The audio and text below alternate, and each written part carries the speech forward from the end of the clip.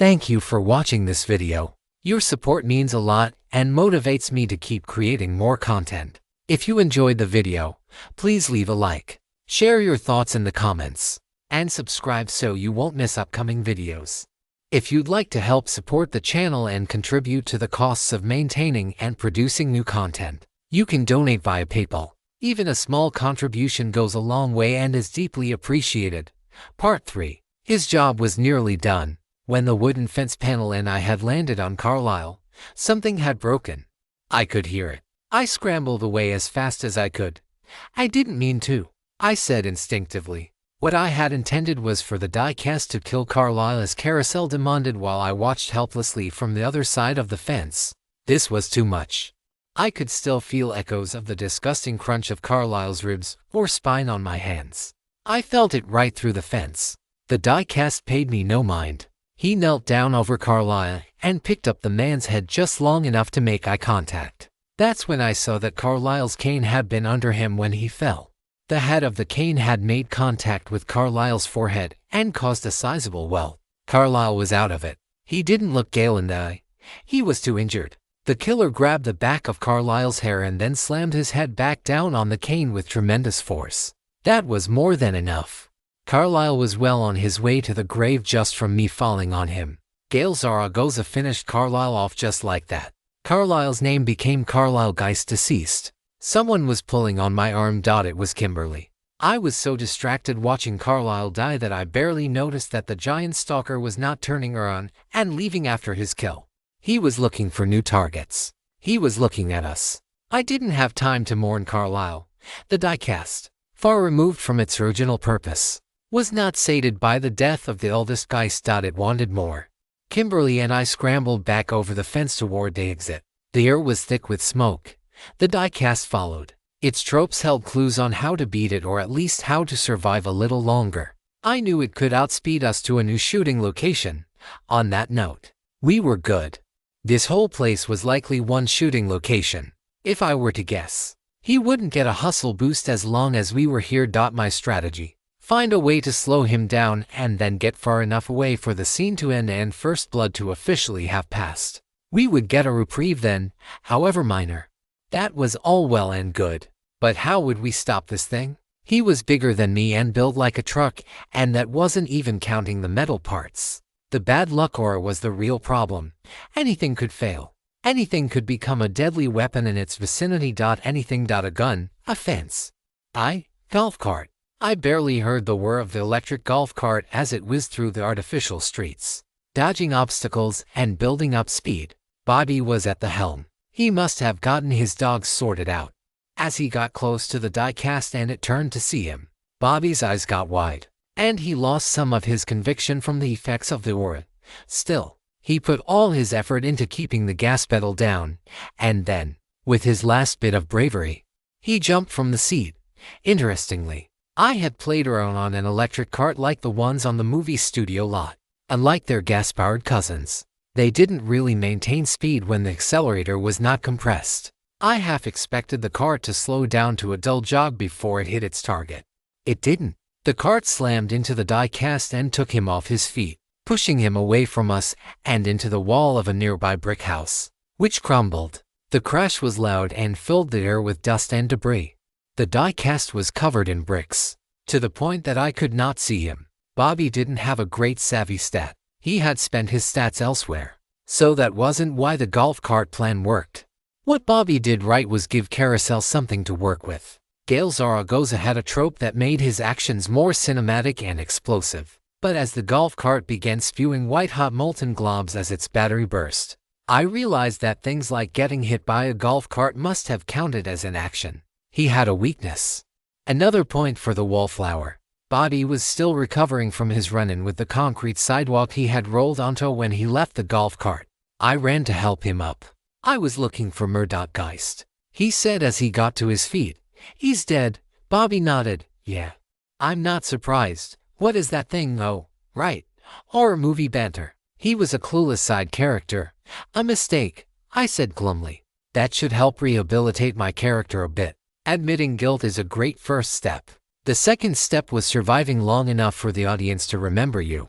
as Gail Zaragoza's undead body started throwing bricks, timber, and a golf cart off of himself. I realized that would be easier said than done.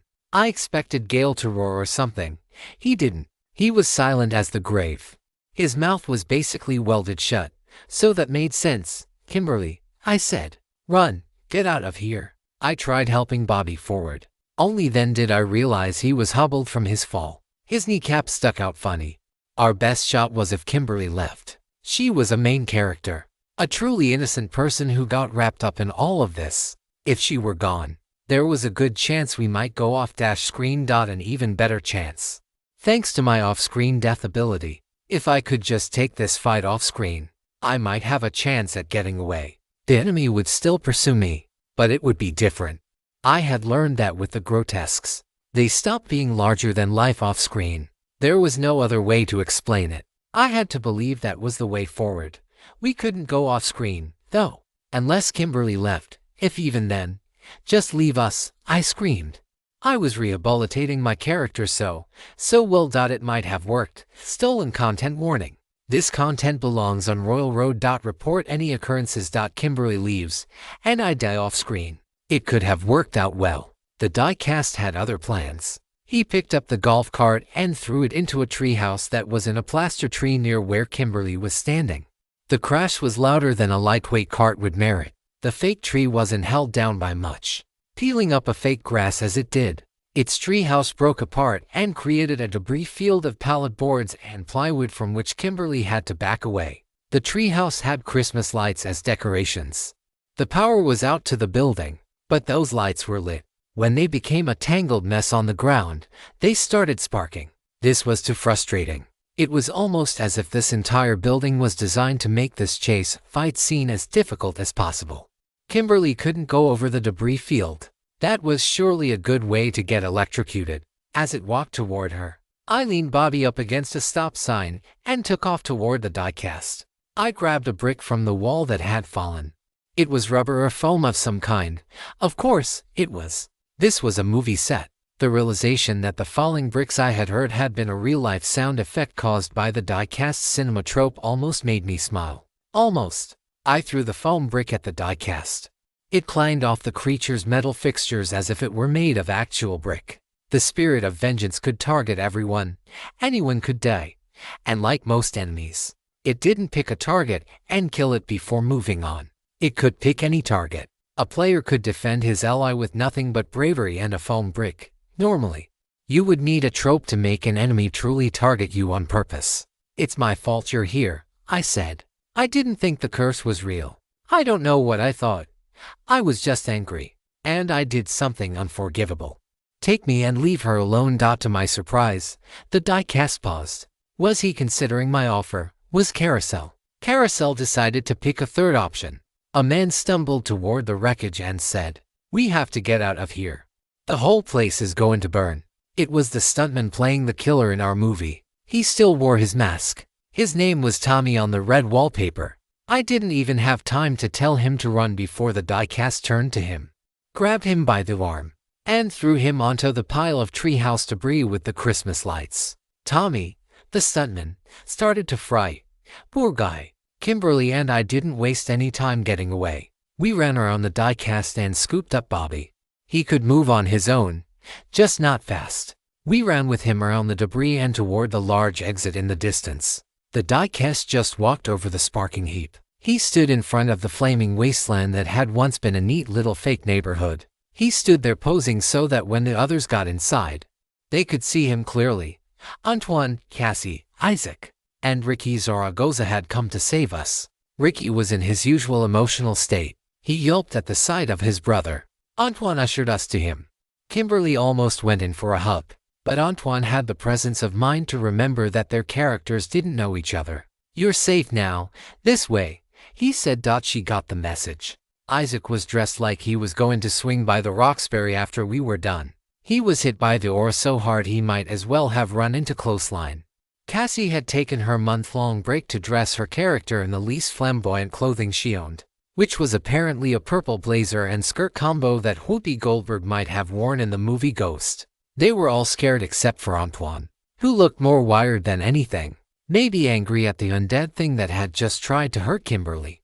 Gale, Antoine screamed as he rushed past Kimberly. What have we done to you? I didn't know. I didn't know it would do this to you. I'm so sorry. The man who had once been Gale Zaragoza looked at Antoine. He had picked up a piece of lumber with roofing tin attached to the end. In his hands. It was a lethal weapon. Was there a glimmer of recognition there? I couldn't tell. I saw nothing in his eyes. Gale echoed throughout the warehouse. This time. It was Ricky Zaragoza who screamed it. He ran closer to his brother. Oh God, no. Not like this. Are you? Hey. Does it hurt? Ricky, never completely without some illicit substance coursing through his veins, was sober at that moment. Tears flowed down his cheeks. We were just trying to get revenge on them, Ricky said. I can't believe this happened, Gale. It's me, Ricky. Don't you know your own brother? If he did, he didn't show it. He walked closer to Ricky. Your wife is still messed up about you, Ricky said.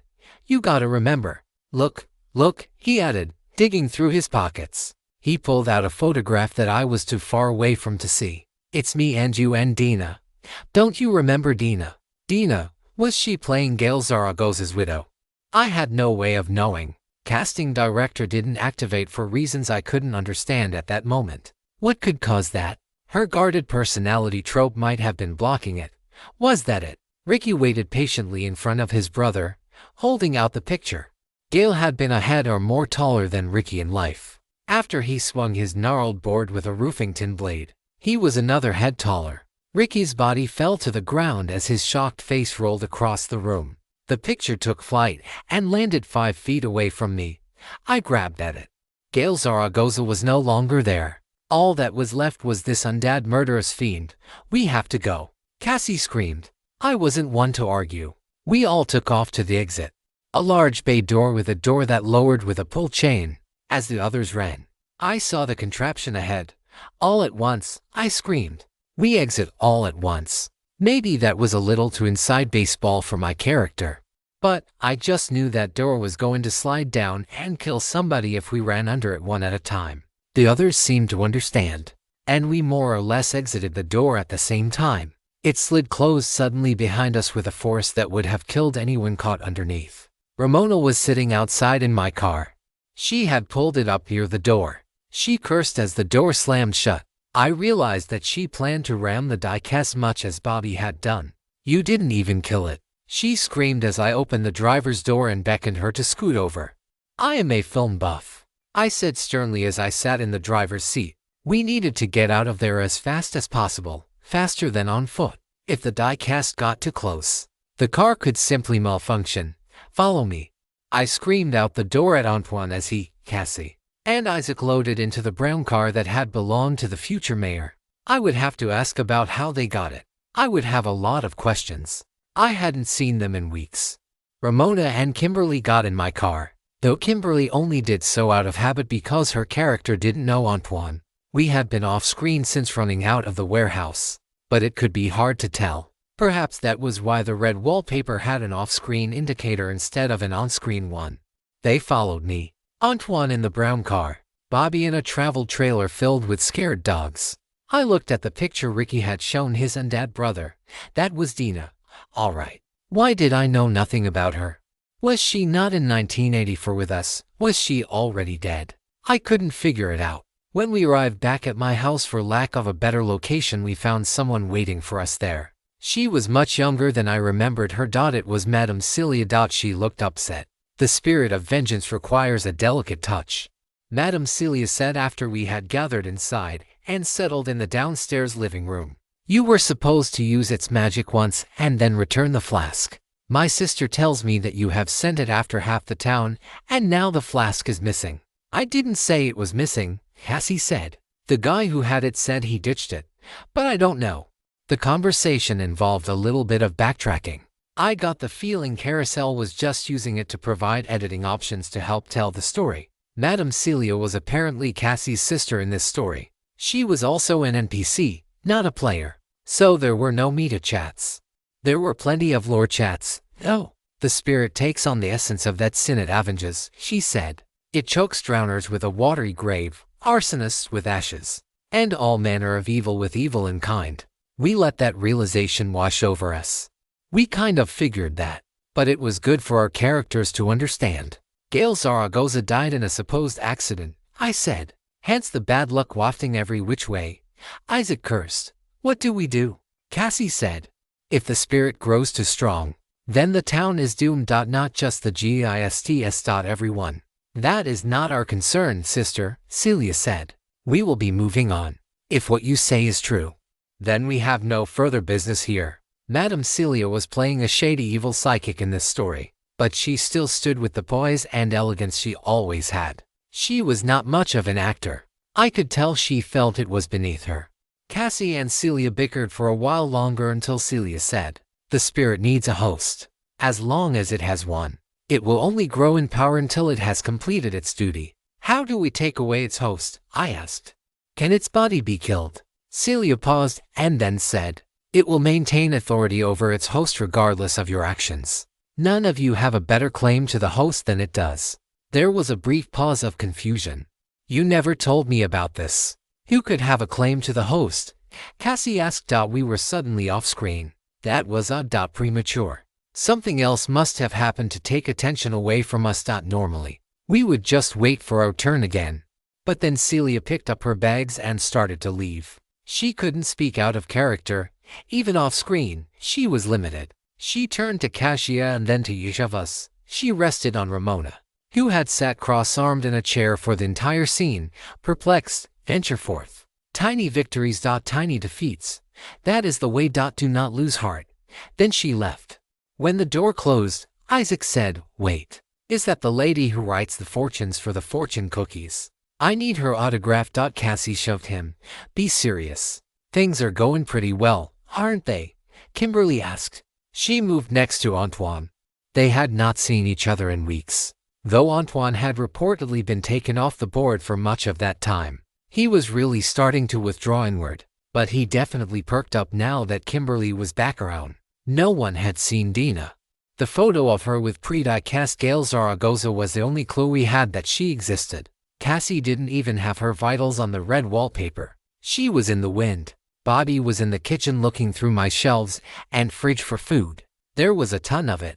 "I've been parking out on a farmer's land out east," Bobby said. "His wife makes me fresh-cooked meals, and they have a fenced-in place for the dogs.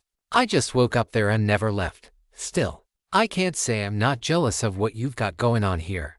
He eyeballed the pseudo-modernist glass house my character lived in. "Thanks," I said. Now that someone had commented on it, everyone piled on.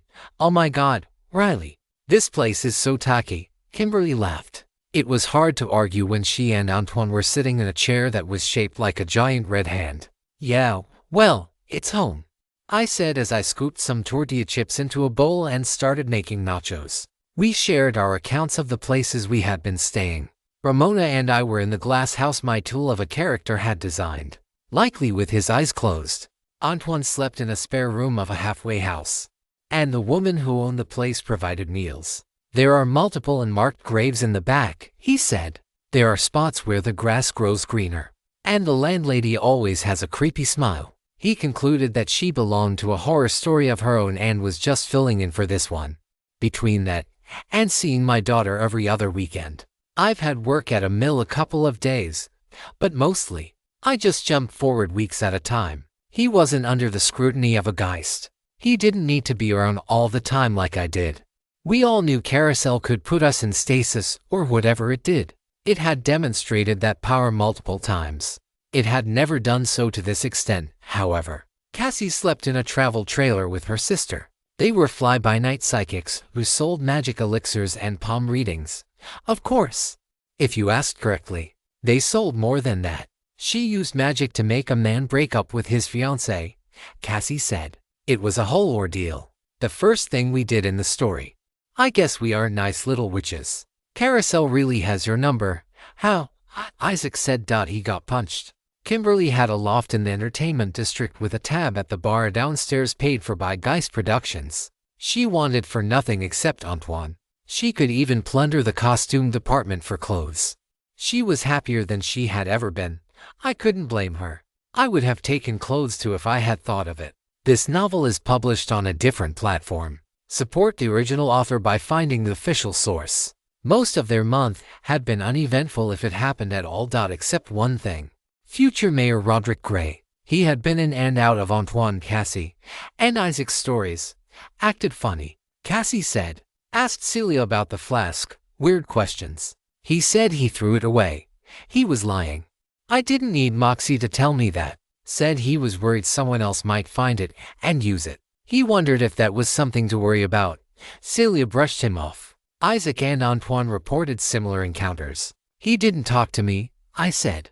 Wasn't I a part of the cabal? Maybe he saw the house and thought better than to come, Isaac said. They were just jealous. You're just jealous, I said. Wait, Antoine said. Where have you been staying, Isaac? Isaac had fixed himself a plate of nachos and salsa dip.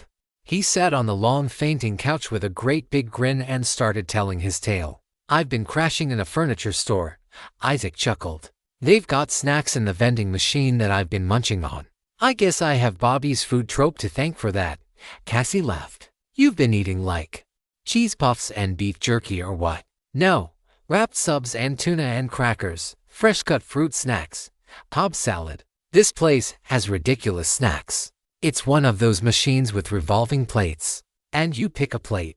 And it spins to your selection and opens up. How has that been free? Antoine asked. Doesn't the vending machine cost money? We had no money anymore. Nope, Isaac said. It's broken. Customers have to ask us to unlock it. And then they pay at the register. All I have to do is write down what I take and pay the guy that fills it right from the till. Wait, do you work at this furniture store? I asked. Yep.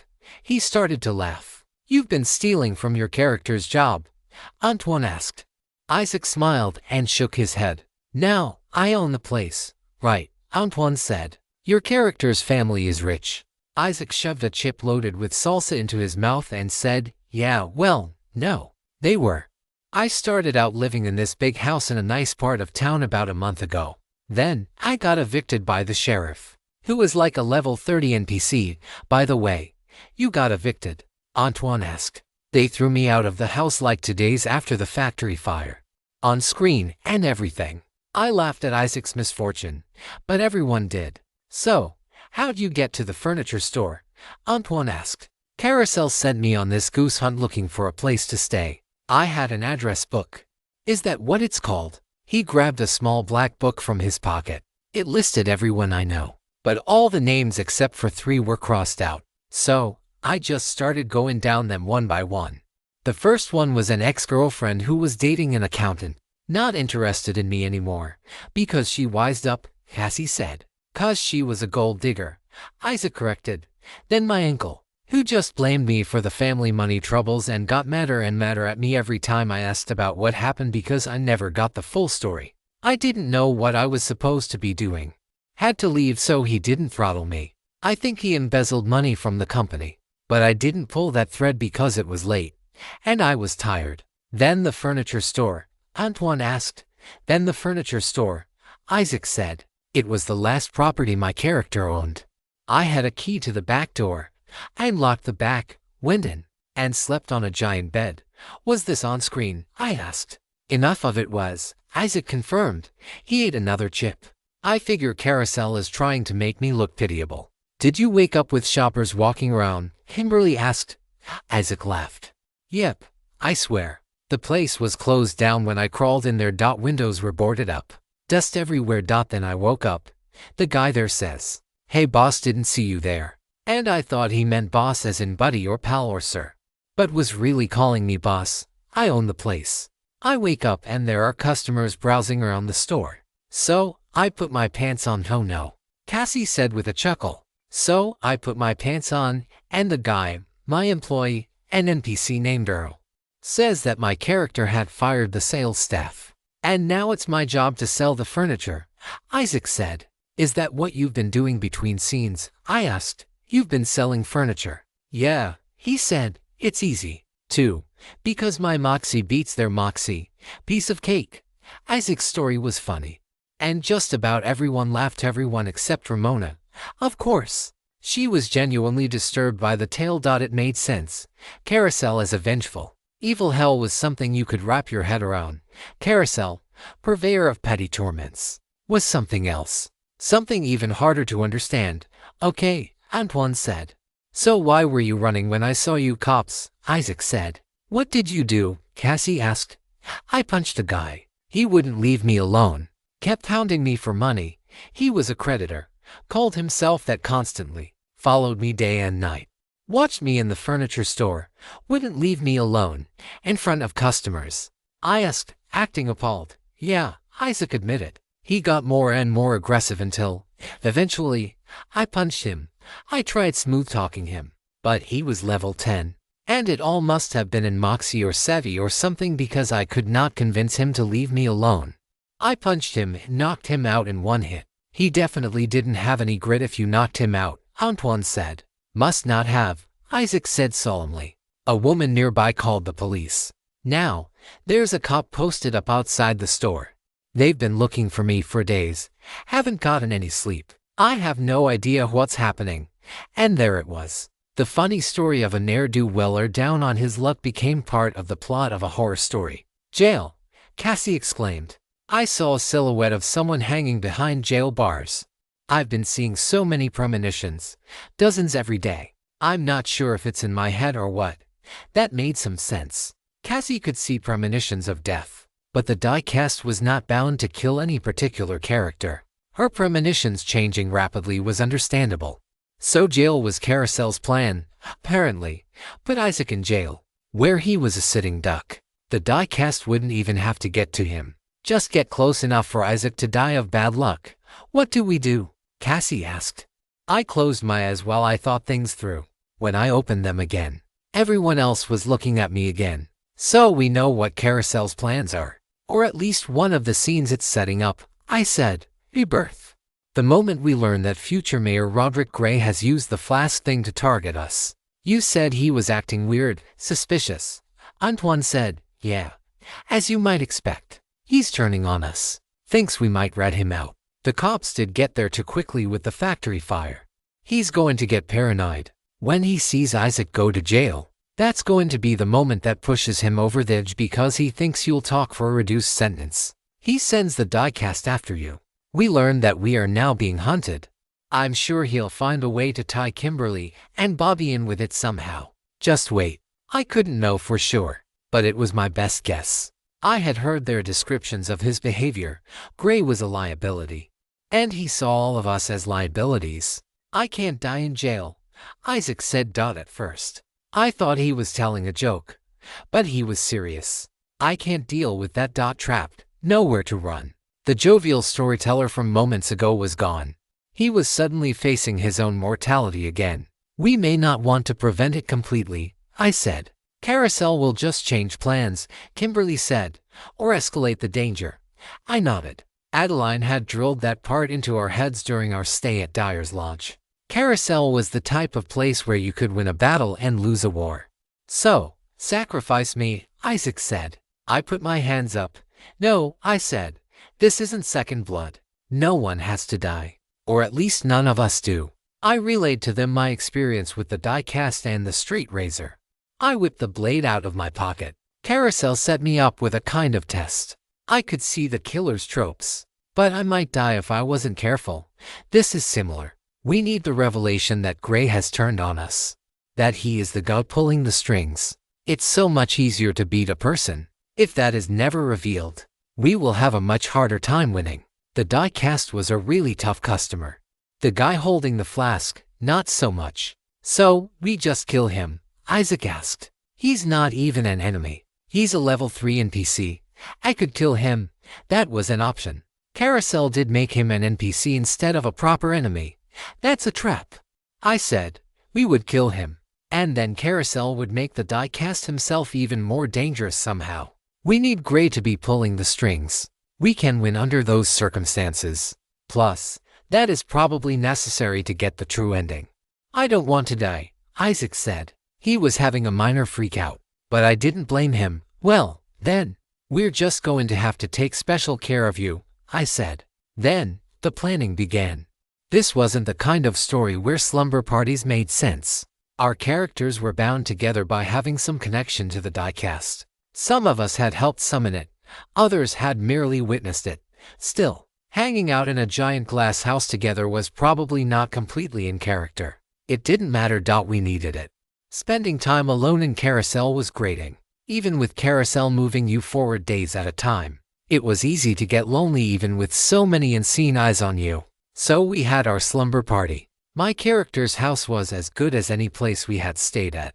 Antoine and Kimberly took the bedroom at Kimberly's request. It was all jokes when they asked for it. Haha, have a good time.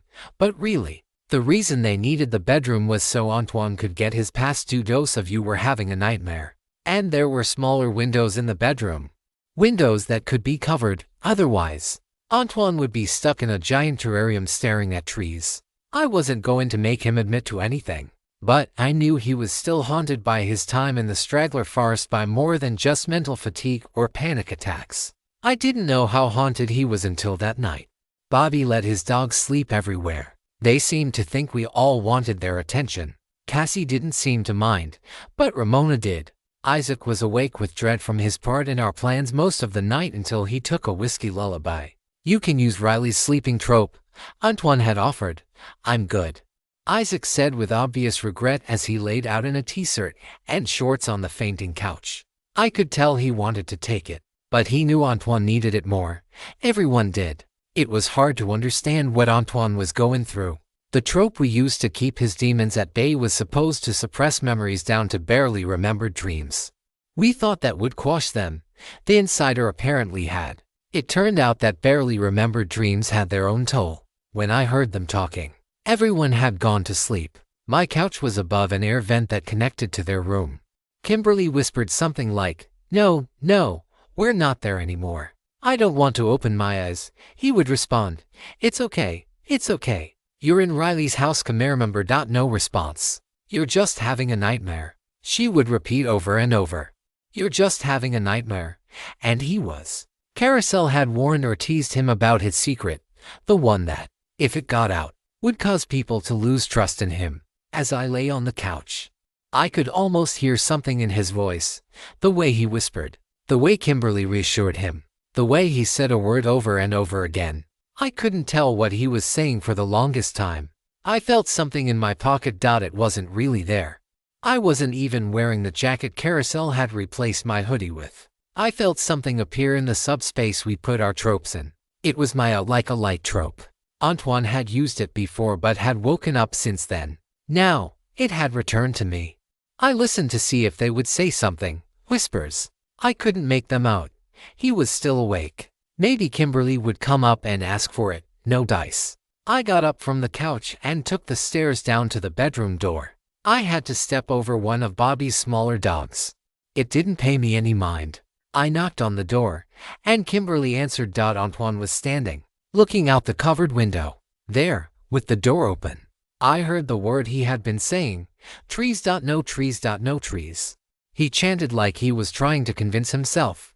He was reaching out, caressing the blanket that had been thrown over the window. It seemed to comfort him. I handed her the sleeping trope and walked away without even making eye contact. No wonder Antoine had been kept off the board for most of the last month. He was having trouble none of us could understand. His trope made it feel like his time in the straggler forest had just been a nightmare. Alas, the cure was incomplete. What good was turning trauma into a mere nightmare when you were in the one place where nightmares were real? As I walked up the stairs to my couch, I realized what Antoine's secret was. I knew why his incapacitation indicator was flaring even when we were just relaxing. Antoine believed, on some level, that he was still stuck in that forest, and in a way, he was right. An authorized duplication. This narrative has been taken without consent. Report sightings. Early morning. Breakfast. Bobby's sunny side-up eggs got turned into scrambled after a mishap with a jumping dog that caused him to break a yolk. I didn't mind. "Why do I have to leave?" Isaac asked. He was being a good sport, and I was making the best promises I could that we would protect him. "We need you as bait," I said. Carousel wasn't a place for sugarcoating. We needed Roderick Gray to use the flask to target one of us so that we could have the revelation that Gray was the guy behind the curtain. We knew he was. But our characters needed to know. No, I mean, Why am I leaving the protection of greater numbers so that the police have the opportunity to arrest me and throw me in a cage? Why would my character do that? He asked. It was a good question. Carousel had prepped a subplot of Isaac getting arrested. We just needed an excuse to serve him up on a silver platter. Maybe he's trying to skip town, Antoine said with a smile. His old confidence was back. His eyes were bright. His smile was wide. You could hardly tell he was struggling. I wasn't going to ask him about it. I thought of that, I said. The problem is that skipping town, while logical, will make the audience hate him. Good point, Antoine said. Ramona tapped the table. Explain that logic, she said. She was eating one of the grapefruit that my character must have bought while I was off the board. She had taken an interest in understanding everything about how stories worked. I was going to explain, but Kimberly got there first. If a character abandons everyone like a coward, it gives the audience an excuse not to care if they die, she said, spelling out the word die. Stop that, it's not funny. Isaac said. It wasn't. But he had been the one to start it after reacting poorly to the word earlier that morning. And we're all on thin ice anyway. Seeing as our characters summon the killer, I added. I had a map of Carousel and the Carousel Atlas opened up on the table. Which is why I think you should go directly to Roderick himself. Get some talking and really make him nervous. The meeting is in a public place, so he can't hurt you. If we're right about Carousel's plans or we're wrong, and Carousel likes our idea, then the cops will scoop you up right there in front of him. He sees you go to jail and thinks you'll rat on him. Recipe for a midpoint. I get put in a cage and accidentally strangled with dental floss, Isaac added. That part's optional, I said.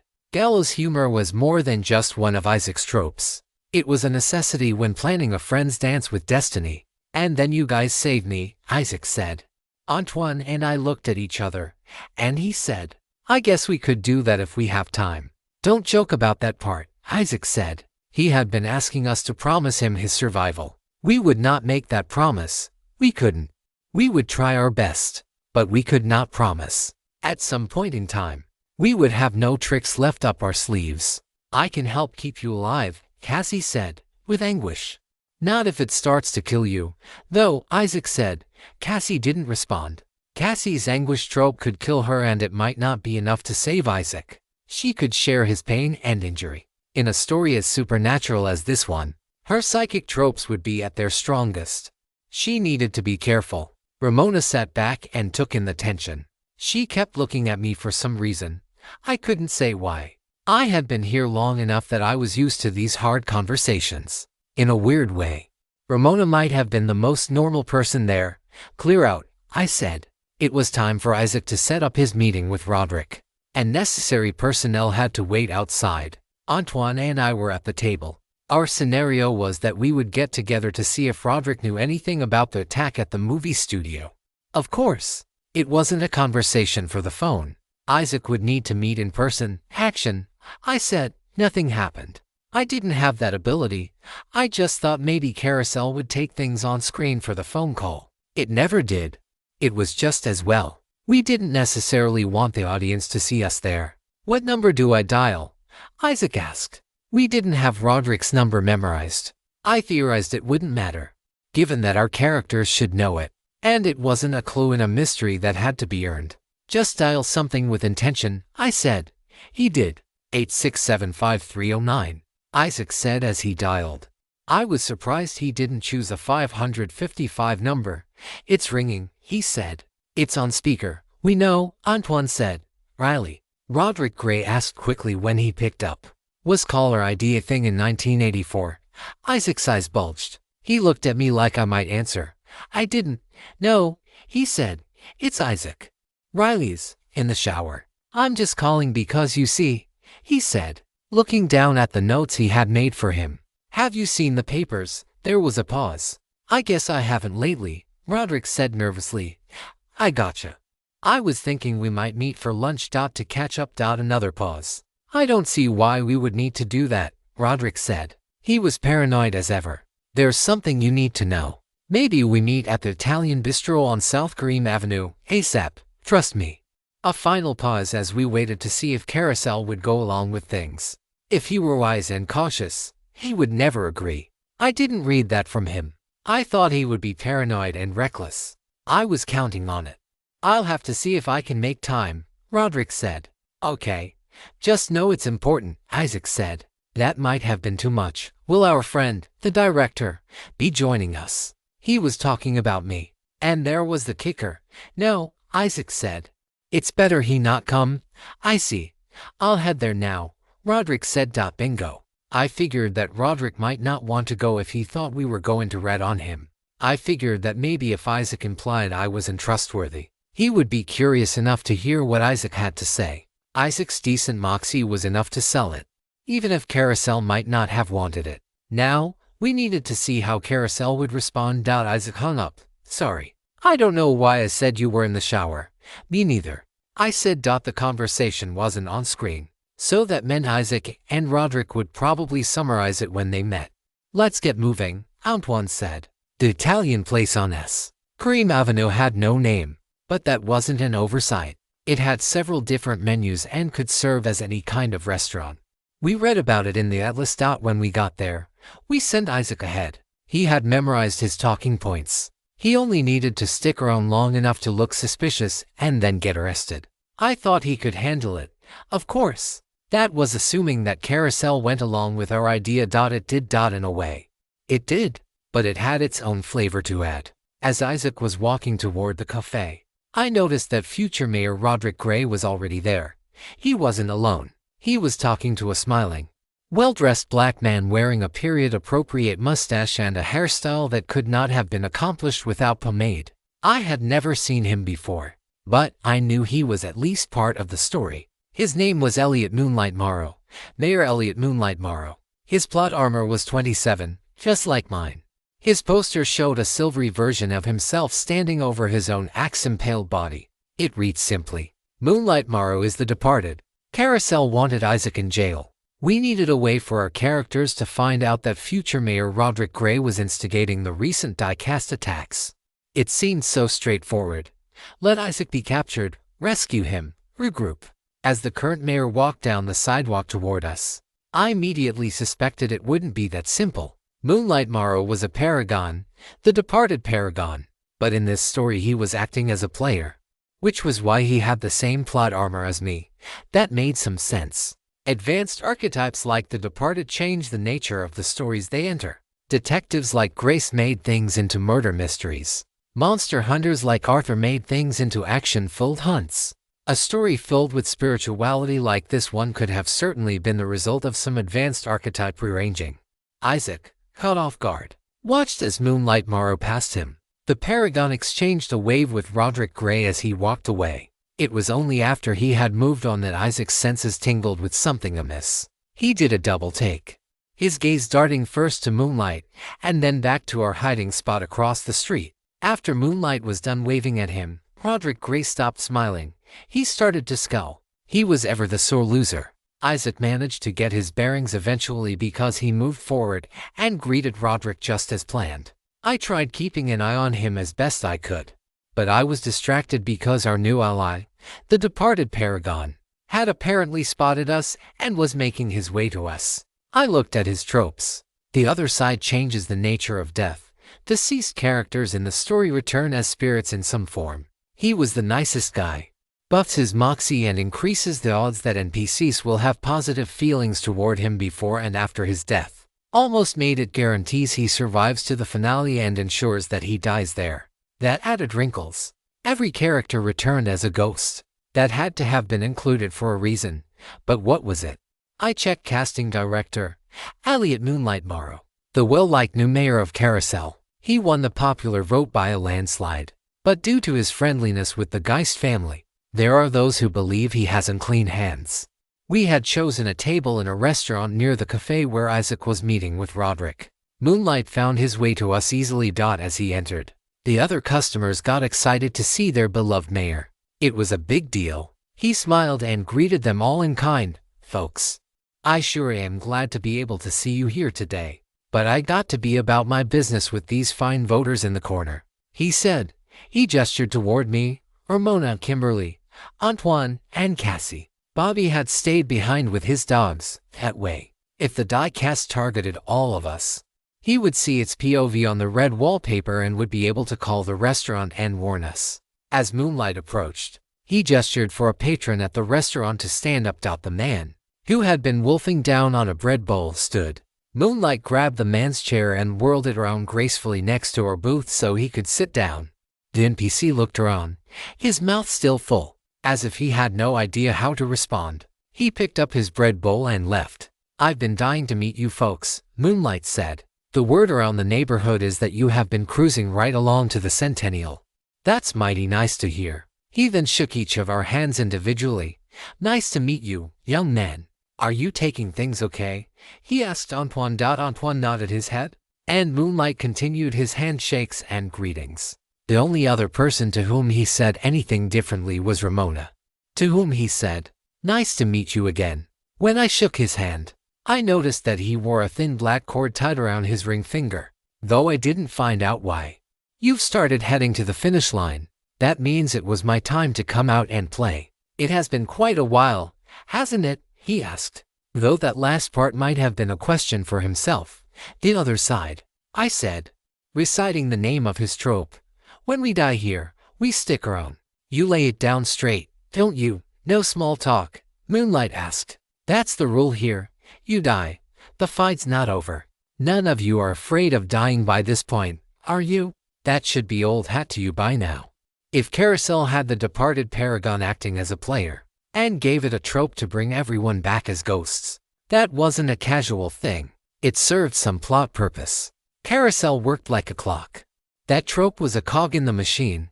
What was its purpose? "Ghosts get their power from Moxie," I said, wasting no time. "We shouldn't be using Isaac as bait." Moonlight looked over at Isaac, who was sitting down talking to Roderick Gray. "You may be right.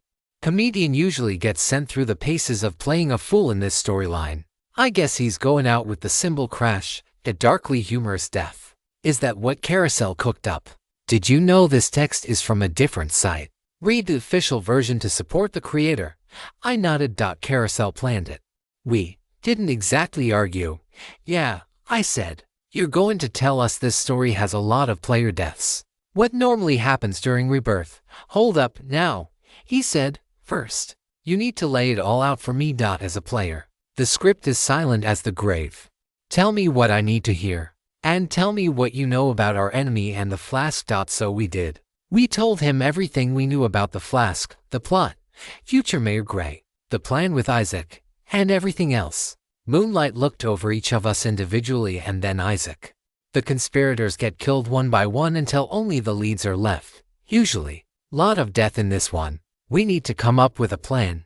Luckily, I have some information about that magical flaw." He was interrupted as police sirens sounded down the street. Squad cars moved in. Police approached the cafe where Isaac was meeting with Roderick Gray. Everything was going according to plan. The old plan back when we didn't know how strong this story was on players dying. Moonlight watched as they hauled away Isaac. He was calm, if slightly amused. His eyes had seen things. What kind of person would Carousel pick as the paragon of the dead? I could only imagine. A waitress brought him a coffee and a piece of pie. He thanked her warmly and didn't hesitate to indulge. Once Isaac was in the squad car, he continued, "Cassie, you need to pretend to find out some information from your psychic connections. Do you understand how that works?" "Dear, the psychic is our best source for relaying information to the audience since you have no scholar. I'll go ahead and tell you what you need to find. The flask needs to be drowned. Put it in running water. That will pause its power, but it will not shut it down for good. Nothing will. Of course. If you want the true ending, you need to act on this information at the proper time. I cannot tell you when that is.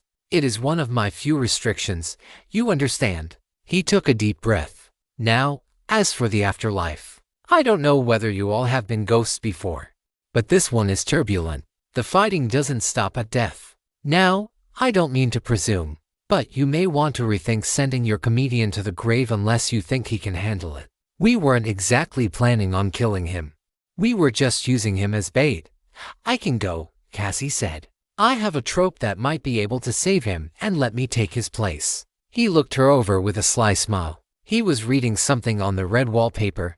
"Hughes," Moonlight said. He was a Hughes, too. Was that young man your old man, like might wait. Yuck, Cassie said. He's my brother. My brother. I can save him. That wasn't a good idea. This was a story where having a psychic was an asset. I didn't have to say anything. Moonlight did. Cassie. Dear, you are far too important to die this early. You have to go research some information so we can use it in this film we're making. Now, he said, looking to the rest of us. You said your plan was to rescue him before he died. We nodded. Well, let's give it a go. I am the mayor. I might be able to rustle up an opportunity, he said. We'll save getting to know each other for later. So that was Carousel's play. Push the story toward Isaac getting killed so that we would build a plan around it, and then reveal that Isaac may have been the wrong person to die. Moonlight was vague about what the afterlife meant in this storyline. I did ask him one thing. Is this ghost world the same as the one from the first storyline? If I was going to be a ghost, I really hoped it wouldn't be like those ghosts we saw in the first storyline. He laughed. No, that was a different animal. This isn't a separate world like what you get with the lantern. He didn't elaborate. I couldn't press him. I had other things to deal with. There were 2 jails that Isaac could have been sent to that we could find in Carousel 1984. There was a city jail downtown that was older and smaller and more decrepit. Then, there was a proper jail in Southeast Carousel. We wanted the downtown jail. Not only did it have no fence, it was absurdly designed. I had not seen a jail like this one outside of movies set many decades before I was born. The jail cells were in the basement, with barred windows close to the streets. From those basement windows, inmates could yell at people walking down the street from their cells, and those passing by outside could toss contraband inside the jail. If I didn't know for certain that jails like these existed, I would have thought they were an artifact of movies. That was the major reason we planned the meeting as close as possible to downtown. We hoped that the nearer the jail, the more likely it would be chosen. We just had to wait until Isaac ended up in one of the cells. That had been our plan. We were going to attach a chain to the back of Roderick Gray's car. He still didn't know Isaac and Antoine had taken it, and pull out the bars, grab Isaac, and get away using our superior stats over the NPCs. Ridiculous. But by movie standards, it was doable. When fighting horror movie monsters, crime got a pass. It would make a good scene. Cassie would come to us with a premonition. If it's going after him, then it will go after all of us, she would say. We would decide to help. We were bonded by our relationship to the die-cast. After all, we would get in and out quickly. Isaac would act humorously as a comedian. He would lend legitimacy to our plan, which required humor to pull off. Carousel should have liked it. We were playing along, improvising. It should have worked. But it had other plans. It wanted a little more effort on our part. To our credit, Isaac was brought to the jail we wanted him in. The only problem was that when we arrived, we saw the barricades. Large stone structures had been installed near the building. They were cylindrical and strategically positioned to block access to the road we needed to drive down to get the car close enough to pull off our plan. These weren't here, Cassie said. How could this happen? She wasn't really asking how it happened. She was just realizing that things would be harder than we initially intended. I let her vent. Carousel does not half-ass things, Antoine said. Coffee shops, a donut place, a nail salon. Cobblestone. It changed everything.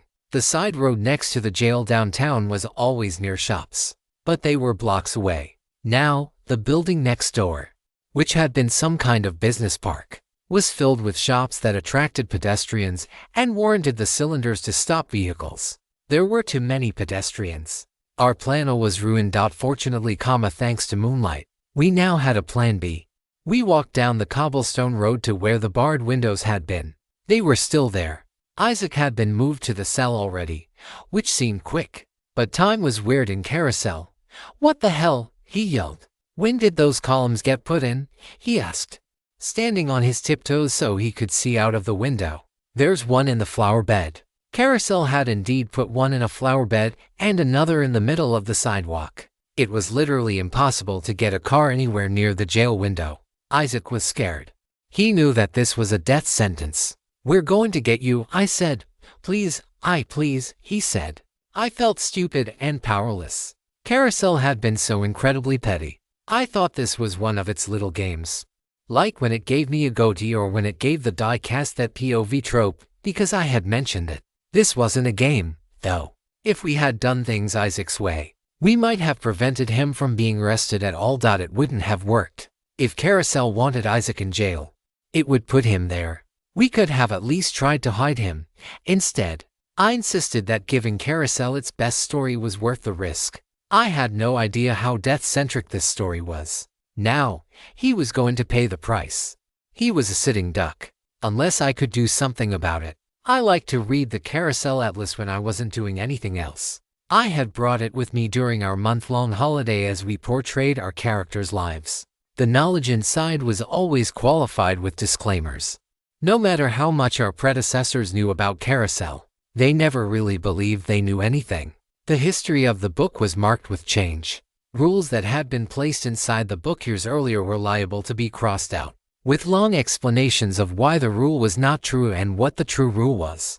CW usually did it, Curtis. He was a doctor archetype who left entries on any number of subjects, but especially advanced archetypes. He collected them like trading cards. He had advice for monster hunters and adventurers, witch doctors, and mad scientists, and half a dozen other A-letters, which had such minuscule use cases that I was surprised to find out they were real. He had been something called a death negotiator, which could have you bargaining with serial killers, demons, or even fate itself. He had a rare one called child psychologist, which only had 5 tropes as far as he could tell. His notes were always very clear, technical, and somehow sentimental. Having read his journal entries, I felt like I knew him. He had been there in the midst of Project Rewind's formulation and had taken himself off the board to ensure its success, or, should I say, put himself on the missing poster board. His entries were a delight to find, like getting a letter from an old friend.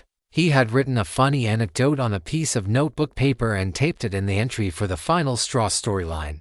It claimed to have no spoilers, so I read it. The enemy of the storyline, Benny the Haunted Scarecrow, had apparently handed him the glasses that he had dropped. He said it was like an episode of Scooby-Doo. He thought Carousel was setting up a joke scene, so he put on the glasses and acted shocked to see Benny.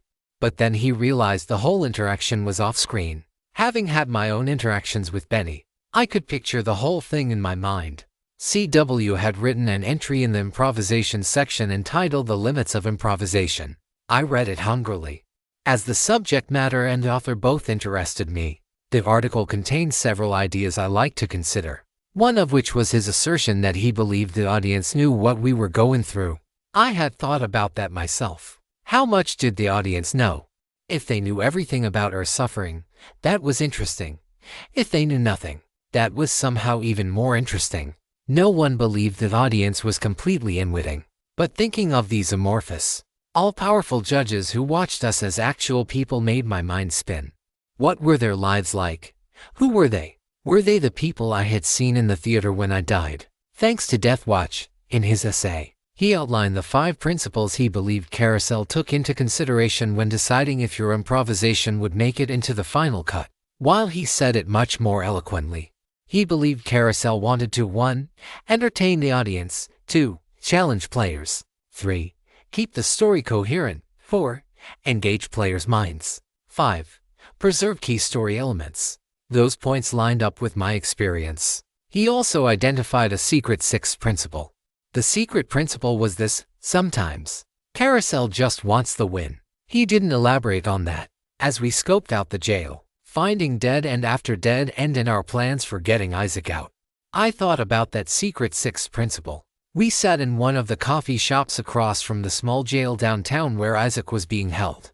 Antoine was getting in the groove, belting out ideas. Most of them were incomplete or impractical in the time we had. One was theoretically workable, at least in a movie. It wasn't an option, but I had to believe it could work under different circumstances.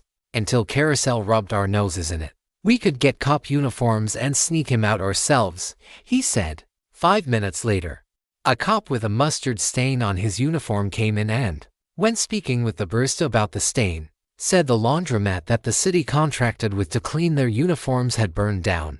All of their spare uniforms had gone up in flames. Haha, very funny. Carousel wanted the win. It wanted Isaac. After its stunt renovating the street to thwart our plans, I was sure of it. Or maybe it just did not want a jailbreak. Maybe there was no way it would let one into its movie. It would disrupt the pacing. After all, jailbreaks need to be set up in some way. We had none. It was also an odd tone for a movie about relentless death. Even a campy one. This was a simple scene. One of our own was to die. It wasn't supposed to be climactic or clever. It wasn't supposed to be the moment we came together as allies. Our characters were mostly not good people. Why would they try to rescue Isaac's character? A rescue at a police station was something the brothers might do on Supernatural. But Isaac's character wasn't family or even strongly linked to the group. I could feel the creative juices in my mind start to slow as I came to the realization that Carousel was not going to give him up. It never was. Isaac had sealed his fate already by giving in to Carousel's nudging. He had played the unlikable stooge who got bitten by bad luck. He had already whacked his face on every rung as he fell down the metaphorical ladder. The only stop left was the bottom. You could be reading stolen content. Head to the original site for the genuine story. He was a comedian, sure, but not a lovable jokester. That had been his path out of the line of fire. He could have made the audience like him for being funny. He could have embarked on a character arc that would lead to his being saved by allies. Instead, he had played up his unlikable qualities. The debt collector was a test. Just like my potential bad luck with a razor was a test. I had passed mine. He hadn't. He punched a man he owed money to in the face and set up his eventual, somewhat humorous death. Carousel was going to ensure this fate no matter what we had done. Even if we had locked Isaac in the basement, I doubted he would be safe. The sun went down, and the night came upon us. Cassie panicked as she realized it would be showtime soon, and all we had was the first part of a plan. Moonlight Morrow was going to visit the jail and play nice with the police. He was the mayor, after all. He could walk into any government building, and a story would form around him. He seemed confident enough in his ability to make a distraction. He was also very quiet about our hopes to save Isaac. That had been telling. We left the coffee shop and moved to where we would start the scene. We knew the time was soon. The NPC who owned the coffee shop told us the place closed at 6:38 p.m., right at sundown, which was a standard NPC nudge. I had to return Ramona to my character's house. Kimberly and I would be at the production lot working on some voice corrections. She was going to scream into the microphone so we could get good audio for her screams. Antoine and Cassie would be together. They would drive and get us when Cassie started having visions of Isaac's impending doom. We would drive to the jail to try to save him. It would be the first time our characters had been to the jail. The clock ticked. It felt like everything was slowing down. It was dark outside. Kimberly and I were working with an audio engineer who showed up just as we got to the production lot. Bobby tagged along and started filling out some insurance stuff related to the set disaster. We needed to keep him injected into the story for later. A screen appeared on the red wallpaper. It started out staticky, but then the view was clear. I was seeing the enemy's POV. Action, on screen. Kimberly screamed as loud as she could. It was her scared scream. She was watching footage of her scream in the movie, trying to match up her mouth movement. We were re-recording it. Tires squealed in the parking lot. What was that? I said. I pushed an intercom button. Go ahead and stop, Kimberly. It sounds like someone raising hell out there, the audio engineer said. We sat in a booth in a small building where the recording equipment was. Kimberly was in a soundproof chamber, screaming like a serial killer was attacking her. They had apparently neglected to soundproof the audio booth itself, though, because I could hear yelling outside. I waved at Kimberly through the glass window that separated us, gesturing that I was going outside. She took off her headphones and followed. I recognized the vehicle immediately. It was Antoine and Cassie in Roderick Gray's brown car. I had expected a phone call. We had a telephone in the booth. This worked too. As soon as I saw it was them, I looked at Kimberly. We pretended to be worried. Not these people. Our characters knew that their arrival meant the worst. Not again, Kimberly said. I gave a poignant pause. My character knew we weren't getting off that easy. They had witnessed the destruction of the die-cast as it killed Carlisle Geist. It wasn't over. A security guard chased them down from the entrance of the lot a few lots away. Antoine had somehow gotten past the barrier gate arm that kept cars from entering without breaking it. At a glance, I would guess he had reached up and pressed the green button that opened the entrance and then driven in. Since this was a movie, he wasn't shot for it. They're okay, I said to the guard. We'll take care of it. It isn't visiting hours, the guard yelled. I got close to him and whispered, this is the guy who's a crucial witness with that lawsuit the Geists are involved with from last year. Let's not give him any trouble. You understand? I'll escort him off the property. I knew there was a settlement from Gail Zaragoza's death that had been established. I didn't know if the audience would hear me, but if they did, it would sound like my character made up an excuse on the fly. The guard looked at me and then at Antoine, then back to me, and nodded. He returned to his post. What's going on? I yelled at Antoine. Tell me he's not back. My character wasn't as directly involved in the efforts to stop the diecast. That was Cassie and Antoine. I figured my character would hope it would all go away. He would still be reactive. The last thing the audience knew, we had all escaped the diecast and met with Madame Celia. What happened after that was mostly off-screen. He's back, Cassie screamed. I looked in the car. Where's Isaac? I said. Cassie looked at me intensely. He's next. Oh God, I said. Don't tell me. I thought it was going after Geist still. Why would it attack one of us? Heck, I was starting to think it was all over. That maybe it would just disappear. Cassie shook her head. I don't understand it either. I just know he's next. I was researching the spirit of vengeance. The spirit shouldn't be strong enough to manifest on its own yet. It should still need to be summoned. If it's gotten strong enough to rise on its own and attack us, we may be too late. Are you sure he's this way? Kimberly asked as Antoine gunned the engine. We hadn't thoroughly explained why Kimberly would come with us, but I didn't think we had to. As I had found before, once you have a team of characters, they tend to stick together even if they would head for the hills in real life. Her character had seen the diecast and was willing to help stop it. She was the only innocent among us. That meant a lot in a story. I'm sure this is the way, Cassie said. We were all sure. We could see the diecast's POV as it slowly walked downtown from its grave. Bobby had not come with us. He was the least connected to the group, and there wasn't room in the car. He did watch us pull out of the lot, though. He needed to be preserved for the Manor Blaze, anyway. His character actually knew some of the Geists. He's downtown, I asked incredulously. Stop asking, Cassie said. Take a left here. Antoine pulled the car right up to the metal barricade that blocked off the street near the police station. We jumped out of the car. We didn't need it.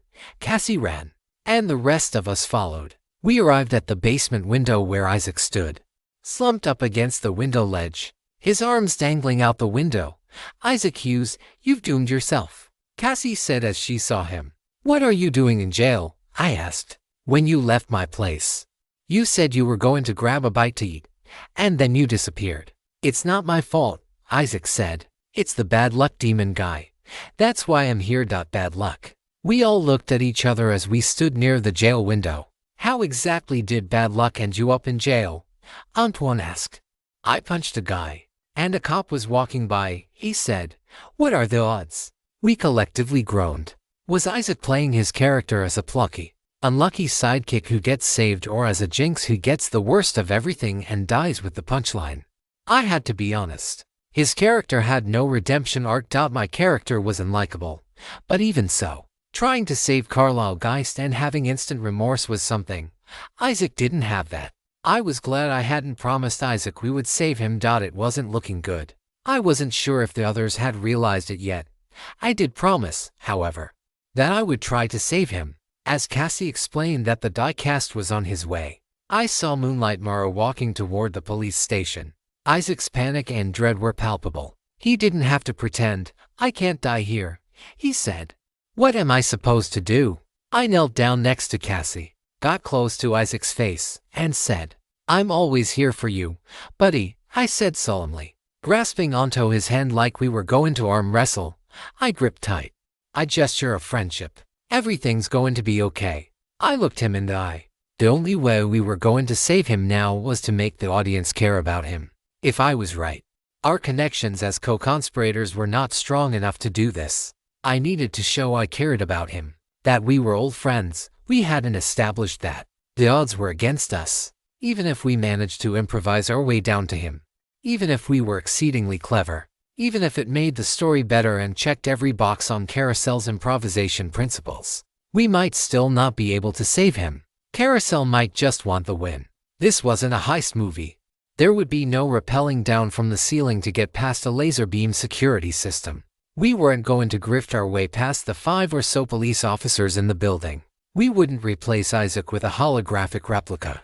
But we weren't without options. The jail was small. There was an office of sorts with a uniformed officer at reception. There were desks for the officers, an interrogation room, and an entire room devoted to phone banks and vending machines. Downstairs, the cells were lined up one by one, with each of them getting their little window. Isaac said there were a lot of cells and some of them were behind a large steel door that no one walked through. Everything in the place had a fresh coat of white, rubber-looking paint. Without that, the place looked old both inside and out, and it smelled old. If I had seen this place back in the real world, I would have thought it was in some sparsely populated panhandle town. That's just what we could see through the windows, knowing how Carousel worked. This place had probably come from the historic downtown of some sinister little haunted world. It fit in the patchwork of the Carousel downtown well enough from the outside. We had to get through a door with an electric lock that the receptionist would buzz you through, find the keys to Isaac's cell, and get him up the stairs and out. And that was just the first set of problems. This wasn't a heist movie or a crime thriller. It was a horror movie. And as we took our last few moments to prepare, the horror showed up. It started with a man screaming. The diecast must have gotten powerful enough that it was targeting anyone and everyone. The barista from across the street, who had just recently closed the shop down, came out of his shop followed by a waft of steam. His face was boiled red. He clutched at it as he screamed. It looked like there had been a terrible accident. "It's almost here," I said. "We have to move." And that was about as far as we got. Whoever said failure wasn't an option had never been to Carousel. Doubt we had a plan. It never even got off the ground. Carousel had a plan too. I had to admit, it wasn't bad. It used us. I couldn't even say whether things would have happened this way had we not tried to break Isaac out. The first thing I did was go to the station's entrance. The others stayed back. We didn't need lots of people. I had good hustle and moxie. And that was what was needed to make this work. I noticed that Moonlight Morrow was standing in the waiting room, giving a rousing speech to the officers. There wasn't much room, so they propped open the electric lock door, and a couple of officers were standing behind it, hanging on Moonlight's words. They really did seem to like him. His tropes and high moxie probably had something to do with it. But more than that, Moonlight had a captivating way of speaking. It was so captivating that when the alarm started going off on the electric door because they had held it open too long, one of the officers on the other side of it reached up and unplugged a small wire at the top of the door. That was where the problem started. Moonlight ended his speech with a wave and told them to keep doing their jobs to keep Carousel safe. Even in character, he knew how much irony was in that statement. Carousel was never safe. The officers waved him goodbye, and he left. He moved off screen as he walked out the door. He reached out and grabbed my shoulder. Before I could question why he didn't make the distraction we were expecting him to, he said, "It just isn't in the cards today, my friend. They wouldn't even let me in the room. Carousel is putting its foot down and we best not be under it." "Isaac's still in there," I said. "His death should not be guaranteed. This isn't second blood yet. Come on now, you're lying to yourself," Moonlight said. "Nothing guaranteed about it, young mister. You sealed his own fate already. He had every choice. And there ain't nothing you can do about that." In the back of my mind, I heard the barista still crying. A car crash had happened in the distance, but all I could focus on was my own heartbeat. I felt the dark aura of the diecast. I didn't care. I should have prepared Isaac better. He punched a guy on screen. He had to have known there would be consequences even if the guy he punched was a debt collector. Spoiled rich heirs like his character were on a tight leash in a story like this. They were below debt collectors in the pecking order. I was enraged. How was he supposed to recover from that on top of all the other marks against his character? The audience was going to enjoy watching Isaac get his comeuppance. I was an idiot to think I could prevent it. Maybe if we had hidden him away instead of serving him up to the police to try to take the initiative from Carousel, I couldn't think about it. If we weren't going to save Isaac, there was still something else we could do. You said the battle continues after death, I asked. I did, Moonlight said. I'll be there late. You think Mr. Hughes is ready to see the other side and help win the day? I didn't. I will see you in the finale one way or the other, my friend. Moonlight said. He started to walk away, but then he turned around and said, remember, dying ain't the worst part, Mr. Lawrence. It's the waiting around that really kills you. He gave a wink and walked off into the descending night. As he did, I heard banging coming from inside the building. I looked in through the glass door and saw what Carousel was up to. The plug that the police officer had unhooked had gotten caught in the door when it closed and was hanging out the other side. The officer in the reception area was desperately smashing the unlock button, but, of course, it couldn't work because someone on the inside had unplugged it. The officers rammed the electric door, but it held firm. Somewhere inside, I heard sloshing. I heard water coming down the stairs. I ran around to the side of the building where Isaac's cell window was. What the fuck is going on? He screamed. He was spooked.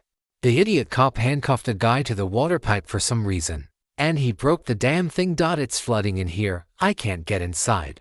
I said. The door is jammed shut. The officers can't bust it down. What do we do? Isaac asked desperately. I looked around. I needed a plan. What was all of this savvy for if I couldn't come up with a plan to use it on? Past Isaac. The water rose faster than it could in real life. That was movie magic. Keep your head out and keep breathing, I said. As long as he had the window. He couldn't drown unless he exhausted himself. I'll be right back. Maybe if I got a large pipe, I could pry the bars apart. No, that wasn't a real plan in the sense that savvy would help it work. That was something you needed metal for. Heck, that was something you needed a bruiser for. Maybe 2 of them. Stolen from its original source. This story is not meant to be on Amazon. Report any sightings. I ran around the building as fast as I could. I kept my inner eye firmly planted on the POV of the diecast to make sure I wasn't running into it. I had a pretty good idea of where it was. It wasn't moving. My worry was that it could come up to Isaac and kill him if he was sticking his head out for breath. But the diecast was standing still, its view steady on the police station. If it wasn't going to kill him physically, then what was the plan? I didn't see anything that could help. I thought I might try to steal a police car and ram the building. But the cars were gone. They had been parked there previously on the side of the building opposite Isaac's window. But they were gone now. Carousel really saw me coming. I spotted the brown car with Antoine, Kimberly, and Cassie in the distance. Antoine flashed the lights at me. I ran over to them. Since I was off screen, I didn't need to look cool or calm. And I certainly wasn't going to look collected. When I got to them, Cassie was already out of the car and looking at me. Where's Isaac, Cassie? I said. I couldn't think of the right way to let her down easy. No, she said. Why didn't you get him? It's not happening, I said. The door is locked down. Not even the cops could get out. There was no back door because, of course, there wasn't. The diecast isn't moving, she said. Does that mean there is something you are supposed to be doing? The basement is flooding, I said. Her eyes widened. I can breathe for him, she said. She wanted to use her anguish trope to share his injuries. That would work for a time, but only a time. No, I said. Cassie, all you will do is kill yourself. 2. This is bad luck. We have to get to the end of the story to help him. We can't just give up, she said, crying. I'm not giving up. I said. You guys have to go. I'll take things from here. Antoine and Kimberly had gotten out of the car and were trying to help Cassie. I looked at them. I knew what I needed to do. Listen to everything I am about to say, I said. It's not going to make much sense. Just listen. They waited for me. You had better run. Hide now. Follow my voice. It's time to fight. I'm here with you. Don't be afraid. It's coming. I said. Each phrase I said slowly and deliberately with pauses in between. They didn't make sense all spoken together, but I needed to have said them for later. I had been thinking about this for some time. What are you talking about? Cassie asked. I took a deep breath and looked back at Kimberly and Antoine. They understood what I was doing. It's all up to you now, I said. Then I ran back to Isaac. It wasn't too late, but the water was already pouring out of the window. He was floundering in some impossible turbulence in the water. "Did you get something?" he asked. He was swimming now instead of standing. "I'm good here," he said. "I can hold to the bars. You just have to get inside and find the keys and screen." I jumped down to the ground, splashing in the water. I grabbed Isaac's hands and arms and held onto him firm. "Don't give up," I said. "Keep swimming. I've got you. I know you're tired. I'll hold you. Just keep going until help gets here." Isaac looked at me curiously. He wasn't that tired. Not yet. He could hold himself to the bars for a while longer. Or at least he thought. I had realized Carousel's plans, however. And I knew what was actually going on. He wasn't going to hang in there for much longer. I pulled at the bars pathetically but with as much desperation as I could convey. The water surged, covering much of the window and pouring all over me. Carousel had accepted my small contribution. Isaac began spitting water. "Go," he said. "Get help." But there was no help to get. Isaac was going to die. He wasn't going to drown, though. I had figured that out already. I held him up so he could get little sips of air despite the surging water. He was going fry. I looked past him at the light in the center of the room. It was wet and almost submerged. In movies, water is the perfect conductor of electricity. Even more so than in real life. I reached back over Isaac's arms and said, "I got you. Just breathe. I'm okay though." "God," I screamed. The water hit the light fixture, and the room got bright. Suddenly I was watching myself convulse on the ground. The electricity killed me so quickly that I was on death watch in the mysterious theater before my body stopped twitching. Isaac was dead too, of course. The POV of the diecast took over as it turned to leave. Next, the scene changed to Antoine, Kimberly, and Cassie driving away from the jailhouse. Antoine looked intense. From the angle of the shot, they had just seen Roderick Gray, so their characters could realize he was behind the attack. And it wasn't just the diecast going AWOL. Cassie was sobbing. Kimberly was in the back seat with her, comforting her. Cassie was crying because her brother was dead. Why was her character crying? Perhaps having seen the consequences of selling black magic to creeps. That was good. Even if these tears expressed the wrong kind of sadness for that. I wanted to use flashback revelation to let them know that I was watching. But I didn't. That trope had limited uses. And I didn't know how limited. I needed to save my advice for when it really mattered, before I died. I had given a few canned phrases to the others in anticipation of Death Watch. As before, I started straining my eyes to the left and then the right. I could see theater seats in front of me, but none of them had people in them. The people who had clapped at the conclusion of previous movies were never in my line of sight. It was useless. I couldn't will myself to look at anything but the screen. Something strange happened as the scene of them driving away ended. I saw everything go dark. Not just on the screen but throughout my vision. Then, there was a white light, which dimmed like a light bulb bursting. Then I could see again. But the theater screen was not showing the movie. It showed a dozen different shots of different exteriors, interiors, and sets from the story we were in, all laid out in separate squares on the screen. I saw the burned remains of the movie set. I saw the flooded jail that was being drained by NPCs at that moment. I saw Antoine and the others driving wordlessly from several angles. Everyone was off screen, usually. With Death Watch, I couldn't see anything but what might end up in the final movie. It was always on screen. I was watching them and a dozen other camera angles off screen, including the diecast POV. And then I realized that I wasn't restricted anymore. I could look around. I put my hand in front of my face out of reflex. I could move. I was free. For the first time, I could see the people who had been with me in the theater. I just had to look. The thought of it thrilled me and terrified me in equal parts. Who were those people in the theater with me? I turned to look.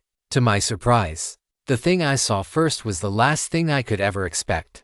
I saw my dead face. My eyes were open, but I was dead. My head was slumped over. I stood up immediately and screamed. What I saw was my own dead corpse sitting in a theater seat with a lanyard around its neck. I was so shocked to see it that I couldn't look at anything else for a time. I backed away and found myself falling. I didn't hit the row of seats in front of me. I passed right through them and fell onto the ground in front of them. I had phased through solid matter. I stood up and looked at my body more. I looked at my hands again. They looked normal. I reached out and touched the seat I had just passed through. Sure enough, my hand went right through. I was a spirit. My first thought was something about astral projection, but that was unlikely as my body was not asleep. It was dead. I was dead. It took longer than I would have liked to admit for me to remember why this was happening. Moonlight Morrow. He had a trope that made every character who died turn into a ghost. It must have activated as soon as the scene at the jail ended. I wasn't just dead. I was a ghost. Something about my Death Watch trope, combined with his afterlife trope, had caused this. I knew that when I sat in the theater seat to watch the movie play out, it felt real. It felt like I was really there. I could never have anticipated how real it was. The shock of my mundane afterlife distracted me enough that I didn't notice something strange about the theater at first. While it looked normal when you faced the front, looking back was odd. It wasn't a full theater. The room was the right size, more or less. But the back half of the seating area wasn't there. Instead, there was a large flat floor with a door in the back. This was a mock-up. A set designed for the film buff's version of Death Watch, nothing more. It was built for me to watch the movie when I died, or maybe it was built for more than just film buffs. The floor was empty. No one was there watching. But as I looked around, the door in the back of the room opened, and a woman walked through. She was dressed fancy, but I couldn't place the style. It looked old, professional, odd. If she could see me, she didn't show it. She walked down the aisle my body was on and stopped, leaning over me. With a hand, she brushed my hair out of my face and closed my eyes. She was sad, tired, and stressed. The red wallpaper was off. I couldn't even see it. The woman grabbed a ticket attached to the lanyard around my neck and produced a small, silver object out of nowhere. As she held the object toward the ticket, I realized it was one of those hole punchers that ticket inspectors used on trains. I tried reading the ticket, but the only thing I could read was the word disillusion, which would later assume was a pun. She placed the hole punch over the word and clicked it, causing a small hole to appear in the ticket. As it did, my body disappeared. No explosion. Not dust. Nothing at all. It was just gone. Soon, so was I. I was floating, picking up speed. I rose so fast I was out of the room in the blink of an eye. I saw a blur of violet light, a lake at sunset, trees zooming by, and I heard children singing. In an instant, I was lying on the ground next to my body, my real body. EMTs were walking around surveying the damage. They couldn't see me. Luckily, I could see myself on the red wallpaper again, dead, as expected. I sat there for a while before I went to find Isaac, digesting what I had just seen. That was the first time I would see the special little workers who helped administer so much pain to us players. I knew they existed. The people who worked behind the scenes. I had seen signs, strange phrasings in trope text, and odd comments on the script that were clearly written by and for someone other than the players. I had wondered who the people had been to clap at the end of a storyline somewhere just out of my view. I thought it might have been the audience, that they were there to watch the show. Instead, it must have been more people like her. People who were only clapping to congratulate themselves. It was them. To bodies. I had died twice in less than a few minutes. First, I got electrocuted. I couldn't blame anyone but myself for that one. Moonlight Morrow said we needed people to man the ghostly defense, and I answered the call. Second, I got placed in another body and propped up in a theater. That body died of something, magic, evil, convenience, and suddenly, I was a ghost. I had to sit and think through everything I had just experienced even to comprehend it.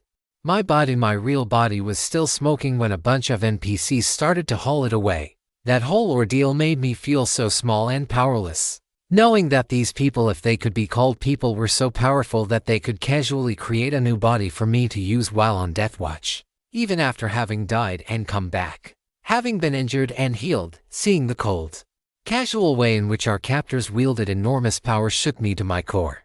But I didn't have time to shake for long. Isaac was still standing in the rapidly draining jail cell, watching his body sink further and further down toward the ground. I walked to the jail cell window and crouched down. "You coming with me?" I asked. He didn't answer, but he did walk over to the window. Now, for the test. Could ghosts touch each other? My movie watching experience said yes. I reached in toward him with my hand.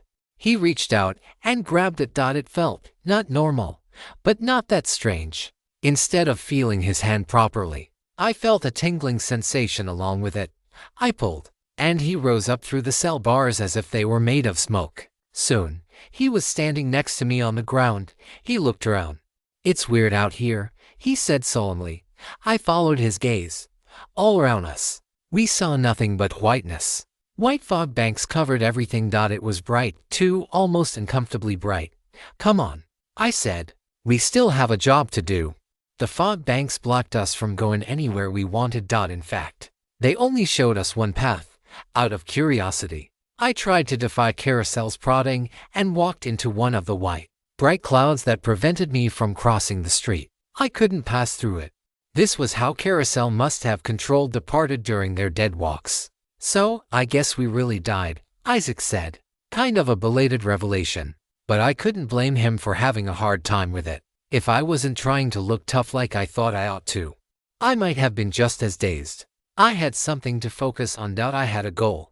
There was a reason that this scene had existed. After all, Isaac's death had a purpose in the narrative. Well, our deaths. This death was supposed to reveal information about our enemy. Not the diecast, but Roderick Gray. It just so happened that I knew where Roderick was. When I saw all of the off-screen cameras back in the theater, I saw him sitting on a wooden bench a few blocks from the jail. When I saw the direction the path in the fog banks led us, I knew where Carousel was leading us. It had an idea for the story. On dash screen. I was caught off guard. I hadn't thought about how we were supposed to act once dead. Surely, Carousel didn't want us to do the whole in denial of death thing. That was tiresome. I went a different route. Serene acknowledgement. We were going to play it as if we understood what had happened to us. We would know we were dead, and we were at peace with it. That should cut out a lot of the melodrama. "Hey," I said. "It's Roderick." Isaac followed my gaze. He didn't say anything. He just took a deep breath. "What are the odds that he just happened to be a few blocks away when that thing attacked you?" I asked. Thankfully, Isaac understood his role in the conversation. "He was there when I got arrested," Isaac said. "He was acting strange. At the time, I thought he was just nervous, but now, I think it was more than that." I laughed. "Being dead is strange. It's like when you think of a good comeback in the shower, except it's with everything. Suddenly, my whole life is in perspective." He nodded as we walked along toward Roderick. "I'm starting to think I was the one who was wrong a whole lot more than I knew before. I think I was kind of a jerk," he said. I wondered if he was just saying that or if he actually had figured out why his character was killed. Stolen content warning. This tale belongs on Royal Road. Report any occurrences elsewhere. The whole putting life into perspective thing wasn't just something I was doing because I thought it would work well for the story.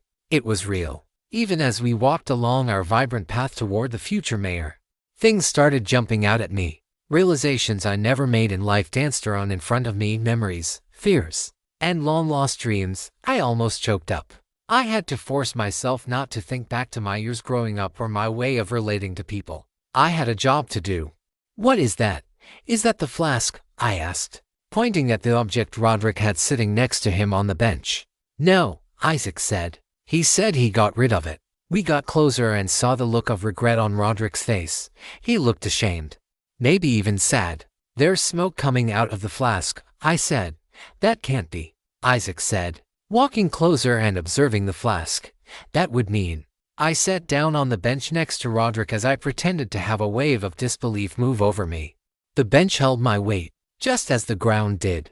Ghost movies were funny like that. The seat of your pants and the soles of your shoes were not intangible, it would seem.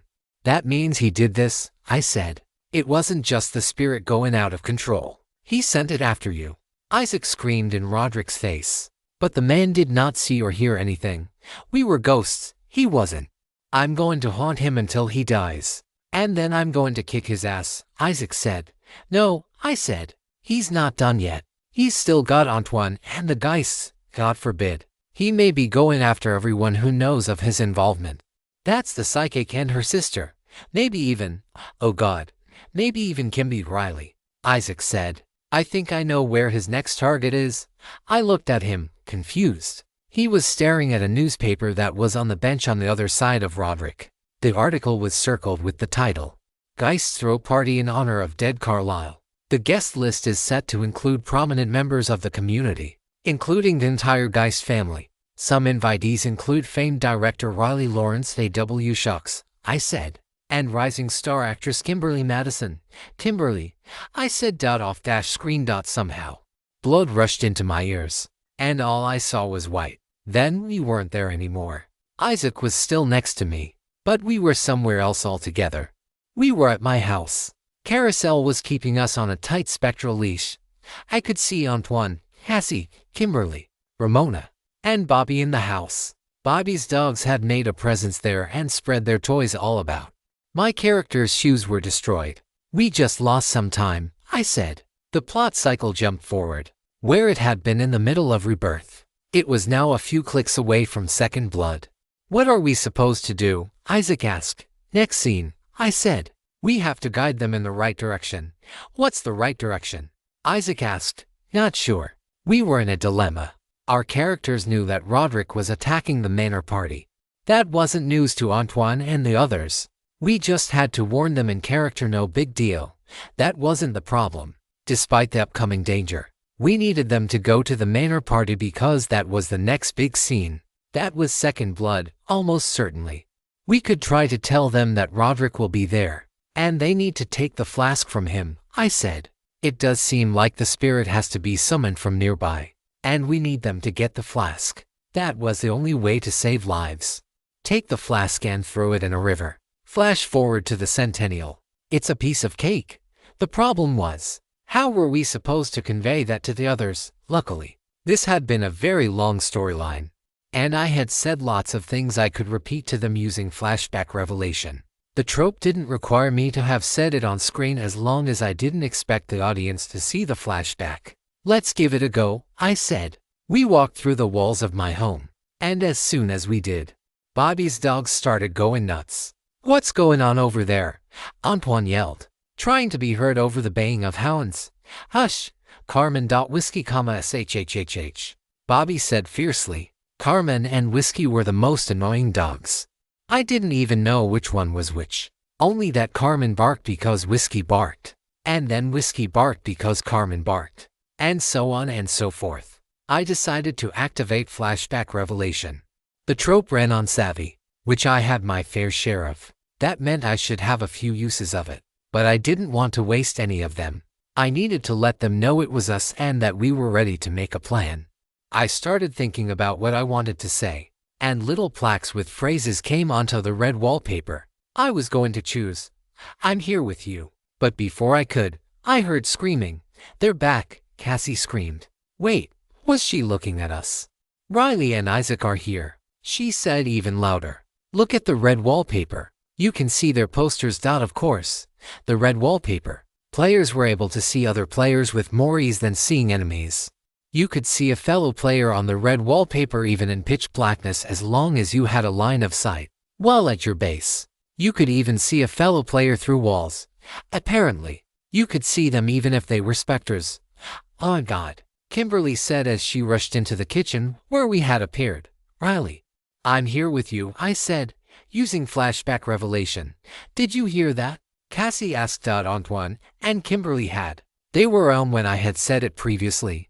Ramona, who wandered into the kitchen, could neither hear the echo of my voice nor see me on the red wallpaper. Riley and Isaac are back, Kimberly said, gesturing over toward me and Isaac. Ramona was incredulous, to say the least. I thought about using a flashback to confirm I was here, but I had basically already wasted one already. What do we do? Isaac asked. The world's worst game of charades, I suggested jokingly. You never know what things you should discuss before a storyline. In retrospect, it seemed obvious that we should have some kind of code for talking to each other while ghosts, but we had not taken the time for such a contingency. Luckily, none of us were dummies. Antoine had an idea. We could do yes and no questions, he said. For yes, stand over there, he said, pointing to one wall. For no, over there. He pointed to the other wall. That worked. I wondered if it would be worth it to try the bell from Reply the Departed, but I had no way of suggesting it. And so the planning began. Riley, Kimberly asked, are we still going to the party? I stopped for a second, having nearly forgotten which wall meant yes. I trotted over to the yes wall and stood.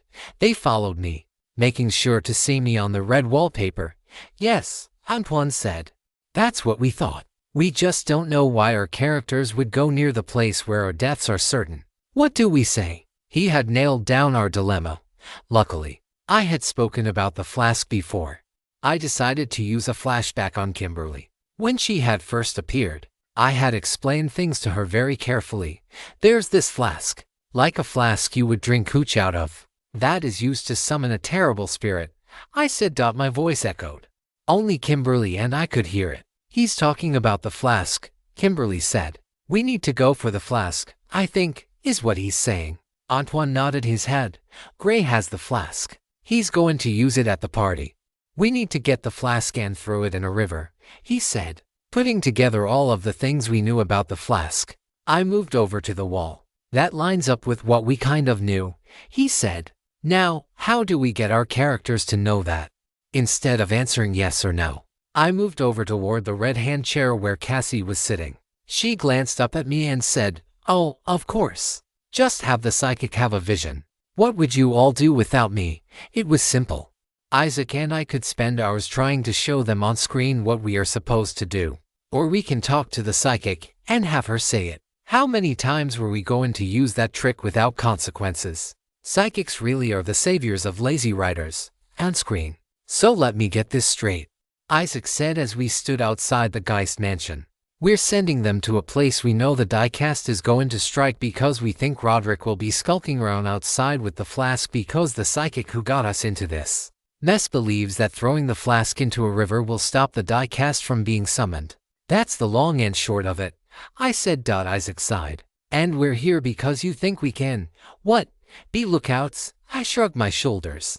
I don't know how much help we'll be, but at least we'll get to watch. My savvy ticked up a bit. It wasn't much, but the buff wasn't even the point. Isaac's trope for summarizing the plot would help buff our plans in general, and frankly, we needed all of the help we could get. A line of fancy cars paraded slowly down the mile-long driveway. A valet would take their keys and give them a receipt. Their cars would be parked, and they would elegantly walk into the mansion after showing their invitation. They were all dressed in tuxes and fancy dresses and having the time of their lives. And I don't think it's fair to say the psychic got us into this.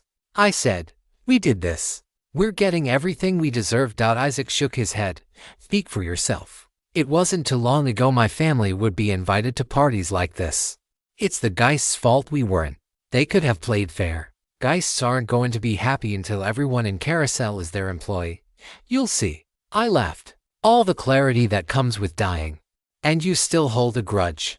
Sometimes grudges need to be held, he said somberly. There's Kimberly. Why is she coming with the dog walker? I thought she and Antoine were a package. Antoine has a bad history with the family after the lawsuit and all. Luckily, Bobby knew a secret way in, I said. We had done all of the setup we could for this scene. Second blood was upon us. We had shot a scene in which we contacted Cassie from beyond the grave to inform her that Roderick Gray was behind all of the attacks and that it wasn't just the spirit of vengeance gone haywire, as our characters had previously believed. We explained it as best we could. The diecast was a loose cannon. Every time it was summoned, it became more willful and violent. Until it had killed all of the Geists, it would continue to get wilder and more dangerous until, eventually, it wouldn't need to be summoned from the flask. We had patched its lore together, and I was 80% sure I understood it. If we had a scholar to do proper research, I would feel much more confident. They had their group meeting, Bobby included, and decided to ambush Gray at his next target. Bobby had done some decent improv to explain that he knew there were secret passages in and out of the mansion.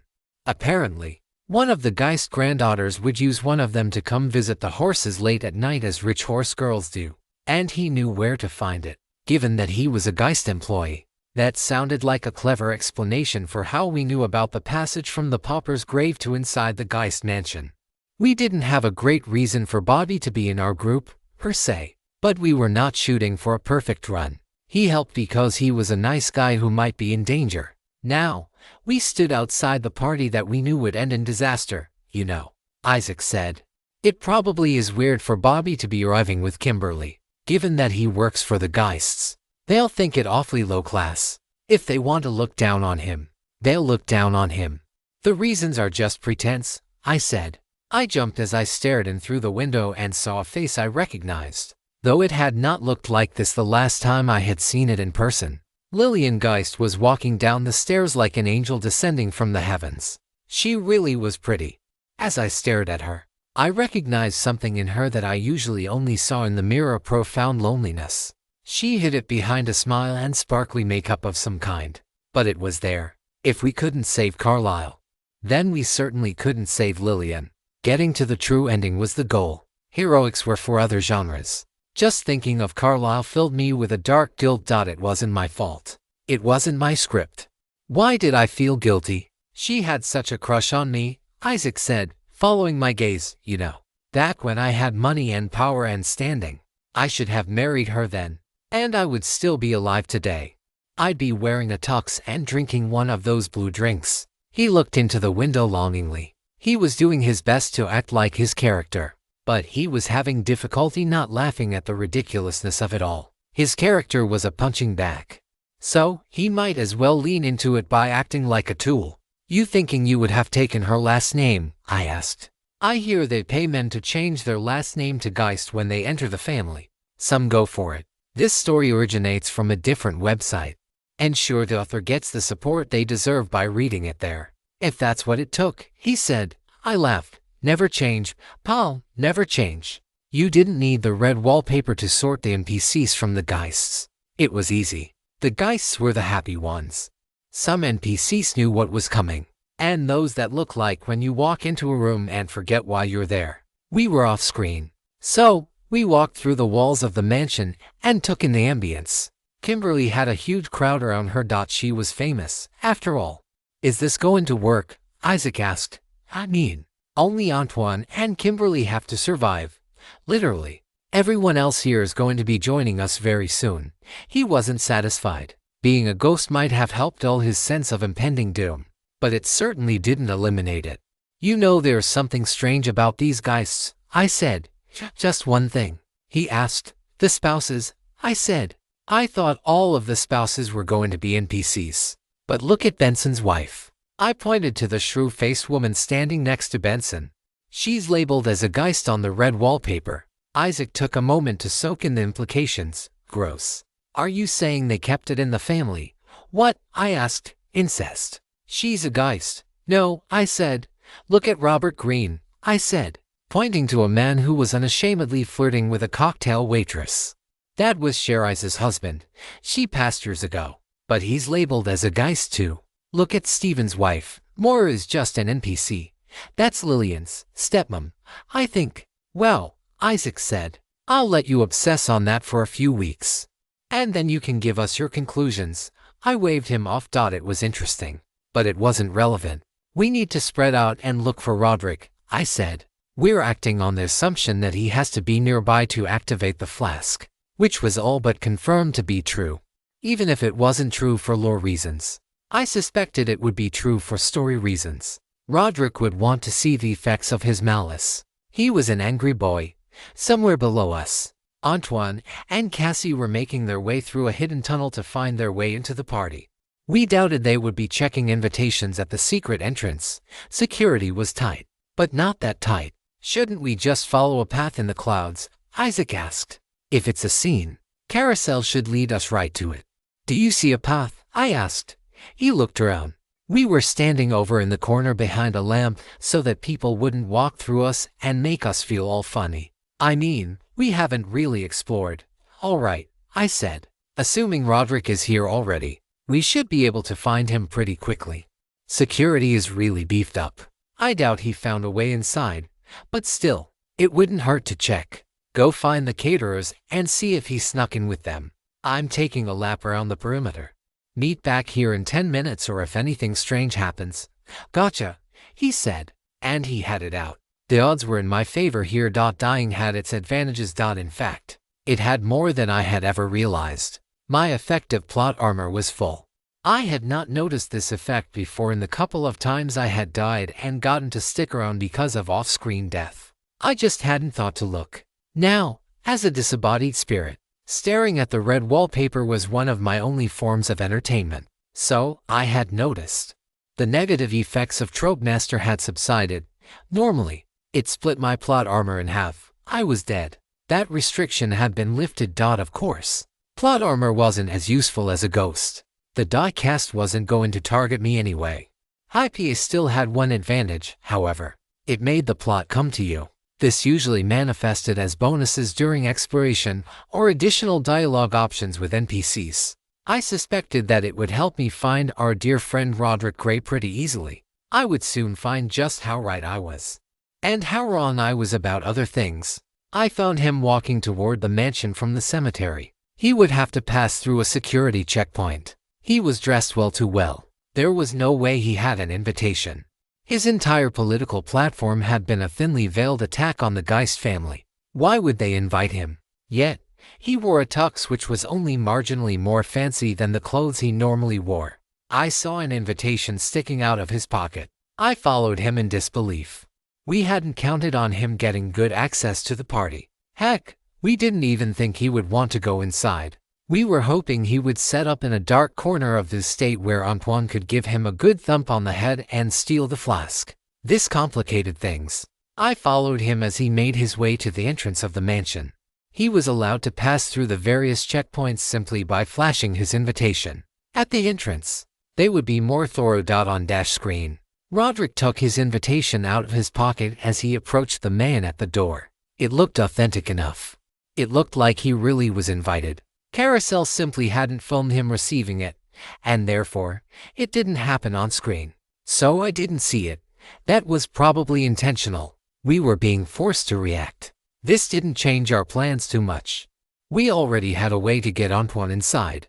The timing was going to be a pain. We had to wait until after the die cast was summoned so we would get the true ending. Then, Antoine, Cassie, Kimberly, and Bobby would have to get the flask from Roderick and then get out before everyone died. Carousel sends its strongest battles to its most frazzled players. That was said somewhere in the Atlas.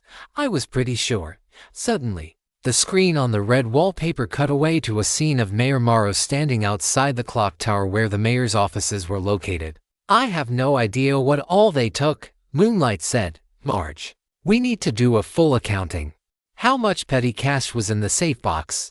They continued discussing what was an apparent robbery. The camera panned around the scene, showing broken windows, papers strewn about, and all manner of vandalism. The camera rested an envelope addressed to the office of the mayor from the Geists. It was the envelope the invitations had come in. I had one sitting on my dining room table that had been delivered after my death. This one was torn open and empty. The screen switched back to the entrance of the mansion. When Roderick got to the door, he held out the invite and said, "I've come on behalf of the mayor. He couldn't make it." The screen jumped back to the scene of the robbery. The camera showed something it hadn't before. A body lay on the sidewalk. It was a security guard. He had a bullet hole just above his left eye. Roderick was getting serious. I watched him walk in, and I noticed something had changed. He wasn't an NPC anymore. We had chosen the true ending. So, we were getting the true villain. Roderick was an enemy. Plot armor 27. The distinction between NPCs and enemies was always for gameplay reasons. After all, enemies were NPCs, technically. Tropes just acted on them differently. Things looked differently on the red wallpaper. I didn't get a chance to see his tropes before I lost line of sight, but I imagine there was a trope there that made him appear as an NPC. We had seen more than one that could accomplish that. I had to hope that Antoine and the others were ready for a fight because things were going to be far more difficult than we originally planned. I had managed to see one trope. Intoxicated by power, this villain is possessed, literally or figuratively, by the power they wield. Beware. This exorcism will be dangerous. Roderick was now officially a threat. I didn't like that wrinkle. Most of our plans assumed that future Mayor Gray would be a pushover. I rushed in through the wall. Being able to phase through solid objects was quite handy. I was getting used to it. On the other side of the wall, I looked to where I knew Gray was supposed to be, and he wasn't there. He had seemingly vanished into thin air. I looked all through the crowd and I couldn't see him. There must have been a trope at play.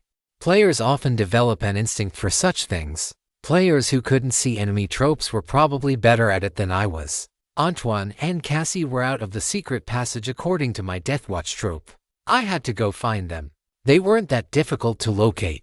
Cassie's character's closet must not have held one normal-looking dress because she was dressed like a bruise.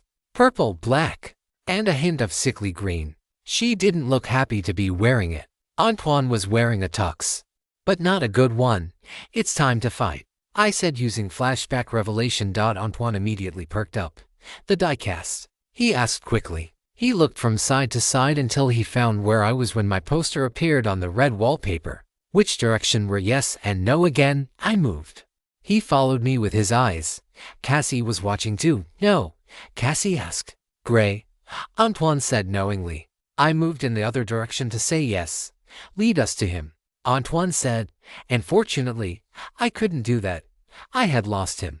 I moved again to say no. Why not? Cassie asked. Oh, right. We need to look for him. Yes, I said. They must have looked like fools watching me walk from side to side like that. Luckily, we were all off screen. We'll get Kimberly and Bobby, Antoine said. You find Gray so you can show us the way. Sounded like a plan.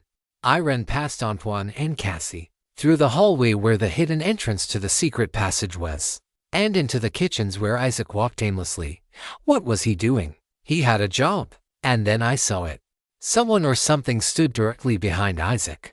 It was so close that I could barely see the outline of his silhouette. Not now. Please, not now. Isaac started laughing. It's been a while, he said. But it wasn't just Isaac's voice. I heard another person talking, someone with an electric, sarcastic crackle. Strander Blake, I said, mostly out of shock at the sudden realization. I had tried my best not to think about him ever since he fouled up the 10-second game at the beginning of the tutorial. I was just in the neighborhood, Strander made Isaac say. I read ahead on that little script in my head. There will be some wonderful additions to my collection in this story. I was suddenly very aware of how vulnerable I was at that moment. Strander collected spirits. The last time we met, I was flesh and blood. This time, I was a ghost. From what I had seen, he could simply sew me into his menagerie without a second thought. There was no way Carousel would let that cretin get in our way. I looked closely. There was a good sign. Isaac's spirit was not sewn to the writhing mass that was Strander Blake. He was held there by threads. But his ghostly form had not been grafted onto the spectral Frankenstein as far as I could tell. Let him go, I said. We have things to do. I don't have time for this, even as a ghost. I could feel the fear rising up inside me. If he attacked me, I would be relying on Carousel and its all-powerful script to save myself and Isaac. Fortunately, there was no need. With a sickening sound like the rending of flesh, the little black threads that wound over Isaac retracted. He fell forward, but I still didn't get a good view of what Strander actually looked like because another ghost replaced Isaac in an instant. It was the same drowned woman that Strander had been so fond of before. Just having fun, she said with Strander's actual voice in the back. I'm supposed to be here. My abilities are useful. It would seem the spirit of vengeance, as it's called here, is a pain to Carousel. I'm only here to help out. Great, I said. So now you're friends with Carousel. That makes sense. You two have so much in common. This story originates from a different website, and sure, the author gets the support they deserve by reading it there. You're one to talk, Strander said, water dripping to the floor from his puppet's face. I could feel I had hit a sensitive spot. There were NPCs in the room. It was a kitchen during a party after all. If they could see the dripping ghost, they didn't show it. She was a different kind of ghost from me or Isaac. In the last story, she was visible. Her tropes had not changed. I wasn't sure how that all worked. What do you mean? I asked. Strander got closer to me. My dead heart beat faster than it had ever done before. Carousel sent me to control the spirit of vengeance a little while ago, to make it mind its manners. Apparently, it doesn't like doing anything unless it gets to kill someone at the end of it. A sentiment I can understand. That didn't work for Carousel.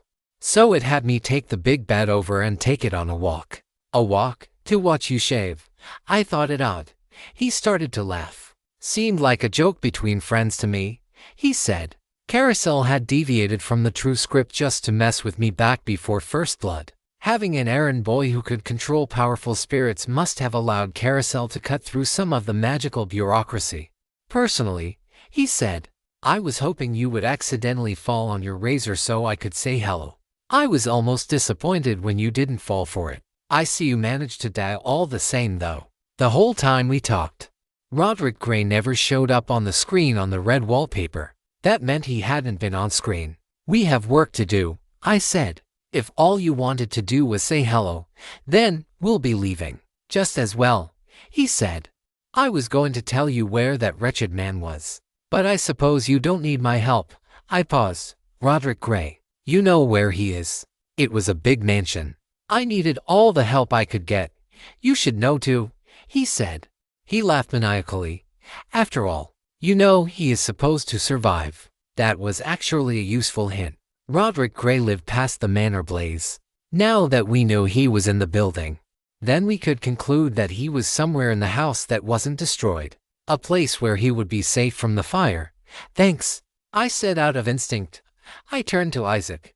Come on, Dot and Carousel. You take help where you get it. Where are we going? Isaac asked frantically. Strander's treatment had rattled him something fierce. The main hall is in ruins after the fire.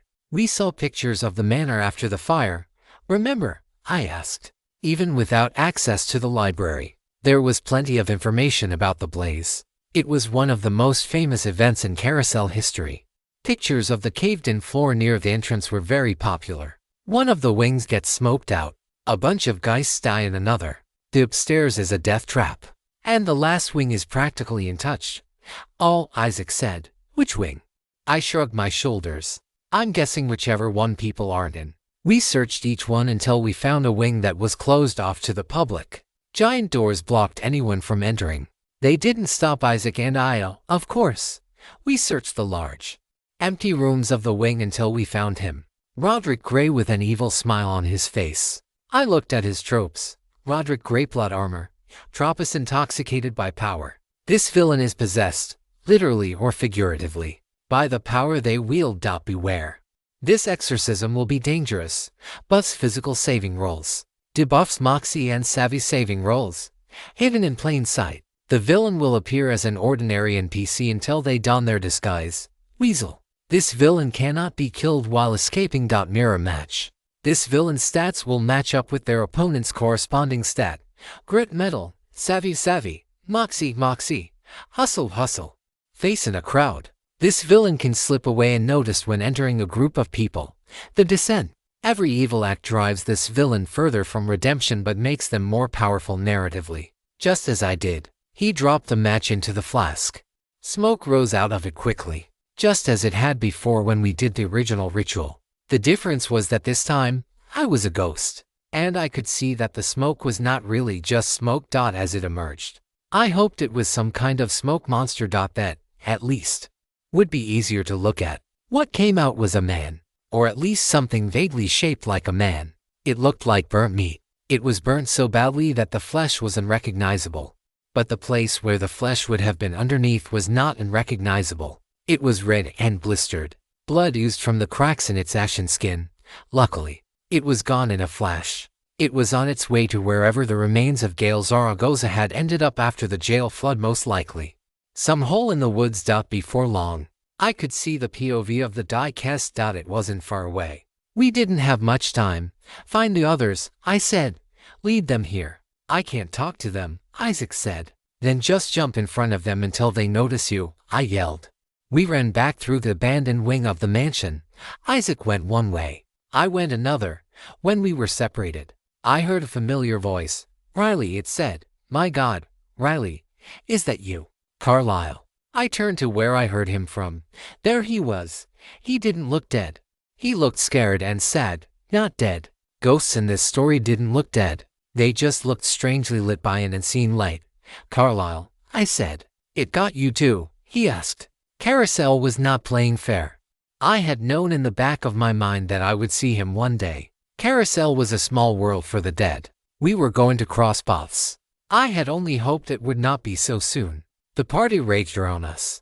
Geists and celebrities danced and celebrated, all in honor of the ghost that stood among them without a single spark of joy. I couldn't find them, Carlisle said. He started to cry. I couldn't find my wife or my children.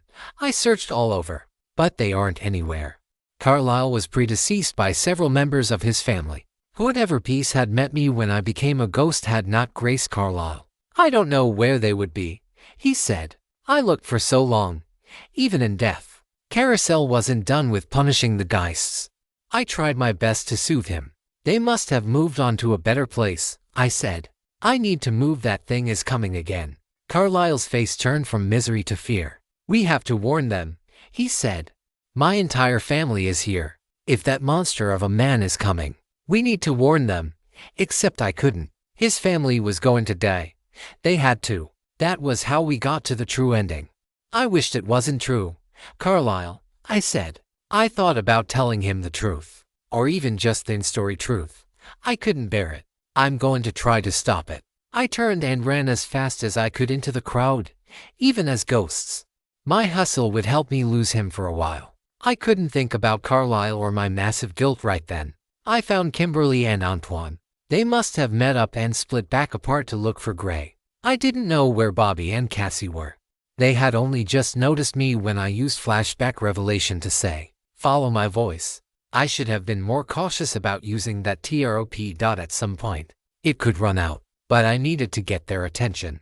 I had to walk slowly so that they could follow. Even when I was trying to avoid running into people, I could move through the crowd fast enough that they would lose track of me. As I took a break to wait for them to catch up, the Death Watch screen flickered to life. Something was happening on screen. It was a bit of a montage, actually. The mansion had a large garage filled with expensive cars. No surprise there. Two NPCs, young men, were working on a town car. One of the vehicles that had been dropped off by a geist from what I could tell.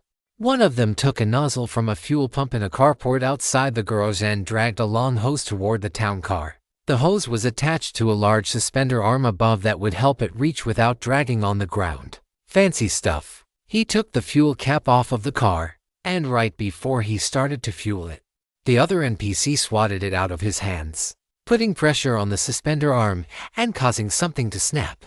Though I couldn't see what.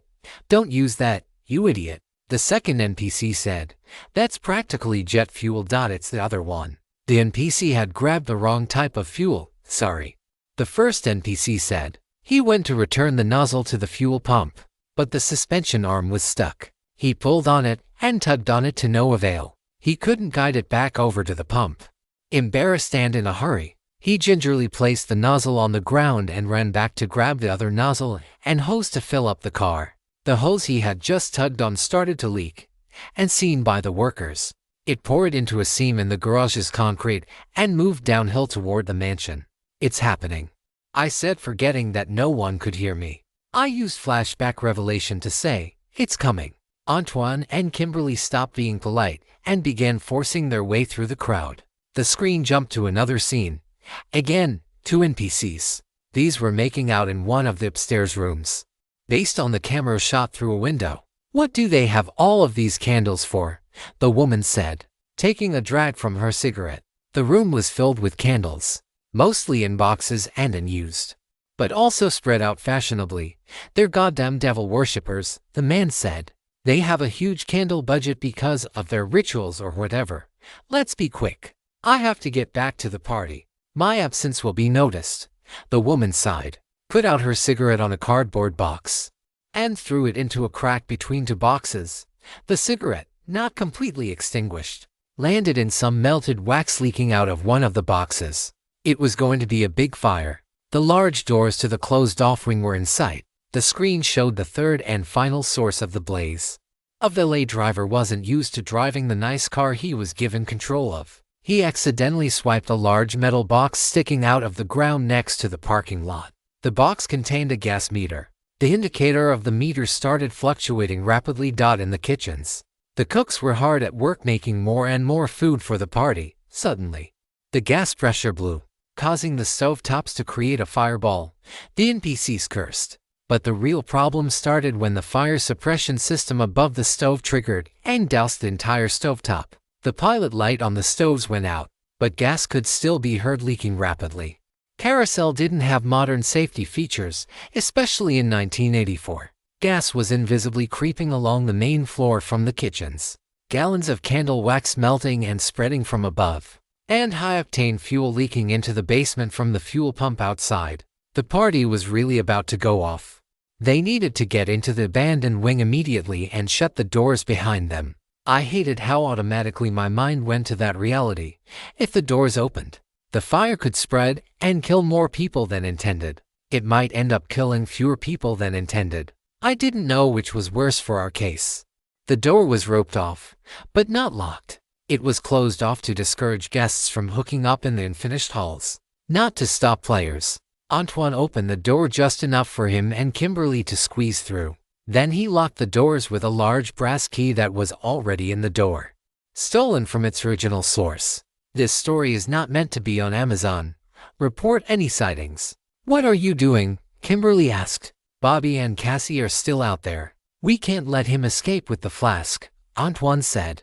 He knew that he could have doomed Cassie and Bobby by not waiting for them, but they didn't have time to wait around. His eyes flashed over to where I was. It's all up to you now, I said with flashback revelation. Then, I ran back through the doors to try and warn Bobby and Cassie. As I did, I saw the POV of the die-cast. He was just outside. He was here, and everyone I could see was about to die. I needed to warn Cassie and Bobby, then get back to help Antoine and Kimberly. I had seen Grey's enemy tropes. There was nothing too dangerous. Mirror match would make him hard to beat, but not a threat. I had to hope I hadn't overlooked something. Luckily, it didn't take long for me to find them.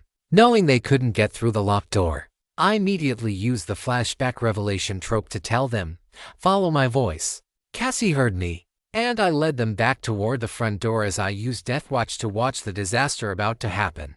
The fire was about to break out. We need to go outside, Bobby asked. Good Bobby, you had better run, I said using my trope. Bobby didn't hear it, because he wasn't around when I originally said it, but Cassie did. She grabbed his arm and pulled him toward the exit. Not fast enough. I couldn't tell what happened where. All I knew was that the entire floor was at once covered in fire. The drapes were burning. Everything was burning. Luckily, Bobby and Cassie were near the door when the stampede started, and fortunately, Bobby didn't have a mean bone in his body. When a little old lady was pushed up against a large piano on her way to the exit, Bobby stopped to help her. It was instinct, I'm sure. He reached out an arm to try to scoop her forward. He was immediately punished for it.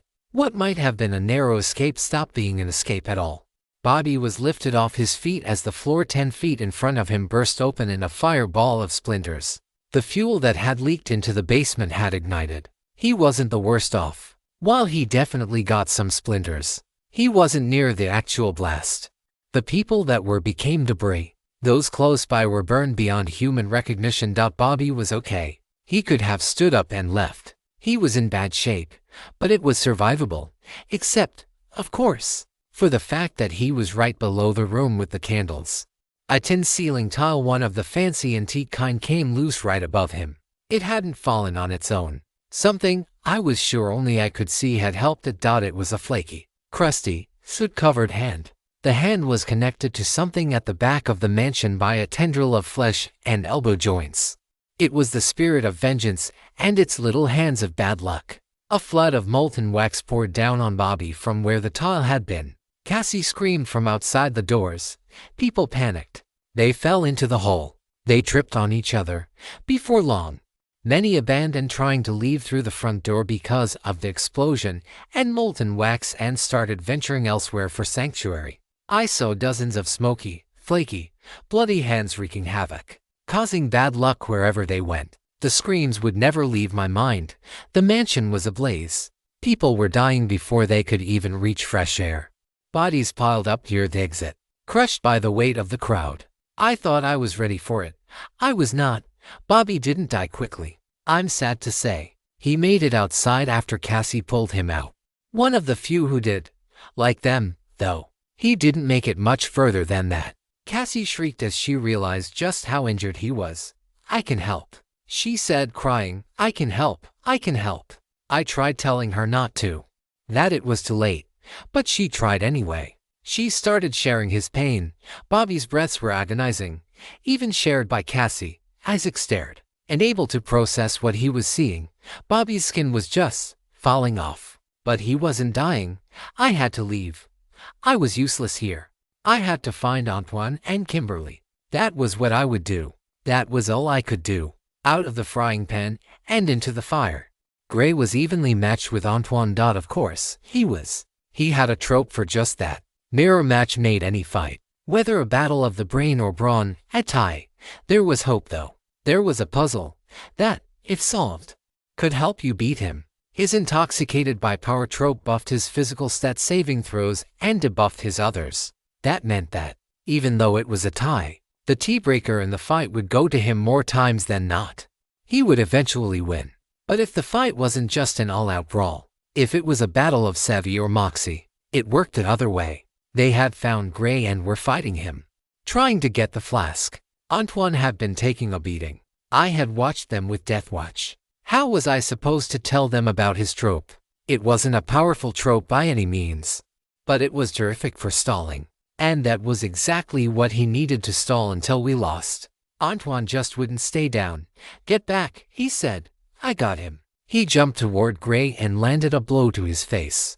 But Gray returned it in kind, sending Antoine falling backward into a roll-top desk, which shattered dramatically. Antoine tumbled to the floor on the other side of the desk out of sight. Kimberly jumped forward with a coat stand that had been at the entrance of the wing and knocked it against Gray's back. But all that did was break some of the wooden arms on the stand. I tried searching through my lines for something to tell Kimberly that might help her figure out what they needed to do.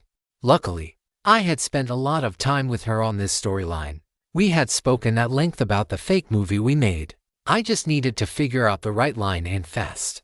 As Gray grabbed the coat stand and managed to throw it, along with Kimberly, across the room, I had an idea. I saw his mirror match trope activate. His stats changed from Antoine's physical ones to Kimberly's social ones. I couldn't actually see his stats, but he held himself differently. He was slyer and quicker, less intimidating. It was night and day if you knew what to look for. I settled on something I had told Kimberly during filming to get her in the right mindset. You'll never beat him at his game, I said. You need to make your own game. So you scan the room and figure out how to put him on the back foot. You size him up. You look around. Really show the audience how smart you are. Carousel must have liked it because we went off screen, and the actual flashback played on screen. That was strange, given I didn't actually remember that exchange being on screen in the first place, which meant that Carousel triggered the flashback on its merits, not just because of my trope. Kimberly stumbled to the ground near Antoine. They were still off screen, so she whispered something in his ear. The flashback ended. We didn't go back on screen immediately. Instead, I saw a camera panning over the destruction, resting on someone I didn't expect to see. Lillian Geist. She was burned and coughing. The problem was that she was out in the main hall, not in the secret passage where she was supposed to be. That meant she was going to die from smoke inhalation. We needed her to survive. After all this, we were about to lose anyway. Lillian was supposed to be in the secret passage, injured but not dying. If she succumbed to the smoke or if the diecast injured her further, Dr. Hollow would not transform her into a monster, and, to my understanding, we would not get the true ending of the storyline. I could do nothing for her. I was a ghost. I looked around. The air was thick with smoke. I ran outside right through the wall. I needed someone, any of the living players, to help. There was only one left. Cassie. Bobby was still alive, but not exactly living. I spotted her. She was lying on the ground, coughing, in pain from sharing Bobby's injuries. Her skin was bright red, but she was alive. On the red wallpaper, she was fine, with an occasional touch of incapacitation. Isaac was speechless by her side. Follow my voice, I said using flashback revelation. She stopped coughing immediately. She looked around, hazily, until she saw me on the red wallpaper. Hello, she asked. I saw that while she was on screen, I was not. To the audience, this would look like a psychic episode. Follow my voice, I said again. She climbed to her feet. It was a struggle, either from residual pain from her anguish ability or she was just acting. I led her to the door. No, she said. I can't. I understood. Smoke was pouring out the doorway. It was so thick that people inside couldn't even find the exit. bodies piled up near the door. She would have to step over some to get back inside. "It's all up to you now," I said. I had said that a lot. "Don't make her go inside," Isaac said. "Please." "We don't have a choice," I said. Terror lit up Cassie's face. Going inside an inferno without a good explanation. Without help from anyone but a disembodied spirit. This wasn't just a game. Not in that moment. It was a true nightmare. The fire roared from within. The structure strained. It was buckling from the heat. Cassie stepped over one of the bodies of a geist who had almost made it through the door if she had not been pinned down by a large lectern that had been placed near the door. Cassie took a deep breath and walked inside. As soon as she was past the initial pile of bodies, she dropped to the floor and crawled, blindly, following nothing but the direction the red wallpaper showed her. I led her across the main hall to where Lillian was. Lillian was still alive, but she wasn't going to be for long.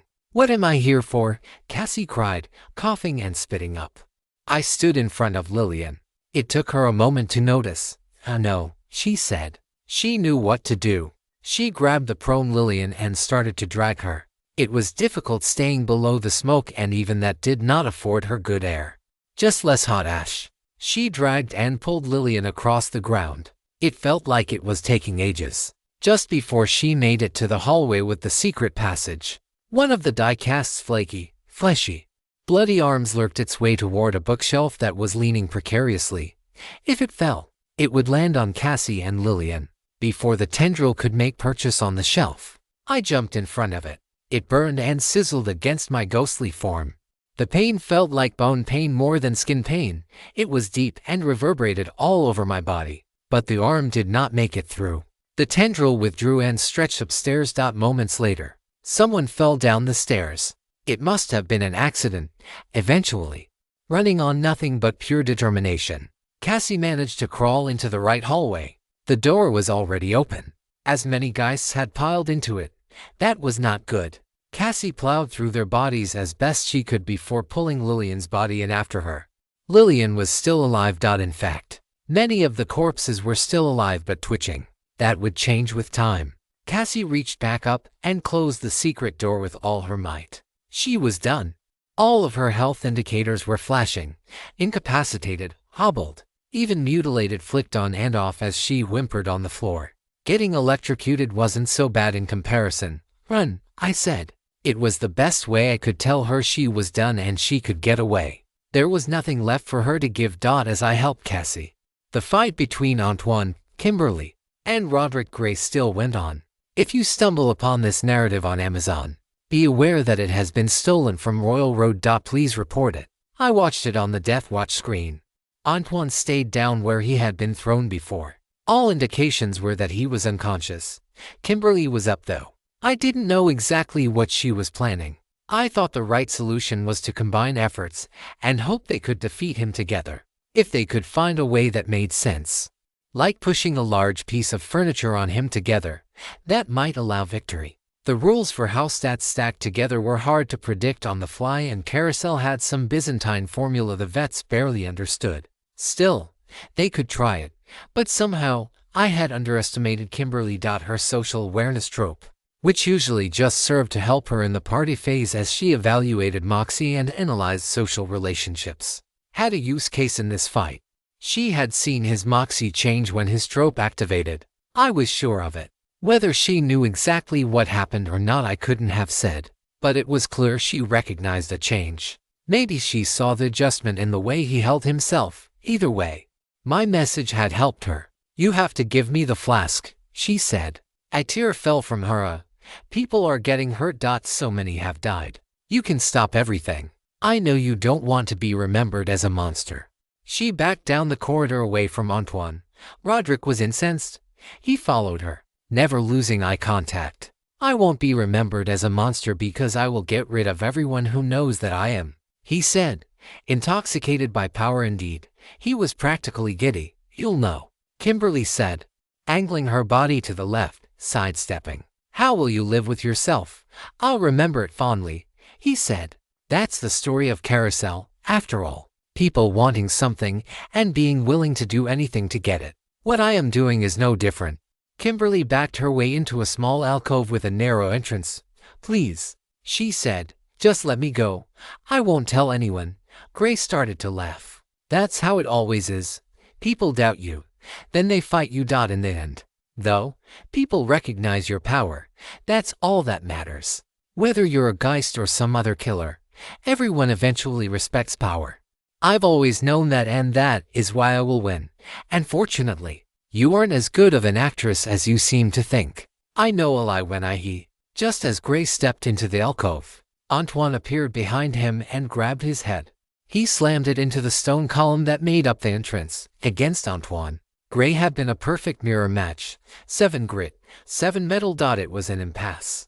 Against Kimberly, his grit was only 3 to match her metal. If Gray had only taken a moment to look at Antoine, Kimberly's high moxie might have let him know Antoine was faking being knocked out. If he had been able to let go of his pride, if he wasn't intoxicated by power, he might have known Kimberly was leading him into a trap.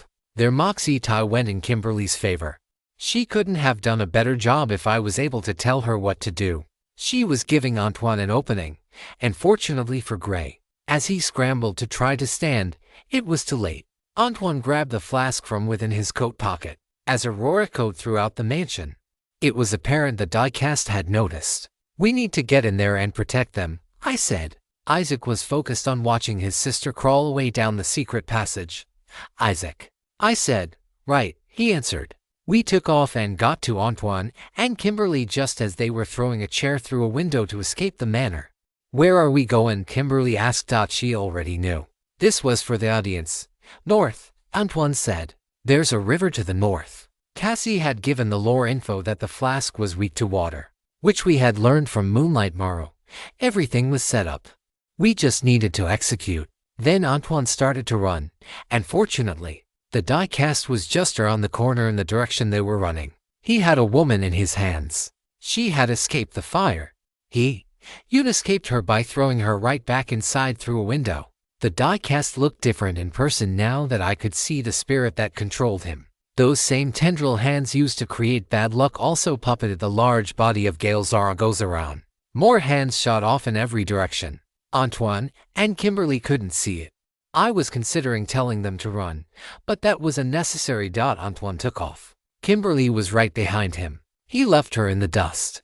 I told Kimberly to hide using flashback revelation. We didn't need her anymore. All she could do was get injured. This was a race. Antoine was the best one of us for it. She turned off the path and wound back around the mansion. The diecast continued following Antoine. I followed him too. Luckily, I was faster than the enemy. As Antoine broke out of the long driveway of the Geist Manor, a fleshy tendril crept out toward a car that was driving on the street outside the wrought iron fence that surrounded the Geist property. It was going to make the car hit Antoine somehow. Not on my watch. I jumped into the Ashi arm and wrangled it. The maneuver was effective. The limb never hit its mark. The tendril dried up into a mess of charcoal and blood. From the diecast's tropes, I knew it could appear ahead of us once we changed filming locations. We had changed locations several times, so that was a real risk. It didn't move until we got to the river, and we ran through a public waterside park. It was there waiting for us. Antoine had the flask tucked under his arm like a football player would. The diecast was directly in our way. There was no way we were getting past it. I knew that because its burnt, fleshy arms were ready to give Antoine the bad luck required to stop him.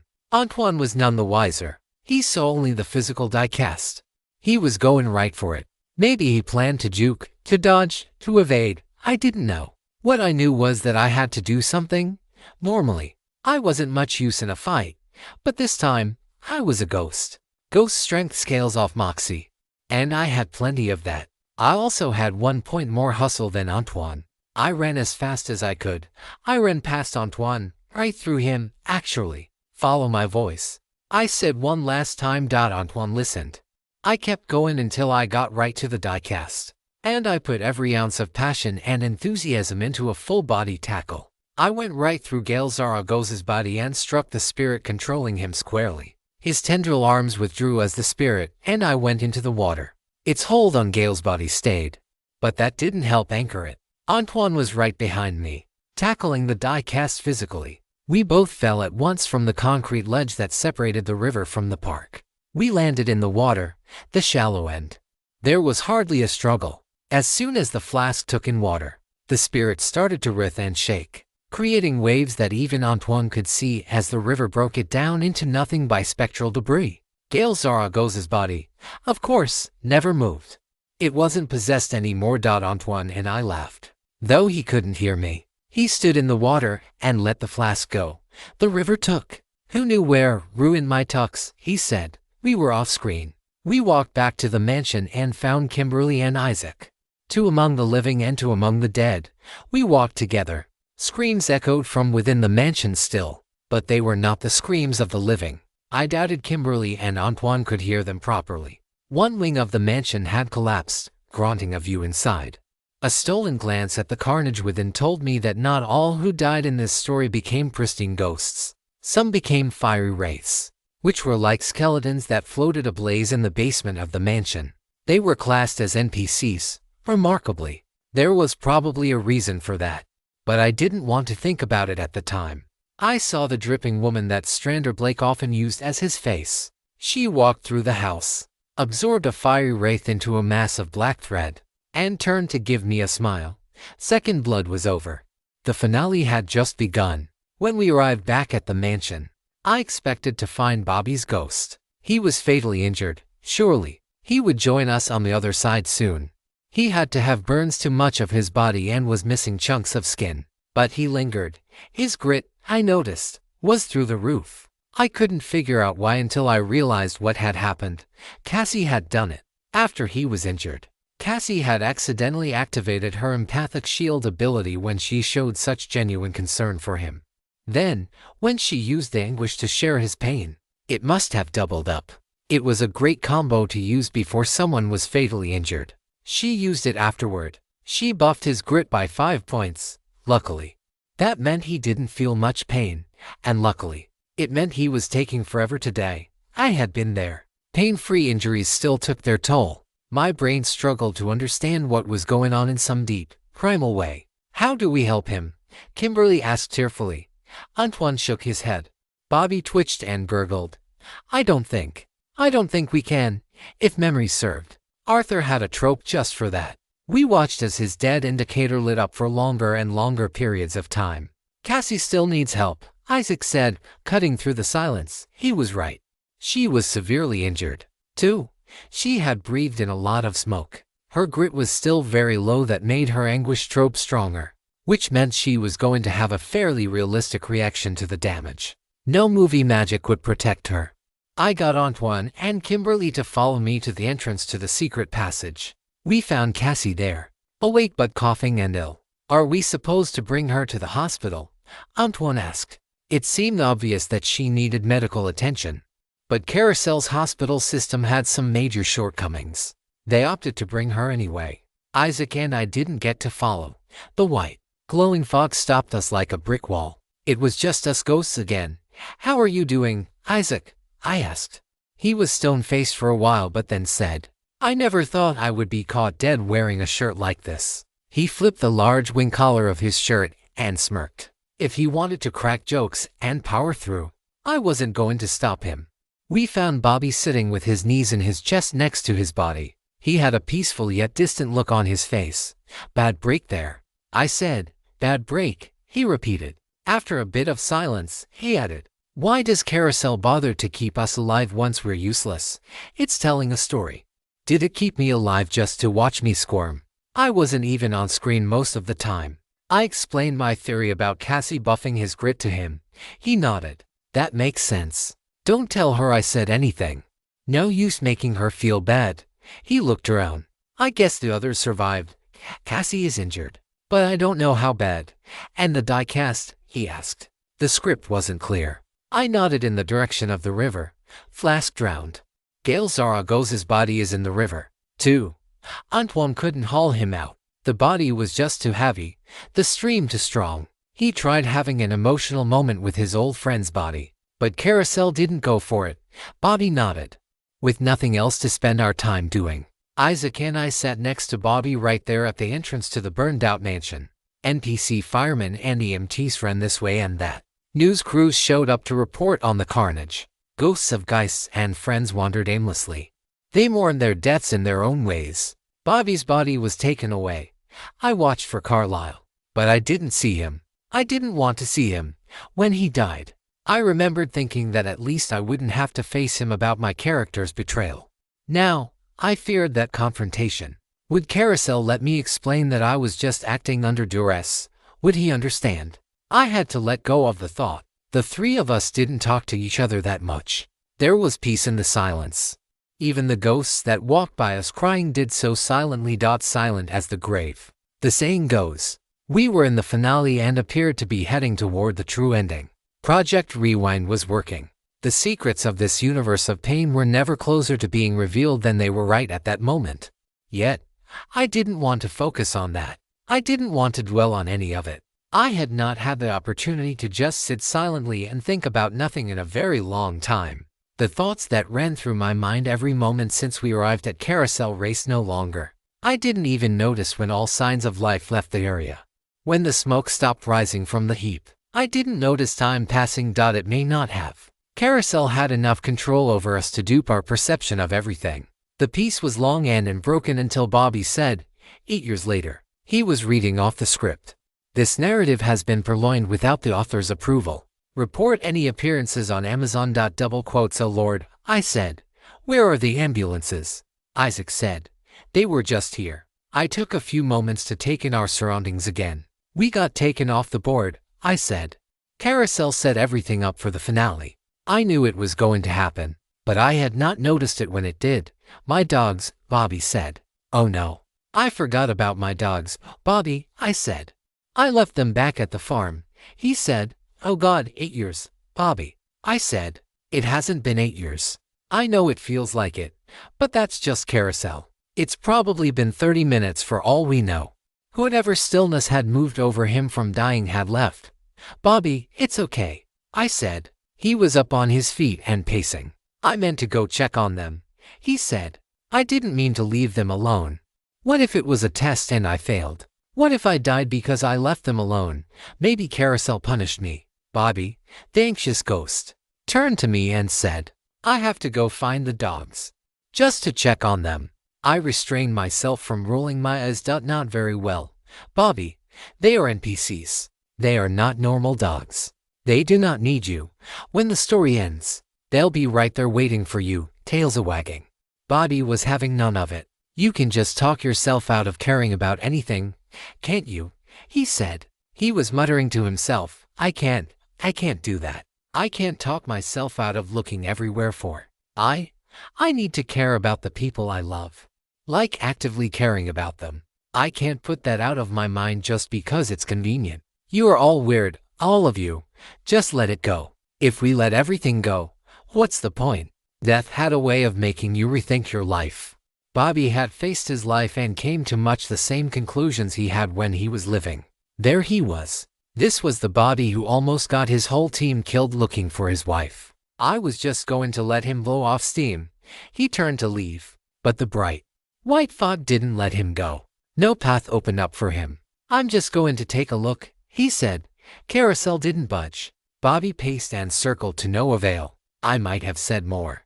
But as soon as Bobby saw 8 years later on the script, I saw it on the red wallpaper using Deathwatch. Bobby, quit, I said. Something's happening. He didn't exactly quit, but I stopped paying attention to him. What's going on? Isaac asked. I started to laugh as the scene unfolded in my mind. Carousel was being cute again, I was sure of it. I saw Dyer's Lake. I saw Camp Dyer again for the first time in a long time. I saw those creepy little girls who had harassed me so much back when we lived in Dyer's Lodge. A group of them were walking along the lakeside poking things with sticks and teasing their overweight friend. Then, one of them spotted something. What's that? She pointed to a muddy object that was bobbing in the water. It's got silver on it. One of them said. Indeed, it did. As they walked closer and examined the object, one brave one reached out and picked it up. The camera did not yet show what it was. It's filthy, she said. She plunged it into the water and brushed away some of the mud. It was the flask. She popped it open and poured out the water from within. Little bits of burned debris flowed out. The scene ended. Nothing else was on screen. So Death Watch went blank. The flask's been found, I said. Campers found it on Dyer's Lake. There's a surprise, Isaac said. We knew something was going to happen. The diecast had a trope to always come back. Our victory over it in Second Blood was always going to be short-lived. After all, if Ramona's claims about the real Centennial were correct, the diecast still had one last party to crash. We just didn't know how it would happen. In fact, that part still wasn't clear. Roderick Gray no longer had the flask. If no one did the ritual, how would the diecast return? The three of us discussed the dilemma, which is to say, Isaac and I did. Bobby was still focused inward. Eventually, a path opened up in the fog. Bobby was the first to follow it. Isaac and I hurried after him. It's going in the wrong direction, Bobby said after a while. It's going north. Indeed it was. After a few blocks, it was clear we were going toward the river. In fact, we were going right back to where the last fight had happened. I'm sorry you didn't get to see your dogs, Isaac said. Me too, Bobby said. Sorry about all that. I just wasn't built to be alone. Sure enough, we approached the river right where Gail's body had been left. The park, which had been lush and well kept when we tackled the diecast into the water, was now unused and overgrown with thick, woody plants. I wondered how that could be, but a quick glance at the graffitied little plaque at the entrance of the area answered my question. Maintained by the Geist Foundation. No more Geists. No more pretty riverside parks. That would explain why I would later see Gail Zaragoza's body still submerged in the deep part of the water where it had been. If the park had been more crowded, some little kid might have found that body. As it was, no one was around anymore. The neighborhood near the park had been boarded up. Yes, Carousel had done some redecorating, though I didn't know if it was done by NPCs or some other magic. As we got to the water's edge, I saw why we were being led here. A woman sat on the concrete barrier next to the water. It was Dina. I couldn't see her on the red wallpaper. Everything was grayed out. I was blocked. That must have been the work of guarded personality. Her trope that prevented inside abilities from working, including basic red wallpaper information. Even so, Dina was not what concerned me the most. She sat on the ledge, her feet in the water. Next to her, there was a ghost. I recognized him. I had seen his body. It was Gail Zaragoza, the real Gail Zaragoza. As we approached, he whispered something soft and gentle in her ear. In the final battle, it'll be up to you. Dina looked over at him. I swear I had never seen her look this way before. She looked vulnerable, tender. I don't know if I can, she said. I have trouble showing real emotion anymore. It's like I have a wall, and I put everything behind it so that I could do what it took to come here. I don't know if I can do what you're asking me to. You're not as far gone as you think, Dina, Gail said. Most of the players that take your role don't have the emotional strength you do. They don't have the determination. I see the passion hidden in you. You have to reach in and channel it like a flowing river. I saw something in you on our wedding day behind the fouade. The audience will see what I see. That's what I'm most afraid of, she said. I have seen the way Carousel likes to twist the knife. You will get past this, he said. You will call for me. Tell me you love me, and I will do the rest. Don't let Carousel fool you. Love can win here. I have seen it. On the other players who got this role, Dina said. Your other wives. Don't you get started with that again, Gail said with a smile.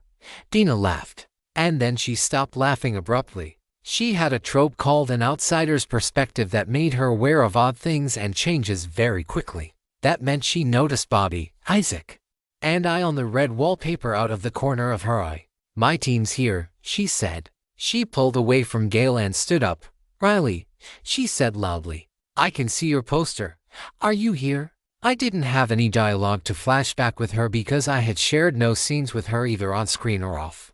I looked at Gail. I'm assuming she can hear you, I said. She had the trope called encouragement from beyond, which would normally provide comfortable memories or vague reminders of her character's dead loved ones. But this storyline apparently allowed her to carry on a love affair with her character's dead husband. Gail nodded. They're here, he said. Things must not have gone too well if we have 3 dead already, she said. We're on track, I think, I said. We managed to get this far. Why can't I see information about her on the red wallpaper? Gale relayed my question. And then she answered, sorry. All I knew about this storyline back in 84 was that there was a spirit that possessed people. Gale wasn't allowed to tell me too much at first. I took you off the whitelist in case you got possessed. Guess now that you're dead, that isn't so risky. Instantly, I could see her poster again. I could also see the casting director entry for her. Dina Zaragoza Cano, the grieving wife of Gale Zaragoza, who tried to run away from her sorrows until a mysterious message from beyond led her to fight for love one last time. So that's where you've been, I said. After the message was relayed to her, she nodded. Gale's been telling me how we can beat this thing and set him free. Of course, he has. Gale was an NPC on the red wallpaper. Despite that, he was apparently very aware of what was going on. It made sense that he would have meta awareness if his job was to walk a player through their role. We sat down and relayed our experiences back and forth. It was time to see exactly how Dina's character fit into this story. Having a conversation with ghosts makes me feel like a crazy person, Dina said as she sat back on the concrete ledge next to the river. She wasn't wearing her usual leather jacket and cut-up jeans. She wore a loose floral blouse tucked into high-waisted mom jeans, reminiscent of a housewife in the early 90s. Her hair was styled long and straight, with a hint of makeup that made her look like a hippie who grew up. I was sure that look was Carousel's idea, or maybe it wasn't. I had never really known Dina. Not the Dina who had a kid and a life before tragedy struck. It was like the difference between Sarah Connor in Terminator I and Terminator 2. I had missed out on the helpless waitress and only knew the paranoid resistance fighter. I felt like I was seeing a bit of her old self now. Normally, I tended to just accept whatever people showed me. I assumed that if I didn't try to figure them out, they wouldn't try to figure me out. It usually worked. Gale, the tall, handsome ghost who had seemingly spent time playing lovebirds with Dina for the flashbacks to before his accidental death, looked at her with an adoration that seemed perfect, but beneath the surface, I sensed he might have just been a charmer. Isaac leaned over to me and whispered, "Just because there are actually ghosts here doesn't mean she isn't crazy." He giggled to himself.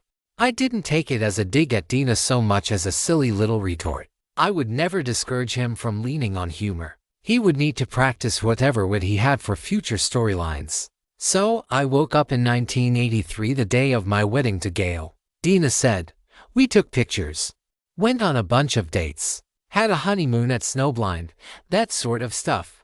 I played my part. "Then Gale died," she said. I swore I heard her voice crack. "Excuse me," she said, clearing her throat. "Anyway, Carlisle Geist sent a bunch of men to ransack our home. They threatened me to take a settlement and sign an NDA. They bought me a place in Snowblind to move to.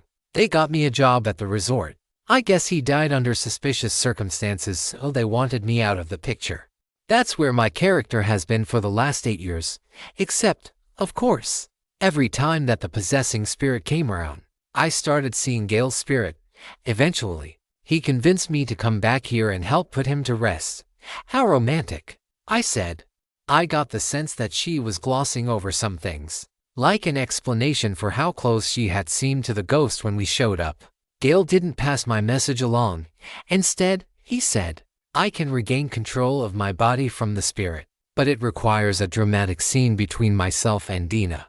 We need you and your teammates to help us set it up. Do you understand?" I did understand. All in all, it was good news. Really good news. I was worried about how we were going to defeat the die cast a second time. Normally, an enemy got more dangerous when it returned from the grave to wreak havoc. But this opened up an opportunity. We weren't having a fight against the die cast like last time. We had a new way to defeat it. Dina and Gale's love subplot was going to beat it somehow. I sure hope Dina was prepared to cry on command. "How did you guys end up dying already?" Dina asked. Gale said no one has to die in first blood. Was second blood that hard? Second blood was actually hard. I was thankful that I got to be dead for it. "Tell her I didn't want to die at first, but Carousel insisted," I said. I could give her a real explanation later once I had a more flattering way of describing it.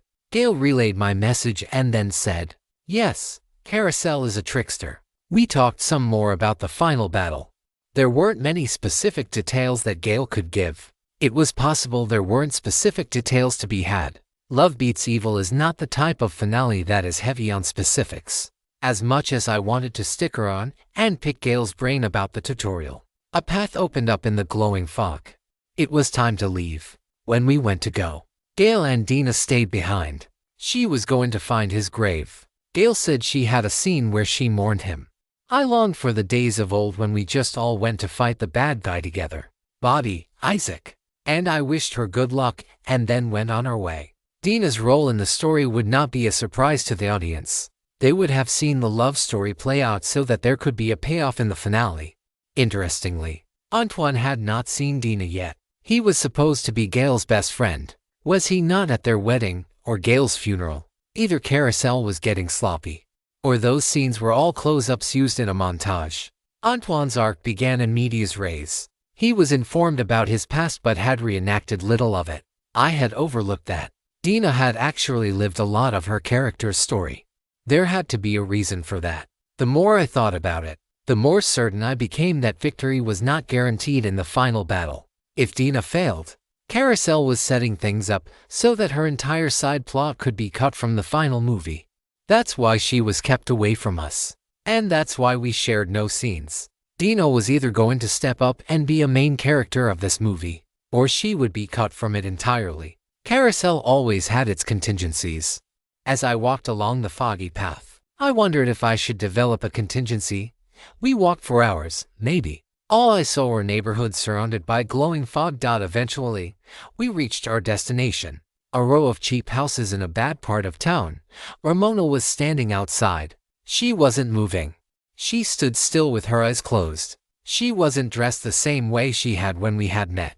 She was dressed like some kind of wannabe rocker from the early 90s, which, technically, she was. She didn't move when we arrived. It wasn't until she heard a voice behind her that she budged at all. "Ramona." A young girl called to her from behind. "What are you doing, Ramona?" "Just standing there." Her eyes opened. She took a deep breath and looked around. When she looked at the girl, she was shocked beyond belief. Then she started to cry. "Phoebe," she said softly. Ramona jumped toward the young girl and wrapped her in a hug. Phoebe Mercer. Ramona hadn't seen her in an incalculable amount of time. Phoebe Mercer. Plot armor 3. An NPC. An ordinary one at that. Save for whatever meta-knowledge she was permitted to keep. My best guess from Ramona's stories was that she knew a lot, but I couldn't begin to understand how that would work with a young teenager. How long did she know about her situation? I expected Ramona to ask her sister about the storyline or the centennial. She didn't. "Sorry," she said. "I'm just so happy to see you. Let's go inside." Phoebe played along. Isaac and I went to follow. When we did, I saw Bobby running away. He gave no explanation, but a path did open up for him. So Carousel must have been okay with whatever he was doing. Inside the Mercer apartment, things were cramped. Isaac and I barely had a place to stand. There were magazines, music equipment, textbooks, and an old television. The furniture looked like it had been through several sets of owners. It was small, but it had the touches of home. Ramona looked absolutely thrilled to see it. They talked about mundane things for a while. Ramona asked Phoebe about school and boys. Phoebe answered with an embarrassed giggle. Ramona asked her what she wanted to eat. It was macaroni and cheese. If you encounter this tale on Amazon, note that it's taken without the author's consent. Report it. Ramona delighted in preparing a box of neon orange noodles on their tiny stovetop. Phoebe helped. "Do we just leave her here?" Isaac asked. "I mean, what else do we need to do? Why are we even being shown this?" "It has nothing to do with the storyline. This is all make-believe," I said. "Ramona is playing like nothing ever happened. Phoebe is going along with it. Something must be about to happen, or else Carousel wouldn't have brought us here." "What do you mean?" Isaac asked.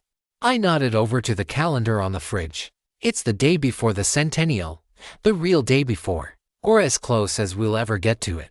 Ramona ends up at the centennial one way or another. That means sister bonding has to end, eventually. Phoebe has to confirm for her that she is an NPC." Isaac and I watched them. They continued chatting and cooking and eating. Everything was normal, or at least they made it appear that way. I still think it's weird that we are being forced to watch it. There is an actual plot brewing out there that this is distracting us from. I shrugged.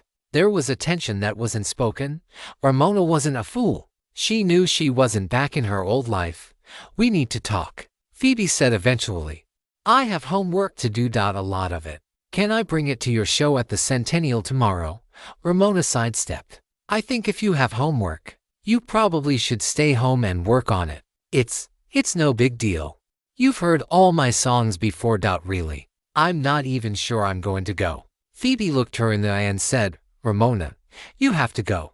It's a big opportunity. You can't miss it. You've been working your whole life for this." Ramona froze. "Why I double quotes Phoebe," she said. "Please no." Phoebe hugged her. "Talk to me," Ramona said. Then the dam burst. "Just say something. Don't tell me you are really a part of this. Please." Phoebe didn't know what to say. I could almost see the words caught in her throat. I thought maybe she was restricted. NPCs, even ones with meta knowledge, were restricted, surely. She had been unable to reveal the truth to her sister for all the years they had lived before the Centennial. If the script had limited her before, it didn't now. Phoebe began to speak. She was crying and emotional. So she rushed the words out like she had been holding them in for a long time. "I was 38. A man attacked me in an elevator. I accidentally conjured our family's spirit. It killed the man. The blow was so powerful that the elevator's brakes gave in, and I tumbled 18 floors. I died. Years earlier. Mom died because the ghost accidentally caused a multi-car pileup after some college kid with road rage flipped her off." "What are you saying?" Ramona asked. "I remember life before coming to Carousel. Not a lot of it. Just enough. MERCRS sometimes do. Maybe it's better if we know. The killer spirit we carry around probably has something to do with it. I remember when Mom died and earlier than that when Dad left. He kept waking up with unexplained bruises. Who could blame him for leaving? It was just me then. Me and Mom. You weren't there." "Not exactly. I remember you being my sister when we got here. You practically raised me after Mom died the second time around. Somehow, the two memories, they get all mixed together and I can't tell which is real." At that point, Phoebe was crying harder. Ramona was crying. She looked dreadfully confused. But at the same time, she didn't interrupt. "Ramona, you were supposed to die 3 days after being born. That's how it happened the first time. Mom's grave was right beside yours. I remember seeing it every time I visited her to pay respects.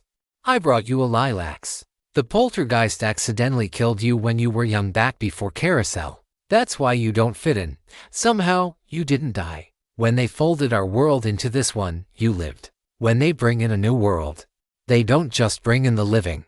They bring in everyone from that storyline, Ramona.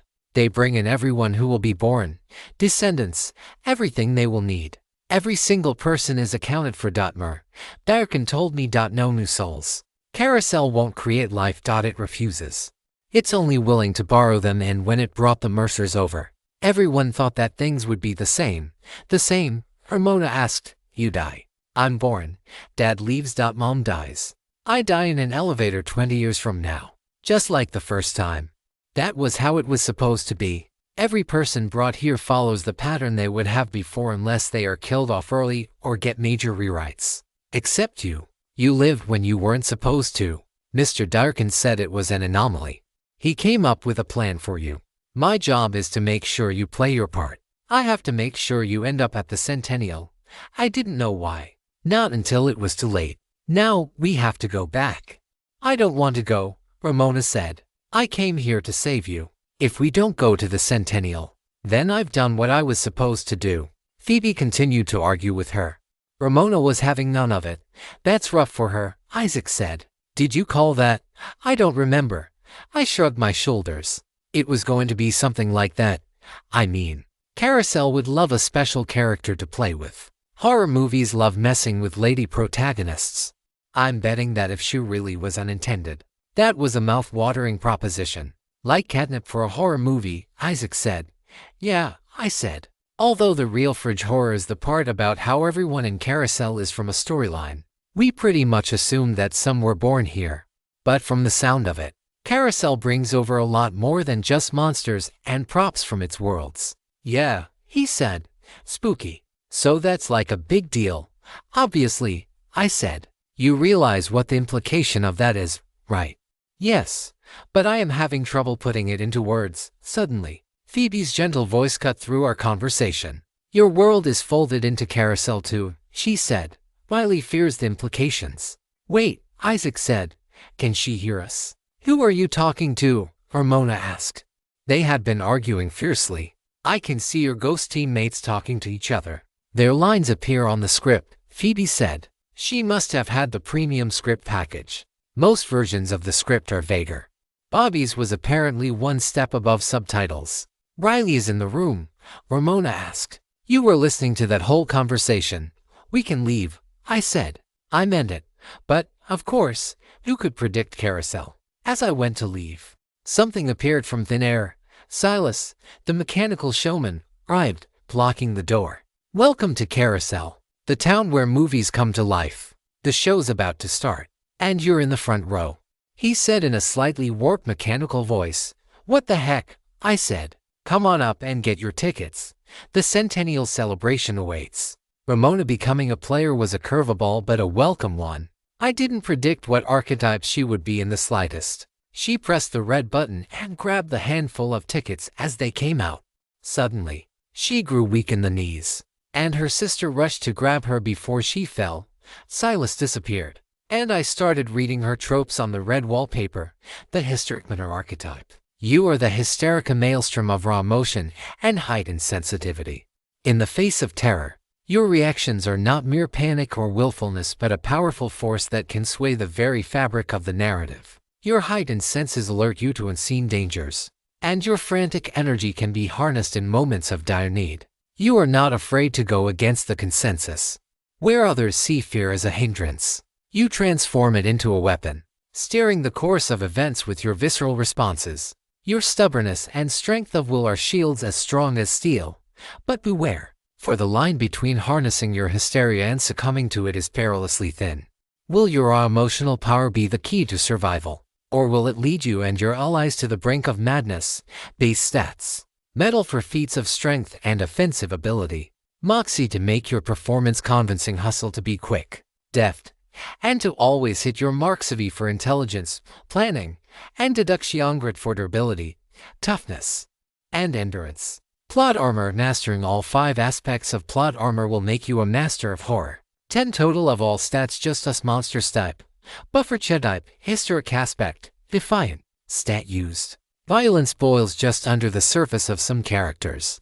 Others are better trained at keeping their darker tendencies and the trauma that caused them hidden from view. But if no one that matters is looking, where's the harm in letting it out? When the user is alone with an enemy, they may drop their civil facade and reveal a normally hidden violent or malevolent nature. Buffs metal and grit. Could you imagine if the other mothers in the PT saw you now? Afraid for others type. Buffer type. Hysteric aspect. Craven stat used. Fear can be a chain around one's ankle or a sword in one's hand. It just depends on what you are afraid of and who you are afraid for. With this trope equipped, a previously fearful or anxious character may channel their fear for an ally into the will to act. Allows the user to use their moxie as metal in the pursuit of protecting a loved one until the character's loved one is safe or dead. Requires a strong bond between the characters. Sure, you're still afraid, but the enemy should be to doubt pride before the fall type. Ruler type. Hysteric aspect. Defiant stat used. Sometimes, to be brave is not but a simple lack of humility. When the user triggers an omen intentionally out of coxerness or stubbornness, and this attitude carries forth into their character portrayal, they will guarantee themselves to be the target for second blood. How was I supposed to know what would happen? We told you, before you get a skill type. Ruler type. Hysteric aspect. Defiant stat used.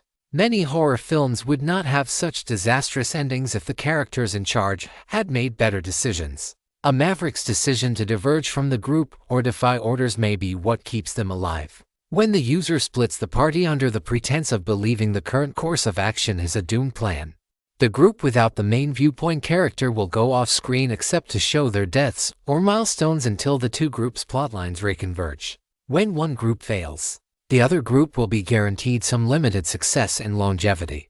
Players can survive being in the failed group, though there will be consequences. One of us just made a really dumb decision. Well, that answered some questions. Before I could discuss the tropes or the archetype itself, the room went white with fog.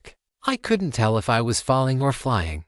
But before I knew it, Isaac and I were alone outside in the grass, surrounded by an impenetrable wall of bright white fog. Though we could not predict why at the time, we would be trapped in that bubble of fog for what felt like days with nothing to do but talk. Even as we walked in circles, waiting for a path to open up, I did not start to understand what was happening, or what had been happening. I didn't understand, that is, until Isaac and I really got the chance to talk. Hours passed in that circle of fog. "What the hell is going on?" Isaac screamed into the void. "Hello, Riley. I think they lost the storyline and we're just stuck forever." "Riley, I can't." "Calm down," I said. "That's ridiculous. The plot cycle still says it's the finale. Why would that not have changed? Think about it." "That's what you said yesterday," Isaac said. "Was it even yesterday?" All I could see was light and a patch of grass under my feet. It was just Isaac and me. And there was nothing to do. Unlike previous ghostly waiting parties, time did not pass quickly. Isaac's theory that we were stuck here for eternity was slowly becoming more plausible. I had to ignore that possibility. If I was going to be stuck here, I might as well make it productive. "I can see it," I said. "I really can." A hysteric is driven by emotion. They aren't just scared. That's just part of what they are. "I don't care," Isaac said. "Will you stop playing the game for 10 seconds? What the hell is wrong with you? Hysteric, not hysteric. How does that matter now? It's all part of the same scam. The details don't matter. I don't care if they give her an archetype. I don't care if she's a demon or an NPC. It's all bull. I still don't trust her. I still think this is all an exercise in misery. I still think the Paragons are bastards and Carousel is the 11th circle of hell. You sit there just trusting everything in front of you. I can't believe I followed you. We're never getting out of here." Dying and becoming a ghost had a calming effect on me. Isaac, however, had moved past that stage. "Trust has nothing to do with it," I said. "If this is all a lie, and we're just in hell, that fucking sucks. But the moment you stop believing you can do something about it, the moment you give up, you lose any chance of a happy ending. I've seen enough. If you say you saw all of this in a horror movie, I swear to God I will find a way to hurt you," Isaac said. "It's not about movies. It's not stories. It's life. Life sucks. But if you don't believe there is some way you can scrape out some semblance of happiness, you might as well be dead," Isaac said. "We are dead." He started to laugh and laugh and laugh. "Were you going to say we might as well be dead? Oh my God. This is hell and you are my personal devil. I knew when you would always tell us that playing the game was the way out, that we were just going to get stuck further in. We are trapped in quicksand and you kept telling us to wiggle a little more, like that would help us. I knew you were wrong. I knew you were just going to get me and Cassie hurt. Why didn't I stop us? Why didn't I just tell you that this was all a trap and we weren't doing anything to go along with it? Because I am a coward." He looked at me with tears in his eyes. I wasn't ready for this. Isaac didn't say anything more for a while. Where was this hostility coming from? He had been layabout for most of the tutorial, making quips about how pointless everything was, for sure. But every time he expressed his doubts, it was in the form of a lame joke. Now he suddenly wanted to make noise and gnash teeth. Whatever the case, I said, "It's still worth thinking about. You don't mind me thinking about stuff, do you?" He didn't answer at first. I expected some haughty answer, but he thought about it. "It makes me nervous," he said gently. "How does it make you nervous?" I asked. Isaac shrugged his shoulders. "I just feel like you are putting in more effort than this whole charade deserves. Makes me feel bad. Every instinct I have says that we should just refuse to go along with this whole thing. In the end, the joke is on us. Why should we go along with it?" This wasn't the first time Isaac had brought this up, though usually when he said it, he was again just joking. He believed, as we all sort of did, that this whole exercise, everything related to Carousel, was some kind of trick. When I engaged in solving the tutorial or pondering the reality of Carousel, he would go out of his way to be disinterested. Officially, when we find out this is all just some endless, pointless torture, I will tell whoever is involved that you were never fooled. You saw right through it all. Is that what you were hoping for? I asked. He started to laugh. That works.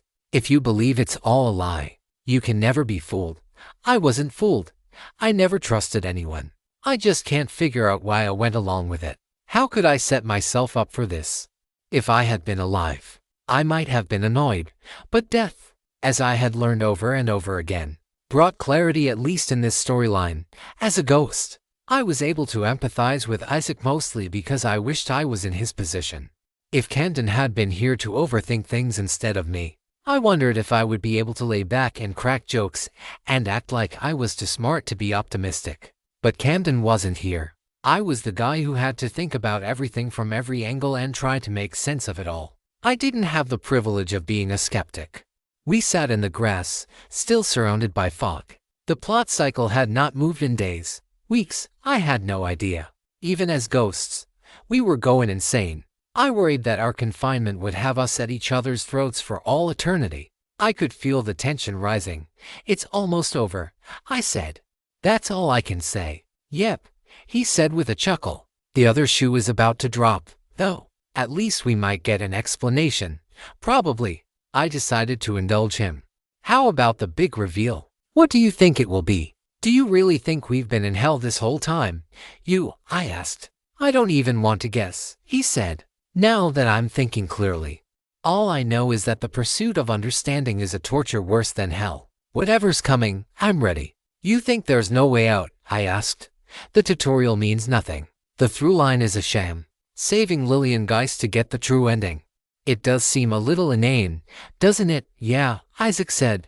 I mean, if all we had to do was save Lillian Geist at the Centennial so that the timeline was corrected, why hide it like this? Why make us jump through hoops blindfolded? Where was our guy? Our guy? I asked. You know, in movies, he said. Where was our guy who was supposed to say, this is what's happening. This is how to solve it. It'll be really hard. Good luck. Our guy. That's what the Paragons should have done. It's almost like the whole point was to make us act without knowing what we were doing. Could have used a guy like that, I said. I did always think that when the Paragons showed up, one of them would reveal what this whole thing was about. They never did. Even though he was a ghost, I could still hear the crackle in his voice. He was afraid. We all go to different places when afraid. I tried to find answers. I threw myself into the tutorial, into the through line, in hopes of getting through it and rescuing Anna and Camden. Isaac ran from answers because he couldn't imagine a world where the answers were something he wanted to hear. Still, it was weird that he waited this long to try to hash it out. Maybe Ghost Isaac was bolder. Maybe he just sensed the incoming. Or maybe it was something else. Whatever the case, I said, I'll be happy just to know what the answer is. Isaac chuckled. Then maybe that's what you will never learn. There will always be one more storyline, one more mystery. Another and another. I think you want to find a way to make the numbers add up so bad that you might never have just considered that you have the wrong numbers. We had avoided this conversation for so long. What if everything was a lie? Wasn't that Jeanette's thesis that had gotten her killed in life? We were too afraid to face the worst possibilities. As spirits, we could finally talk about them freely. So we did. The wrong numbers? You mean lies? We're being lied to. That's what you have to say, I said. The through line, Project Rewind, the tutorial. All lies. What does it matter what I have to say? Isaac asked. We die no matter what. That's what I figured. The only question is, who's going to be there laughing when we finally realize how pathetic we were for thinking we stood a chance? How many times have we used the phrase rats in a maze? Was he picking a fight? Well, if there was ever a time to have this conversation, it was then. The final battle of the storyline and tutorial itself was coming up sometime in the next millennia, and Carousel seemed to have stuck us together, leaving us without anything else to do. I took a deep breath. I was not some doe-eyed believer. I knew this whole place was some gruesome theater. Was he saying that I didn't know how foolish it was to believe everything would be okay? Don't confuse my pragmatism with optimism, I said. Somebody has to be the one to put our foot forward. The only thing I know to do is hope that I can figure this out. If the truth at the end is that the numbers don't add up, we don't lose anything for trying. Reading on Amazon or a pirate site. This novel is from Royal Road. Support the author by reading it there. What if we do? This place is a nightmare. Now that I'm dead, I finally have time to really think about this place. You know, Cassie and Kimberly and Antoine, they talk about this place like it's hell because of the gore and the misery. To me, it's hell because my one defense in life, my cynicism, is useless here. Distrusting everyone doesn't keep you safe when trusting was never an option. We know we're being tricked. We just don't know the punchline. Do you trust me? No, Isaac said. How can I trust you? How can I trust anyone? Used to be. The only people I knew were on my side were Cassie and Andrew. But Andrew's dead, and I saw Cassie die too. How do I know the Cassie that came back is actually my sister? Don't get me wrong. I ignore that question just fine. I decided to go along with you guys because when a person gets scared, they've got to cling to the comforting truths. Now I'm dead and I don't need comfort right now. So I'm back to my old philosophy. It's all a lie. I just don't know which lie. Cassie and Isaac had it worse in so many ways than the rest of us. They never had one moment of normalcy. Camp Dyer had been our shelter in the storm. The Hughes siblings didn't have that. They had nothing to anchor themselves to. They had no image of Carousel in their mind that they could hold onto and tell themselves they understood. I laid back on the ground. I'm not naive, I said. I feel like I am being led around. I get sick to my stomach just thinking about all the hours I wasted trying to figure out what secrets about the tutorial or the throughline might be the ones that we need to know the most. Only to find out most of that work was meaningless. The deeper truths feel so arbitrary that I start to wonder if I am just too stupid to figure it out. I kept looking for some fundamental thing to latch onto. Something that would inspire people to sacrifice themselves for Project Rewind. But all we learn about are the Geists or Ramona, and I just have more questions. Where's the aha moment? He sat down next to me, and we stared into the bright fog that surrounded us. The plot cycle was still frozen.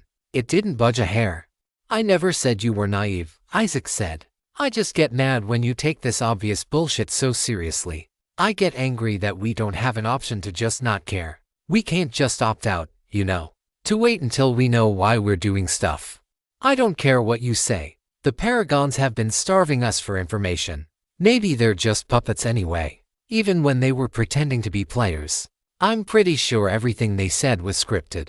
Cassie told me not to say that because it might cause a fight. But you guys are just way too trusting. I hated when he said that. I had never been a trusting person. It's all a lie, I said, lying back on the grass. Damn right, Isaac said. It's all a lie.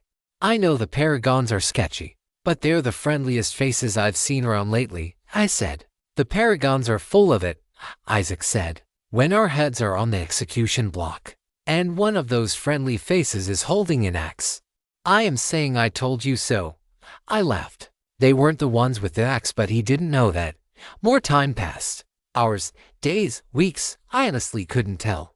Ghosts don't have internal clocks. I only felt like our stay in Club Fog lasted somewhere between a few weeks and forever. I started trying to force the Centennial to start by sheer force of will, but I was not successful. I had no power here. Deathwatch showed me nothing. Why were we stuck there in the fog? All I could think about was the final battle. Carousel had decided to stick us in timeout at the worst moment. I laid my head back and tried to sleep there on the grass. As a ghost, I didn't feel like I was sleeping, but time passed, I thought. When I looked at the plot cycle, it was still stuck in the same place. I started to think about what Isaac was saying.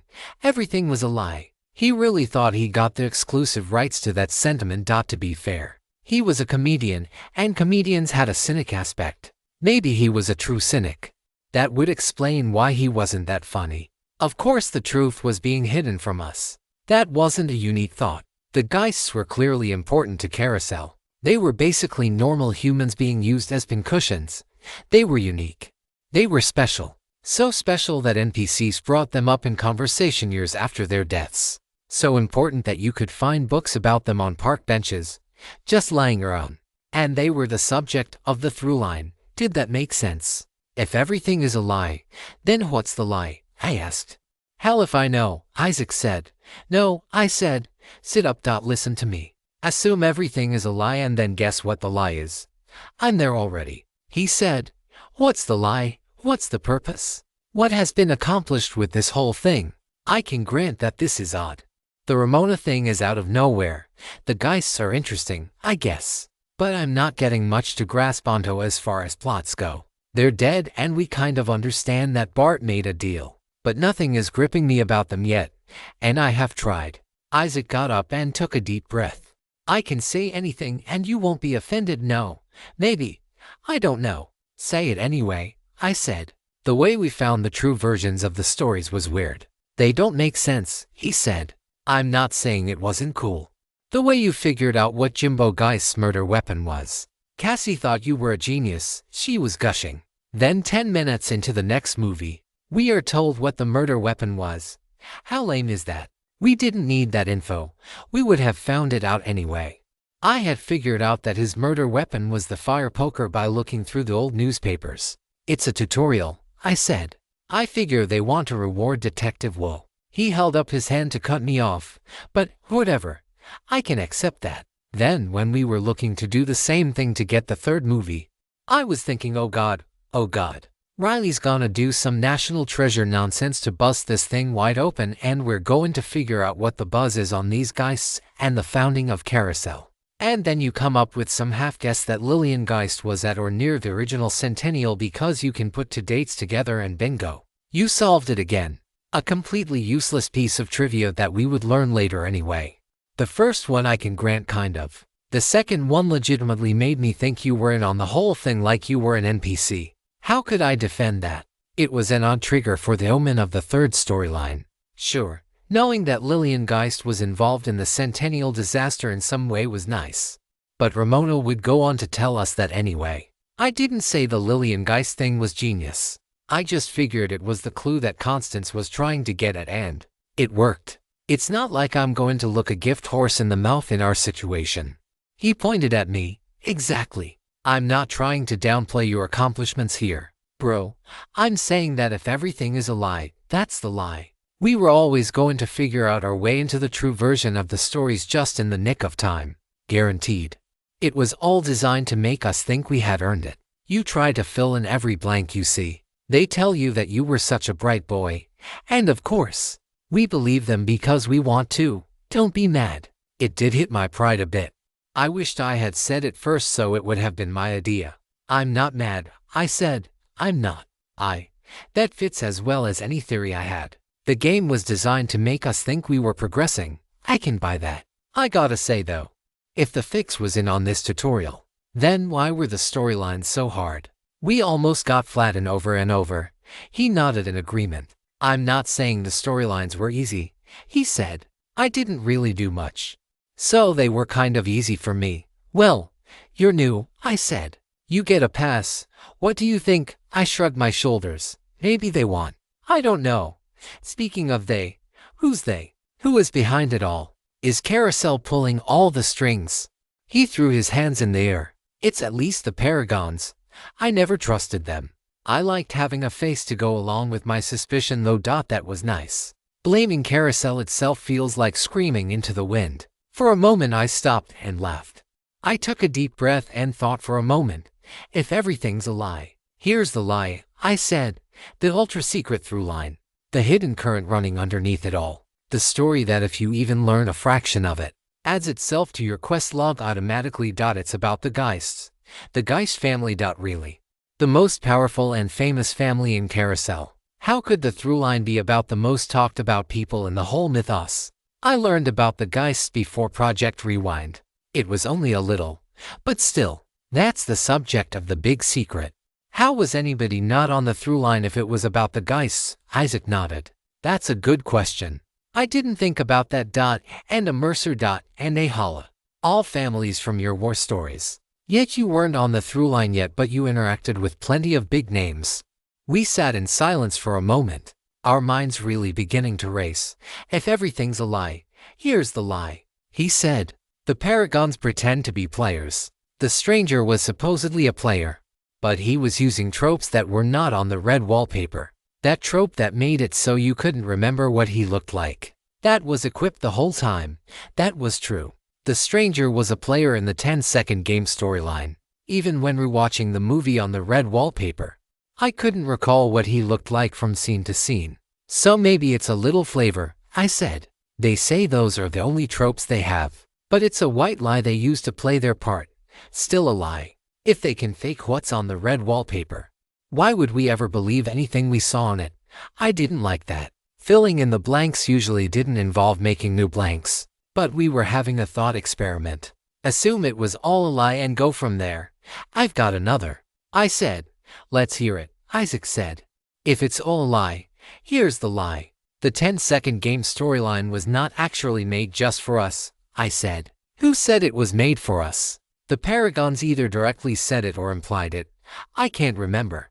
Maybe I said it, and they confirmed it. It was supposedly punishment, for cheating or something. To balance the game. So that's why it went off the rails. It wasn't a real game. Well, maybe. I meant because the ritual, the 10-second game ritual for talking to ghosts, that definitely wasn't just for us. Ramona used the same thing with the bell in the flashback. That flashback supposedly took place in a previous game from the current one before any of us got the Carousel. I kind of dismissed that because maybe Carousel built the storyline around the ritual. I don't know. Anyway, that's the lie. Oh yeah, Isaac said. It was also used by other players. I mean, the ghost man, whose name escapes me, said other players visited him.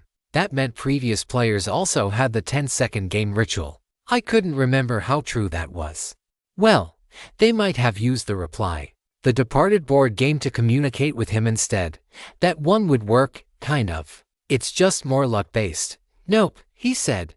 Everything is a lie. Of course. That's the lie, I said. But why lie about the reply? The departed storyline being rebooted. What does that accomplish? I looked up at the sky and thought for a moment. What was achieved by the introduction of the 10-second game storyline that wouldn't have been achieved by the original reply?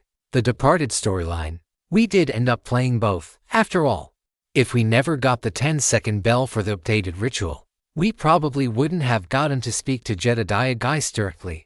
We would have missed out on the flashbacks, I said. Which one is Jedediah? Isaac asked. Jimbo. I said. Double quotes right. The ghost. So, what did we learn that was so important? Wait, Isaac said.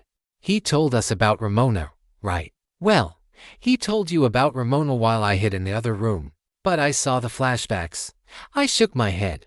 No, we were first told about Ramona by Madame Celia, the psychic. Would that be the psychic paragon? He asked with a grin. You've got me there, I said. Those paragons are behind it all. I'm serious, he said. It never sat right that they used tropes to manipulate us. They could have just asked us nicely. Why use tropes? They know we would play along. At the time, I marveled at how the tutorial forced us along with those tropes. It made sense for new players. That's what I told myself. The team leader Paragon, the one who worked for the government, she used a trope to make us do what she wanted. Yeah, and necessary. The stranger. He met us at the diner. He used a trope there too, didn't he? It was a weird one, wasn't it? Isaac asked.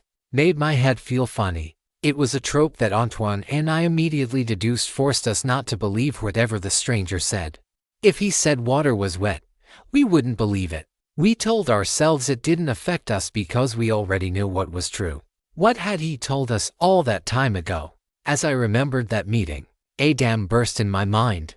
I started thinking that his trope didn't work on ghosts because as I remembered what he told us, I started to think that much of what he said was the truth, and we were forced not to believe it. How much of what he told us was actually true? If that trope worked the way I thought it did, he could tell us the flat-out truth, and we would refuse to believe it. We thought he was just doing his normal performance that every new player had to watch. Much of what he had said was nonsense, but if he layered in a few key phrases, he had told us so many things that, if we refused to believe them, we would never be able to see even an obvious trap. That was the lie. What had the stranger said to us? What truths had we been forced to be skeptical of? I remembered he said this was a trap. He said it was a trick. He said those things to our faces. He said a lot of things. Which ones were truths masquerading as inane rantings I couldn't say. We thought we weren't affected. We believed we knew what he was talking about. That Carousel was a trap, and that we had been tricked out. Suddenly, the veil lifted from my eyes. And I realized that the stranger was telling us that we were currently being trapped, that some other trap was in the works. But what? Isaac started to laugh. Does that mean that Project Rewind was bullshit? Don't say that, I screamed. I got up and paced around. No, why would it be a trap? It already had us. What was the point of Carousel tricking us again? Isaac continued to laugh. He laid back on the grass. For the fun of it, he said, "Isn't it obvious? To give you hope and watch it melt away." I couldn't believe that I wouldn't believe that. The geists didn't fit the throughline described in the atlas, and the tutorial was askew in some way I could not determine. That was the trap. I refused to believe that this thing, Project Rewind, as so many of us had put our hopes in, had been a ruse from the beginning. That didn't make sense. Carousel was harsh and evil, but rarely mean.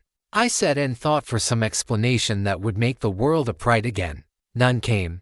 Not at first. "Hello, boys," a man said. I hadn't noticed him arrive. It was Moonlight Morrow, even as a ghost. My blood froze in my veins. He stood among us in the patch of grass surrounded by fog. He was still alive. "See," Isaac said, pointing to Moonlight. "He can talk to ghosts. But he has no trope for that on the red wallpaper. He's been deceiving us this whole time." Moonlight watched my eyes as if looking for a reaction. He had been wearing a hat, but he took it off to talk to us. When I gave no response, he spoke. "I do have tropes for communicating with ghosts. I am the departed paragon, after all. I hate to disappoint you, Isaac. I don't need a trope to speak to the dead. Trust me when I say I earned my archetype the old-fashioned way." Part of me wanted to theorize on that, but I had bigger fish to fry. "Death," I said. "It frees us from tropes that controlled us, didn't it?" Moonlight looked at me with a small smile. Was he happy with what I had said? Was he messing with me? "Not all death frees you from what bound you in life, but this one did." "Yes," Moonlight said. "You never really know yourself until you've seen the other side, I've found. Death. Were we set up to die precisely so that our existence as spirits could give us the clarity to see through the deception? So that's the game. How? I asked, seething. We discover the truth too late, just soon enough to know that something was coming, some grand humiliation. Moonlight shook his head. "You're the player. In Carousel, the player chooses the game," Moonlight said. "This scheme, using paragons to manipulate players, it was artless. Carousel would know better." I froze. "What?" I asked. "Carousel would know better. Does that mean?" "Yes," he said before I could finish my sentence. "This was not done by Carousel, but Carousel is no man's fool." Moonlight started to walk. The fog cleared a path for him. "Project Rewind, what a wonderful ploy," he said. "Powerful. So much narrative force your homeworlders created with that plan. So well executed. By the time the narrators figured it out, it had so much momentum they couldn't stop it. Truly, a thing to behold. I thought the glory days of the players of the game at Carousel were behind us. It turns out, they may just be beginning." "Project Rewind," I said. "It's real, please." I felt my throat clench as I waited for his answer. A group of players defying the heavens and other forces to give themselves a second shot at the impossible, under the noses of every narrator who might seek to stop them. It is something worth believing in. I give you my word. That was not the trap. But there was a trap. I felt a surge of emotion well up in me. I cried just at the words. I needed to hear that. I couldn't help it. I needed to believe he was telling the truth. Why lie at this late hour? Even if everything is a lie, that couldn't be the lie. I wouldn't believe it. Camden and Anna had died giving us the atlas so we could learn of Project Rewind. It couldn't be a lie. But what was the lie? Isaac was awfully quiet. He kept a smirk on his lips. He needed to doubt what Moonlight was saying. He felt more comfortable in a world where he had a fix on things. "What is going on?" I asked. Moonlight looked at me with pity. But he did not answer my question. "I'm supposed to ask you to accompany me to my death scene. You see, Roderick Gray sees that some camp counselor is putting a certain flask into the time capsule. He makes a move to steal it, thinking he will summon that curse again. But I catch him in the act, and what do you know? The flask activates itself, as has been foreshadowed. In the ensuing chaos, he kills me and stuffs me in the one place he thinks no one will look for 100 years.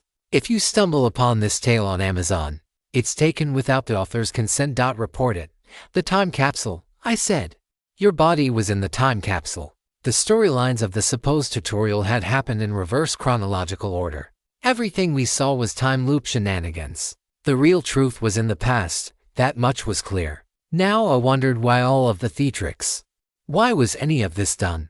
You already figured that out, did you? He will be pleased you took his little throughline so seriously. I had thought about this a whole lot. I didn't know specifics. I knew you were in there, your body. The scene we were forced to watch of Mayor Gray opening the capsule with his whole confused and terrified act. That was because he knew that in the true course of events, he was the one who buried it, right? Time was broken. The loop kept rubbing it in his face, haunting him.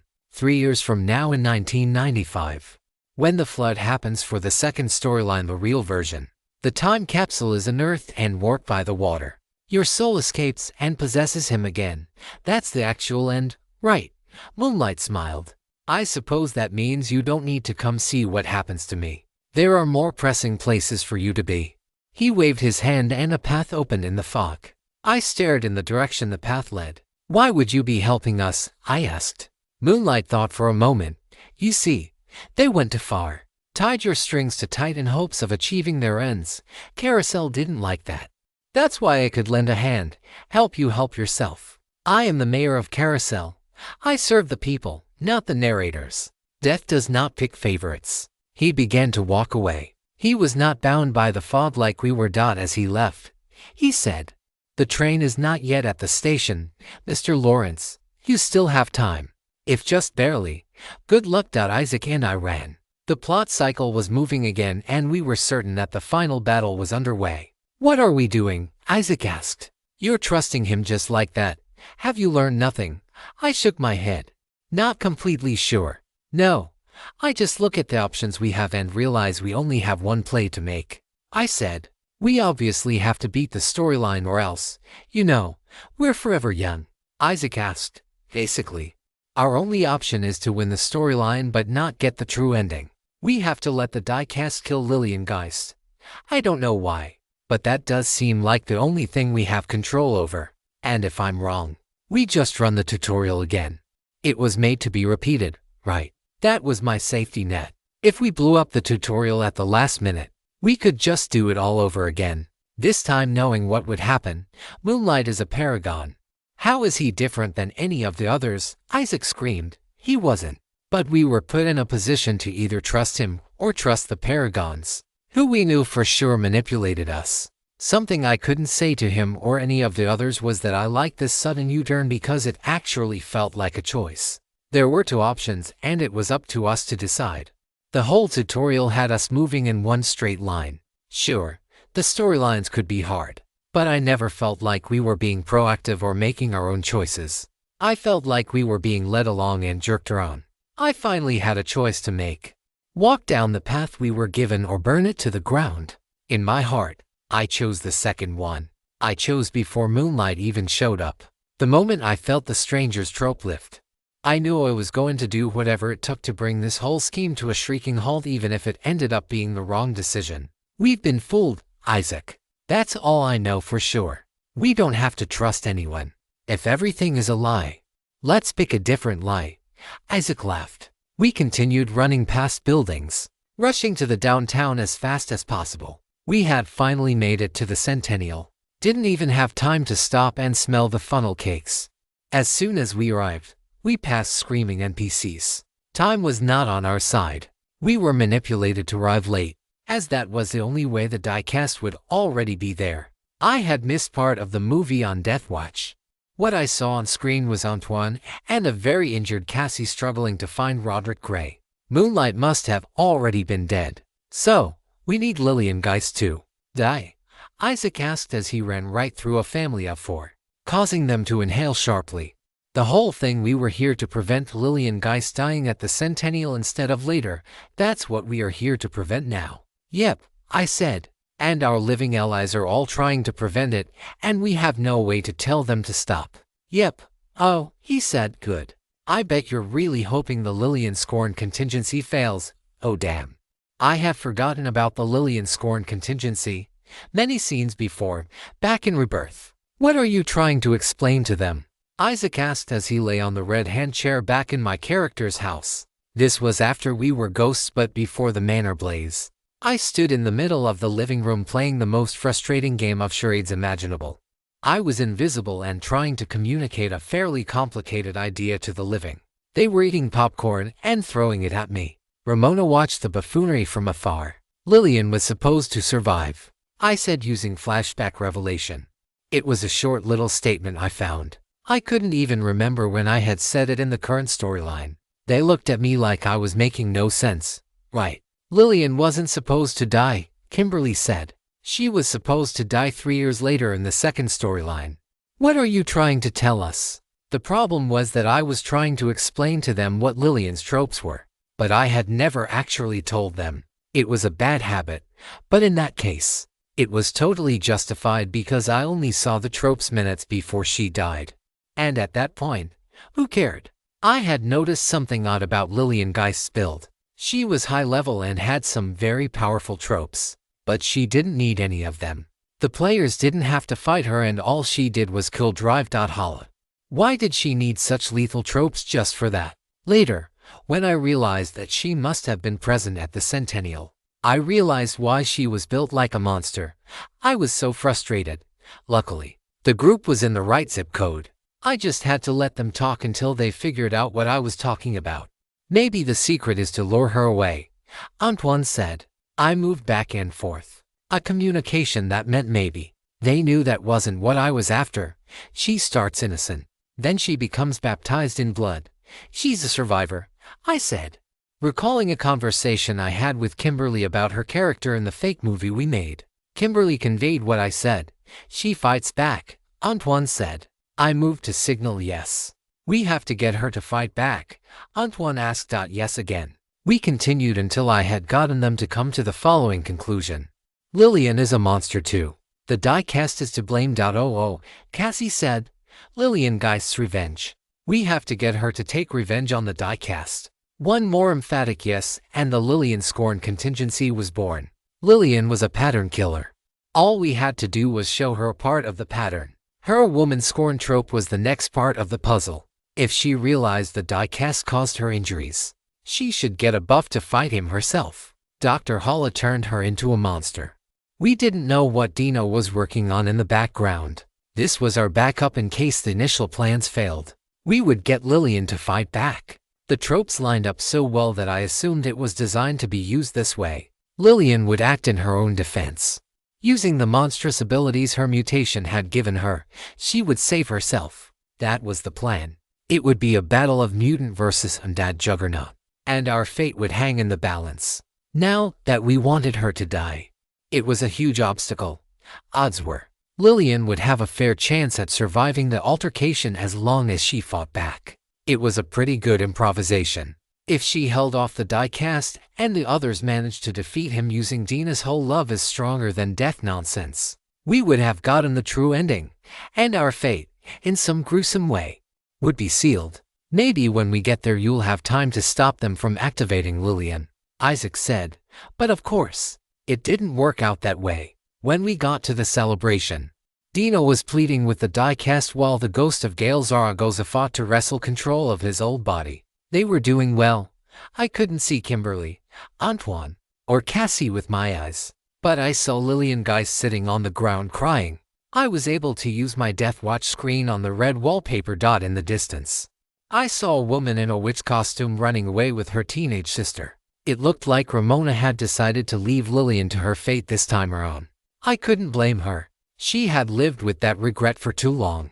Her sister would live this time. I pushed away questions about what Ramona was and how she was involved because as I ran to find Lillian, I saw Kimberly arrive at her side on screen. It didn't take long for me to find them in real life too. Kimberly knelt down, talking to Lillian and comforting her. We were too late. As I raced to undo what might have been the biggest mistake of my life or death, all I could think about was a simple question. What do you do when you are missing information?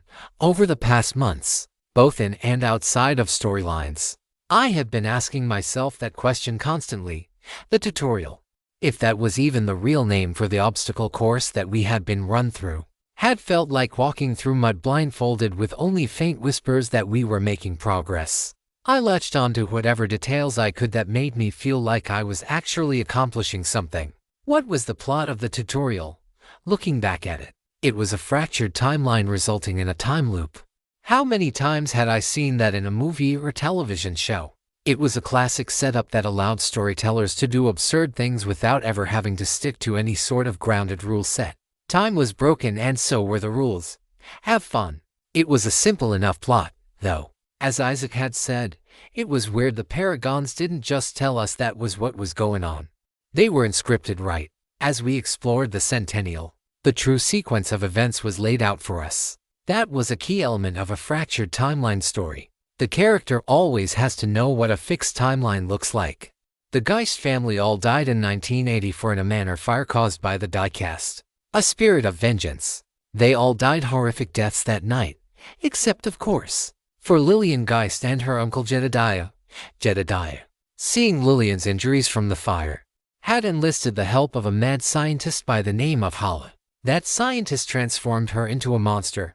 8 years later, in 1992, Lillian Geist escaped the mad scientist, returned to her uncle, and murdered him with a fire poker as a thank you for her transformation. We summoned his spirit once for a chat. She returned to the mad scientist and his sedatives. She lived that way until 1995 when she once again broke free from the mad scientist and killed him before following him into the afterlife in the jaws of a giant killer frog. I knew that to be the truth. I had seen it with my own eyes in the second storyline. I even had a hand at helping it happen. But there were conflicting reports on the death of Lillian Geist. This was another staple of broken timeline stories, a paradox. When we met Ramona, the first thing she told us about was how this woman, a woman that we know to be Lillian Geist, had been killed in 1992 at the original Centennial. We knew that was an impossibility, but I was overcome with relief because I finally knew there was a paradox. Lillian Geist had two canon deaths.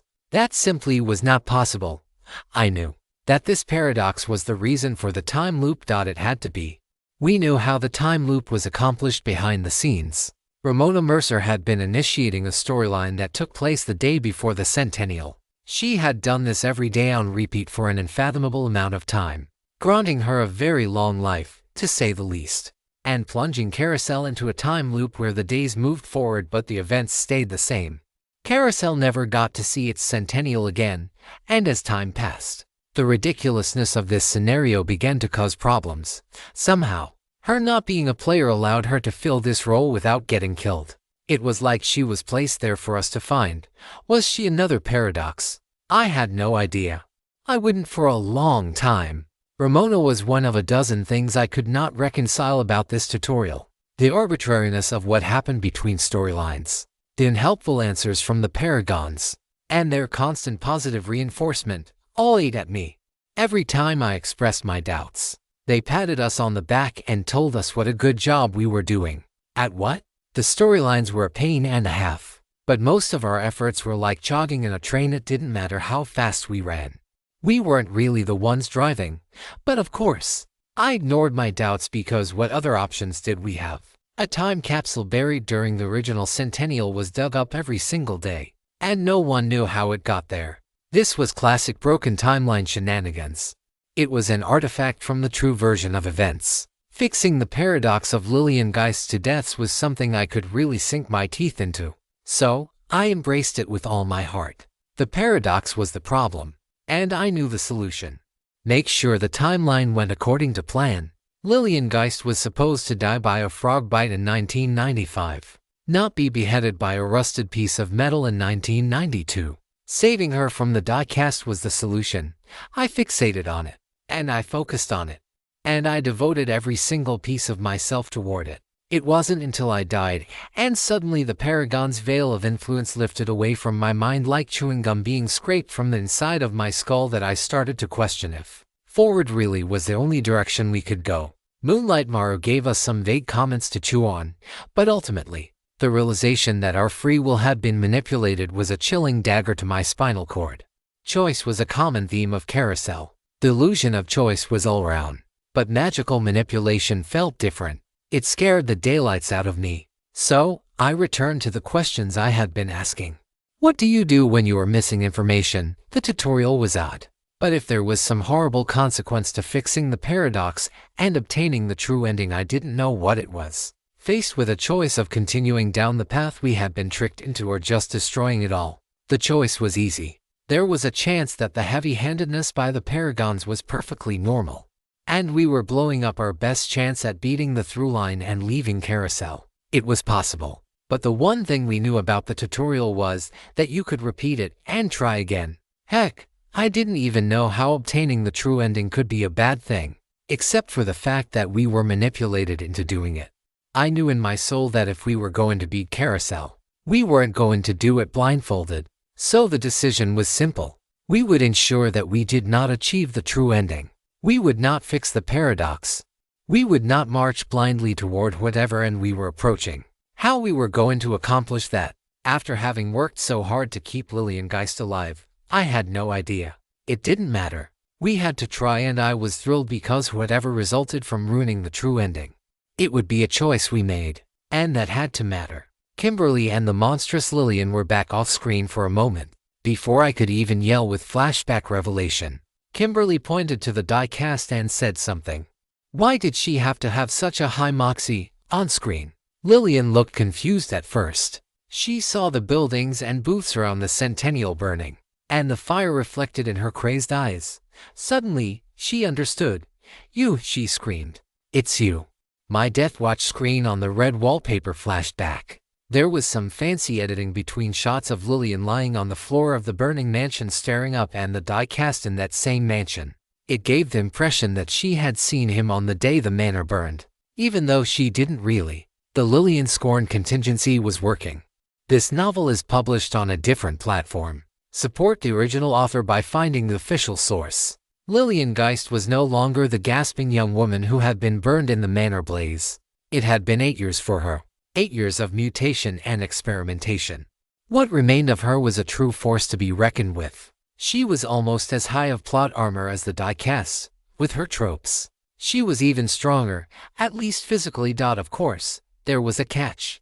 She was only strong against enemies who had harmed her in the past. Her fragile psyche prevented her from being a real threat to the average passerby. But the die cast was not a passerby. The die cast had burned her. You killed my family, she screamed. You did this to me. The wriggling worms that had been grafted onto her face writhed and rattled to punctuate her scream. She was no longer human, and she meant to prove it. She attacked. Her woman scorn trope must have activated because her plot armor jumped up 7 points. You're the reason they did this to me, she screamed as she tackled the die cast to the ground. I'm a monster because of you.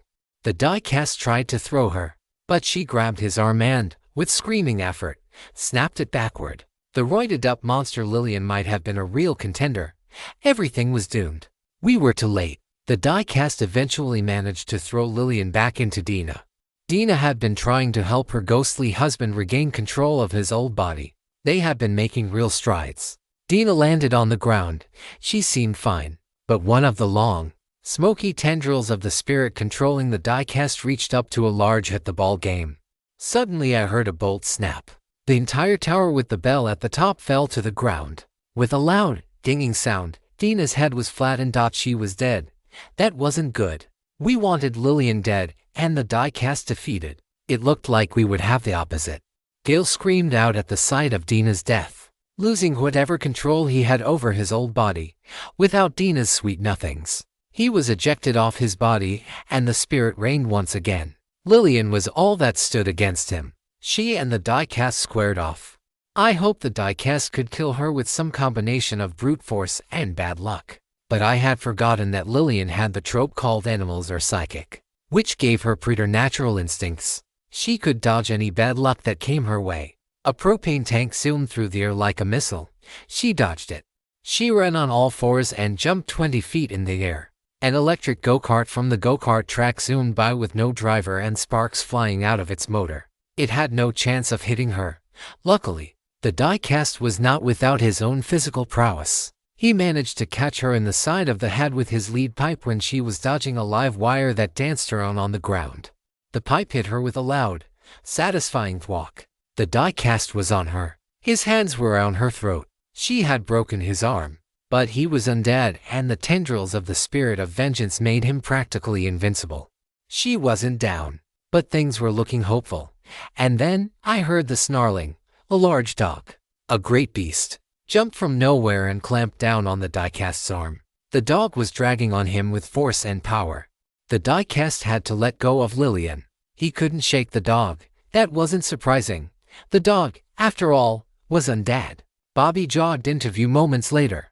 On screen, he stood next to me and said, "A few years ago, a home invader shot one of my dogs. Thought I would pay him a visit. And then it hit me. Bobby's license.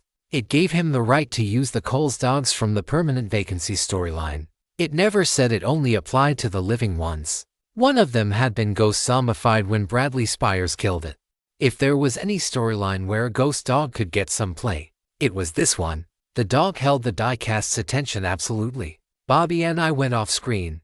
He smiled at me, obviously proud of his impressive improvisation. What a terrible moment for Bobby to save the day. For a moment, I almost scolded him for bringing in a ghost dog he hadn't set up in the story previously. But I realized quickly that our final score was irrelevant. Dina reappeared, this time as a ghost, hand in hand with Gale, her movie husband's spirit. Together, they worked to free Gale's body from the spirit that bound it. In a bit of luck, Dina was almost more useful as a ghost. She and her love interest made tear-filled goo-goo eyes and held each other as they attempted to fight off the tendrils of the diecast. Lillian clawed at the body. The dog was nearly ripping his arm off. We were winning. That was good. Lillian was going to survive. That was bad. On the red wallpaper, I saw, to my horror, Antoine and Cassie, who was having trouble breathing from some old smoke damage she had gotten somewhere. Roderick Gray was turning tail and running. They had the flask. The fresh cement being used to erect the Bartholomew Geist statue next to the now-buried time capsule was still liquid enough to pour into a flask. My teammates were about to seal the deal. We were actually doing really well. Isaac was cackling. I had to act. What could I do? I had no lines for flashback revelation to describe what needed to happen. I had one option. "Bobby," I screamed. He looked at me, startled by the fact that I wasn't smiling at our winning efforts. "Lillian has to die," I said. This was all a trick. He looked at me like I had 3 heads. "What are you talking about?" he asked. "She's supposed to live. To die in the second storyline." That was what this was all about. How was I supposed to give him the same revelation Isaac and I had? I tried my best. "Remember the stranger," I said. He nodded, still unsure of what I was wanting. He told us this was a trap, but we didn't believe him, not the right way. We thought we knew what he was talking about. He was using that weird trope. "You know the one," Bobby thought back. I saw confusion spread on his face. He must have been realizing something too. He was a ghost, after all. He fell to his knees. "Why are you? What does it mean?" he asked. "What is happening with my head?" "You're realizing you were under the effect of a trope," I said. "The true ending to the story is a trap somehow. I don't know how, but you have to believe me." He sat back, dazed, possibly thinking through all of the things that mind-altering trope had caused. How many things had we overlooked because we were forced to doubt this could all be a trap? The whole tutorial took on a new light. "Bobby," I said, "we don't have time for this." As I spoke, I heard a loud sound accompanied by a blinding light. The spirit of vengeance, the creator of the diecast, had been split from Gale Zaragoz's body. Dina and zombie Gale, possessed by Gale, were having a weird romantic moment. We had won. I saw Antoine filling the flask with wet cement to rid us of it for good. And in doing so, we were going to fail. "Bobby," I screamed, "have your dog kill Lillian before the movie ends. Do it now." Bobby shook his head. "I need time to think." "I don't understand, Bobby. You have to trust me." Isaac stepped in. "Bobby, if we are wrong, there are no consequences. We know that the tutorial can be replayed until you get the true ending. But if we are right, we have no idea what might happen to us." It was always the strongest argument in the fail-on-purpose plan. Bobby seemed to think so too. He stood and called to his dog without speaking. The ghostly hound stood at attention and looked at his master, without hesitation. It jumped at Lillian Geist's throat as it tore her flesh. I really hope we weren't wrong about this one. Lillian was so strong because of her a woman scorn trope. That applied to the diecast. But not to Bobby's dog. Her stats dropped when fighting against it. She screamed in anguish. Dina and Gail turned and yelled at Bobby. But it didn't matter. Just as the needle on the plot cycle clicked over to the end, Lillian fell dead. There was a flash of light. "What did you do, Bobby?" Dina screamed. She was alive again. We had beaten the storyline. I looked at my hands, fleshing and alive. We were out of the storyline. I was back in my hoodie. Oh, how I had missed its soft embrace. "Don't yell at him," I said. I asked him to. From the distance, Antione arrived, confused to see the dead Lillian Geist. "He failed," he said. "I thought we were doing well," he cursed. I couldn't explain it to them all at once. There was one thing I thought that might shine light on things. "Tina," I said, "do you still have that tape you stole from the carriage that picked us up?" She reached into her purse that she used her luggage tag on. "Yeah," she said. "Have you listened to it?" I asked. She shook her head.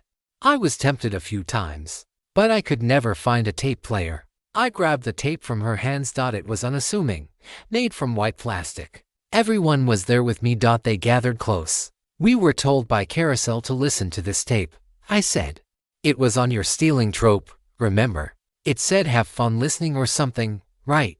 Dina nodded. "Then, we were told by Constance, the librarian, the Paragon," Isaac interrupted, "that we should not listen to it because Carousel would be angry. We would steal Carousel's thunder, yada yada.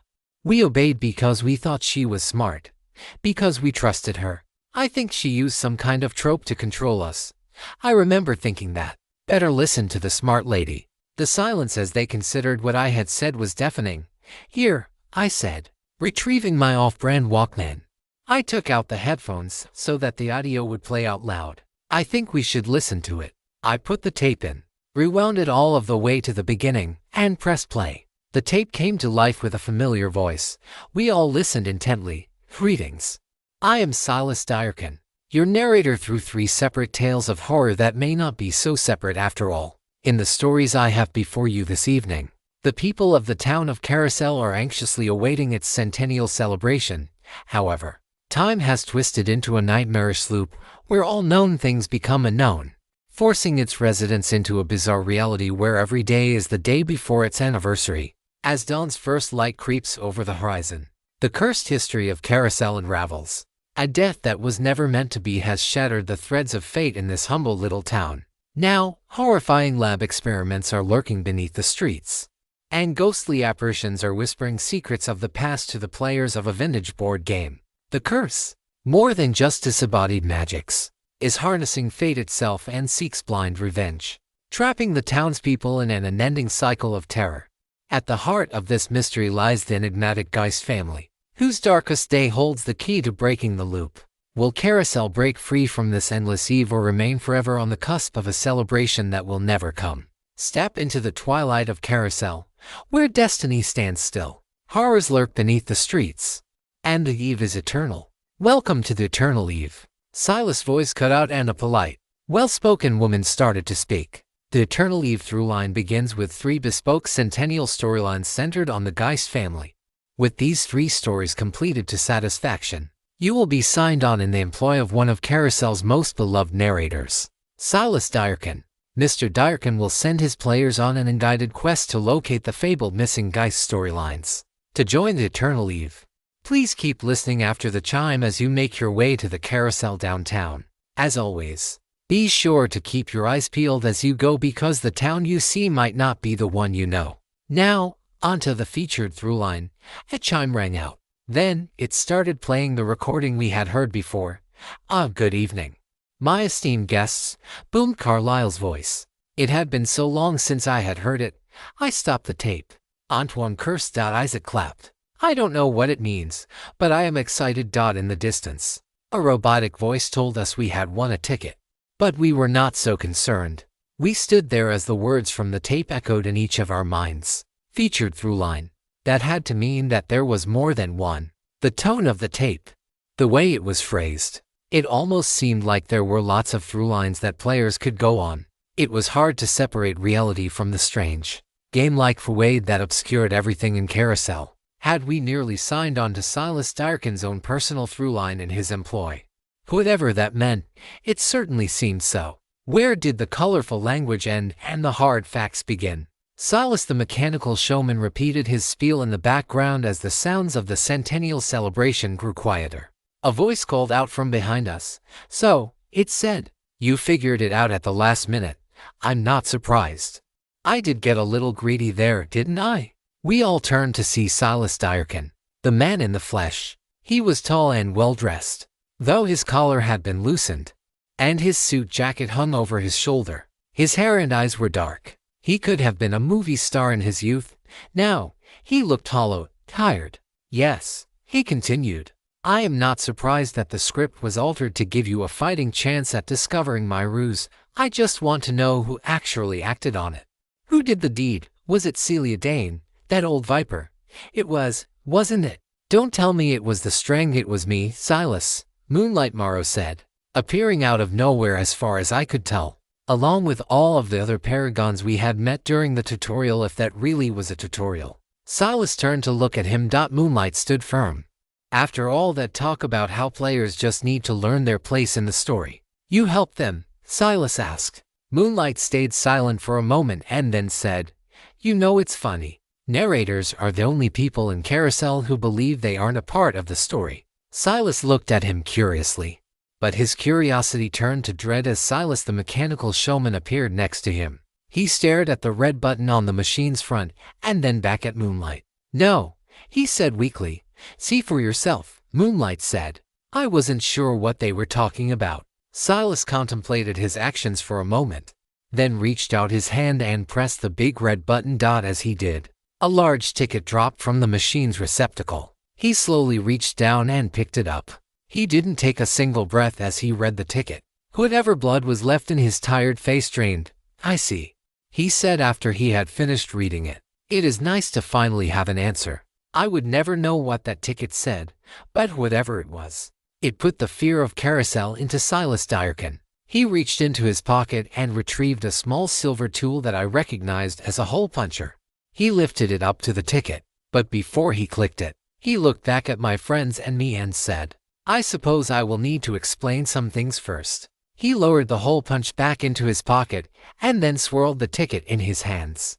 He was thinking to himself. While most of us were silent, Isaac leaned over and gestured towards Silas Dyrkin and his mechanical twin. He said with a grin, "I think I'm seeing double." Before Isaac could laugh at his own joke, Silas said, "Really? Because I don't think they captured my roguish features." His words were a jokey retort, but his tone was even as if his heart wasn't in it.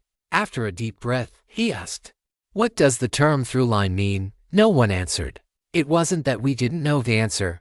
We were all a little frazzled. "You do have the term throughline back in your world, don't you? When I say throughline, do you register it as an existing term?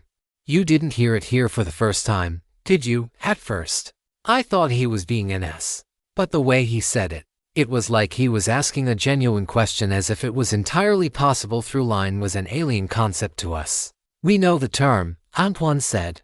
"Good. What does it mean?" Silas asked. "A connecting theme in a story," I said. It wasn't exactly a common term, but we had heard it. Silas nodded. Players always have trouble with throughliness. They treat them like they are some sort of movie series or overstory. I always wondered how much the architects of Project Rewind actually knew about what they were doing. When you brought that Atlas of yours onto my sound stage, suddenly, I realized how little they knew about anything.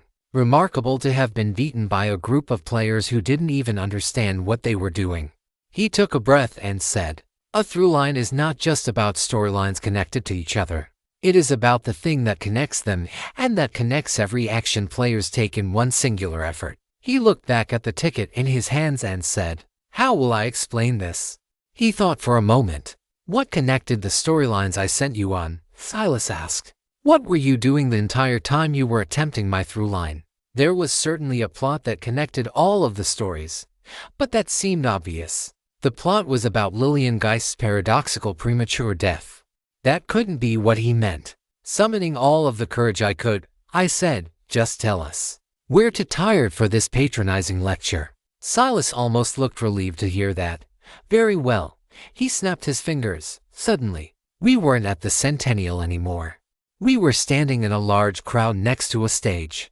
It was the first Miss Carousel pageant if the large glittery banner was to be believed. Up on stage, an 18-year-old Lillian Geist was accepting her tiara and sash. There were NPCs around us, but they didn't seem to notice us. Lillian was breathtaking. She accepted her award with a smile, but there was nothing behind it. She seemed almost wary of the crowd. Lillian Geist is always beautiful. Every single version of her, whether her name is Lillian or not, she is always known for her looks.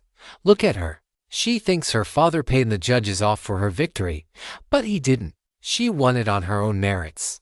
A sad thought that she never knew that. Another snap of his fingers, and we were back at the Centennial. The monstrous version of Lillian Geist's body lay before us. Lillian Geist, no matter if that is her name, will always be disfigured by the time of her death. It doesn't matter what the narrator does. It always happens. To be fair, my version ended up a touch crueler than I had hoped. But then I did leave her in the hands of a mad scientist. One more bad deed I will have to live with.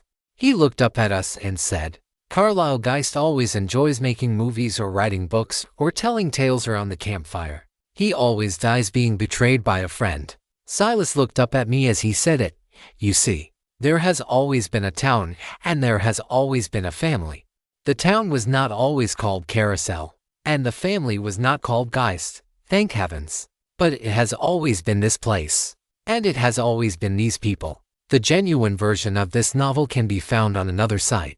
Support the author by reading it there. He took a moment to catch his breath. You see, I built this version of Carousel on this sound stage myself, built for the through line of my own design. Every step along the way, I forced you to seek the hidden history of the GISTS. To seek, but not find, because the answers about the Geists always change, but the questions stay the same. Understanding the Geists by watching them in modern Carousel is like watching shadows on the wall to learn about who cast them. He snapped his fingers, and Carousel changed. The modern town was gone, and all that remained was a road leading up to a mansion on a hill. Lighting flashed in the background. A gate had a sign that read, Geist Manor. It was not the Geist Manor I knew. He snapped his fingers again, and we were standing in a dark city like something out of a gothic science fiction novel. A large skyscraper stood before us. Pipes poured glowing green water out the side of the building, which was called the Geist Tower. He snapped his fingers again and again. We saw a giant 1990s mansion that belonged to the Geists. Men with long hair and unbuttoned shirts stood guard, and I felt the aura of magic in the air. A large swimming pool filled with scantily clad supermodels, one of whom was Lillian Geist, took up much of the front lawn. He snapped again, and we were in a swamp. A single path led through the murk and mire of a graveyard to a mansion that looked like a cousin to Disney's Haunted Mansion. He snapped again, and we were back at the Centennial, breathing hard and with eyes as wide as our skulls would let them be. The Geists have always been the same. They have always been boring. They do not matter to me, Silas said. But a Geist has been around to see every single event that ever took place in Carousel. In every version of Carousel, the Geist family has been there none the wiser. That is what I need them for. They have seen everything. Their stories go back eons in this place. You could almost say that they are a kind of a time capsule. He grinned at that statement. If you want me to tell you what a through line is, boy, here is what it is. A through line is a piece of magic so old and so powerful that it can bend reality and Carousel itself. A through line is a theme pursued doggedly by players. For instance, if a player sought but did not find the secret history of the Geists, they would eventually be put on a through line where the secret history of the Geists begins showing up one storyline at a time. First, you exhaust the modern Geist stories. Then, Carousel is forced to tell older stories, the ones from the far past and past versions of Carousel. If I had gotten you to do that one final act, restoring the Geist timeline, that was all it would have taken. You and your friends would be on my through line following the Geists into the past to where the real answers lay. To where my answers are. But now that will not come to pass. Silas took the silver hole punch from his pocket and lifted it to the corner of his new ticket. Just before he punched a hole, he hesitated. No, he said. I think you are still confused. Let me help. He put the hole punch back in his pocket. What did punching a hole do that he was so hesitant about? Silas walked forward a step. Yes, I tried to deceive you. I failed. It's a shame. If I had succeeded, we would all be in better positions. My breathing became stiff with anxiety. What did he mean by that? Explain, Antoine said, finally. Silas smiled.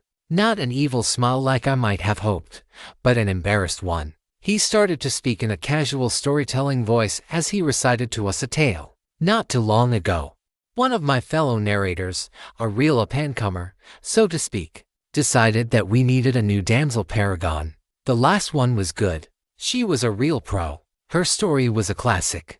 2. A man hijacks a horse-drawn carriage. He carries with him a large steamer trunk with something in it. Something she sees him giving food to. Classic horror, truly. A classic. Carousel 1950 rolls around, and the horse-drawn carriage sticks out like a sore thumb. Well, since I still have you on my sound stage, I might as well show you. He snapped his fingers, and we found ourselves in an older version of Carousel. Classic cars drove by, and well-dressed NPCs walked about. It did look like the 1950s, as far as I could tell. As we watched, a stagecoach pulled by large horses ran a red light and pulled across an intersection while a woman inside screamed. He snapped his fingers again, and we were back. Somebody had to find a new damsel that would fit with modern times, something flexible. Well, they search and they search, and they find a young woman held hostage in a little bed and breakfast in some mundane convergent verse in the middle of nowhere. But she is perfect. She was willing to do anything to survive anything. Plus, her storyline worked for Carousel 1950 as well as it did Carousel 2025. Flexible. You understand. More importantly, her world had no monsters or magic, but it had a superb horror culture. I suppose a society whose superstitions go unquenched for a few millennia would be liable to fantasize about ghosts and goblins. Anyway, my colleague thought this world was ripe for harvest, and it was. But we were not the only ones who thought so. You see, just as we made preparations to invite some new players from your world, something happened. All of our players disappeared. In fact, every narrator's players were gone. There were no players in all of Carousel. We could not imagine what had transpired. In a place where everything has happened before, this was new. He stepped closer. I felt my heartbeat quicken. Not only were there no players, but this world we were assimilating was still connected to our world by a physical road. No less. We were unable to bring anyone in from anywhere else. We eventually figured out what had happened. Carousel had done it. You see, as players started to pour in from your world, Carousel had started bringing them onto its own through line. He paused as if we should find that patently hilarious. Carousel fancied itself a narrator. It didn't just want players. It wanted all of the players to come under its fold for the new game. All of them. Sure, I managed to sneak away a few, but barely enough for a team. Not enough to be self-sustaining. Other narrators fared no better. You see, we needed players. In Carousel, to obtain power, you must surrender your agency in some way. We can't run storylines ourselves. Narrators are simple. We have understandable motivations. Some wish to retrieve ancient magics forgotten in their world but not here. Others seek fortunes. Still, others want love or adventure or any number of ordinary things. We build through lines to attain our desires. I want to travel into the past using the geists. But what, I might ask, could Carousel need players for? His speech felt prepared. He had been waiting to tell us this part. Carousel designing a through line. He said it like it was absurd. I was so new to this that it didn't sound any weirder than anything else. He walked back to Silas, the mechanical showman, and pressed the red button. A ticket spat out, a richly colored ticket on thick stock with golden letters. He looked at it, rolled his eyes, and said, Carousel added some flavor. But here you go. He handed it to me. Narrator tips, Throughliness welcome. New narrator. As a narrator in Carousel, your role is to craft compelling and immersive experiences for your players while exploring the unfathomable cosmic nexus that is the town of Carousel. One of the most powerful tools at your disposal is the concept of a through line. A series of stories and actions connected by a goal, theme, motif, or set of common elements. To create a through line, choose a central theme that aligns with your ultimate goal. such as finding fortune, power, or love. Collect multiple storylines from around Carousel that revolve around this theme, each contributing unique challenges and rewards for the players. Design a custom version of Carousel proper, filled with characters, locations, and events that are thematically linked around your ultimate goal. As you guide players through these interconnected stories, Carousel will gradually reveal additional rare storylines that share the same theme. This builds narrative momentum, leading players toward a significant goal related to the theme, such as obtaining a powerful artifact or revealing forbidden magic from the abyss of Carousel just for you. By mastering the art of through lines, you can manipulate the player's journey, ensuring they advance your objectives without regard to their well-being. Leverage the power of storytelling to subtly direct their actions and watch as your through-lines bring Carousel to life in ways that serve your ultimate ambitions. The town of Carousel, everything is here. I couldn't breathe as I read it. What? I asked. It didn't make me sound intelligent. I didn't care. It's exactly what it looks like, he said. Most players would never learn about this. The chipper tone was a nice touch. Carousel really has developed its own brand, hasn't it? I almost liked it better when everything dripped in blood. There was a certain honesty to that. When I finished the ticket, I passed it back to Antoine. He read it quickly, but I think he read it again when he was done. So you could imagine how funny it was for Carousel to build its own through line. What exactly could Carousel want that it didn't already have? Those narrators that could leave. Left. Those of us who intend to obtain what we have worked so hard for stayed. We couldn't do much, not against players. We could trick them, deceive them, railroad them, cause internal strife. So we did. It didn't even take long before we had your homeworlders so turned around they could never succeed. We sat back and saw the fruits of our labors, or so we thought. Project Rewind, I said instinctively. So named from what a person does with a videotape. Yes, Project Rewind. Made fools of us all. The players were at each other's throats, throwing around mobile omens like grenades, leading each other into monsters' lairs, giving each other false prophecies. All the while, Carousel's systems were breaking down, and its through-line went offline completely. We thought we had one. Of course. That was all part of the plan. Project Rewind. You know, it was unintentionally brilliant. They thought they were tricking Carousel. What they had actually done was set up a powerful plot device. They had created their own through-line and activated it themselves. Something like that gets set up, it's going to play out. The audience demands it. By the time we figured out what had happened, it was too late. They had done it right in front of us with the help of their little insider and the very paragons we had trusted to assist us. Never can trust a paragon, he said, shooting a stern glance at Madame Celia. But you can script them when they are in your own through-line. He laughed. Sorry.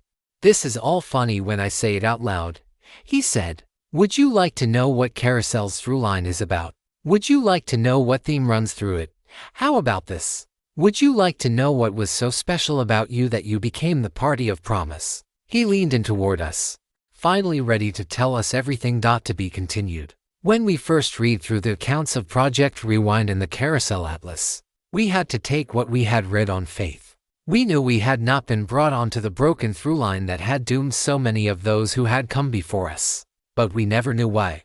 We assumed, as the architects of Project Rewind had implied, that we were not incorporated into the broken through-line because we had not learned some crucial piece of information. Now, if he could be believed, Silas Darkin promised to tell us what had necessitated the deaths of all of the other players and what had spared us. Carousel's through-line is about escaping Carousel, he said. He let his words hang in the air for a moment. Escaping Carousel. You and I are left to wonder what aims Carousel actually has for its through-line and what twisted gauntlet it prepared. But I hope at least one of you has the capacity to understand just how nefarious Carousel's through-line is. It wants to play cat and mouse. It wants players to run while it takes aim. Think about what that implies, he said, calming his tone. Carousel can't come down to players in person and reason with them. No. Carousel needed another way to bring them onto its through-line.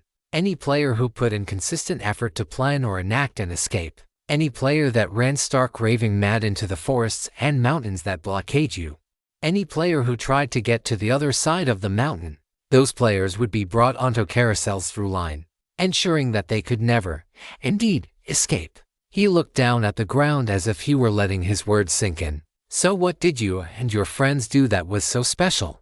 You were the only players in the history of Carousel who never really tried to leave. Everyone else did eventually. That's why it took over a decade for Project Rewind to succeed after its framers sacrificed themselves. You had to follow their commands without trying to escape, Antoine interjected.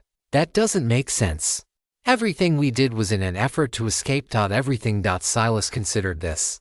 I'm sure most players who step foot in Carousel want to go home, Antoine. That isn't enough to be brought onto Carousel's through line. If I recall, you were never trying to escape. No, that was not exactly your quest, was it? Quest. The word quest had only come up in one context, one by one.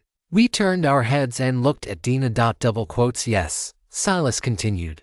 Invitees really are worth their weight in gold. Players that actually want to be here. The way I figure it, you all must have agreed to join her quest at some point. What was it she was after? Fame, riches? No, her goal was to revive her child. He turned to look at Dina.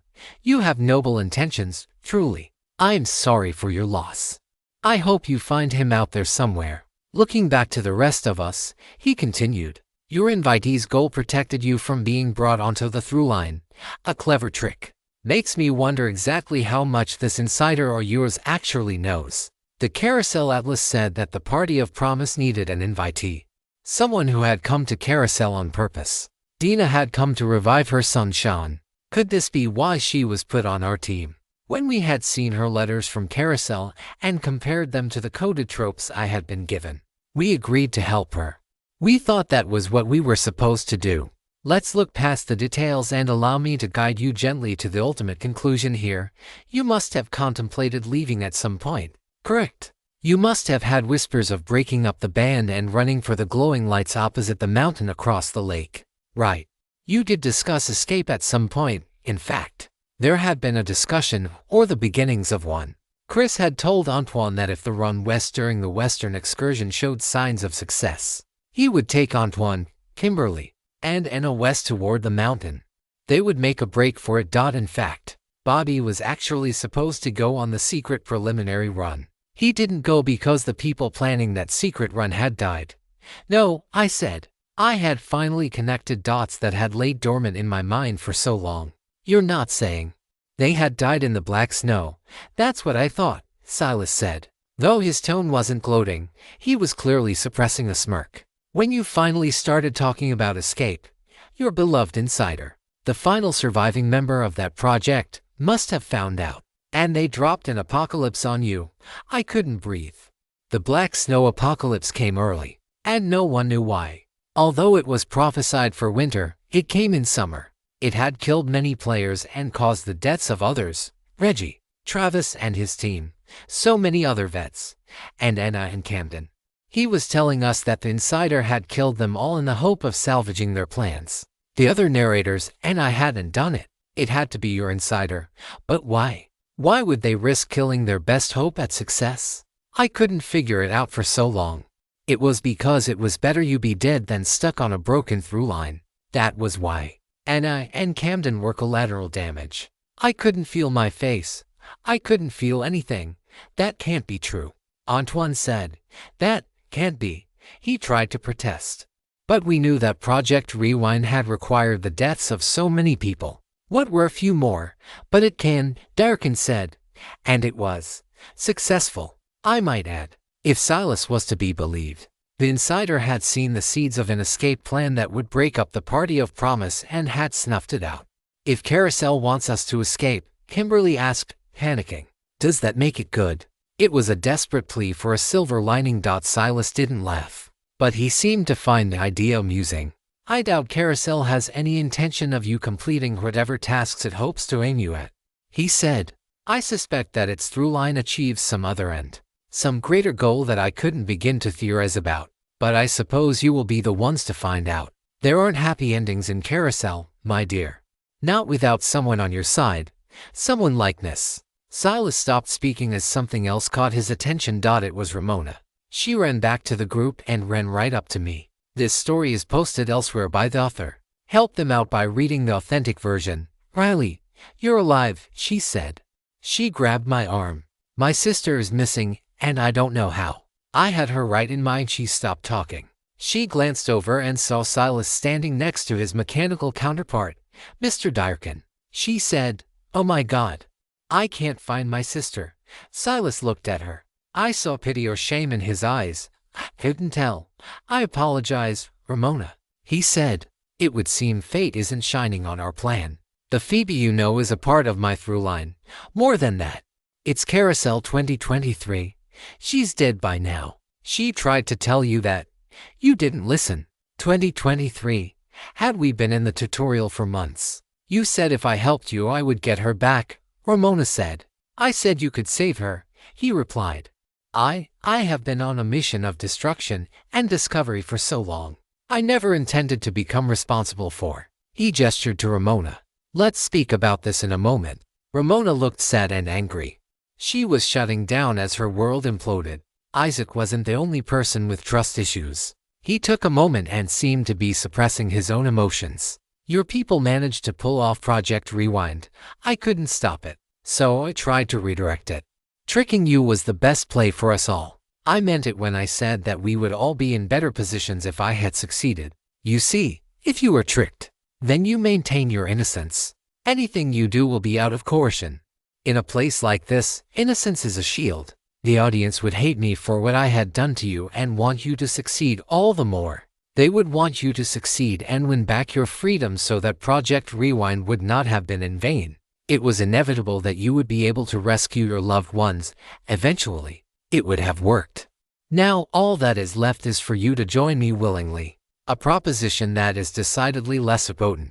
Whatever look our group collectively gave him made him laugh. "Yes, you see why I went with trickery first," he said. Antoine was putting the pieces together. "If we finished the storyline with Lillian alive, that would mean we had done enough to be bound to your through line, right?" he asked. "Letting her die meant that we hadn't done enough to be bound. Help us understand the connection. Make it very clear." "Antoine," Silas said, "the fighter. You, of all people, should want to join me. After all, wasn't it Project Rewind that caused you to be placed in that forest for years? All so that your team could discover secret lore without you." I've done lots of things, but that was dark." Antoine didn't answer. He looked angry, but I felt he was putting on a brave face. Silas continued. "I needed you to keep going long enough to make the choice, you know. The choice. The stage on the plot cycle. It isn't just for storylines. It's much older than that. You had to make a concerted choice. Fixing the paradox and saving Lillian was the choice. It had to take great effort to make. It had to be related to the through line. It's that simple. Carousel's magic works like a fractal. There are patterns that repeat in the micro and macro. As above, so below. If you had made the choice, you would be bound to me. As you say. It was that simple. Omen and choice. Just like a storyline. We were that close to sticking with him until his goals were met. Assuming we survived that long. All right," he said. "Let me have it. I am sure you have plenty to say to me." "Not really," Isaac said. "Never fooled me. How could I fool you? You had your eyes closed the entire time," Silas said. "For a cynic. You were asleep behind the wheel." Isaac looked like he wanted to respond but didn't. Antoine took a tactful approach. "If you want us to trust you," he said, although we were never going to trust him. "Tell us what it is you want. You want to look into the past using the Geist family like a time machine." Silas nodded. "That's fair. I have been here far longer than you can imagine. I helped make Carousel what it is today. I am, however, not all-powerful. I don't remember why I came. I don't remember much at all of my origin. I want my memories back. I want to know what happened to me." He took a deep breath. "Why am I here? I feel rage and longing. There's something in my past I am desperate to recover. Ages ago, before the game at Carousel was even formalized. Back when the rules weren't written on tickets. I need answers. That is a powerful motive. With all I have done, I will succeed eventually. I hope you will help me get there. My throughline was built for the task at hand. I'll take the deal." Ramona said. "I'll be a player for you. You said my sister is on your throughline. Let me stay on your throughline." Silas looked at her sadly. "Ramona, you You have helped me in ways you'll never understand. Some twist of fate led to you ascending from my through line. I can never bind you. I won't. Ramona was confused. Mr. Darkin, I don't understand. You promised. I have been tempted. I'm not a saint. I've done terrible things on my rise to power. I do need players to achieve my ends. The problem is, Ramona, you are not a tool for me to use. You may be the only good thing I have done in a long time. I cannot bring myself to undo it. Ramona was confused and angry but mostly quiet, to the point of being catatonic. It was as if she had expected this. There were no happy endings for her. I tried not to overthink it. Whatever part of my soul was designed to trust was bruised and sore. I didn't know what to think of Ramona. I half expected her to be revealed as a spy, though I couldn't exactly figure out what she might have accomplished as one. I suppose the rest of you won't be taking my offer, Silas said. He paused. I thought not. Not yet. There may come a time when you regret this decision. If it does, come find me. One of those infernal boxes made in my image should help with that. He lifted his fingers to snap them once more, but he hesitated. Of course. One last thing, he said. Now that I have told you all I intend to tell, I suppose I must do this. He took the silver hole punchers from his pocket and lifted them back to the card. Carousel really loves to rub it in, as it were, he said under his breath. He punched a hole in the corner of his ticket. Suddenly, I felt something in my mind pinch as the useless through-line task list we had received was replaced with something new. It seems Carousel wanted you more prepared than your predecessors, Silas said. It would also seem it liked my Geist idea for its own ends. I stared at the new section, Through-line Progress, the Eternal Eveth Geist's Ancient Past. For when you need to go back, Carousel loves to recycle Project Rewind. A second chance at escape. Carousel Thralleneth, only way home. Scret lore. Arm yourselves with knowledge. The new sign on the red wallpaper listed the Geist secrets alongside Project Rewind and the Carousel through-line. Secret lore was also there, meaning it was technically a through-line. I heard a snap. In an instant, Silas had disappeared. In the distance, I heard the festivities begin to play.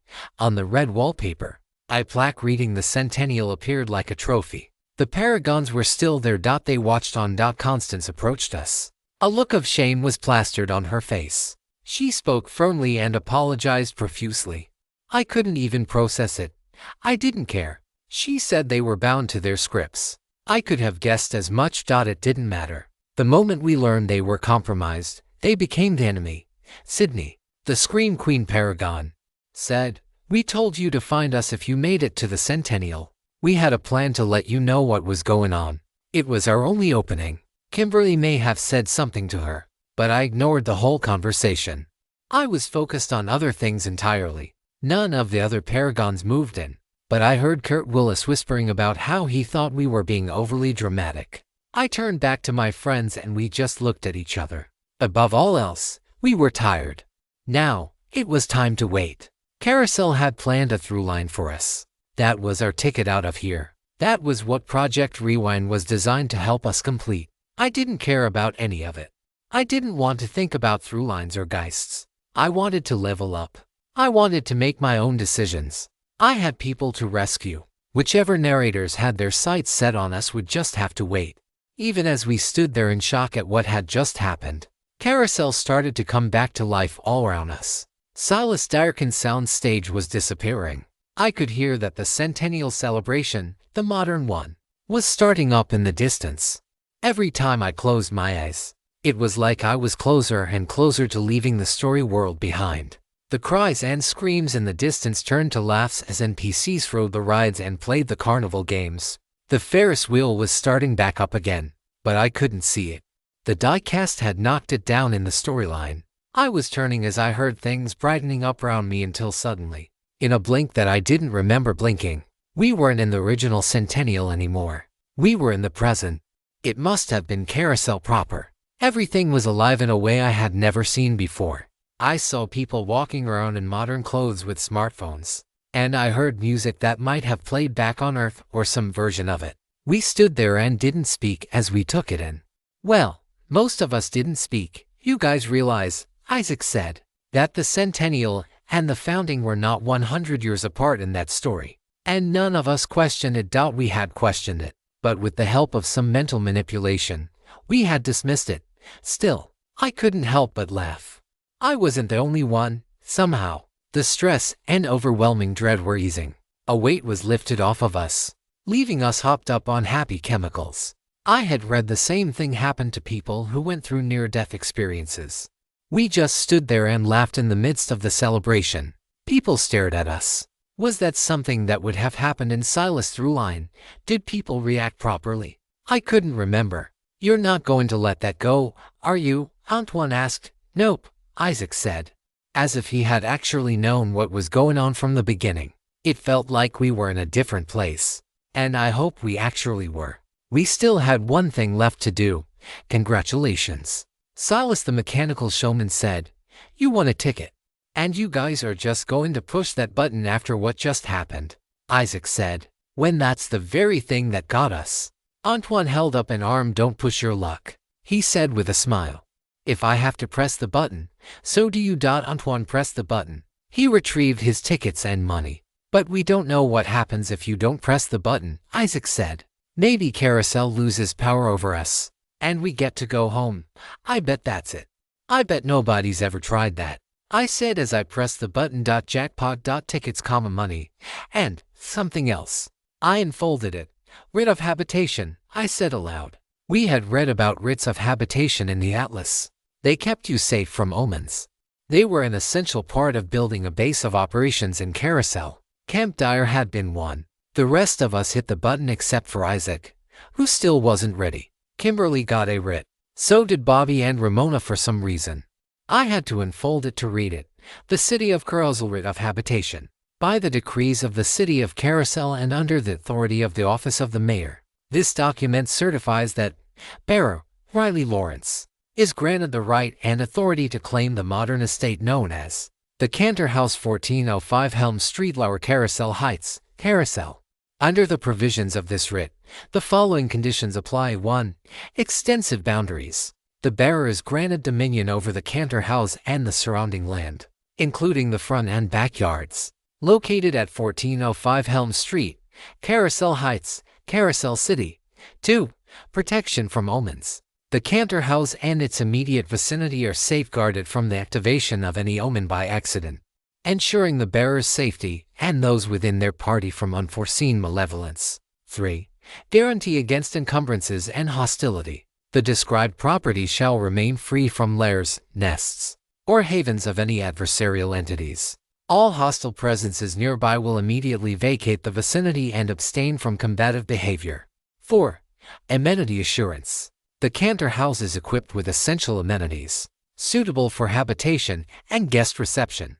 This includes drinkable water and basic sustenance, though the luxury level of these provisions may vary. 5. Duration of habitation. This writ grants the bearer habitation rights for a period of 3 months starting when the Lower Carousel Heights fall season begins and the leaves fall from the trees, ensuring short-term security and ownership. 6. Maintenance and enhancement. While the Cantor House is provided in a state ready for habitation, the bearer has the full right to further enhance, renovate, or expand the structure and surrounding areas as they see fit. 7. Act of God clause. The office of the mayor and the city of Carousel shall not be held liable for any damages or threats arising due to unforeseeable acts of nature or occurrences beyond the city's apparent control. 8. Violations. Breach of any conditions mentioned herein may result in discussions and negotiations rather than immediate revocation. The story has been stolen. If detected on Amazon, report the violation. Sealed with the emblem of the Office of the Mayor. Date of issue, April 12th. The Cantor House. That was my character's house, the Glass Abomination. This writ would let us stay there, but only for 3 months in the fall, which could be any time in Carousel. I passed it around. It wasn't a great deal. We couldn't use it yet, and even when we could, we would be limited. Bobby got a writ for the house where he was staying with his dogs. The same terms applied as when he stayed there in the storyline. 2. Stay quiet or else. Seemed to be the gist, but it was available now. Ramona got some random cabin on Lake Dyer. She didn't understand why. Neither could I. It could only be used in the summer. Kimberly. She got a good deal. Most of her terms were like mine. The relevant differences were Allcraft Lofts, 3028 Main Street downtown, Carousel extensive boundaries. The bearer is granted dominion over the Allcraft Lofts, including all bedrooms and the entire fourth floor. The bar and restaurant on the first floor, as well as the back stairwell between the two and the roof, are also covered as safe protection from omens. The Allcraft Lofts are safeguarded from the activation of any omen by accident, ensuring the bearer's safety and those within their party from unforeseen malevolence. Omens are allowed on the street and sidewalk beneath, and they may roam the main stairwell leading to the front entrance of the loft. There are lots of roaming omens who will try to gain access but will leave if denied. Amenity assurance.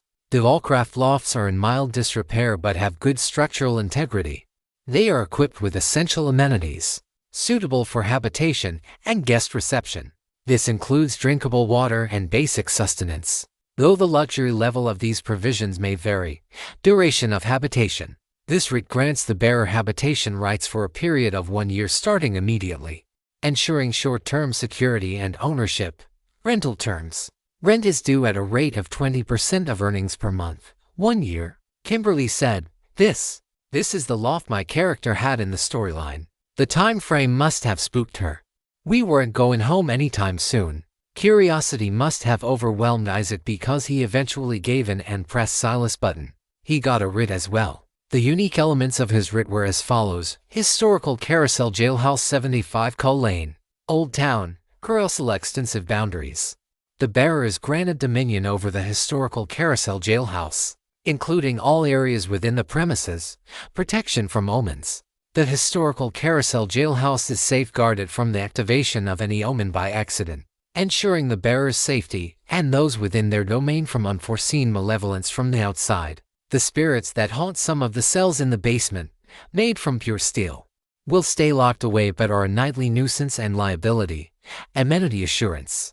The historical Carousel Jailhouse is clean but maintained in its state from over 100 years ago. Suitable for habitation under these historical conditions, essential amenities are provided, including drinkable water and basic sustenance. Though the luxury level of these provisions may vary, duration of habitation. This writ grants the bearer habitation rights for a period of 1 week at any start date, ensuring short-term security and ownership. Nope, he said as he read the writ. Actually, this might be wise. I said, that jail is very defensible. Isaac was adamant. It's my jail, and I will not allow it. I don't want to go back there. We probably weren't going to stay in the jail even if he had wanted to. This loft has to be the best place in Carousel, Kimberly said. It's worth the money. I never even used the main stairway anyway. There was some debate, but not much. It was the best deal if the presence of omens wasn't a deal breaker. It was also the best lease period and it started immediately. There really were no better options. The rent was doable. We didn't even need that much money anyway. Best of all, it was centrally located. The only problem was Bobby's dogs. He still had a writ for the house where he kept them, but that meant he would have to travel out to them often. Still, there wasn't much discussion to be had. We marched to the downtown. I was ready to sleep. Even the end of the story didn't make me feel less tired. I wanted true rest. I wouldn't find it soon. Carousel was back. There were omens to be avoided everywhere. Even with the short trip over to the part of the downtown area with the bars and restaurants where the loft was located, there were no fewer than a dozen omens starting to make an appearance. But this was never going to be easy. Omens I could deal with. I let everyone back as they counted their money and read their tropes. There it is, Kimberly said, pointing at a building that had a restaurant called Grain Matter because their shtick was grass-fed beef and farm-to-table. It might have also been about the grains in beer. I couldn't be sure.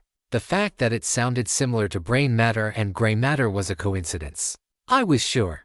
It was a tall building despite only having 4 floors. That was because each floor was tall on its own. They were lofts, after all. Strange lofts with apartments attached, but still lofts. Lead the way, I said.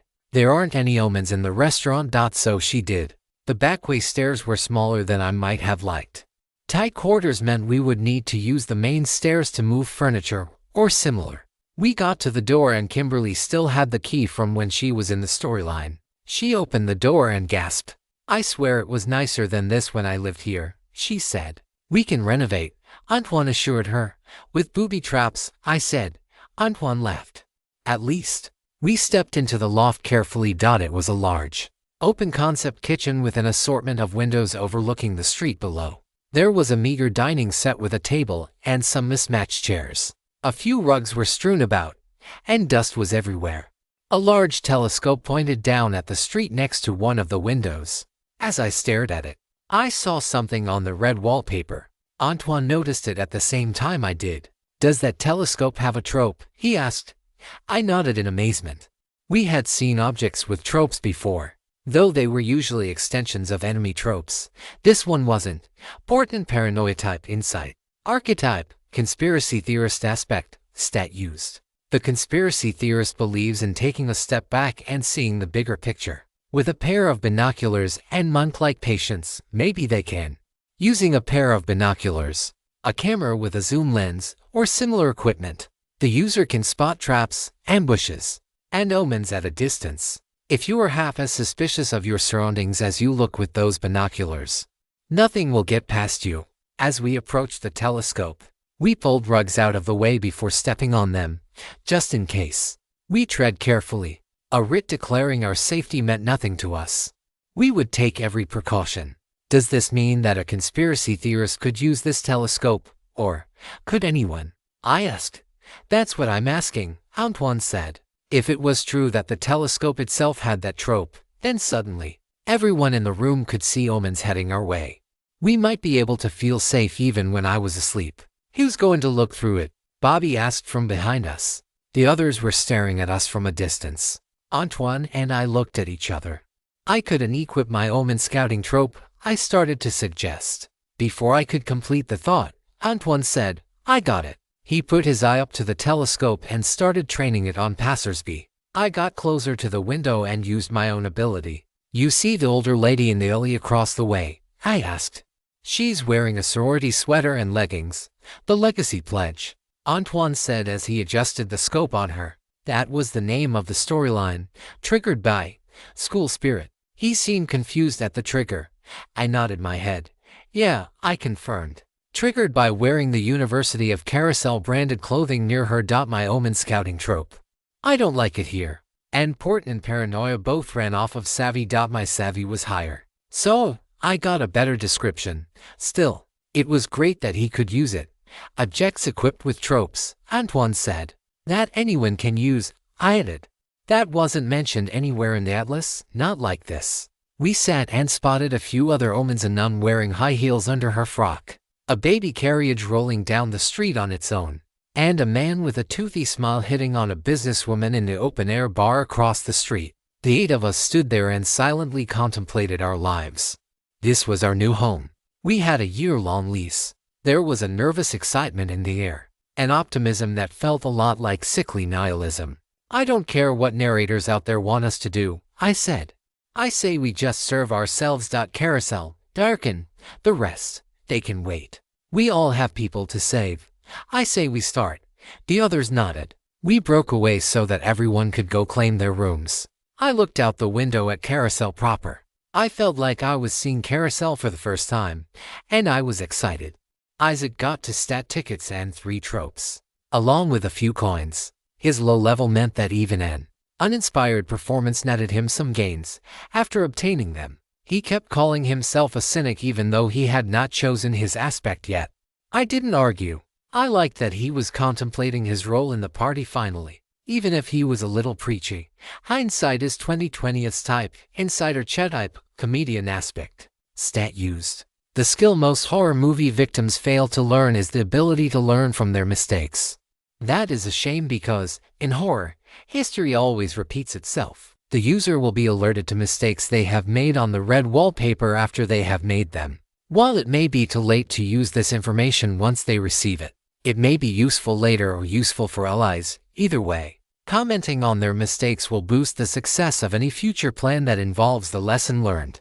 The audience loves a character who never makes the same mistake twice. Of course, then they have the opportunity to make all new ones. Lights gone out type work action. Archetype, comedian aspect, stat used.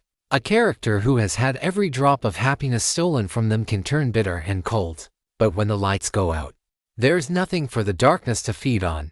The user will be given a tragic backstory that has impacted them completely and turned them cynical, literally dead inside. Being dead inside has perks, however, as most mental manipulations from tropes or even some magic have trouble manipulating a truly hopeless person. Acting dead inside will provide a general barrier against all things that are designed to work upon a normal person. It can be hard to give false hope to someone with dead dopamine receptors. How is this normal? Type, insider type, comedian aspect, stat used. A cynic is often the one to say what the audience is thinking. Don't go into the basement. Don't let that thing in. Don't read the Latin. All of these warnings will be unheeded, but the audience appreciates it anyway. If the user sees something they believe to be an omen or trap inside a storyline, the oddness they picked up on will become more apparent to comedically accentuate their point, if only for a moment. If used in a storyline, there is no guarantee the result will be on screen. If used to find omens outside a storyline, the user will then receive limited information about the omen and its storyline. You probably won't have time to say "I told you so." Dina didn't get her aspect. I thought she would. Perhaps her untimely death stole it from her. The Atlas said that if you have too many members in your party in a storyline, that outsiders will get stranger roles and stranger tropes. We would have to change that. Criminal and Newcomer had some good utility tropes that she needed to stock up on before choosing her aspect. She agreed, but her embarrassment over what might have been an infatuation with Gail Zaragoza left her acting even more distant for a time. When we got her to talk about it after a round at the restaurant's bar downstairs, she claimed he must have had a trope to make players inclined to work with him.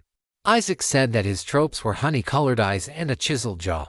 Dina didn't correct him. She got to tropes and a good chunk of change. Even if she had died, she still helped defeat the diecast.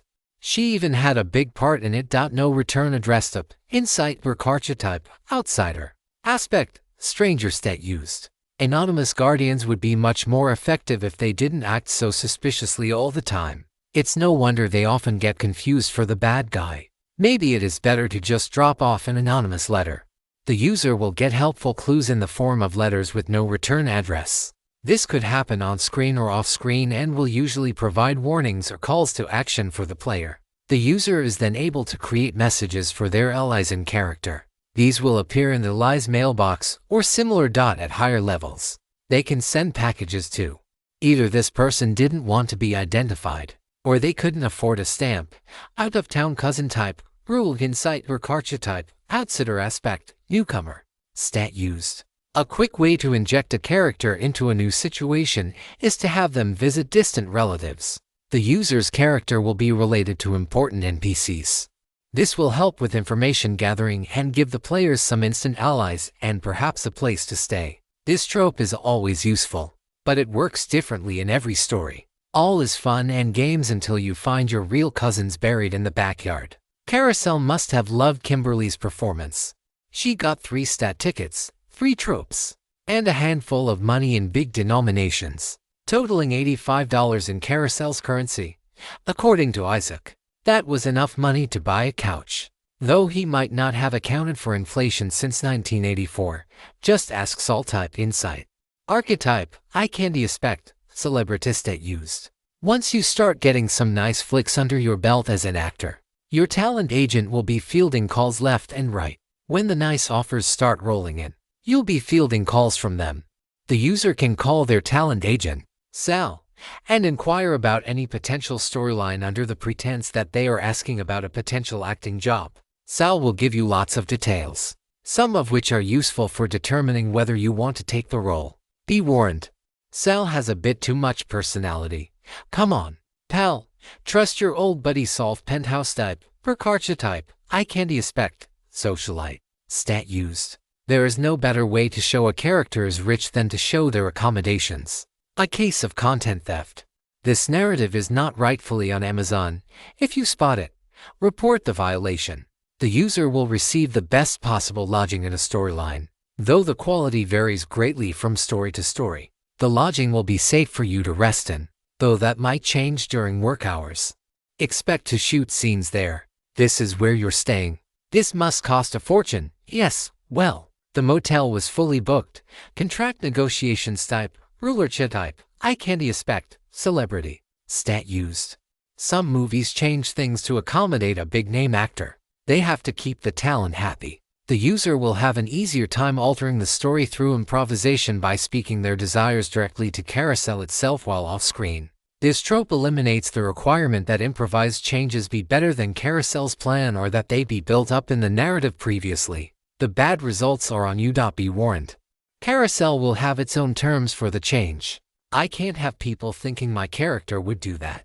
Antoine didn't fare as well as I expected. He had some solid moments in the story, but he was high level. And an explanation that none of us wanted to talk about was that Carousel took him off the board for longer than it might have wanted because of his condition.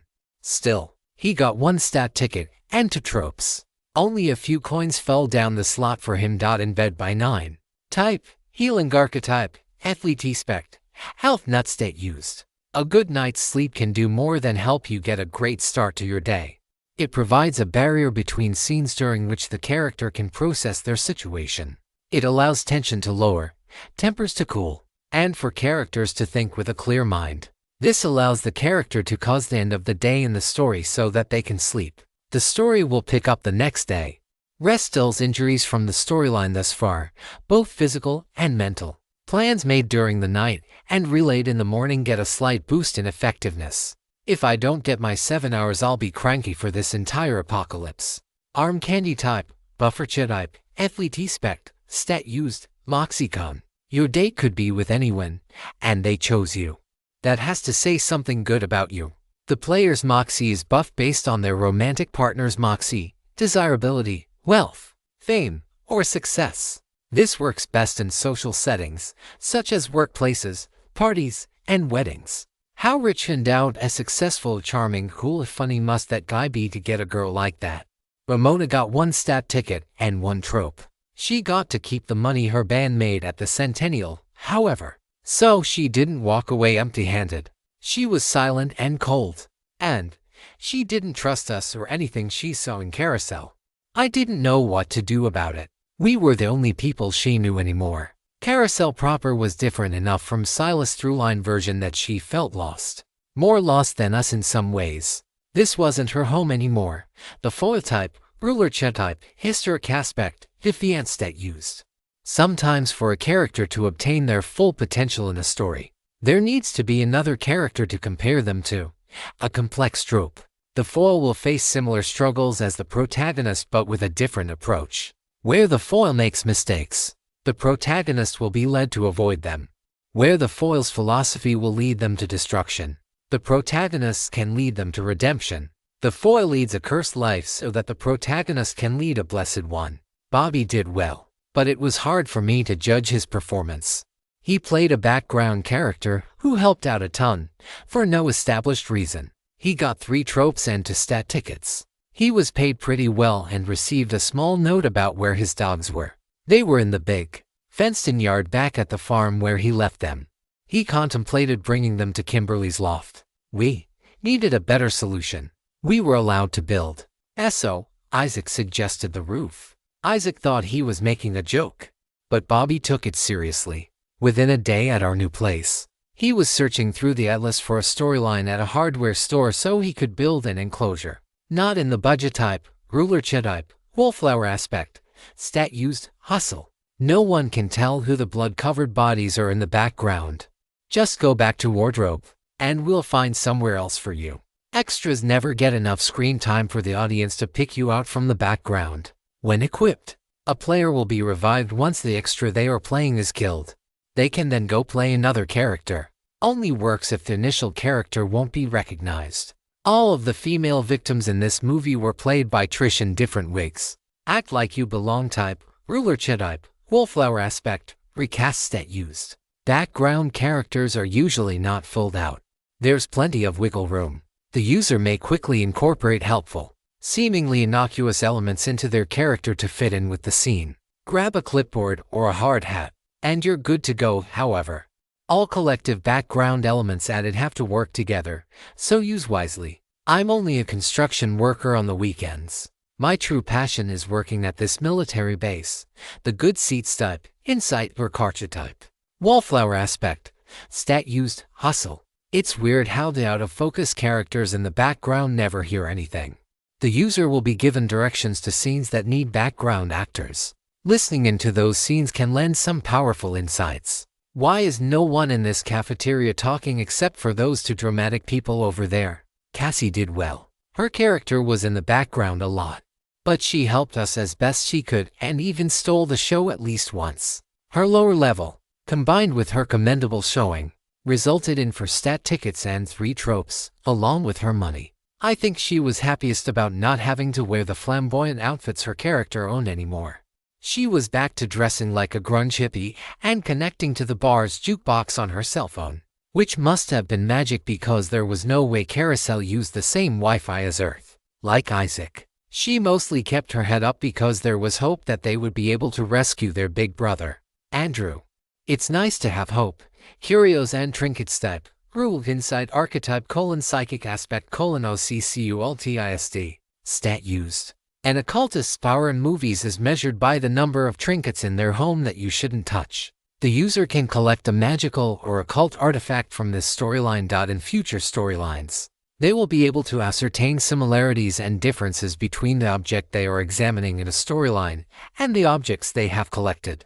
Once their collection is robust, they will have some very good lore insights about any given magical object in a story. Collectible occult objects will be listed on the red wallpaper after the end. Collectible objects will not harm anyone outside of the story unless acted on by another trope. The objects do not need to be brought into a storyline. Building a collection is important for many occultist tropes. This reminds me of the haunted painting of the little girl but with a touch of the vase of screams. I'm blockotype, insider chat type, psychic aspect, stat used. It sure would be easy if the psychics in movies were actually able to identify things from the get-go. Unfortunately, they usually only get headaches. Using this trope, the player can scout out information about potential storylines. They will receive some scant information at first, always leading to some kind of blocking. The nature of this blockage is useful for discerning what the storyline involves, however. I see a creature. It doesn't like me. I cannot look any further. Clarity of purpose type, ruler chat type, psychic aspect, exorcist, stat used. Sometimes strength does not come from the body but from the spirit. The user of this trope can use moxie instead of grit when tackling a problem that inflicts constant pain, such as grabbing something in acid or that is on fire, etc. All that matters is that their spiritual prowess has been established and their purpose is clear to the audience. Either way, this is going to hurt. I didn't do too shabby. I only got 1 stat ticket, but I got 3 tropes and a handful of coins. Not bad for a character who started with no redeeming qualities and accidentally electrocuted himself. I got a room with a view of the street below. It had one of those beds that folded up into the wall. I half expected it to be some kind of omen. It wasn't, but it was wise for me to check first. At night, I would look out my window at the life below and ask myself where all of the NPCs came from. Did they all have stories of defeat? Had Silas or one of the other narrators invited them without mentioning the state of the world they were entering? Were their smiles real? Were any of ours? All other questions aside, what I would ask myself as I went to sleep was what our purpose could be. Silas was a liar, but he had a purpose for us. Whether it was the one he claimed or otherwise. Maybe the Geists held clues about the origin of Carousel. Only time would tell. The Throughline tracker held so many promises. We had things to do now. Secret lore was finally something I felt safe thinking about. Project Rewind was behind us and a success. We had not yet entered Carousel's Throughline, which gave me a strange sense of freedom. Then there was Silas' old Throughline. At first, I stared at it like a black mark on the red wallpaper. Why did we have to be reminded of our abject failure? But the more I stared at it, the more I started to question things. Why would Carousel even track it? Why had the name of the Throughline been crossed out? The messages for when you need to go back and Carousel loves to recycle stuck in my mind. Silas said that Throughlines were like magic. A magic spell unto themselves. What if that was true? What if that was exactly what it sounded like? What if everything we had done in the tutorial wasn't a waste? The guy's throughline was like a meta-time machine that could eventually show us past versions of Carousel. For when you need to go back, carried with it a clear message. If I were willing to open my mind a little, it said we would one day need to go back. And now we had a way. One day, we might just need to go back to where it all started. And a part of me, a part one was ashamed to show the others, was absolutely thrilled. Type, action archetype. Film buff aspect, filmmaker stat used. This scene just isn't working. Let's cut it short. While on Death Watch, the user can yell cut, and the scene will go off screen. The scene will resume after a short break. This is best used when there is something else for the camera to follow and when the transition is seamless. Repeated use during fights will anger enemies. Cutting during climactic moments will disable the power. Be warned, everyone can do better on the second try, even the enemies. Pair with from the top. Show that you can be trusted. The dailiest type, insider chat type, film buff aspect, filmmaker. Stat used every day. The film shot of a movie is collected and analyzed by the filmmakers. These dailies can greatly affect the direction of the shoot. The user will be able to review raw footage on the red wallpaper from the day's filming. This only works in multi-day films where the character has downtime. The footage will never give away a whole mystery, but it will always have leads and clues. It can be used on Death Watch and previous storylines. Sometimes, tedious work pays off. He has a tell type, rule insider chat type, detective aspect, stat used. A seasoned detective is a master of observation. Everyone has a tell, a subconscious sign that they are stressed or that they are trying to deceive. The question is, will you catch it in time? All characters in this story who might be lying or otherwise stressed about a subject will give some subconscious tick that can be picked up on when talking about that subject. They might be lying or simply scared. Either way, an observant player will know to inquire further. Detecting a lie is only half the job. Then you have to find the truth. We set out a coin jar, and each of us put in 60% of our earnings. 20% for rent and 40% to fix up the place. Sometimes we sat back and listened to the screams at night, and when we looked at each other, we weren't scared. I always wondered how the vets back at Camp Dyer could hear the banshee screaming in the woods near the lake and be so relaxed.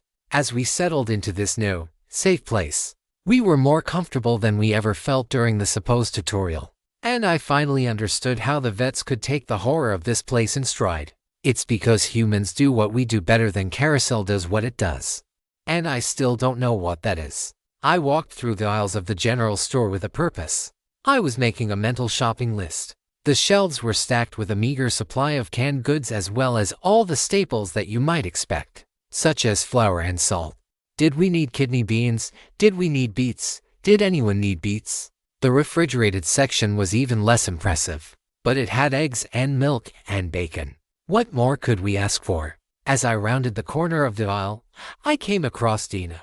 She was doing much the same as I was. We made eye contact and didn't say a whole lot.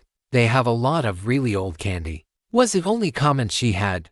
I nodded. We heard a noise from somewhere beyond the refrigerated doors at the back of the store. It sounded like a scream. We couldn't see what was happening because the glass of the refrigerated unit was fogged over, but there was a single handprint visible and conspicuous. As long as we didn't open that door, we were safe. As long as we didn't eat from the cracked glass container of pig's feet and the creature that infected them on all three, we were safe. As long as we didn't steal from the store, we were safe. As long as we didn't. And the list went on. You need help finding anything, you just let me know. Corduroy Patcher called from the front of the store. He was an older, rotund man with blue eyes and pupils like little dots. He watched us every step we took. His words were friendly, but his tone was not. He was the proprietor and sole employee from what I could tell. We don't have much as you might be used to back in the big city, but we got plenty. We got all a family needs, he added.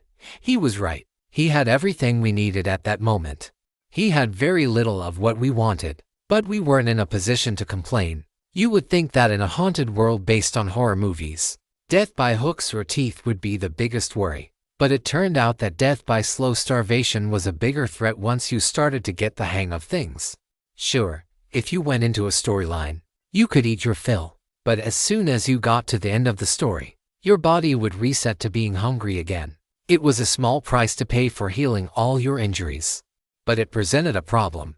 The only way to create a sustainable base of operations was to find a source of food that could keep players sated and satisfied when they weren't out on storylines. The vets, when we got here, had it all figured out. They could go clear a storyline at Eternal Savers Club and then load up shopping carts to take back to Dyer's Lodge. Even when we were trying to outlast an apocalypse, we never went hungry from their stores of food at the lodge. But we were not high level enough to clear the storyline at Eternal Savers Club, so we had to find somewhere else to shop. Our money was running low. We needed a storyline that ended with a scene that we could pillage and loot for food, before I actually had the responsibility of making it happen. I thought it would be easy. Practically every storyline had food accessible, and some of them had really good food, but that wasn't enough. You needed that food to be accessible to be looted after the final battle, where most stories no longer had food available. Normally, all that was left at the end of the movie was destruction. We were in luck, though. The Carousel Atlas contained all the solutions that players from years past had come up with for this very problem. Eastern Carousel General Store was a great place to loot. Sure, the pickings weren't great. Of course, the food was old. Not old as in expired, but as in the type of food they ate in the 70s. All we had to do was clear one of the 3 storylines in the surrounding area, and then we could raid this general store to stock our pantry for weeks. We just had to make sure old Corduroy Patcher bit the dust by the end of the story. The question was, what were we going to take when we got here at the end? That was today's mission. To get a list of what was offered to make sure that this storyline would be worth the risk. As I looked at Dina, we both nodded in agreement that this place would do very well. We couldn't keep spending our money at the restaurant downstairs from Kimberly's loft. If you come across this story on Amazon, it's taken without permission from the author. Report it. As we walked around, Dina kept picking things up off the shelves to rile up the storekeep up front. Maybe she was messing with me. I couldn't tell. Of course, she put everything right back. I cracked a smile, hoping that would satisfy her and she would stop with her little game.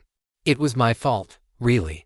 I had told her specifically not to shoplift because that would trigger one of the many omens in the store. She might have taken it personally, but really, I was talking about her stealing trope, which only worked in the storylines.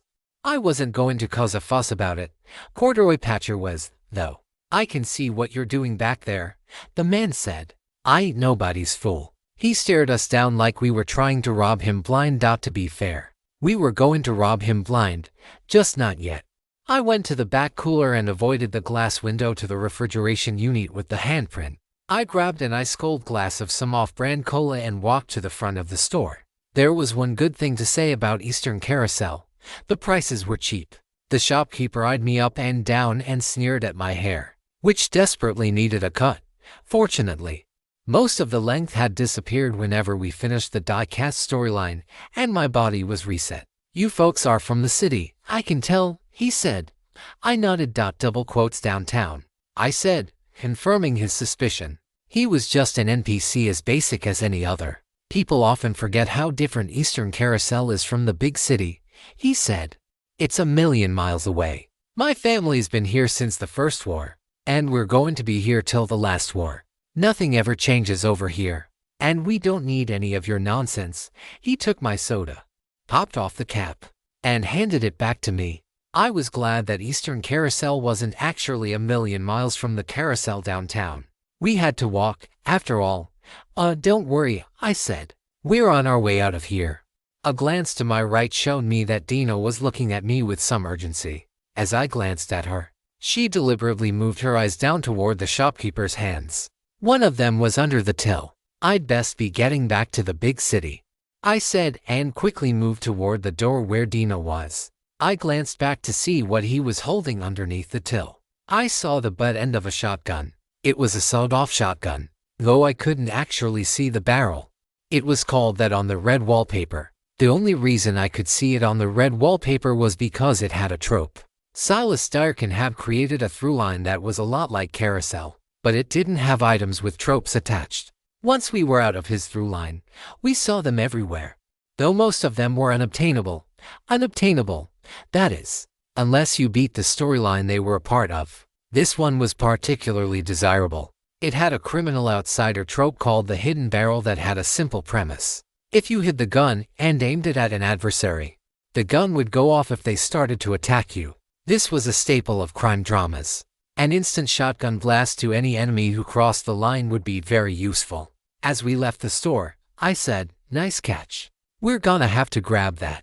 One more thing added to the shopping list. "We could keep it by the front door just in case," she said. "Probably won't need it, but it'll make us feel a lot safer." "Well, it'll make Isaac feel safer." I nodded in agreement. Outside, Antoine, Kimberly, Cassie, Isaac, and Bobby were waiting. Because of all the omens, we didn't want too many people in the store. "Looks like a good target," I said. "Did they have produce of any kind?" Kimberly asked. She had put on her sorority president hat and was doing her best to make her loft livable. "Sure," Dina said, "but they cooked it all in tiny tin cans so that it'll last decades." Kimberly was dejected. Grace's home cooking with fresh vegetables was just a dream at this point. "All that matters is that they have enough food so that we don't have to keep going on storylines," Antoine said. "Sounds like a success." "So, I guess we're doing the storyline you picked out?" he asked, looking at me. "The final straw," I said. "Can't wait." But I would have to wait because we still had planning to do. But of course, if we were going to do a storyline in Eastern Carousel, we might as well take a look at it while we were here. It was easy enough to find, just a few streets down from the general store. The flyers started with one being placed on a telephone pole, then another on a chain-link fence with a barking dog behind it, and then there were more on a wooden barricade that blocked off a long gravel road, and then more on every surface that a poster could be placed on. A hurricane of them blew down the street. "Looks like you've already been cast, Dina," Antoine said as we looked at the posters. He was right. The missing poster wasn't like those you would find for players who had died in storylines. It looked like a real missing poster. It showed a picture of a young girl staring innocently at the camera, wearing a dress and a white long-sleeve shirt. Her name was Tamara Kano. Unless it was a huge coincidence, it would seem that Carousel intended for Dina Kano to be Tamara's mother in the story. "It's like it's mocking me," Dina said. We stood there silently contemplating whether there was any possibility this wasn't meant to mock her at least a little. Carousel had mocked my dead loved ones. It had no reservations about rattling its players. "You are probably asking for it with the tropes you use," Isaac said. Cassie elbowed him in the ribs and whispered something sharply in his ear. He wasn't exactly wrong. Dina had a background trope called a haunted past that she always combined with encouragement from beyond, which allowed her to speak with her dead loved ones. If Carousel was going to pick one of us to have a missing daughter, it would be Dina. I didn't know if there was any greater meaning to that. I didn't know if Carousel was doing it because Dina's son had died in real life. All I knew was that we now had one piece of information we didn't have before. When it came time to plan our run of the final straw, we would be more prepared because of it. "Let's get out of here," Dina said. Her mood had soured, which was a bummer because it had just begun to lift in the days since we finished the so-called tutorial. I just hoped that she would be able to play the grieving mother when the time came. The storekeep might have been right about Eastern Carousel being a different world. This part of Carousel was trapped in a perpetual autumn and an ending harvest. All the trappings of the fall season could be found on the homes and in the fields as we walked toward Bobby's claim. His writ of habitation had given him access to a small cottage rented from a farmer. It wasn't until we got to that farm that I realized how odd his little home away from home was, where the rest of Eastern Carousel was filled with golden and amber hues. The farm where Bobby's cottage was built remained green and full of life. They grew pumpkins and squashes. They were still harvesting melons and tomatoes. The pumpkins were the size of wagon wheels, and the squashes were the size of pumpkins. The tomatoes were just normal size, but they still looked delicious. The main house on the property had a wraparound porch. On that porch, an NPC sat with a shotgun leaned up against his rocking chair as he whittled a piece of wood, not into some piece of woodland art but just whittled it smaller. There was a post on the fence with a simple sign that said, "In Eastern Carousel, old ones roam, pines whisper, sheaves dream, moon quilts fields, river sings. Ancient songs breathe here." I think my grandma had a quilt with that on it, Isaac said to a reply of chuckles. There was an odd feeling in the air, an aura, but not a depressing aura like that of the unknowable host. It was still an ancient feeling. I wondered to myself if it was my psychic background trope that was giving me these insights. But the others felt something, too, which they would later report, if not as profound. In a magical place like Carousel, this place was still special. We couldn't wait to get Bobby's things and get out of there. Bobby's writ of habitation meant that he could alter the premises of his base, practically. This meant he was going to gut it of everything we might need, and we were going to lug it back downtown to Kimberly's loft. Bobby's gaggle of dogs would follow him wherever he went, so they weren't much trouble. But the barrel of dog food needed to be wheeled out of there on a hand truck, which was luckily included in the property. Bobby's bedding and all of the toiletries and dining accoutrements were also packed up for us to take. I'm sorry I tried to have it ready to go, but there's just so much, Bobby said as I looked around the room. I wasn't sure what he was talking about. The place was as bare bones as Kimberly's, but it did have some touches of home. Kimberly was not happy with the style of Bobby's throw pillows and curtains, but she didn't complain. We weren't shopping at IKEA. The place was smaller on the inside than Kimberly's loft, but it had a lot of land where we could have grown a garden under the mystical haze that this property seemed to exude. There was plenty of room for the dogs to run. The cottage itself wasn't in great shape and would need repairs. We weren't going to worry about it. Sticking together was more important. Everybody was carrying as much as they could as we walked back toward the downtown, down the dirt road that Bobby's base had been on. The NPC on the wraparound porch watched us as we went but said nothing. We're not going to be bringing anything from the prison, are we? Isaac asked. His writ of habitation had given him access to the historical jailhouse. Everything there was bolted down, but if we needed to during our brief moment of having access to it, we could take some of the reinforcements and metal grating to help secure the loft. That wasn't on our minds at the time. I thought you were staying in the jail, Antoine said. Don't you have to finish your sentence?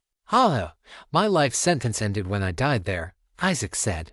The banter continued back and forth, but I mostly focused on watching for omens and getting us back to our new home. It was well past midnight when the knocking started. Each of us exited our rooms and entered the central loft, one at a time. Cassie was still wrapped in her threadbare blanket, and the rest of us were whatever we slept in. We said nothing. We stared at each other, solemnly understanding what our lives would be like at the loft. Please. The man on the other side of the door pleaded. Please, I need help. Please open up. He was crying and screaming and banging on the front door of Kimberly's loft apartment. If you spot this tale on Amazon, know that it has been stolen. Report the violation. None of us dared say a word. Kimberly stood wrapped in Antoine's arms. His baseball bat was in his hand. He was ready to strike at whatever lay on the other side of the door. I gestured to the others to be quiet as I inched closer to the door. I was shirtless but wearing pants and my hoodie. I had to because my blanket was too small for a grown man. I took a deep breath as I approached. I put my eye up to the peephole. The man on the other side of the door was named Edwin Morales. I didn't need the red wallpaper to see that. He was a bartender at Grain Matter downstairs. He was a nice enough guy. He wore a lot of hair gel to spike up his mid-2000s hairdo. We had gotten to know him over the past few days as we spent our money downstairs at the bar and restaurant. He asked us questions about our lives and our families. He was nice. Was this why? Had he been nice to us to make tonight even harder on us? Edwin's rhinestone-fringed button-up shirt was ripped. Kimberly. He screamed from the other side. It's Edwin. Please let me in. Please. Through the peephole, I could see that he was an omen. We had been expecting one soon, and we expected them to start ramping up. I could see how to trigger the omen. Letting him in, of course. But it wasn't phrased like that. Kimberly's writ of habitation made it so omens would leave if they were denied. The red wallpaper revealed that he could be denied entry by telling him to leave. That meant that each omen that appeared required some special variation. Locking the door would not be enough. I took in the air to try and yell at him to run him off, but I thought better of it. We had a plan for this. I turned to the others. Isaac, I whispered as I gestured for him to come closer. You're going to be doing this when we're on a run, I said quietly. Take a shot at it. I stepped aside so that he could get a view through the peephole. Isaac had a scouting trope that would allow him to spot omens. His was called How Is This Normal? And it required him to call out how an omen was unusual to get info about it. One glance woke him up quickly. "Come on, guys," Edwin said. "I can see you looking through the peephole. Please let me in." Isaac thought for a moment. "Why do you keep looking to the right?" he asked. "That's strange." Sure enough, it was strange. Edwin had been looking at something or someone to the right of the door that we could not see. Moments later, I heard a shot from outside, followed by a body dropping. Someone had shot Edwin. "Let us in now, or I will make you regret it," some man screamed from outside. "We're just looking for a good time," a woman's voice said in an exaggerated, sultry tone. Isaac looked back at us. "Did you see the omen?" I asked. Isaac nodded. "Kids' games," he said. That was the title of the storyline the omen triggered. I nodded. "Go away," I screamed. Antoine joined in with me. "You all had better get your asses out of here." Laughter echoed in the hallway for longer than should have been humanly possible. Then silence. After a moment, Isaac looked outside and said, "They're gone." But none of us really believed that. We stayed ready for them to return all night, but they never did. "I am the master," Isaac said the next day. "I am the sentry on the top of the tower." He stood on the astroturf at the top of the building, his eye firmly planted on the telescope that had been included with the loft. He swerved it from side to side as he watched for omens. "A sentry stands at a gate," Cassie said. "You're a lookout." "Lookouts stand at the top of a tower," Isaac laughed. "I was a sentry last night," Isaac said. "Last line of defense." Cassie rolled her eyes. The roof of Kimberly's loft building was clearly a part of the bar downstairs originally. Her writ of habitation had given us rights to it. But it was clear the place was some type of rooftop bar once. Half of the roof was built out like a deck so that patrons could get a good view of the city. The other half had a mini golf course that would make Happy Gilmore nauseous, with its twisting tubes and spastic fountains. It only had 3 holes. There were also beanbag toss and axe-throwing setups, but no axes to throw. That was a cheap omission. Kimberly laid out in the shade of a large black net that covered much of the decking. "You really think dogs could be happy up here, Bobby?" Antoine asked from his place behind the bar. "There was a little bit of alcohol but not much else. I found cutlery," he cried out. It was a big deal. We needed to make an inventory of everything we had available to us. "I think they love it. They have room to run, and they can stay in the snow cone shack," Bobby said, pointing to an empty snow cone hut that had been used to make adult snow cones. It didn't really have much other use, but there it stood, insulated and ready for a pack of pups. We also had a nice grill to use. It even had a propane tank with a trope. Backyard bomb was a brute bruiser trope that allowed the large but portable tank to blow up based on a player's set fuse and deal a lot of damage. In movies, you would see muscle-bound characters chuck these things into zombie hordes. They could definitely clear away some enemies. That was a nice thing to fall back on, at least. Kimberly asked, "Have you talked to Ramona?" "She's not still in her room, is she?" "She doesn't want to talk," I said. "Unless we agree to reach out to Silas Dyrkin to join his through line. She won't have anything to say. It's just that you were closest to her and she needs to know we are still thinking about her. We don't want her to disappear, you know," Kimberly said. "Wait, I was closest to her." "She wasn't close to anyone. The guy talking to his pocket is back," Isaac said, looking down at the street. "Bet he's going to make a run for the door sooner rather than later." It was nice to see Isaac taking his job seriously. "There's something else I saw," he said, "a few blocks down, at the park. There's a red wagon. I figure we could use it, you know, for groceries." That was an interesting idea. "Let me see," I said. I took the telescope and pointed it where he told me to. It was a humble wagon. It would definitely make transporting goods easier. I let Antoine get a look. He was apprehensive. I could tell. We had a silent conversation. "Can't do it," I said. "Too much risk. Too close to stealing."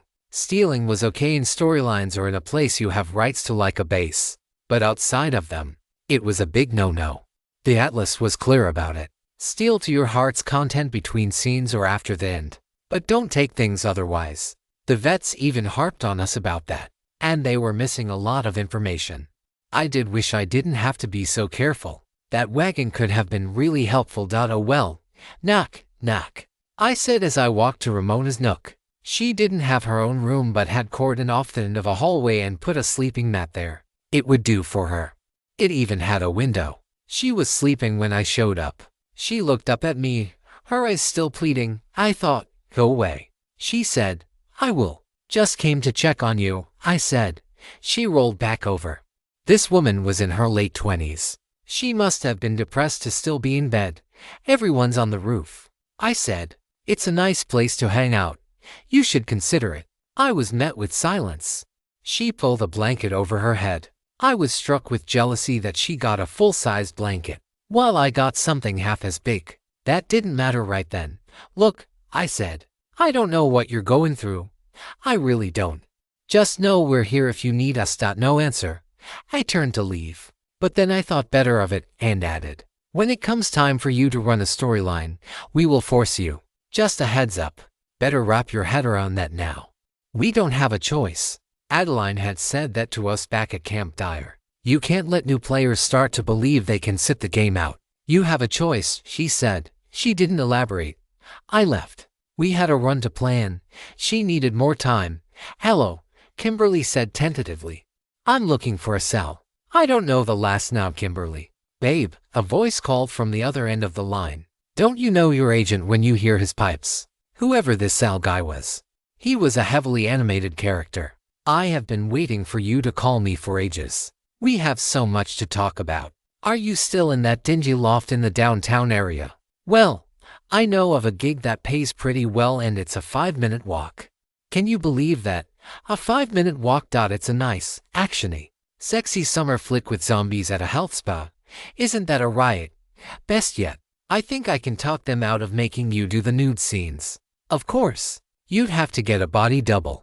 But that's a small price to pay for your modesty, right? Kimberly sat slack-jawed as she listened to her fictional agent talking 100 miles a minute. But then she got herself together and responded, no, Sal, I'm not here about that. I actually have questions about a different job. Do you remember the final straw?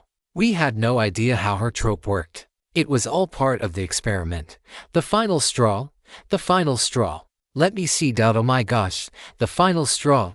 You see, I knew that you would love the final straw. It is perfect.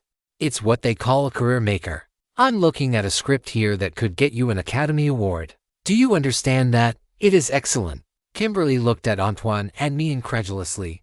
All right, just let me get my notes. Dear, it'll take me just one more moment. Just one more moment. Oh, here they are, right on top. Because if you take this role, Kimberly sweetheart, you're going to be right on top. You say that about every role, Kimberly said, trying to play along with the gimmick of the trope. And have I steered you wrong yet? This one though. This one is going to set you apart because, get this, my dear, you will be the main character. Your face will be on the poster of the final straw. Picture this young, eager detective hell-bent on saving a missing girl in some hick town out east. Huh? You like that? Well, of course. You won't actually be a detective. You're actually a reporter. But I think that's just as good. The energy and enthusiasm was funny. It felt like a person playing a character. It took everything not to laugh even when we were talking about a murder game. Tell me more about my character, Kimberly said, holding back a laugh. I just want to see if it's something that I could picture myself doing. What do you need to know? She's brave. She's beautiful. If I were 10 years younger and a woman, I would play this role in a heartbeat. She's inquisitive. But it's not her hard qualities that make her so special. It's her soft-heartedness. It's her compassion. Oh my God, this character, Kimberly. This character. What's the pay like? Kimberly said, shrugging her shoulders. Standard pay. The real pay is an exposure. This is going to tell the world that Kimberly Madison is a player in cinema. That she's not just some pretty face stripping down in the showers. That she has something to say. That she can carry an entire film on her shoulders. This book is hosted on another platform. Read the official version and support the author's work. When have I ever played a character that's stripped down in the showers? Kimberly asked. It's an expression, honey. I would never say something like that about you. It's just people. They talk. You know how it is. This business is ruthless. Ruthless. Kimberly shot a glance at me because I would know whether or not Carousel had snuck in any nude scenes involving her. I shook my head. This Sal person was just being a character. I had never seen a player portrayed as nude. NPCs, on the other hand, either way. I've talked to the studio and I've had them put in your contract that you don't have to do anything you don't want to do when it comes to the lasciviousness that is often in this genre. And of course, they went along with it.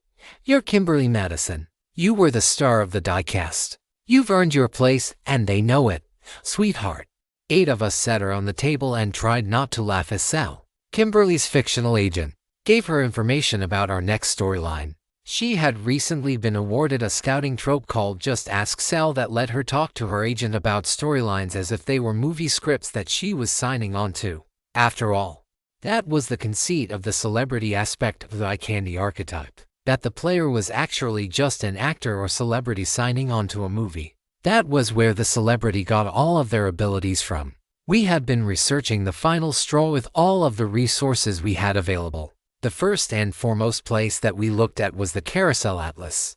The entry read as follows: Title, The Final Straw. Omen, a trail of missing posters. A young girl is featured on them. When you walk too far down the trail, the story starts. Recommended archetypes for scouting: Psychic, Detective, Sheriff. Insights not considered. Spoilers: 1. Psychic's Charmed Forecast. The Omen is available during daylight hours. 2. Psychic's Harbinger. The closer you get to the truth, the more danger you will be in. 3. Athletes. I have practice later. The storyline will take a few days. 4. Time Loopers. Time awareness. Part of the story occurs in the past. 5. Outsiders. Eyes on me. Everything you do will be seen and spread around by the NPCs. An outsider or similar will be an important character. 6. Detectives. Usual suspects. Results unclear. Even the innocent parties act suspiciously. 7. Doctors. Crime scene triage. No player deaths are necessary, but a total wipe is possible. 8. Sheriff's deputized. A police officer is a playable character, usually a fighter, not a sleuth. 9. Sheriff's. The rumor mill. Lots of gossip from the townsfolk. Some useful. 10. Detectives. The amateur detective. The film's main character will be an amateur detective. 11. Soldiers. Weapons check. Firearms are available, but don't expect them to solve your problems. The focus will be on melee traps and improvised weapons. There was a host of information about the storyline that we could use to decide our builds and plan our run. Now, all we had to do was use our own scouting tropes to fill in the cracks and make sure we had all the information available. I'm telling you, Kimberly, the industry is dog-eat dog. You gotta be willing to rise to the occasion. And I think that you can do that with this story. It's got heart. It's got a mature ending. You know how I like a nice bleak ending. That's not to say it'll be bleak because of you.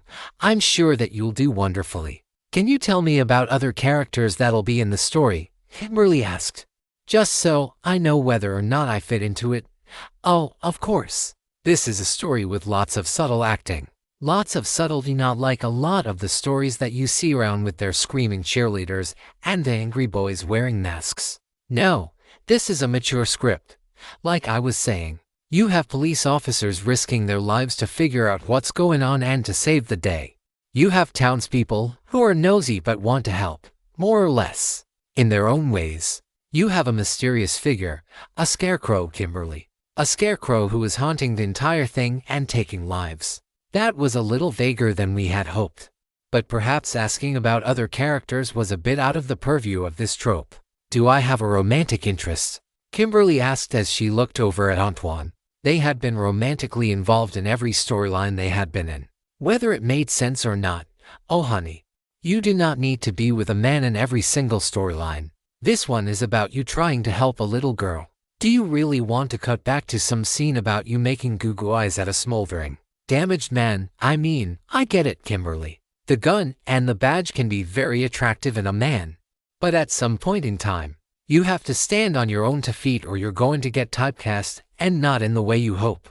This is your chance to show that you can be the one who wins the fights, that you can outsmart the enemy, that you can trap them, and that you can use your wits and your compassion.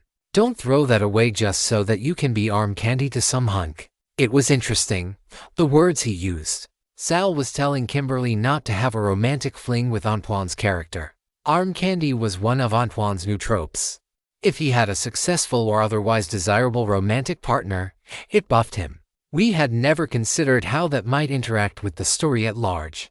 If Kimberly was going to be the main character, perhaps a romantic subplot would only undermine her. Of course, it was always possible that Sal was just being catty. I scribbled something down on a piece of paper and held it over for Kimberly to see. She read it, and then nodded. Double quotes. Hey Sal, do I have any allies in this story? Or am I all alone? Well, there's allies and then there's allies. There are lots of people trying to solve the mystery, honey, but you are the main character. You'll get help. I believe that there are talks for your character's news producer to have a big-name actor take the role. You know, a real player in the industry. He should help you with the mystery. Or her. It could be a her, but let's be honest. They're not going to let two strong women headline a movie. The world ain't ready for that. We all looked at each other with a confused expression. It almost sounded like Sal had misspoken and accidentally gave away that the role of her news producer was a man, and then tried to correct it. Of course, it was possible that itself was a ruse and that he was telling us the news producer role was for a male player on purpose. And the correction was just flavoring. This trope told a lot. But man, was it a lot to entangle? Anyway, Kimberly, tell me if you want to take the role. I will suggest for you that if you do, you should spring for the best accommodations you can find. Eastern Carousel isn't exactly a tourist destination if you take my meaning. Ow. Sal hung up the phone, and we just sat and looked at each other in the whirlwind of information he had given us. No, romantic subplot, I said as I wrote it on the piece of paper we were using to gather our plans on. And I think he was suggesting that I use the penthouse trope, Kimberly added. The note about accommodations was pretty clear. Right, I said, adding that bit. Sal had talked so fast and so scattered that I feared I might have missed some of the actual clues he gave Kimberly. So, I gather from the Atlas entry and Sal's advice that Antoine will be a cop. You will be a reporter. Dina will be the missing girl's mother. And I will be your news producer. I said as I went over my notes. Anybody got anything else? Isaac was the only one to speak. How does Sal know who is going on the storyline? I mean, he just assumes that Antoine will be there and that you, the filmmaker aspect, will be the news producer. What if you just don't show up? Isaac questioned everything. It wasn't a bad thing. Tropes always make assumptions, I said. Even I don't like it here. Trope makes assumptions about who will be on my team. Speaking of, when we were looking at the Omen, it said the difficulty was I'm getting goosebumps, but that was with 8 of us there. So, it will probably be a bit harder than that with fewer players. The final straw had been offered to us before on the jobs board where we found the subject of inquiry storyline. But that must have been a different version. This one seemed harder. Location Scout told me the movie will be shot all around Eastern Carousel. I said, there were no notable hidden locations or anything. That's good to know. Makes sense. Antoine said, a missing child would involve a wide search. I could see the story going anywhere. I nodded. My lifting the veil of silence trope never activated while we were over there. Kimberly said, that means the enemy does not target women specifically. We already knew that, though. It's Benny. You had a much more pleasant experience with the scarecrow than some of us. Dina said, of course. My experience probably doesn't mean anything. When we played the final straw too, Dina had dared Benny to kill her. He obliged. Meanwhile, Kimberly and I got out without a scratch. Benny picked favorites, only killing those he believed were worthy of death based on his own judgment. Atlas says no deaths are required, Kimberly added. Thank God. That means no looks don't last, and no death watch, right? I thought for a moment. Yeah, I said. If we can walk away unscathed, we should try it. We shouldn't plan on dying if we don't have to, Antoine added. We were in agreement. Okay, I said. Cassie, did you get any readings? Cassie put her fingers to her temples. Her unblock trope was proving difficult for her to activate on command. But that was probably built into the trope. I sense the supernatural, she said. The supernatural? Isaac asked with a smirk, in this storyline. I wonder if the flying scarecrow knows. Cassie glared at him. Let her work. Antoine said, And she did, but with little success. I'm sorry, she said, as she realized all eyes were on her. I'm just not getting anything. Take your time, Kimberly said. We aren't in a rush. Just get to know your trope. Cassie went back to her meditation. We stared. Maybe we should leave, Isaac suggested. I wasn't sure if he was being a jerk or if that was his legitimate suggestion. Cassie was wearing her emotions on her sleeve for whatever reason. I'm trying, I swear, she said. I'm not normally this stupid, I promise. She squinted hard. No one thinks you're stupid, Kimberly said. Isaac looked like he was about to say something. Antoine stared him down. Cassie, I said. You're putting a lot of points in Moxie, I notice. I'm supposed to. She said. Atlas said so.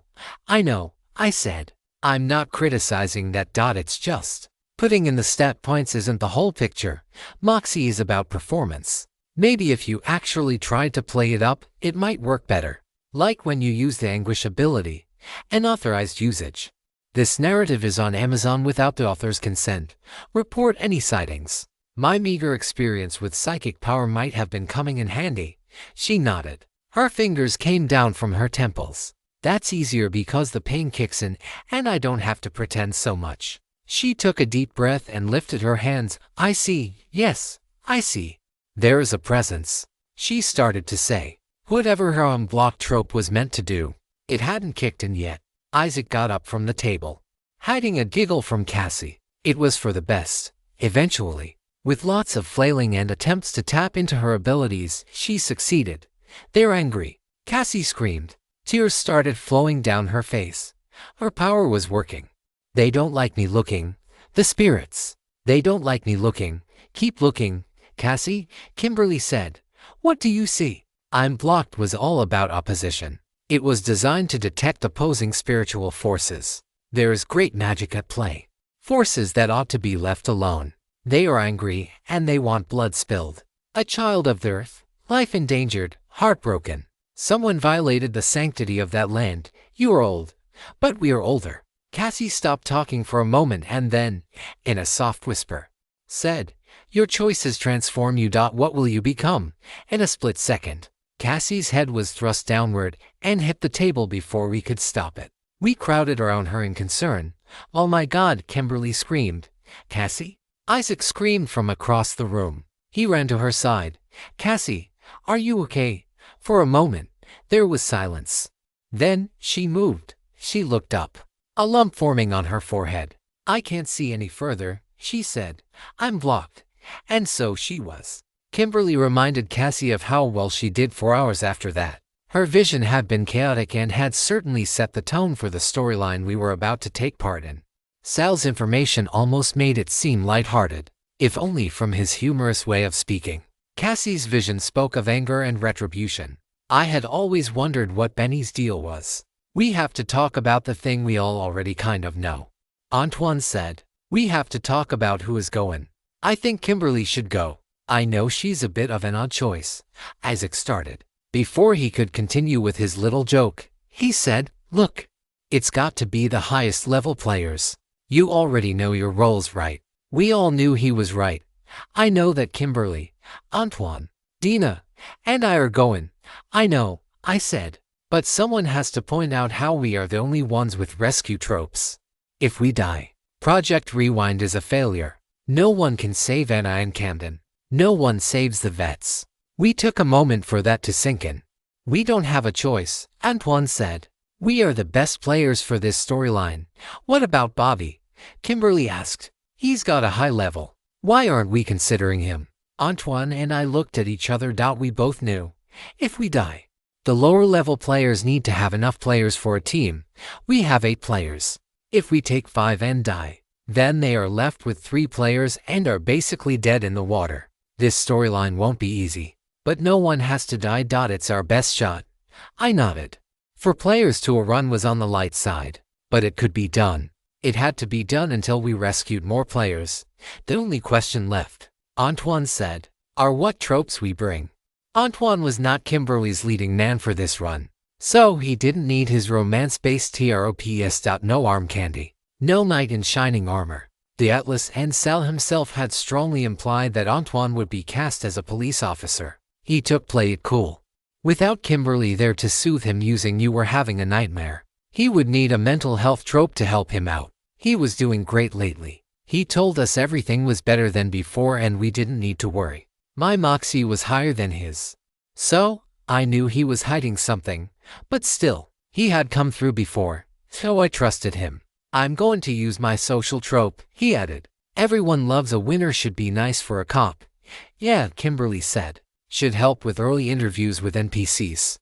He also went with his basic buffs and melee tropes, as well as the playbook. Since he wasn't going to have as good of a reason to be with Kimberly, that trope would help him know when it was time for him to act from a distance. Kimberly tossed "looks don't last," of course, and built around her scrunchy trope that let her turn moxie into other stats, like savvy or hustle. Her old standbys like convenient backstory and social awareness came along, as did the penthouse and breaking the veil of silence, which had useful and story abilities. "Everything a leading lady needs," Antoine said. He was trying not to be offended that he would not be a love interest in this story. Kimberly blushed. Dina equipped out-of-town cousin to help tie her to the action of the story and kept her background set up, which was ideal for this plot. She kept guarded personality and an outsider's perspective, though I wasn't sure she actually needed it. No return address was added to the rotation in place of pen pal, just to change things up. This was a multi-day storyline, so she thought it would work well. She debated bringing her growing collection of criminal tropes, but I wasn't sure whether they would come into play. Ultimately, it was her decision. I brought oblivious bystander, to no one's surprise. I also brought my background trope. My grandmother had the gift, which would be useful in a supernatural storyline and allow me to equip my detective trope. He has a tell, if we were not using Deathwatch. I didn't need director's monitor or many of my Deathwatch tropes, but I brought off-screen death so I could still work from the sidelines if necessary. Raised by Television made a return to the rotation, as well as the dailies. I didn't know how much help it would be to see the raw footage, because I didn't think Carousel would give away too much, but I needed to practice with it. The insert shot made a return, as did Escape Artist and, of course, Trope Master. There might be a day where I would not use Trope Master, but it wasn't that day. We chose a lean, simple, flexible loadout for outing. We didn't want to mess with the plot too much, and we wanted every player available at all times to help. One of us would also have to bring in Bobby's Craft Services are the real heroes trope to maximize our gains when we were searching for food. We were as ready as we were ever going to be. "How's my favorite table doing, Edwin?" the bartender said as we got the nice corner table down at Grain Matter for one last meal before we hit the road. Kimberly told him we were doing great. He gave us menus and said our server would be there soon. If he remembered being shot in the head a couple of days earlier, he didn't act like it. The senior doctor, Hala, had told me NPCs only remember what made them better at their jobs, which was ironic given that he clearly didn't remember a lot. Edwin, with his sequin shirt and chipper attitude, didn't need a memory of a gruesome murder. We ate our steaks and veggie bowls. We even left. Though that might have been helped by the drinks, things felt normal, even as a hyena person salivated at us from outside the window. Kimberly's route would keep him out, along with all of the other dangers. We bought Ramona some grilled skewers. That was the traditional present for someone who just found out their life was a lie and they were just being used as some narrator's pawn. Right. This was going to be a storyline where we made no mistakes. We were going to get in, play our parts better than we had ever done before, and bring home the bacon. Edwin brought us more drinks. We laughed more. Isaac was funnier when we had been drinking. We took deep breaths and tried to stay in the moment, because soon, we were going to be fighting for our lives. Hey, that's every day in Carousel. Antoine Stone is the athlete. No aspect has been chosen. Antoine has a plot armor score of 26, metal of 7, moxie of 4, hustle of 5, savvy of 3, and grit of 7. Current trope limit. Jimrot buffs metal and hustle by revealing athletic backstory. Its part of the uniform gives him higher metal when attacking with sports equipment. Brandishing a weapon is like a security blanket, buffing his grit and soothing his and his allies' fear. Swinging it will cause his opponents to falter, if only for a moment, based on moxie because of swing away. Off the bench, the player feels more rested for each scene they are not in. Eventually buffs hustle and moxie. Better make it count greatly buffs the last round of ammunition the player has available in a fight. Everyone loves a winner. The user's character will have some previous success that endears them to NPCs. Failure reverses this. The playbook, the user will be able to see when it is their turn to act in an established plan. Play it cool suppresses mental trauma if the user acts calm and collected. He did not bring time out. Just walk it off. Knight in shining armor. You were having a nightmare. Reload after cut. A race against time. Coyote in a trap. Bad luck magnet. In bed by 9. And arm candy. Kimberly Madison is the eye candy. No aspect has been chosen. Kimberly has a plot armor score of 26, metal of 5, moxie of 10, hustle of 5, savvy of 1, and grit of 6. Current trope limit. Convenient backstory allows her to believably change her backstory to assist with the current task. Buffing the relevant stat. Social awareness allows her to see the moxie stat of all enemies and NPCs and intuit relationship dynamics. When in Rome buffs her grit until rebirth if her performance matches the tone of the movie. Does anyone have a scrunchie? Allows her to shift moxie's points into another stat by putting her hair up. Carousel Academy Awards buffs her moxie based on the quality of her performance in the previous storyline. Breaking the veil of silence. The user will get warnings from knowledgeable NPCs. Outside of storylines, NPCs will warn of dangers to women and hint at storyline rewards. The penthouse, the character will get the nicest, safest accommodations in a multi-day storyline. Contract negotiations, the user will get a buff to an improvisation after discussing an improvisation with Carousel. She is borrowing Bobby's craft services are the real heroes, which ensures there is edible food and water on set during the storyline in hopes it will boost their bounty when looting food. After the storyline, Dina Kano is the outsider. No aspect has been chosen. Dina has a plot armor score of 21, metal of 3, moxie of 3, hustle of 5, savvy of 3, and grit of 7. Current trope limit. Guarded personality resists all inside abilities. An outsider's perspective alerts her to new, out of place, or unusual information.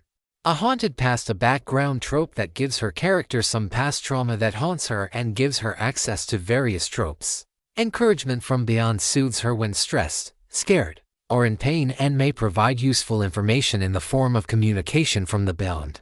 They fell off allows her to quickly get out of handcuffs and similar restraints. Light fingers buffs the player's attempts at stealing items from the set. Savvy safecracker tells the character how long it will take to pick a lock of some kind. Buffs hustle in an attempt. No return address gives the user insight from anonymous letters and allows them to send similar letters to allies. Out-of-town cousin makes the user's character related to important NPCs and gives them perks and insight based on that. Riley Lawrence is the film buff. His aspect is filmmaker. The filmmaker has a comprehensive understanding of the filmmaking process. They can manipulate the game environment effectively, altering the game's dynamics in subtle but impactful ways. Their abilities are a mixture of meat insight and meat rule trops. They have higher hustle, reflecting their ability to stay out of the way, stay alive, and remain unseen as they manipulate meat and movie elements. Riley has a plot armor score of 28, metal of 3, moxie of 7, hustle of 7, savvy of 7, and grit of 4. Current trope limit.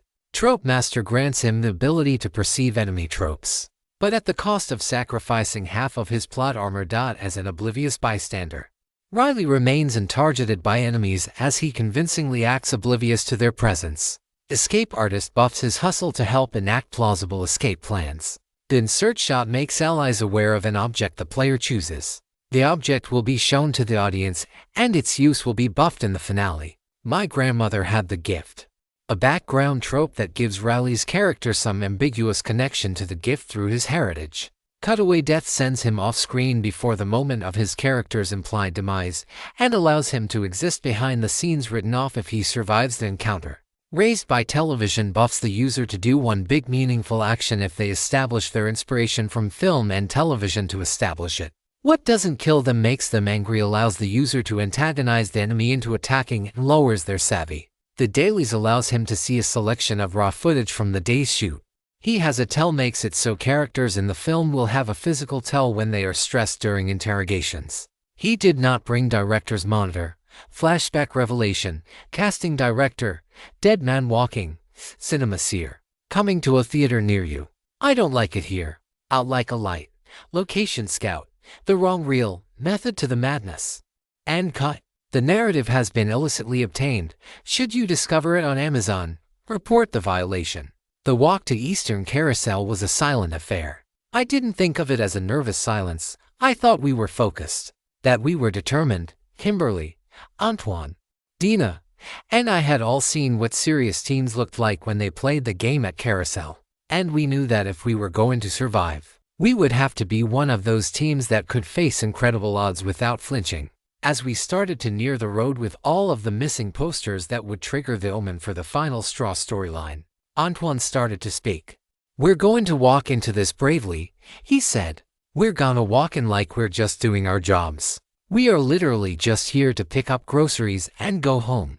Whatever happens in there, whatever we have to do, whatever we have to face to us, it's just groceries. Now play the game. Stay in character. And I'll see you at the end." We all nodded in agreement. I breathed deeply and tried to calm myself. I was the brains of the organization, and after the fiasco with the fake tutorial, I felt I had something to prove. As we walked closer, I equipped my scouting trope. It was time. A few hundred feet further, the missing posters became more ubiquitous. They hung from every fence and mailbox. It almost reminded me of the scene from the Chronicles of Narnia where the children walk through the closet of fur coats until they end up in the forest in another world. But instead of fur coats, we had dreadful pictures of a girl gone missing. I didn't know whether we would find her alive. I tried not to think about it. 100 more feet still. We walked more slowly as we prepared for the omen to trigger. And suddenly, almost got it. A voice cried out to my left. I turned and saw Kimberly standing next to a green sedan that would have been old when my grandparents were my age. "Just a little bit longer. It gets a little finicky in this hot weather," a man said from under the hood. A quick glance at the red wallpaper told me that his name was Nick Ogles. I didn't know if that was his real name or if Carousel was making a joke. Just by glancing at him, I could tell that this scene took place in the 1960s. He wore muted colors and bell-bottoms, and his mustache would have been illegal in 2022. He was a basic NPC. He was chewing on something, maybe bubble gum, but I could never tell because he never spit it out. "I just gotta give her a little love," he said. "I'm telling you, the station should be paying to fix my car if I'm the one that has to transport us all the way out here to the middle of nowhere. Eastern Carousel." "I hear you," was all I said. Antoine and Dina were gone. Kimberly was standing on the other side of the car, like Nick. She was dressed for the decade.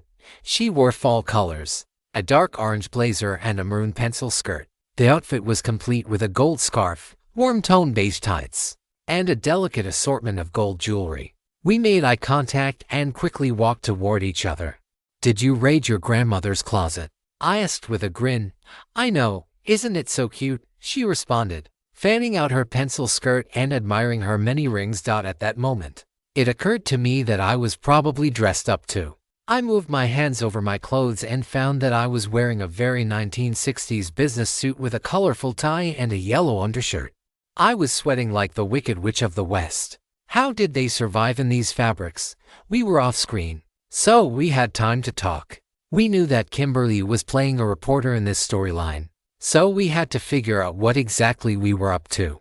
I quickly started to rummage through the front seats and the glove box of the little green car. I found a town map of Eastern Carousel along with a notebook. Kimberly had gone and grabbed one of the missing posters for the little girl from a nearby fence. The posters were not as comically overpopulated as they had been, but they were still placed desperately at every post and fence by someone searching for the girl. "Look at this. There's more on it than before," she said as she spread it out on the trunk of the sedan for me to read. "Missing name, Tamara, candidate of birth, April 15, 1950 for 12 years old, last seen October 5, timeline, 2:30 p.m. Tamara left Eastern Carousel Middle School, 217 Thurgood Avenue, Eastern Carousel, for 10 p.m. She was spotted near Harless Automotive on Best Street. Description: hair, dark brown. Eyes dark brown, height weight 75 obs, clothing. Last seen wearing a yellow dress with white polka dots, white knee-high socks, black Mary Jane shoes, and red ponytail holders with small plastic flowers. Family contact: Mother, Dina Canahome Street, Oakwood. Drivaphone 5556675840. If you have any information, please contact Eastern Carousel Sheriff's Department Sheriff Jonathan Miller. Phone 555667910. Address 300 Jefferson Street, Eastern Carousel. Any information can help. Please report immediately if seen. Let's get to work, I said.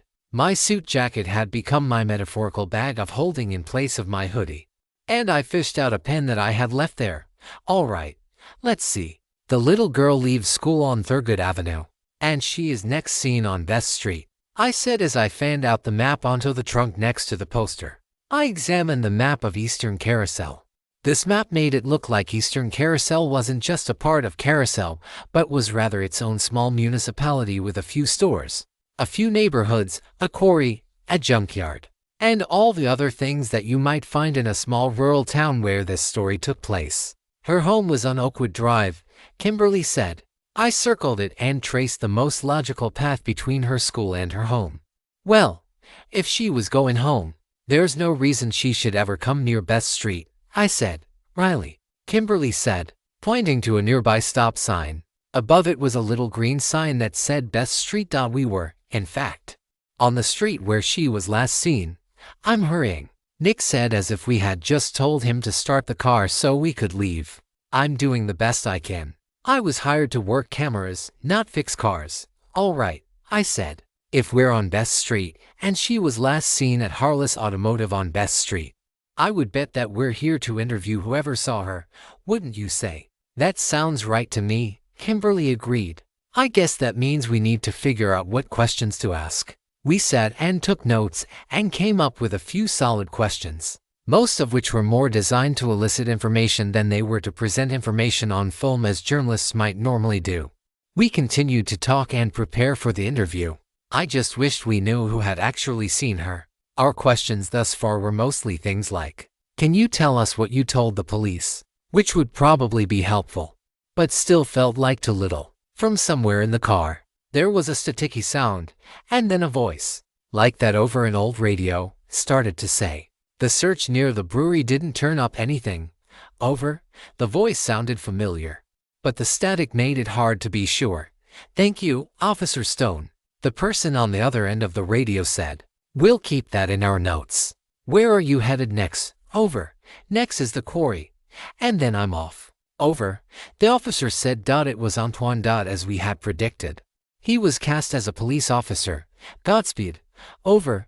The dispatcher said. On screen suddenly. We were on screen. I started with my prepared lines. I'm telling you, Kimberly, I have a feeling about this one, I said enthusiastically.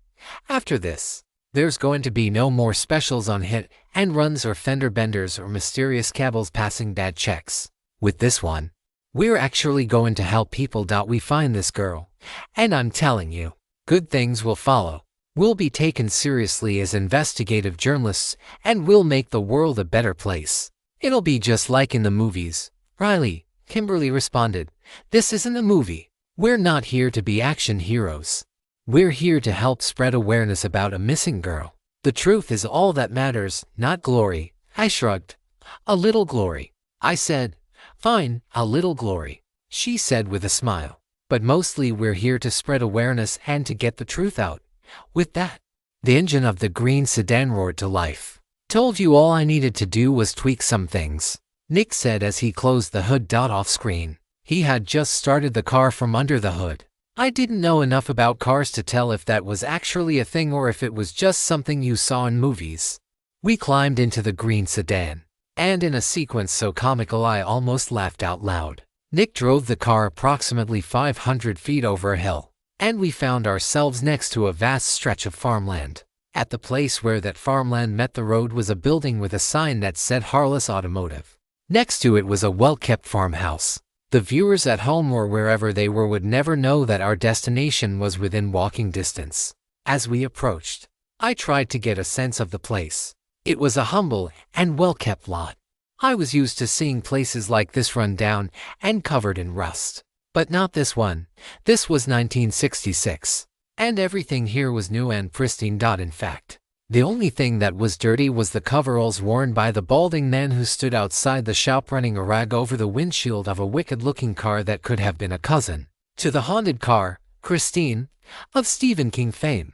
As Nick pulled his green car into the mechanic shop's lot, the mechanic turned his attention toward us with a sour look, as if the sound of the car's engine was causing his ears to bleed. Nick shut off the engine, and we got out.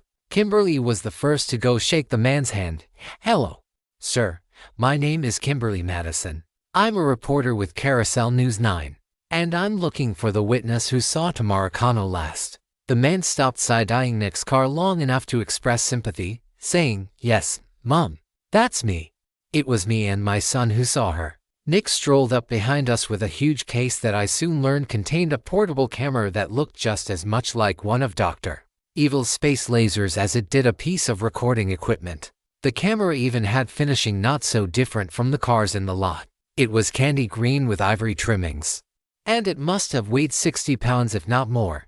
Whoever's car that is really asking for trouble. The man in the grease-stained coveralls said, "That car sounds like the oil hadn't been changed in at least a year. And if I'm not wrong, the transmission is having trouble." And there was something else. The man said as he tried to focus on his memory of the sound of the engine. "Oh, I'll have to take a look at it," he eventually said. "It's all going to tarnation." He turned back to Kimberly. "You all are looking for that little girl?" he asked. Kimberly smiled and nodded and went on to explain that they were trying to get the word out, much of which she had said to me.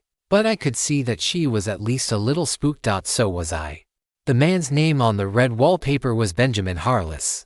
The name tag sewn into his coveralls read Benny. Those were the same exact coveralls that we had seen flying through a cornfield, stuffed full of straw and being worn by a haunted scarecrow. I looked Benny right in the face, underneath the grease. He had one of those cherub faces that looked the best when it was smiling. His thinning hair was curly but well kept, though he kept casting glances back at the green sedan that had caused him so much pain. He was polite and attentive and seemed, to the best of my understanding, very concerned about the missing child. "Yeah, it was me and my boy," he said as Kimberly held the microphone in his face. "We've seen that girl coming around here a lot. She likes looking at the farms and the plants and the trees in the fields. Nice girl, never done anything wrong. And on this day, I remember she looked upset. That's what I told the cops. Normally, she's smiling and skipping like the sun is her best friend. But that day, she was sad. And I could see she had been crying. I wish I had called out to her to see what was wrong. I had no way of knowing, you understand." Benny started to say before the words caught in his throat. He almost got caught up in his emotions. His brow was heavy, and his eyes were clear due to a thin covering of tears. "And this was 3 days ago," Kimberly said. Double quotes right. Double quotes yes. Ma single quotes am. 3 days. Me and the boy been out in the woods and the fields looking for her. We've been doing our part. She was headed back toward town. I just don't know what could have happened to her. So you've heard it here. A tragedy in Eastern Carousel. Tamaracano remains missing. If you have any information on the missing girl, please call the sheriff's department number on your screen," Kimberly said to the camera. "Citizens of Eastern Carousel like Mr. Benjamin Harless are out in droves searching for the missing girl, and hope remains high that she will be found and returned to her mother." "This is Kimberly Madison with Carousel News 9, and we're clear," I said. I wasn't actually sure if news producers were supposed to say cut or not, but I vaguely remembered someone saying something like, "And we're clear" when I was watching April O'Neil do a news report in a Ninja Turtles movie. I didn't even know if that film was being broadcast. Nick took care of everything. I just wore headphones and looked intense to try and seem like I was working. "How did I do?" Benny asked earnestly. "You think this is going to help find that girl? Tamara used to come around. She used to play with my son, Russell. I don't know what I'm going to tell him if something's happened to her." "Your son?" Kimberly asked. "He knows Tamara. Is there a chance that we'll get to meet him?" "I suppose that'd be all right. But you gotta know he had a hard life before he came to us, and he don't talk. But he can understand you, and he's real smart. The thing is, he gets nervous around some people. So if he don't want to talk to you, it ain't gonna happen. Hope you understand. I totally understand, Kimberly said. I'd just like to see if maybe he has something to say. In his own way. We were still on screen. So, we didn't have the opportunity to talk about anything with each other. But things were moving forward at a very organic and slow pace. So, I felt comfortable. Kimberly was in her element. While she didn't have the natural warmth of Anna, she was good at talking to people and knew all the right places to sigh and look sad. That was a skill in and of itself. Let me do the talking, she said as Benny led us around to the other side of his shop. You realize you aren't the only one with Moxie, right? I said. I realize, she answered. As we rounded the shop, my jaw dropped at the reveal of one of the most beautiful and intricate gardens I had ever seen. It was late fall. So most of what was still green were the plants that held squashes, pumpkins, and corn along with as many different kinds and colors of sunflowers as I had ever seen. This is wonderful, Kimberly said. Well, thank you, Benny answered. But I can't take credit. That'd be my wife and my boy. As soon as he mentioned them, I saw them out in the garden. His son was small, but if I were to guess, he must have been around 10 years old. As I watched the sun shining off his face, he was pulling a large worm or perhaps a caterpillar off one of the sunflowers. He looked at the worm in awe and wonder and dropped it into an old coffee can as he continued to search for more worms. On the red wallpaper, his name was Russell, not Russell, but Russell as in what leaves do in the wind. The woman next to him noticed us as we arrived. Her name was Rose Harless. Both of them were NPCs. Rose gave no meaning to the term flower child. She was wearing a tiara of white flowers and a sundress that I thought only the Fae were known to adorn. She was barefoot, and her hair was long and flowing. She looked at Russell like he was the sun to her flower. From the way Benny had talked, Russell was not biologically related to them but was adopted. To look at him, that sounded accurate. The Harlesses had dark hair and Mediterranean features, whereas Russell had pale skin and hair so fine it was almost white. Benny went over to his wife to discuss the arrangement. I couldn't tell what they were saying, but she was clearly hesitant. Despite this, she relented. She grabbed Russell by the hand, and she and Benny led him back to Kimberly and me. No cameras. Rose said, and I don't know if Benny told you this, but if Russell doesn't like you, there's no talking to him. That's that. Absolutely, Kimberly said. She knelt down to around Russell's height and said, how about it, buddy? Do you think you could talk to me about your friend tomorrow? I'm just trying to find her, is all. Russell got close to Kimberly and looked her in the eye, quietly. I saw an eerie intelligence in his eyes. They were piercing dark, so dark I couldn't find his pupil.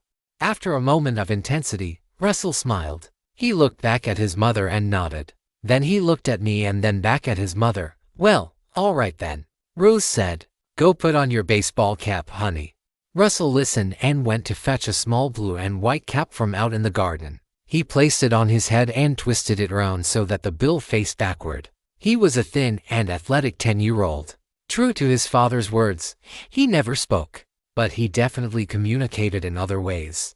We have a table and chairs out on the deck, Rose said. Let me go get some herbal tea. She pointed toward a comfortable set of furniture that looked like it had been made by hand. Benny, Russell, Kimberly, and I found our seats while Rose went to prepare the drinks. As soon as she was gone, Benny turned to us and said, so, your friend doesn't do anything to maintain that car, does he? That would be my guess, I said. He's more of a camera guy. Benny nodded. Yeah. I could tell just listening to it running down the street. I don't know what he's done to it. Normally, I can tell just like that, he said as he snapped his fingers. But we got multiple things happening under that hood. You mark my words, it's a party of bad maintenance and bad parts. Let me tell you. So, how long have you been a mechanic? I asked. Since before I knew the word mechanic. I was under hoods busting knuckles. The Harlesses get to work young. Russell here has been working in the garden since he was real little. Haven't you, buddy? Russell nodded with a smile. He pointed out at the sunflowers and then pointed back to himself. What's that, buddy?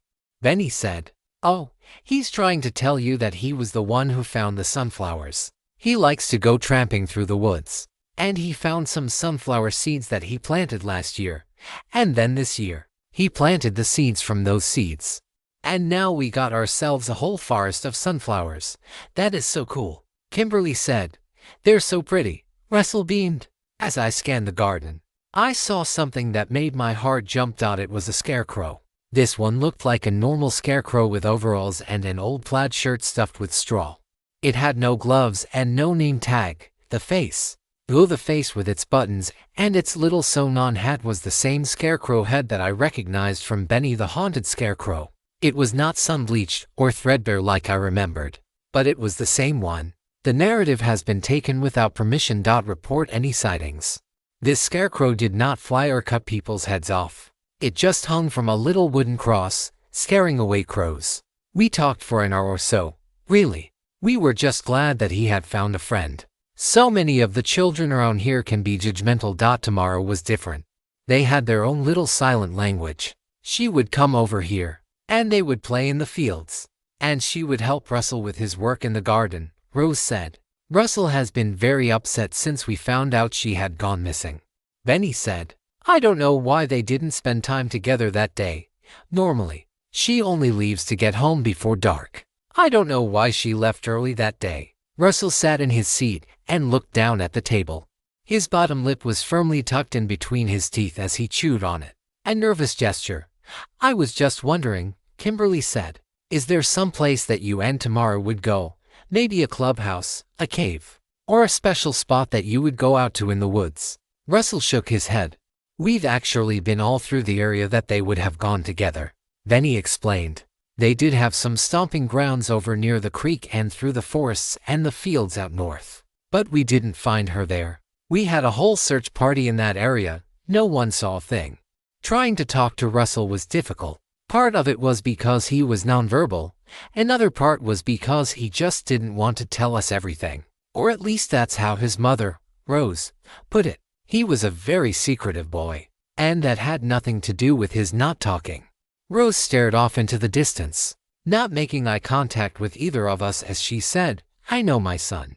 And if he knew anything about this girl's disappearance, he would say something. He'd find a way. And so the conversation went on with mostly pleasantries. Kimberly and I hadn't had a chance to make a plan of attack since we had gotten here. We were just talking and trying to dig further. As Russell played in the garden, we continued to talk to Rose. Benny was already waist-deep in Nick's car, trying to fix all that ailed it. I don't know if this is rude to ask, Kimberly said. But why exactly doesn't he speak? Does he have autism or some sort of learning disability? No, it's fine to ask, Rose said. She looked away from Kimberly as she spoke. He has what the doctors are calling aphasia voluntaria. The fact is, he should be able to speak. That's what they tell us. The truth is, he came to us when he was 4 or 5 years old. We have no idea what happened to him before that. Doctors think maybe he wasn't exposed to language or, worse, maybe it's some sort of trauma response. One doctor said it was a symptom of severe anxiety. He was tested for all sorts of things like brain damage and autism, and they all came back negative. The truth is, me and Benny prayed for a child for so long. I don't care if he ever talks. Benny says there ain't nothing wrong with him, that some people are just different. I believe it. He is the way he is. Kimberly looked at me.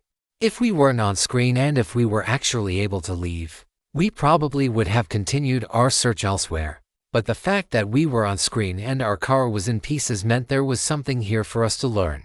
There had to be. This may be very personal, but when you say he came to you, does that mean you adopted him?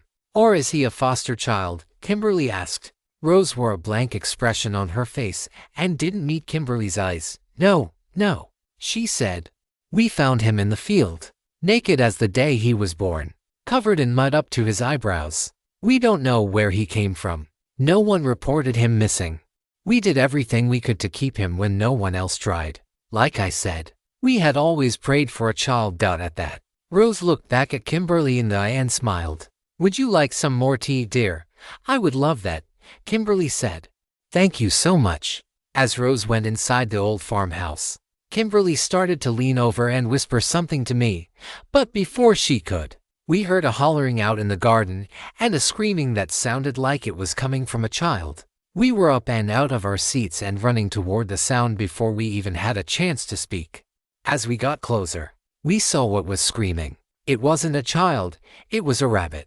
It was caught inside of a metal trap, the kind that an animal might wander into and then get stuck in a no-kill trap.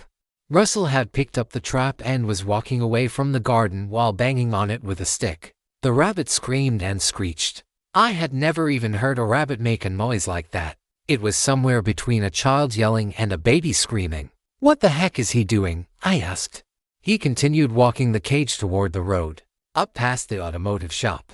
He banged on it loudly and constantly, terrorizing the poor little rabbit inside. When he set the cage down on the ground and opened the trap up, the rabbit bolted out of the cage at a speed most animals will never reach in their lifetime. It was across the road and lost in the thick brush almost immediately. Kimberly and I were both speechless. "Oh, don't look so alarmed," Benny called from inside his shop. "You gotta scare the animals, or they'll just come back and eat your crop. Russell knows that. The only way to protect them is to scare the heck out of them." Russell picked up the trap and looked back at Kimberly and me, then casually walked back toward the garden as if nothing had happened. Kimberly and I looked at each other, unsure of what to make of what we had just seen. We were on screen and off screen throughout the next few hours as Benny worked on the sedan. He made quick work of it. He identified the problems and fixed them almost immediately. "Now I'm going to set you up with this for free. And you gotta go out there and you gotta help find that girl," Benny said as he was finishing up. "For free?" Kimberly asked. "Got to do my part," and he answered, while he spoke. I looked back at the car he had been polishing when we had arrived, and he caught me staring. "Oh, you like that, do you? An Imperial Phantom 1948. A year too old to be the kind that collectors are after, and fortunately, on account of their bad transmissions and brake design. It's a shame. I love that car, can't keep fixing it, though. She's too pretty to scrap, but Rose is tired of looking at it. Tired of me messing with it on the weekends. She said I either had to get it to run or junk it. Really is such a shame. Can't find a buyer?" I asked. "Not for the 48.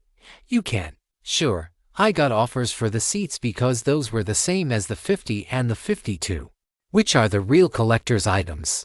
But I'm not going to just strip the seats out of it, no. Ain't got the heart for it. I got old Tug Montgomery coming to haul it off. He's a regular mercenary, ain't much for fixing them up. But he can tear them down with the best of them. Sad to see. Still shines like new because I take care of my vehicles," he said, eyeing the green sedan and Nick who stood beside it. As we stood there, Kimberly noticed that Russell was staring at her, which she took as an invitation to have a conversation with him that didn't include his overbearing mother. She walked back past the mechanic shop toward the garden, and I followed. "Hey, Russell," Kimberly said, "is there something you want to tell me?" Russell looked down at the ground and then back up at Kimberly. There was clearly something on his mind. "You can tell me," Kimberly said. Still, Russell didn't look like he could trust her, but he did look upset. "I'll tell you what," Kimberly said. "Whatever you have to say to me, I promise I will not judge you. Whether it's good or bad. Do you believe me?" Russell looked at her. At that moment, his face took on a more ancient visage, a look of wisdom far beyond his years, a look forged by distrust. He started to walk away and then looked over his shoulder back at Kimberly and me, then continued walking. We followed. He led us to the other side of the mechanic shop, where a field of sunflowers with beautiful orange and red petals was planted. They were the only batch like them in the whole garden. He pointed at them.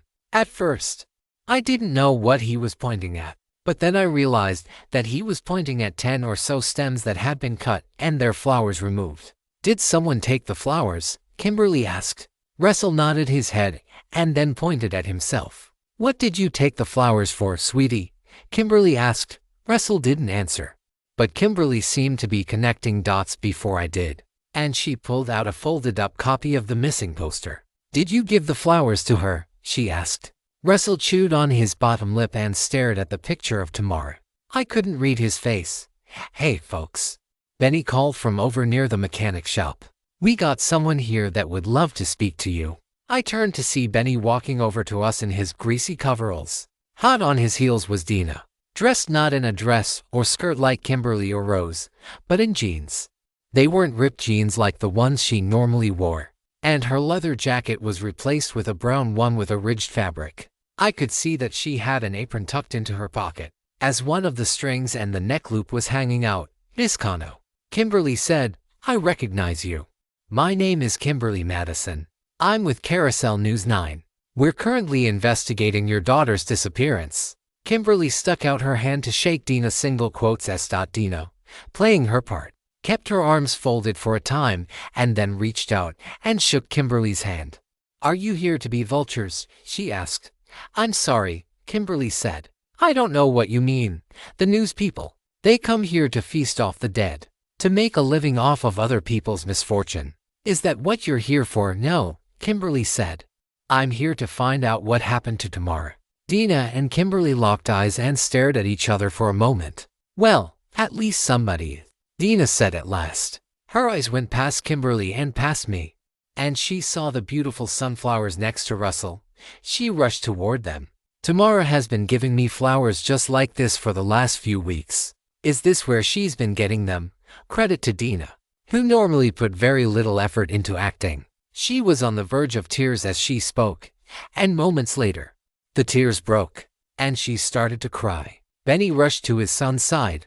"Russell, have you been giving Tamara these flowers?" Russell nodded. Dina, who had started to cry and was trying to stop, turned away from Benny and put her head in her hands. "Well, Mom, we're searching all over for your daughter, and we really hope that you find her safe," Benny said. Close to tears of his own, he pulled a pocket knife from his coveralls and moved toward the sunflowers.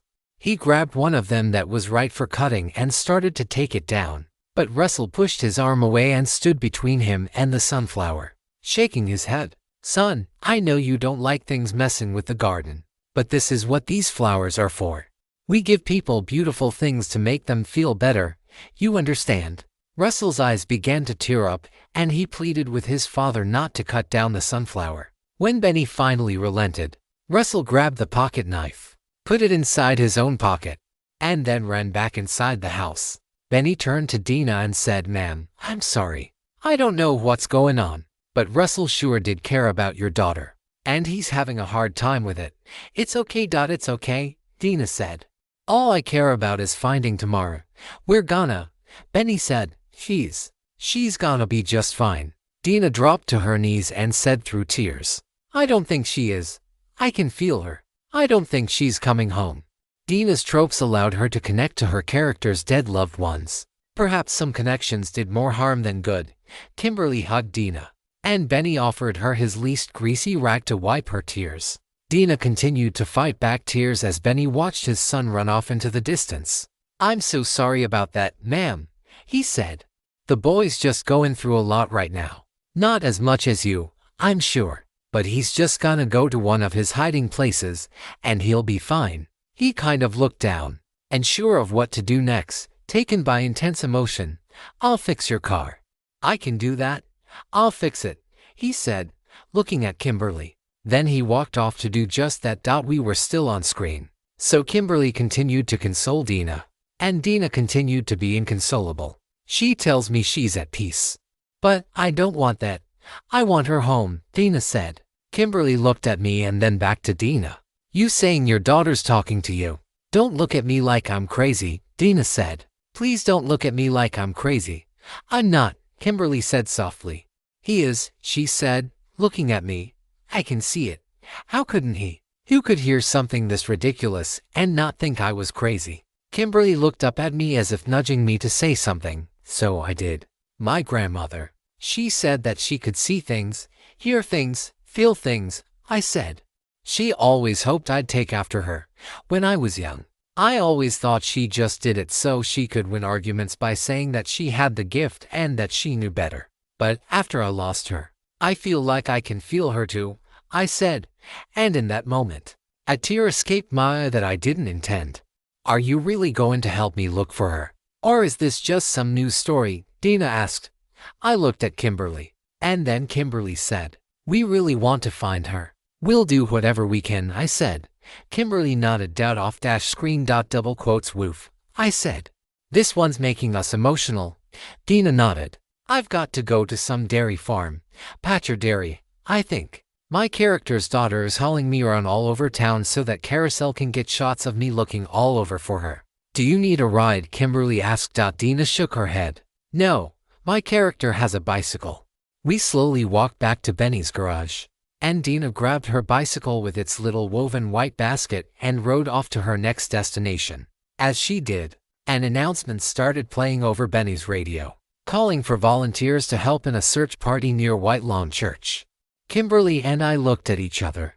That was a pretty clear-cut call to action. Benny managed to get Nick's sedan fixed in record time, and he set us off. Not without lecturing Nick about proper maintenance and telling him he wouldn't get lucky twice.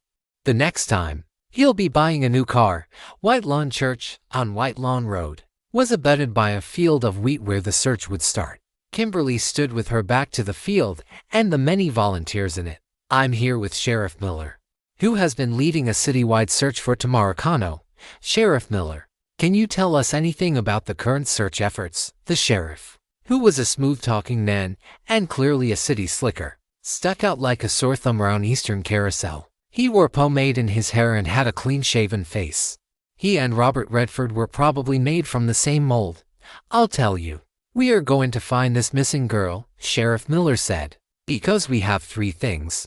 We have a generous population who is giving of their time and resources to help search for this girl. We have an unbreakable spirit and the power of believers coming together. And we got award-winning hunting dogs that are trained for competitions to follow the scent of a target from miles and miles. With those three things, I'm confident we are going to find young Tamara and bring her home where she belongs. I will not rest until that happens. He nodded his head and then walked back to his cruiser, where Antoine and another deputy named Tommy Patcher were in the process of providing a clothing sample to a trio of baying hounds. I made sure that Nick caught this on film. It seemed like an important part of the investigation. Sheriff Miller pulled a small white sock out of a paper sack and held it out to the dogs to get an impression of. After a few sniffs, the dogs were off. And we're out, I said. Off dash screen. Kimberly and I stared out at the field beyond the little white church. There were acres and acres of wheat. Dozens of volunteers walked through the wheat out toward the woods in the distance, walking with intention and keeping their eyes peeled on the ground and in the distance. A case of theft. This story is not rightfully on Amazon. If you spot it, report the violation. We had sat around getting footage of these efforts for nearly an hour. Antoine was busy being a cop, and at a glance, it seemed that he was on screen constantly as he struggled to keep one of the hounds from tearing its leash out of his hands. Where's Bobby when you need him? I asked. I know, right, Kimberly said. We finally have a story that actually calls for dogs. And we left him behind. He's going to be devastated, I said. I looked around. I didn't anticipate that there would be anything worth finding out in the fields in the distance. And if there were, the volunteers would call out. Let's check out the church, I said. What do you think? Good, Kimberly said. My character didn't wear shoes meant for running in the fields. As we made our way over toward the church, we saw an NPC named Eustace Patcher. Kimberly politely said hello as we passed. He grumbled something that didn't sound friendly. Excuse me, Kimberly asked. You heard me, he said. Neither of us had. We never went on screen, so that interaction couldn't have been too significant. But it was interesting. The man was watching as they trampled the wheat in the field beyond the property line of the church. I had to assume that his bad attitude was related to that. The wheat was frail, and you could see the lines where people had been walking through it. Was that his field? Were those his crops? We went on screen long enough to be filmed walking in the church. That was good. It meant that we were going in the right direction. The church had one room, but it was a large room. Religion was an interesting concept in Carousel. There were plenty of signs that the people of Carousel worshipped some sort of generic monotheistic religion if you only gave a passing glance. But the churches were not Christian churches, though you would be forgiven for assuming they were. As we walked into the church, I was brought back to memories of my younger years being brought to a small, non-denominational church just like this. This church had stained glass windows. Though the stories depicted in them did not seem familiar, this was a struggle. I didn't know if we were supposed to see this unique religion as being part of the story or if it was just background. Was it merely decoration? Or was it a cult? Carousel had so many cults. There was a whole section on them in the atlas. I picked up a hymnal. It was filled with songs singing praise, even songs that felt very familiar. But they didn't feel right. They felt off. It's kind of spooky, isn't it? Kimberly said. It is, I agreed. It's sacrilegious. Carousel copying religions just to help fill out a setting. The front of the hymnal just said hymnal. But as I glanced at the book, it almost looked like there should have been more words, as if the real text had been stricken. This might very well have been a real religion once, but it had been turned into a prop. Spooky indeed. On screen, check this out, Kimberly said. She pointed to something that looked like it might have been an altar. In fact, it was the only thing in the church that actually looked like it wasn't meant to be generic. What would you say this is? Kimberly asked. A shrine, maybe, I said. There was a picture of a man and a woman. It was an old picture. 19th century old. Below it was a little placard that said, Aurelius and Mavis Patcher. On a flat surface under that were candles, flowers, and little glass ornaments. One of the candles was lit. There was an inscription below the names on the placard that read, In family we find purpose. Interesting, I said. These Patchers seem to be everywhere. Small town like this, Kimberly said. Wouldn't be surprised if everyone was related. After a few more moments of looking around, we went off screen. When we returned outside, we found that the dogs had been yanking Antoine, and the other deputies around in circles. They didn't find a hit. Antoine told us over his shoulder as he saw us watching. It was a shame. The sun was going down, and people were leaving the search. It was a failure. Keep your chin up, the sheriff said to the people as they left. We are going to find her. No news is good news, he added. As we went back to the car, we found Nick there waiting on us, saying that he couldn't wait for us to get back to our place. It was supposed to be nice, and it was nice. It was a large white plantation-style house that had been turned into a boarding house called Miss Moreland's boarding house. Obviously, it was owned by a Miss Moreland, and when we saw her, that was all that was on the red wallpaper, leading me to believe that her first name actually was Miss. She didn't say much, but she definitely eyeballed us as she showed us to our rooms. Kimberly got the attic suite, which was a large room with lots of space. Miss Moreland was very clear that Nick and I were not to stay the night in that room because she didn't want the appearance of impropriety in her boarding house. I wasn't going to argue with her. She was a thin woman who wore clothes that were 70 years too old for the 1960s. She might look more like a ghost walking through these halls than a living proprietor. She called herself the lady of the house, and that she was. Breakfast will be served at 7:00, no sooner or later, she said as she walked away from Kimberly's room, intentionally leaving the door open. Very nice digs, I said. It's a beautiful house. Kimberly agreed. A boarding house? I've never heard of that. It's like we're staying in a really nice bed and breakfast. I agreed, though I suspected that in a different storyline. This BVB might be a little bit scarier. The house was very nice but also very dated. Antique decor that looked like new was not something out of the ordinary for Carousel, but this place really felt like it was lost in time. I lay on one of Kimberly's couches and watched the first batch of raw footage that I was given from the dailies. It was incredibly dull. All of the footage could potentially end up in the final cut of the film. But that didn't mean it was interesting. It was unedited, and I felt like I was back watching security cameras in Subject of Inquiry. Most of the clips didn't seem to contain much information, so I skipped between them just by thinking about it. I found a clip that included Dina talking to Deputy Patcher. She was giving him effects from her daughter, a hairbrush, a doll, and some yellow frilly socks that someone might wear to fake Sunday school. Then, I began watching footage from the search party. It really concerned me. I had expected to see lots of footage of people trekking through the fields, the creeks, and the forests. But most of the footage was of people watching us, Kimberly and me. These were intentional shots. I told Kimberly what I was watching. Well, maybe they were just staring at us because we're from out of town or because we have a camera. I'm not sure, I said. The shots are framed really ominously. There are people searching through the fields, and then one person will turn, look back, and stare at us blankly with suspicion. There were at least a dozen people who stared at us. That includes the rude guy that we saw outside of the church. That's concerning. Kimberly said, I'd say so. After I'd made my way through my current batch of clips, I decided to go down to my room, which was in the basement.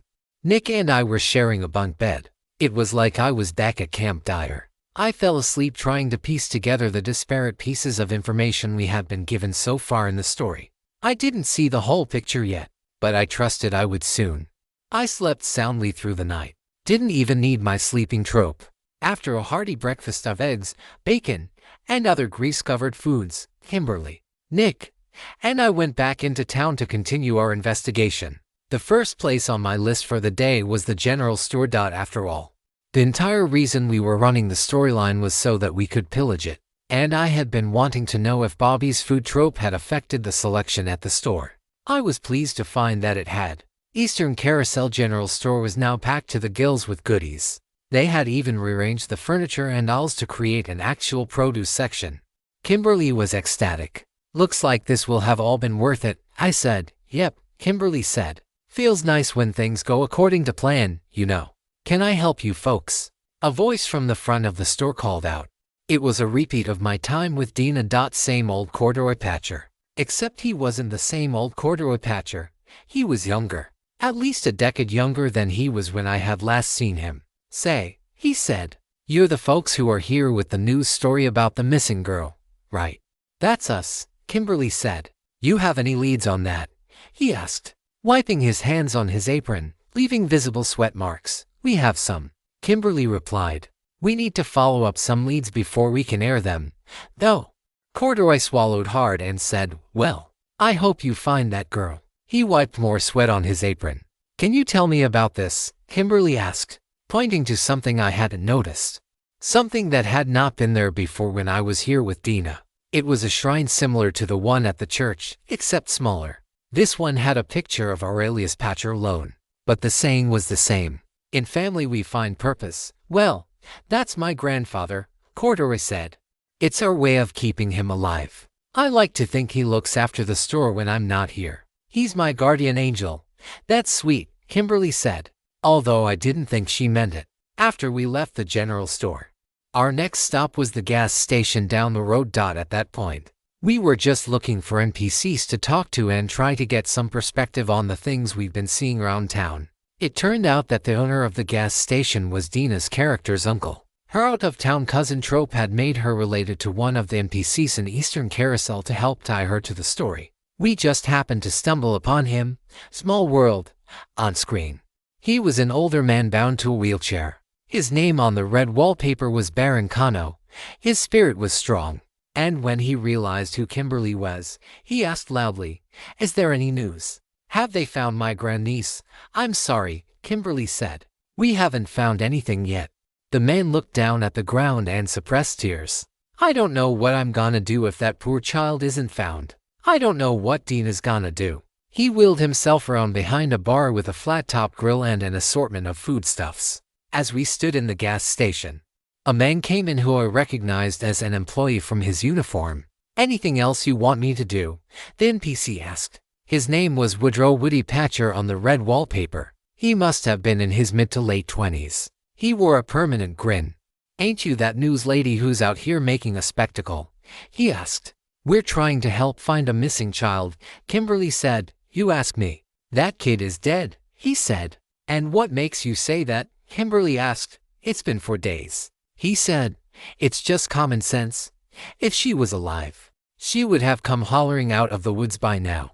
No, I think she's dead. Good Lord, Woody, Baron said. That's my grandniece you're talking about. As if just realizing how rude he was being, Woody said, well, you see that it's always possible that she's still alive. He wiped his nose with his thumb. You know, I bet what happened is that the father came and that this is just a domestic issue. I have friends in the city who had a similar thing happen. They say it's always the parents. He wiped his nose again with his thumb. He quickly found his way outside to pump gas for a car that pulled up. Baron looked devastated from the conversation. We're going to do our best to find her, Kimberly said. Everyone is out looking. Thank you, dear, but I fear he may be right. I fear Dina has already given up. I just don't know what I'm going to do. We stayed there for a while longer as Kimberly asked him what he knew about the girl and if she had any hiding spots that she liked to go to. He had plenty to say. Apparently, he suspected that she had a friend out in the direction of Harless Automotive that she liked to visit. She didn't talk about him, but he thought she was entitled to her secrets. He urged us to go seek out that friend. Of course, we knew that she had a friend out there. Kimberly thanked him for his help, and we walked out of the store. As we did, Woody Patcher said, "You know, this town can't handle something like this. We got crops rotting in the fields while we're searching for some girl that's probably already dead. Ain't that something to think about?" Kimberly eyed him down as we walked away, but said nothing. Off screen, we didn't have any leads. What we did have was a large wooden sign posted near the gas station, telling people that the farmers market would be closing early so that the workers could help with the search. It also helpfully included an arrow pointing us in the direction of the market. Taking that as a sign, we decided to follow it. That arrow led us to another arrow, which led us to a third arrow, which finally led us to the farmers market. It was a large structure, a roof without walls, lined with booths. The whole thing was made from large pieces of timber. It smelled like earth, flowers, and overripe tomatoes. There were a few main entrances into the structure. Each booth was along a wall, and the person running the booth usually had a car, truck, or even tractor pulled up to the backside of their booth that they had used to bring their things to the market that day. The author's tale has been misappropriated. Report any instances of this story on Amazon. As we walked through the market, we went on screen. "Well, I just don't know what I'm supposed to be doing." A woman who was called Darla Patcher on the red wallpaper said, "My berries are going to go bad." Produce does not wait just because tragedy strikes. In different circumstances, this market would have been quite a fun trip. There were lots of neat booths and all kinds of local veggies and fruits. Next to Darla Patcher's booth was Anita Patcher's booth, but she didn't sell fruits and veggies. She sold necklaces and bracelets and, most relevantly, candles and small glass ornaments and pictures of Aurelius and Mavis Patcher. "That is so neat," Kimberly said, pointing to the supplies that were clearly meant for people to be able to build their own shrine. "How much do these cost?" Anita looked at Kimberly as if she were the biggest fool and said, "Oh, these aren't for you, dear." "Why not?" Kimberly asked. "Is this a religious item?" Anita looked down at her supplies and then back at Kimberly and said, "This is a family thing, dear. You needn't worry about it." Kimberly thanked her anyway, and we continued to walk on while Kimberly gave me a weird look and I returned it. Were there really so many Patchers that a person could make money selling knickknacks for their family shrines? Eventually, we saw a familiar face. It was Rose Harless. She had a booth of her own. Behind it was a blue car that looked like someone had combined a Volkswagen Beetle with a Jigglypuff. The little car was hauling a very little trailer that Rose must have used to bring her stuff to the market. "Any luck on the search?" Rose asked us as soon as she saw us. "I'm afraid not," Kimberly said. Kimberly looked down at the wares that Rose was peddling. She had jellies of all kinds, from blueberries to rose petals. She had sunflower seeds and little sprigs of herbs bundled with twine. There was a bottle labeled healing ointment that was most certainly not approved by the FDA. Herbs hung from a string over the top of the booth. I had noticed that she was kind of a hippie when I met her, but I didn't realize exactly how far she had gone into it. There were trinkets and potions, though they were not labeled that way, and all sorts of natural remedies. Rose was in the process of packing up all her things. "I had to surrender my booth," she explained. "I needed to go help with the search. But Darla over there said I needed to clear up my booth if I wasn't going to be running it. It's like she doesn't even care what's going on right now." We all looked back at the two elderly Patchers. "She's not the only one," Kimberly said. "There are some people in town that really aren't a fan of the search efforts. To some people, if it isn't about them or their family, they could care less," Rose explained. "But most of the people in this town have good hearts, I promise you." She looked over at Darla and Anita and said, "You just need to be able to pick out which ones." Back in the car, wandering aimlessly for some sign of what scene we were supposed to go to next, Kimberly wondered aloud about Antoine. We drove around for at least an hour looking for a sign of what to do next. First blood was approaching rapidly. and we were intensely worried that something was going to come our way. Kimberly didn't like that we didn't know where Antoine was. "I just hope he's doing okay," she said. "You think he would tell me if he was having trouble?" she asked. I shrugged my shoulders. "I don't think he would tell anyone," I said. From the look on her face, that was not the right answer. But before Kimberly could respond, an announcement came over the police scanner. First blood struck on the red wallpaper. Whatever happened had done so without any concern for us. The scanner blared. "I need all available units at Harless Automotive. There's been an incident," the dispatcher called out. Kimberly and I looked at each other. "Go now," I said to Nick. He made a rapid course correction in the direction of Harless Automotive. "He's going to be fine, Kimberly," I said. "His problems are just another problem to solve. We're gonna do it." I had hoped that this might soothe her worries, but I didn't think I succeeded. As we arrived, the sounds of sirens gave way to the sounds of Rose Harless crying hysterically on the porch of her house. Her blue car was parked next to the house. Police cars, an ambulance, and even a fire truck were crowded around the Harless Automotive parking lot. Wherever Russell was, I couldn't say. There was a crowd of people, and from what we knew about him, he was probably hiding from them. Antoine was in the midst of everything, directing people around and trying to bring order to the chaos. There was a tow truck in front of Benny's garage, and hanging from its hook, being towed up onto the bed of the truck, was Benny's Imperial Phantom, the car he loved, but that was a hopeless repair case. The front end was dented, and there was an ugly red stain across it. We got out of the car as Nick rushed to set up the camera. "You are the last thing we need," someone yelled from the distance. It was Deputy Tommy Patcher. "We have no need for you sensationalizing an accident like this. We're only here for the story," Kimberly said. "There is no story," he said. "If you take that camera out, I'm going to smash it in the road." Nick looked at us, and we nodded. He started putting the camera back in its case. Tommy Patcher left us after that. We quickly found our way over to Antoine. He waved us over. "On screen, Deputy Stone," Kimberly said. "Can you tell us what's happening here?" Antoine looked over at her. This was the first time their characters had met. He nodded and said, "There's been an accident. It looks like the lift malfunctioned, and the car Mr. Harless was working on fell down and crushed him."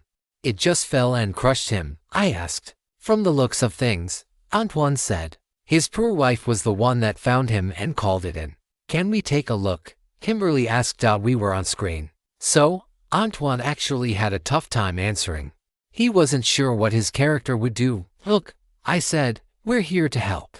We just spoke to this man. We'd like to see what happened. This is completely off the record. There's no one in there. Just let us have a quick look around, please." Kimberly said, "Something is going on here. Doesn't this feel like an awful big coincidence to you? A girl goes missing from here, and now a mysterious death." Antoine looked at us and then looked back at the other deputies and said, "Make it quick. Follow me." He waved us through some police tape and into Benny's garage. A white sheet covered what had once been Benny Harless. It was a mess, and everything was soaked in red. "We just saw him yesterday," Kimberly said. "This is so strange. It appears to have been a case of bad luck," Antoine said. "The only wounds that we can find from a preliminary search were those inflicted by the car." I don't know what kind of story you're thinking is here, but by all accounts, this looks like an accident. "Can we look around?" I asked. "Be my guest," Antoine said, "but be quick. Don't touch anything, given our time constraints." My mind immediately went to finding clues in the form of text. In a garage, the only text-based clues were the row of tickets pinned to a corkboard near the entrance to the office. They looked very conspicuous. I walked over there immediately, and Kimberly followed. There was a row of them, 7 in all. The first 6 had the word complete written on them in pencil. They had their cost totals already added up, ready for the customer to come get their car. The final ticket was for a car called a Comstock 4A, which must have been the make and model, but I didn't recognize it. It was the only ticket that had not been completed or totaled. The name on the ticket was Margaret Petty. I examined the ticket, though I wasn't sure whether it was a clue or just an oddity. It stuck out, the only one different from the others. "Do you really think he could have been killed by accident?" Kimberly asked me. "Right now, I'm not feeling like it was an accident, But I couldn't say why he would be killed, I said. But didn't he say he was about to junk that car? That he had given up on fixing it? What's it doing back on the lift? He did, Kimberly said. But that's not going to convince anyone of anything. They'll just think that he decided to tinker with it again. He may have. I said. Let's check out the lift. We quickly walked back to the area where Benny's body lay covered. The lift was composed of two upright beams with a hydraulic motor. Each beam had two arms designed to go under the vehicle. There's hydraulic fluid all over the floor, I said. Some of this red stuff isn't blood. In fact, most of the red stuff wasn't blood. Either the hydraulics failed rapidly, or someone tampered with it to cause an accident or fake one. But why? We investigated as much as we could, but we were not the right archetypes to be able to find much in a crime scene like that. Kimberly was designed to talk to people, and I was designed to talk about movies. Neither of which was helpful in that instance. Outside, an NPC named Tug Montgomery was operating the tow truck. He was just finishing up when we came out of the garage. Tug was an odd-looking man. He was balding, but his hair was still long.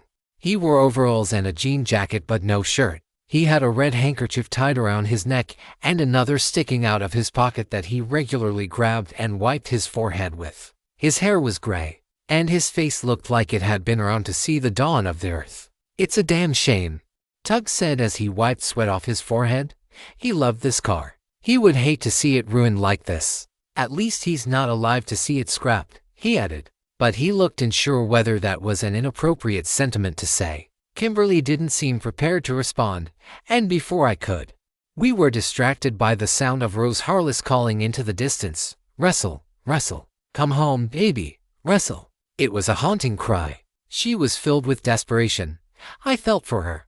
Everyone stopped and listened as she screamed for her child to come to her. If he heard her, he didn't come. Russell was still hiding, it would seem. As I looked around for signs of the boy, instead, I saw the garden in the back. The sunflowers were different. They were drooping, as if they, too, were in mourning. They drooped so low that even from the front of the garage near the road, I could see the scarecrow, hanging from its perch, watching us all. As we drove back to the boarding house, we discussed our plans for the future. We had suspects to question. We could see a line of attack to get to the bottom of this mystery, even if we couldn't see all the pieces at once.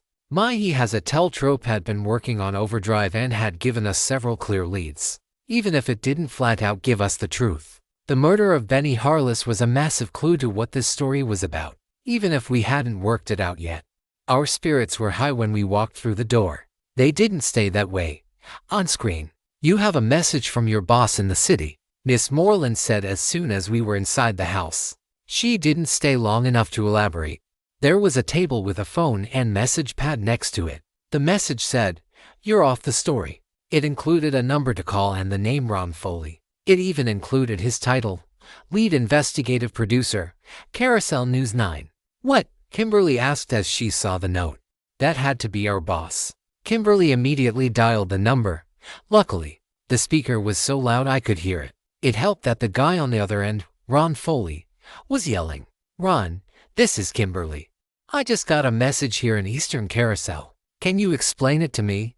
"You're off the case," Ron yelled. "You were supposed to go over there and report a story, not terrorize the locals." "Excuse me," Kimberly said. "We haven't terrorized anybody.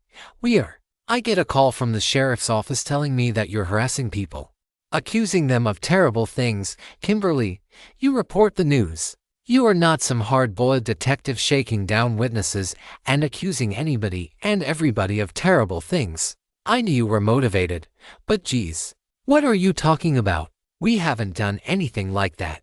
Everyone we've spoken to has signed the consent form or otherwise been more than willing to talk to us. We haven't really even started treating this disappearance like a crime yet, and we've just been reporting on the search. Now there's a murder of a wit. Well, that's not how I hear it, Ron said. I could practically hear his mustache over the phone. The way I hear it, you've got dozens of people calling in complaints to the sheriff's office.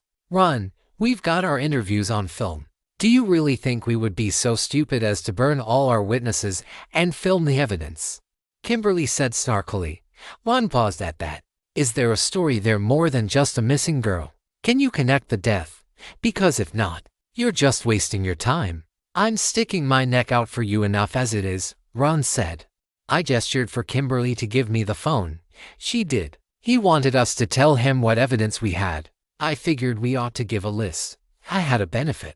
I knew what film clips Carousel had to work with. So, I knew what kind of stuff the audience would already know. Maybe I would have to stretch it. Ron, we are onto something here. We can't run off right now. We have good evidence on film that throws the sheriff's department into question. The mother told us she gave a deputy Patcher a pair of yellow socks so that the hounds could get a scent. But we have on film them using white socks. We don't know where those socks came from, but this is suspicious. Ron, we're getting all kinds of suspicious characters in this town. And I think half of the people we are talking to know something. And I think that with a little bit more time, we can get them to talk. Ron paused again. Sounds like you ought to get over to the sheriff's office, Ron said. Freedom of the press or not, without support from the local police, you're gonna have a hard time getting anything done. Figure out what's going on over there. I handed the phone back to Kimberly. He hung up on his end, and Kimberly followed with hers. She looked like she was going to slam the receiver down. But at the last moment, she must have remembered her manners. Instead, she sat silently, turned to me, and said, "Heads are about to roll. Off screen. On screen."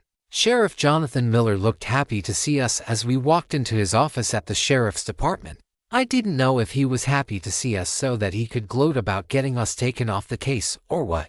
His office was at the center of a larger room. The walls were glass so that we could see the goings-on of the station in every direction. It was busy. Lots of support staff were running about. That made sense. A missing child and a mysterious death would run a small operation like this through the paces. He gestured for us to take a seat in front of his desk. Instead of sitting in his own chair, he sat on his desk, clearing out a spot for himself and looking down at us. Double quotes, how'd my interview look? Have you seen the tape? He asked. Kimberly looked at me and then back at him and said, "We haven't had time to review things, but I'm sure it was a good shot." Well, good.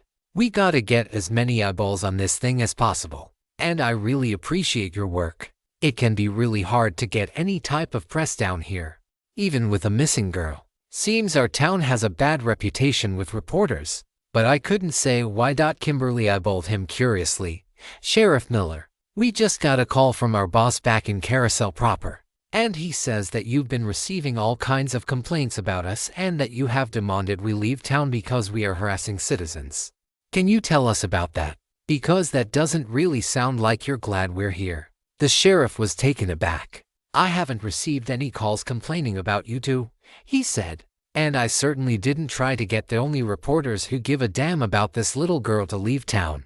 Your boss told you that I said that." He was very clear about it and very upset with us. Sheriff Miller got serious really fast and looked up, staring around his office, taking a peek at all his underlings through his glass walls. "Well, I'll tell you, small town police work can be a pain." While he was indignant, suddenly, it didn't seem like he was so surprised. "What it sounds like," he said, "is that we've got some sort of prank or impersonator. If you need me to talk to your boss, I can do so right now." "Thank you," Kimberly said. She pulled out the note that had his phone number on it. Off screen.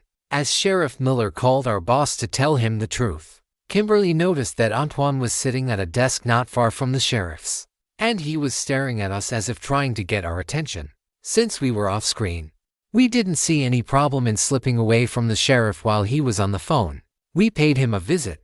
"I've done some digging," Antoine said. "I've been talking to the secretaries. The phone number for Harless Automotive called the sheriff's station asking for Sheriff Miller not more than an hour before his body was found. They directed it on through.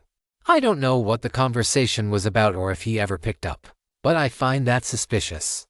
I asked the sheriff about it, and he said he didn't talk to anyone from Harless Automotive. Help support creative writers by finding and reading their stories on the original site.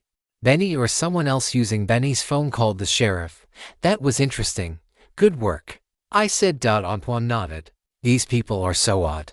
They like me because I'm a local hero and I was born here, but they treat Sheriff Miller like he's the town idiot because he's only been here for 10 years. He was appointed by the Greater Carousel City Council. not by a local election. And that's causing some grumbling. They still talk about it like it just happened a decade later. Yeah, we get the sense that they're not really hot on outsiders, Kimberly said. We're getting all kinds of strange looks. She shifted her tone to something softer. Are you doing okay? Is everything all right? I'm fine, Antoine said. I see you found one of our best and brightest, Sheriff Miller said from behind us. He had finished his call with our boss. Deputy Stone here managed to capture a fugitive from justice from Carousel proper when he was passing through town. Old-fashioned shootout and everything. He's a regular Old West gunslinger. He patted Antoine on the back. It's not all that, Antoine said. I was just at the right place at the right time. I couldn't help but giggle. Antoine had a trope called Everyone Loves a Winner, which guaranteed that his character would be coming off of a really big success whenever the story started. It was supposed to be a good conversation starter and endear him to the locals. Looked like it might have been working. I just wish that I could find this girl, Antoine said. Don't we all? Sheriff Miller said. He looked at Kimberly. I called your boss. I cleared things up. You're free to continue working, the sheriff said. He left us and went about his day. We sat there talking to Antoine and getting caught up on his end. We were all confused about when a haunted scarecrow, or any enemy, would finally show up. While we discussed this, the sheriff came back and said, Now, we're about to close down shop here, but there is an emergency town hall meeting about this very matter. I suppose the council is finally getting up off their butts to help. But they wouldn't tell me that, would they? As we went to leave, I noticed another deputy sitting at his desk staring at us. It was Tommy Patcher, the same Tommy Patcher who had taken the clothing samples from Dina. He didn't look happy to see us, but when he noticed me looking, he smiled. On his desk was a small altar that included a picture of the Patcher ancestors along with a candle. The candle was lit. On dash screen. I had never seen a building that lived up to its name as well as the town hall in Eastern Carousel. It was at the center of town, and it was one huge hall. There was nothing much more to it. There weren't even chairs. Everyone stood around, waiting to see what we were there to learn. There were roughly 150 townsfolk. They came from every walk of rural life that I could expect. Farmers, hunters, and homemakers alike clamored to find out what news they had been gathered for. Kimberly and Antoine stood next to me as we observed the crowds. Nick was filming. There sure are a lot of Patchers in this town, Kimberly said. She wasn't wrong. At least a fifth of the room was named Patcher on the red wallpaper. Corduroy Patcher from the general store was there, as was Woody Patcher from the gas station, and even Eustace Patcher, who had grumbled something rude at Kimberly. There were husbands, wives, and even older children all crowded together, waiting for the news. They all spread like the Red Sea when a man named Jeffrey Fields and his wife, Delacama, arrived. On dash screen. From the look of it, they were like Eastern Carousel royalty. Jeffrey had a stern, uncomfortable look on his face that never left.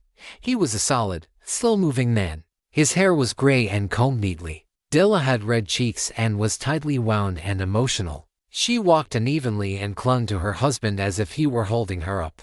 She was in her late 20s or early 30s, I couldn't tell. She was very pretty, a regular small-town princess. As we watched, a group of 3 women came and stood in front and to the left of us. They were normal NPCs, and they were doing normal NPC things. They started to whisper. The Queen is making an appearance, one of them said. You can tell she doesn't want to be here. Not in little old Eastern Carousel, another added. I hear her husband came into a lot of money not too many years ago. She can't stand to be around us country bumpkins anymore. She's got her new house up in Snowblind, I hear. New house, new car, new life. And all she had to do was marry that dullard. Oh hush, you two hands. The third NPC said, This is important, and it's not time for gossip. As she walked to the front of the room, the 2 of them were greeted by a man named Merle Patcher. He must have been 40 years old. He stood tall, strong, and confident. I could see the years of work under the sun had left their mark.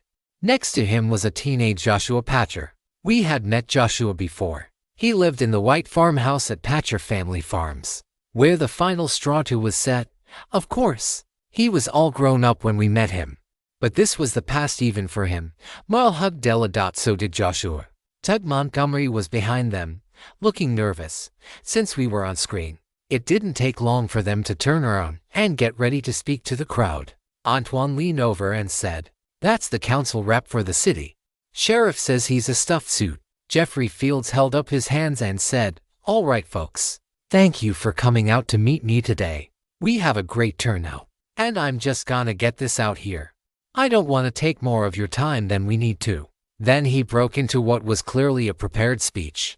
"I stand before you with a heavy heart. With this week's events, I am deeply moved by the tireless efforts and unwavering dedication you have shown in the search for young Tamara Kano. Our community has come together in an extraordinary way, displaying resilience, compassion, and a collective hope that has been truly inspiring. Your actions have demonstrated the strength and unity of Eastern Carousel, and for that, I am profoundly grateful." People applauded nervously. However, it is time we took into account some hard truths. We have searched for 4 days. For long days, prospects are not good. He paused because a lot of NPCs started to whisper in shock at the direction his speech was going. "Look, people, our crops are ready for harvest, and right now, the Weather Service is suddenly predicting a surprise frost. Our livelihoods are at risk. This search, while noble, cannot last forever. At this point, the experts I've spoken to tell us to prepare for the worst. After careful consideration and consultation with the search teams and local authorities, I must deliver some difficult news. It is time for us to face a harsh reality and call off the search." Some people clapped, and some people called out in righteous indignation, condemning the decision. He raised his voice so that he could be heard above them all. "We must begin the painful process of healing and look to the immediate needs of our community. While this decision is heartbreaking, we need to focus on the tasks at hand, keeping Tamara and her family in our hearts. Let us honor Tamara by supporting one another and ensuring our town continues to thrive. Della and I share your grief and are committed to navigating this hardship together. Let us move forward, not forgetting Tamara but honoring her by keeping our community strong and united." "Thank you for your—" Someone yelled out a curse word, interrupting him. Understanding, people were not happy. Most of the townspeople who had come did not support this. At the same time, some applauded his decision, notably the Patchers, who were quickly moving from lead suspect to obvious suspects. From the back of the town hall, I heard screaming, "You're canceling the search!" Dina yelled over the fervor. "You called everybody here to cancel the search, and you didn't even invite me to tell me that you were giving up on finding my daughter." The room went silent. Most of the townspeople were absolutely disgusted to find out that Dina had not been included.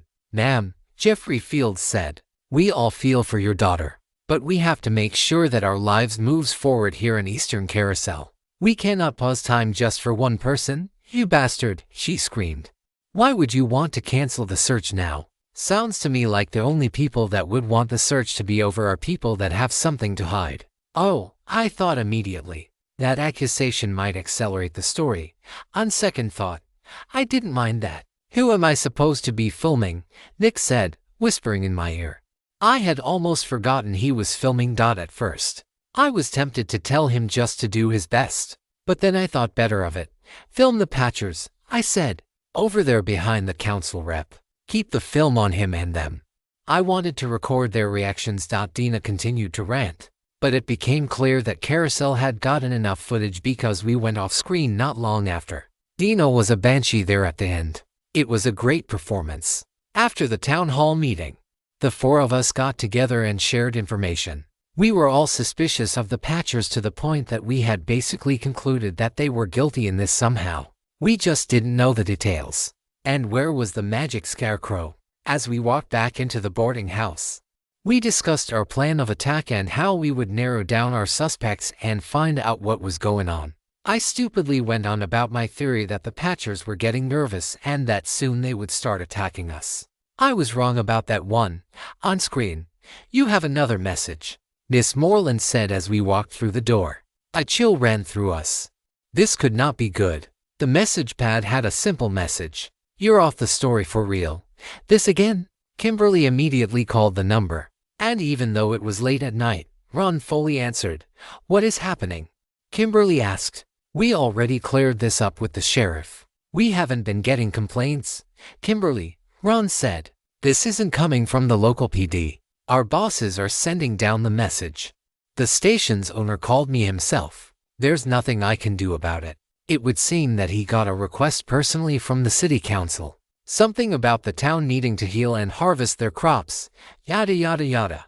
Kimberly started to say, "We are never going to leave. We are going to get to the bottom of this whether you're paying us to or not." But by the time she started to speak, we were off screen.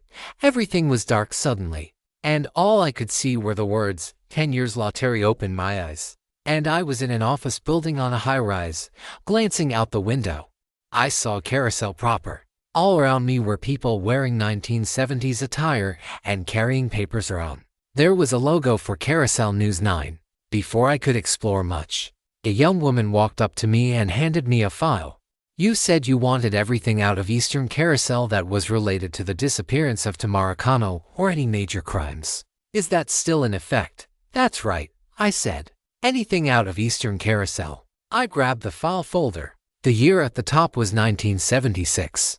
The information she had given me was a hot wire out of Eastern Carousel. There had been two murders that day. A sheriff, Thomas Patcher, and a civilian named Tug Montgomery were now dead.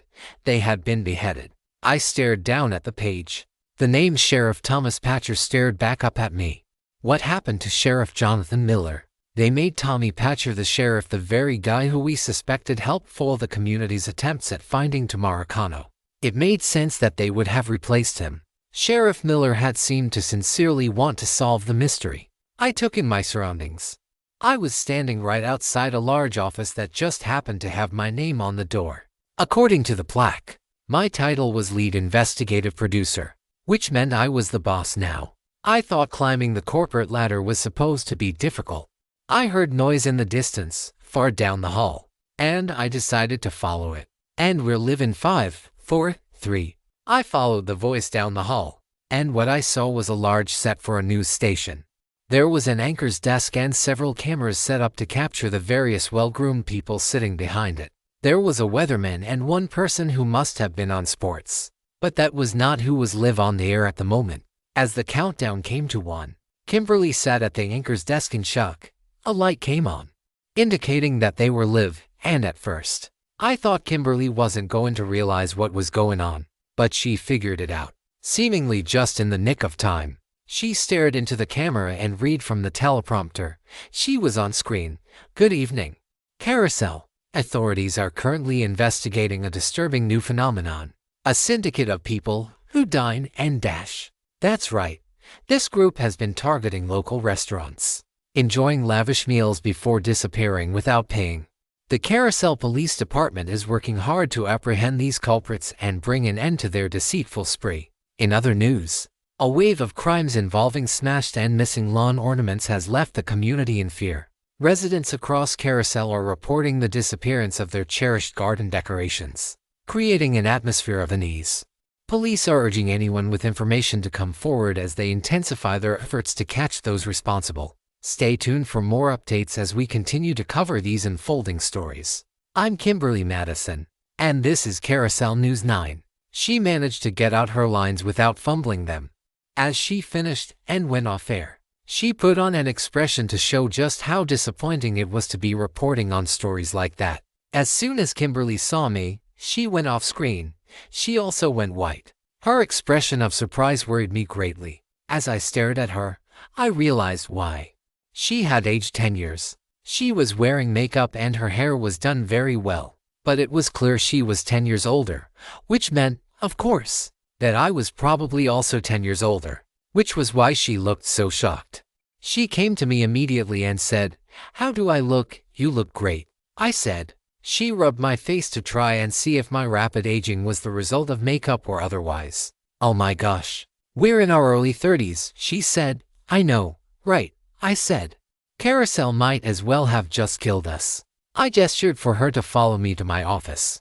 And as we went along, I found the NPC who had given me the folder on Eastern Carousel and asked her to get me everything we had out of Eastern Carousel for the last 10 years related to homicide or any major crimes.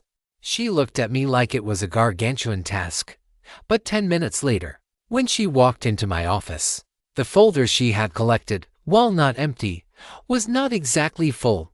10 years later, Kimberly asked. Yep, I said. Classic storytelling device. Kind of explains some things. Like why we never saw any enemies. We were in the before section. If we saw too strong of evidence, it would have been weird for us to just leave it alone for a decade. So now we go back out there, Kimberly asked. Yep, I said.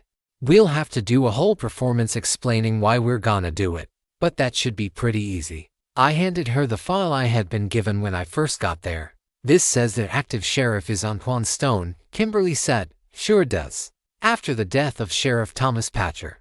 She was as perplexed by that as I was. We hadn't gotten to spend much time with Tommy Patcher, but he certainly didn't seem the type to be a leader. Check this out, I said, as we started looking through the files we had been given, as well as some of the files that were already in my office. It says that we passed forward our evidence and footage to the CBI. CBI, Kimberly asked. The Carousel Bureau of Investigation, I said with a grin. Of course.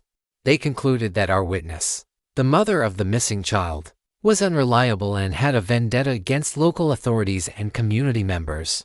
She was hostile when approached. So the CBI decided not to move forward with the investigation. At least our characters hadn't given up completely. We had tried to get the real cops involved. If you stumble upon this tale on Amazon, it's taken without the author's consent. Report it. Looking through all the information we had from Eastern Carousel didn't reveal a whole lot. There were a few crimes, sure, but mostly domestic disputes. There didn't seem to be a whole lot of crime in Eastern Carousel. But other news was not so positive. Eastern Carousel had gone through droughts, famines, and all sorts of agricultural and economic upheaval. We had lots of stories of people leaving town, looking for better prospects elsewhere. It sounded like Eastern Carousel wasn't the happy little farming town it might have been before. After we had searched and felt satisfied, the scene that we had come to expect started to play out on screen. Kimberly walked down the hall toward me. Hey, Kimberly, come here a second, I said. Do you remember Tamara Kano? Kimberly paused for a second, not in reflection but out of curiosity. Of course I remember, Riley. Well, check this out. 2 residents that we could connect to either the disappearance of Tamara Kano or the death of Benny Harless, if you remember him, have been killed. Homicide? She asked, looking at the folder. Yep, I answered. Strange. We continued to go back and forth for a while, and we just remained on screen, so we kept talking. Carousel was mining us for a good conversation, something that could justify our decision to return to the case. I leaned against my window and looked out over Carousel proper. What investigative journalists we turned out to be? I asked. It's a little early to say turned out, Kimberly said. We still have our whole careers ahead of us. Doesn't feel that way, I said. Remember when we told ourselves that finding Tamara Kano was gonna be the beginning for us? That we were going to be real journalists? What happened to us? Kimberly paused and reflected. We did the best we could, Riley. We passed our information on to the authorities. They are the ones that decided not to move forward. We do our jobs. That's all we can do. That's what I tell myself too, I said. Kimberly pulled a missing poster from the file folder and stared at it. The picture of Tamara Kano haunted her. I guess we were never investigating a missing person, she said. By now we can probably go ahead and call it a homicide. I'm afraid so, I said. Another homicide out in little old Eastern Carousel. We didn't say anything for a time. So, a murdered sheriff, she asked. That sounds newsworthy. You think it's worth checking out? I asked. If only we could get the lead investigative producer to approve it this time. I smiled. I don't think that'll be a problem, I said. We got a cameraman and a company car and were gone while there was still plenty of daylight. The drive to Eastern Carousel was pretty quick. It wasn't actually that far away by car. Still, Carousel got a few shots of us driving away from the setting sun. When we got there, it became very evident what changes had been made to Eastern Carousel. The place was more desolate. Half of the shops in town had shut down, with the exception, of course, of the general store. Thank goodness. Dina's uncle's gas station was now called Patcher's one-stop shop. The fields were depressing. The harvest was going to be meager. I could tell that even though I knew very little about farming. I had seen the fields 10 years ago, and by comparison, things were looking bleak. The crops hummed lifelessly. There was desperation and dust in the air. As we came into town, we saw a water tower that had been spray-painted with the words 10 years. Where is Tomaracano? We knew our way to the sheriff's station. Within no time, we found ourselves in the audience of the acting sheriff himself, Sheriff Antoine Stone. On screen, "Howdy, Sheriff," I said. "Hello," Antoine responded. He decided to play it as if he didn't recognize us. But as we sat in his office and stared at each other, we tried to see the humor in our rapid aging. "How can I help you folks?" Antoine said. "Sheriff Stone," Kimberly started. "You may not remember us, but around 10 years ago, we were in town doing some investigative reporting for Carousel News 9. So, you?" He said. "Yeah, I remember you. It's not every day that big city reporters come to Eastern Carousel. So, I suppose you heard about the murder of my predecessor and thought we were worth your time again." "We thought that we would come down for a follow-up," Kimberly said. The murders were definitely a factor, given that the two decedents were tied to both the disappearance of Tomaracano and the death of Benny Harless. "The death of Benny Harless," Antoine said. He thought for a moment. "I hadn't thought about that in years. That was ruled an accident. We can't exactly connect crimes just because the people involved knew each other. Not here in Eastern Carousel. It's a small town. If we did, all crimes would be connected." He smiled, and I could see he was toying with us. He had clearly planned out how he would approach his character. "Cut the crap," Kimberly said. "You know that what happened was suspicious. You know that there was more to that story." Antoine looked down at his desk. "If there was something suspicious," he said, "I doubt that this is a place where you could ever uncover it." "What do you mean by that?" Kimberly asked. Antoine paused and then spoke. "The last 10 years have been tough for Eastern Carousel. People are always looking for somebody to blame. 10 years ago, I was the hotshot who caught a fugitive. Nowadays, I've got a target on my back. Folks are blaming me for these murders somehow. The way people are talking and acting these days, it wouldn't surprise me if there was a conspiracy. And that's off the record." I wondered what had happened to Antoine's character that would justify his statement. Perhaps after the death of Sheriff Patcher, the townsfolk had started eyeing him with the same suspicion that they had shown us. His character was finally seeing the true Eastern Carousel. "Sheriff," Kimberly said, "I sense that you don't have many allies right now. Your senses are sharp." Antoine said. "Well, maybe you could use some," Kimberly said. Antoine paused and then said, "If I let you help me, you gotta understand one thing. Time moves fast and slow at the same time in a place like this. To some of the people here, 10 years ago was yesterday." "I know the feeling," Kimberly said. "Suppose you might want to talk to who got locked up in a cell," Antoine said. "Was he using an accent?" "Who?" I asked. "Well, it just so happens that Tomaracano's mother was caught vandalizing things around town with spray paint. Seems she thinks 10 years is long enough."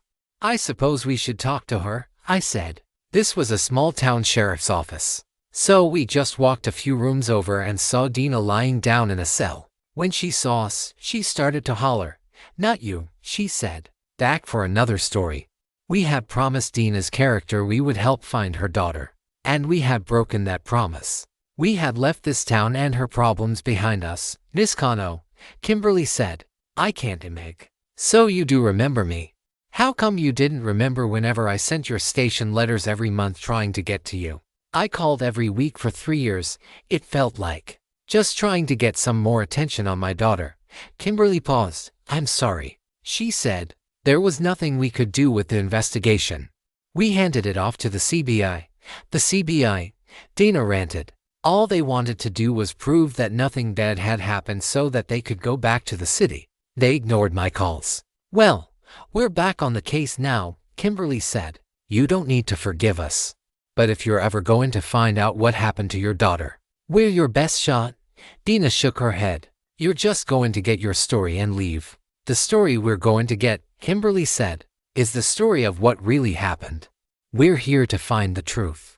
Dina stared down at the ground. "The truth doesn't matter here in Eastern Carousel. I've been trying to tell them that the Patchers were involved for years. Niscano has been harassing the Patcher family for the better part of a decade," Antoine said. "Every few months, We're getting called out to arrest her for trespass. Kimberly nodded. We don't plan to harass them, she said. If they are involved somehow, we plan to make sure everyone knows. Dina waited for a moment as if trying to think of a line. What choice do I have, she said. It's either you or nobody, and I've tried nobody. Antoine let Dina out of her cell, and we prepared to start our investigation. The beginning was easy. The murder of Sheriff Thomas Patcher had occurred in the parking lot of the sheriff's department. That section had been marked off with police tape. On screen, there really isn't anything to investigate, Antoine said. Seems like the assailant just came up from behind him and lacerated his throat. We've got the local coroner trying to determine if the head was cut off in one go or if it happened after the sheriff bled out. There really wasn't much to see at the crime scene, just a pool of blood. The crime scene photos weren't much more helpful either. The killer had left the head, which was quite an ugly thing to see. But I couldn't find any additional clues. We canvassed for witnesses, Antoine said. One woman claims to have seen a tall man walking in the dark around the time of the murder. That's all we have so far for the sheriff, at least out off screen. Sounds like you've been busy, I said. Antoine nodded. I've been working on this since yesterday. I woke up sitting in my police cruiser outside of this crime scene. Whatever happened to the old sheriff? I asked. They got mad at him after the harvest failed that year. The public sentiment seemed to be that if the search hadn't gone on so long, people would have been able to get their crops out of the field before the frost. They decided to pin the whole thing on him, kicked him out, and put one of the Patchers in his place. We got in our cars and followed Antoine to Tug Montgomery's junkyard. We weren't driving. We had brought a cameraman just like last time. This one's name was Ted, and just like Nick, Ted didn't say much. Everywhere we went, we would do an investigation, and then Kimberly would film a report on it. Sometimes, we would be on screen for it, and other times, we wouldn't. We didn't know what to do. So we just tried to stay in character. At the Montgomery junkyard, the scene was quite a bit more gruesome.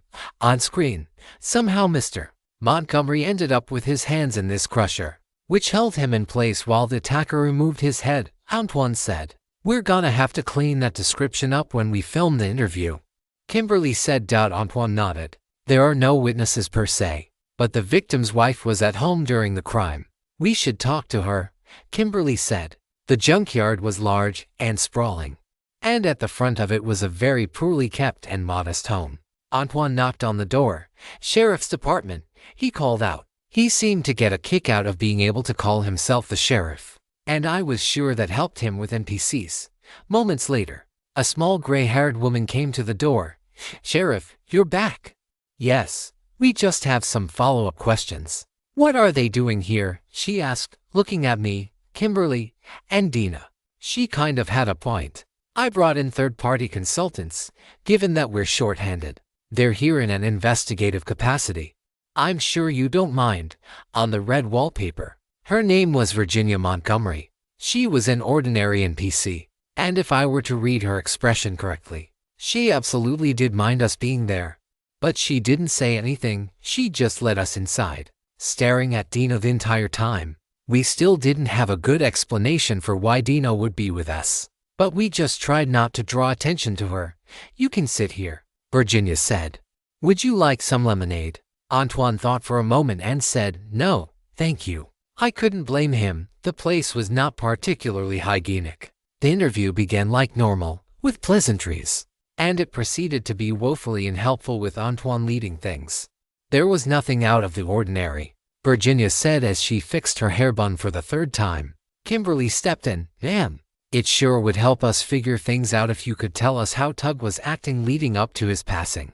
I told you, Virginia insisted. There was nothing out of the ordinary. Kimberly didn't respond. None of us did. We just watched and waited for her to continue. Virginia shook her head. Maybe Tug was a little bit excited, but I don't think it has anything to do with his death. Excited? Kimberly asked. He said that someone was following him the last few days, Virginia said. And you didn't think that was relevant to his death?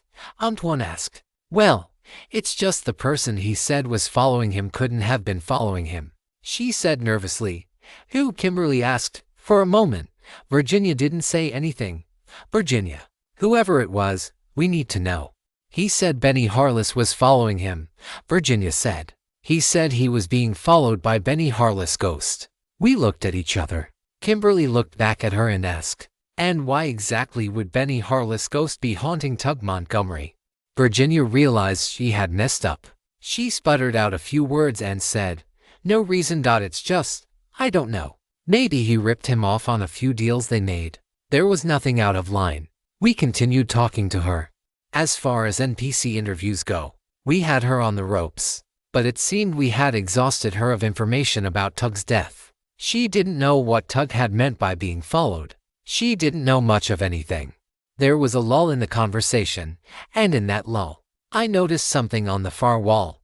"Excuse me, ma'am," I said. "Why do you have one of those shrines that the Patchers always have? Did you know this text is from a different site? Read the official version to support the creator." Virginia looked back at the shrine, which showed Aurelius and Mavis Patcher. A candle was lit underneath. "Well, Tug was a Patcher," Virginia said. "His mother was, at least. Tug always loved being a part of the Patcher family. Even if he wasn't part of the main line, Tug always valued family." That made sense. How many other Patchers were there in town? "Family is where you find purpose," I said, echoing the phrase that was written on the shrine. "Exactly," she said. "That's exactly right. Now, if you don't have any more questions, I'm going to have to ask you to leave." Outside, we remained on screen. "It's the Patchers. It's always the Patchers," Dina said. "I told you they were involved. The only question is, how was the death of Benny Harless related to my daughter's disappearance?" "Well, he was one of the last people to see her alive. Maybe he remembered something," I said. "He could have called something into the sheriff's office. And maybe Tommy Patcher was the one to get the call," Antoine suggested. "So, what's next?" Dina asked. "We need to go see Margaret Petty," I said. "Who's Margaret Petty?" Antoine asked. "Margaret Petty was the woman with answers." "Evening, Sheriff," Margaret said as she answered the door of her mobile home, confused. "How can I help you?" While she didn't like the idea of being woken up late at night, she did have a kind tone to her voice. Antoine looked back at me and then at her and said, "Ma'am, we're here to ask you a few questions about your Comstock foray. You left that car in the care of Benny Harless, didn't you?" Margaret, a larger woman with curled hair, turned her head and asked. "You woke me up to ask me about my stolen car from 1966. Antoine paused and then sheepishly said, "We just have a few questions. I thought your people said that the case was closed, that the car had been stolen and sold for parts. Why are you asking me about this all these years later? This is strange." "We understand. But we just need to know a few things," Antoine said. Kimberly took over again. "It is our understanding that you took your Comstock foray to Harless Automotive due to some handling issues." Margaret took a moment to try to recall. "Yes, it pulled to the left. I just bought that car, and I wasn't going to take it back to that oaf. God rest his soul." "What oaf?" Kimberly asked. "Tug Montgomery," Margaret answered. "That's the guy I bought it from. Gave me a really good deal, too. It's a shame that car was stolen out of Benny's lot." "Can you remember when you purchased that car?" "I had barely owned it for a day," Margaret said. "Benny said he could fix it right up. But of course, he ended up dying in that accident. Poor soul." The pieces were starting to fall together. "Thank you, ma'am," Antoine said as we rushed away from her trailer. I took out my map of Eastern Carousel and laid it out on the trunk of our company car. I took my pen and said, "All right, look here. This is where the murder of Thomas Patcher occurred. And this is where the murder of Tug Montgomery was. Do you see what's in the middle?" They looked at the map. "Harless Automotive, or at least what used to be Harless Automotive," Antoine said. "That's right," I said. "Now, if you're a killer covered in blood and carrying a sharp weapon, odds are you're not going to stray too far from home. I bet that the killer is probably hiding somewhere near the Harless property. Maybe in the woods in this area," I said, waving my finger over a section of the map. The truth was, while my logic was sound, it wasn't necessarily correct. But I had seen this same logic used in movies time and time again. It was a nice visual for an audience. I was banking on one of two things happening. Either I would be correct, or Carousel would accept my improvisation and make it correct, as if answering my question. The police scanner started coming to life. "We have an attacker at Hidden Gorge." A voice rang out. "There is an attacker at the campsites at Hidden Gorge on Faraway Lane. All units respond." My bet was that there were some patchers camping at Hidden Gorge. I looked at the map, found Faraway Lane, and circled it. It completed the trifecta between it and the two murders. We were able to triangulate a location where the killer might be hiding. It confirmed my guess. "I need to get there," Antoine said. "I'm the sheriff." "Let's go," Dina said. "No," I said, "Sheriff, you want to go now." But I got a better idea for the rest of us. They looked at me, confused. "Well, if the killer's at Hidden Gorge," I said, "then that means he's not at home. If we're going to search these woods, now is the time." We needed an encounter with the enemy. We needed the story to escalate enough for us to be able to understand it better. Trope Master stole half of my plot armor. I needed a return on that investment. I didn't know if that was actually a good idea, but I thought Carousel might like it. And boy, did it like it. We were nearing the middle of Rebirth as we took some flashlights from our car, as well as one of Antoine's guns he had raided the sheriff's department armory, and headed out into the woods. We were off screen for a little while after we entered them. "Why exactly are we assuming he's in the woods?" Kimberly asked. "We don't know what this killer is. If it really is Benny Harless' ghost or a haunted scarecrow, we need to be in a setting where that type of creature could make an appearance. The spooky overgrown woods are perfect for that." Ted, our new cameraman, walked behind us and ignored what we said. He was really good about that. "And what if it's not a ghost?" Dina asked. I knew what she was referring to. There was one obvious suspect. We met Russell Harless 10 years ago when he was a child, but by now, he would be an adult. We had no idea what was going on with him as far as the supernatural went, but we did know he had to come into play at some point in time. What better reason for a time skip than to let an important character with a temper grow up? "If it's not a ghost, we run." "Same as if it is a ghost," I said. We weren't at second blood yet, so no one needed to die. I didn't think that this foray into the woods would be our end, but I did think we could learn a whole lot. All else fails. "We need to check out Harless Automotive anyway," I said, "and it's right nearby." All else did fail. We didn't find anything in the woods. That was okay. The search was suspenseful, and I'm sure Carousel got some great footage of us scaring the crap out of ourselves in the dark, foggy woods. We came out of the forest onto farmland. Opposite us was a very well-kept farmhouse and what remained of Harless Automotive. On screen, we crept through the fields, trying our best to stick to the established path. We knew better than to trample on plants around here. Kimberly shone her light out into the field. All that answered us was darkness and waving grains of wheat, as well as rows of sunflowers and corn. "This place is doing great," Kimberly said. "It looks like they haven't had crop failure at all." I nodded. Even in the darkness, we could see that this was an oasis in eastern Carousel. Rose Harless' garden included every kind of vegetable and was full of life. "Let's check out the garage," I said. We continued to shine our lights over the field, and all that ever got uncovered by them were plants. Kimberly started to scream but managed to catch herself. She shone her light on a wooden cross in the field. It was the same cross that the scarecrow had been hanging off, except not all of the scarecrow was there anymore. The head had been removed, and the body hung limp. We walked slowly closer to the garage on the other side of the field. Dina was quiet, and for the first time, I didn't think it was because of her natural shyness. She, like the rest of us, was spooked out. "It's locked," Kimberly said, shining her light at the door, where a padlock prevented anyone from entering. "Let me look at it," Dina said, walking up to it. She analyzed it and said, "Give me a second." In approximately a second, the lock flipped open, and the door hung ajar. "Are you getting this?" Kimberly asked Ted, the cameraman. He swallowed hard and said, "I'm getting it, but this camera doesn't do so well in the dark." Carousel was going to love that. "Here we go," Kimberly said as she pushed open the door and walked inside. The rest of us followed. The garage had not been used for cars in quite some time. The lifts, however, were still in use. The mess from Benny's death had been cleaned up, and the hydraulics had been repaired. "Is that a treehouse?" Dina asked. And that's exactly what it looked like, a treehouse built on a car lift. "I told you my intuition was right," I said. I knew we were looking for a tree something, a lame joke, but I needed to carry forward the thread of my latent psychic abilities somehow. A set of stairs led up to the treehouse. Kimberly was the first one up. "Oh my God," she said. We all scrambled up behind her. What we found was a small mattress with blankets and a collection of magazines. Some related to cars. Others were just comic books. What had freaked Kimberly out was the shrine on the wall. But this shrine was not to the Patcher ancestors.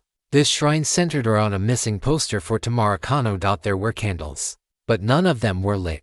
At the base of the shrine was a mason jar filled with various seeds, a sunflower, and inside a small plastic baggie, something that I couldn't quite identify at first. "It's a hair tie," Kimberly said. It was a ponytail holder, the kind with the little plastic ornaments that little girls use to decorate their hair. "That's Tamara's," Dina said. She grabbed it and held it up to the flashlight. The ponytail holder had hair stuck in it and dried, rust-colored blood. And there was something else stuck to it that I didn't recognize at first. It was red and crystallized, almost gooey. "What is going on here?" Ted said as he came up and filmed the shrine. That was the first line he had spoken without being asked a question first. He wasn't willing to come all the way into the tree house. That was his mistake. He looked on and held up the camera. Something grabbed onto his leg and pulled him down the stairs rapidly, leaving the camera behind. His screams echoed through the garage.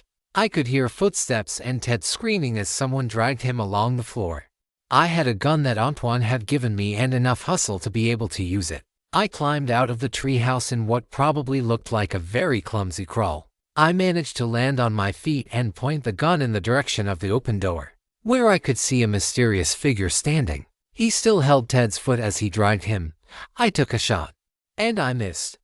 I couldn't have missed. I had devoted so many points to hustle that I should have been able to pick up a firearm and hit anything in a storyline. But somehow, I had missed. If I had hit and it had not been fatal, I could understand that. But missing made no sense. That either meant that the figure had higher hustle than I did, or he had a trope that protected him from gunfire. I shot again. All I saw were the sparks that flew in the distance as my bullet hit something other than my target. "Let go of him," I screamed. The figure didn't care. I couldn't see his face. He was just a silhouette. But I could tell he was taller than me. At that moment, I was afraid to unfocus my eyes so I could look at him on the red wallpaper. Luckily, for a reason that I didn't understand at the moment, the dark silhouette of his head turned. And in the blink of an eye, he was out the door, which he slammed behind him loudly. He left Ted screaming and hollering on the floor. Kimberly and Dina were down from the car lift treehouse. "I need a flashlight," I said. That was definitely the killer. I had left mine up in the treehouse. Dina grabbed it for me. I did the thing that I often saw in action movies where cops put a flashlight in one hand and a gun in the other so that they could shine the light wherever their gun was pointed. "We need to go outside," I said. "With the killer?" Kimberly asked. "It's where the story is going," I said, which, of course, was pretty much the only reason we ever did anything. But in this storyline, it was something my character would care about. Kimberly prepared her gun and flashlight similarly to how I did. I didn't take all those self-defense and firearms training courses because I thought I was going to be running after killers. She said it was for when the killers ran after me. Her hustle jumped up to points, as did her mettle and grit. Her hand, which held her firearm, steadied. "Let's go," she said. "Ted, grab the camera and follow us," I added. He grabbed me. Ted said, "I thought he was going to kill me." "Well, he didn't. So it's time to work," I replied. I had to have earned that promotion somehow. Being a hardest was a good reason. We crossed the garage toward the door we had entered in the direction the killer had gone. And as we did, we heard someone outside yelling. It wasn't a scared yell. Kimberly started to say Antoine but disguised it as a gasp and then said, "It's Sheriff Stone. Outside, he was yelling, 'Hello, Miss Madison, are you here?'" If he was in character outside, that meant that he was on screen. And we were also on screen, which meant that something was about to happen that involved all of us. Kimberly rushed out the door. Dina and I were right behind her. And Ted had found the courage to get his camera and follow us lightning quick.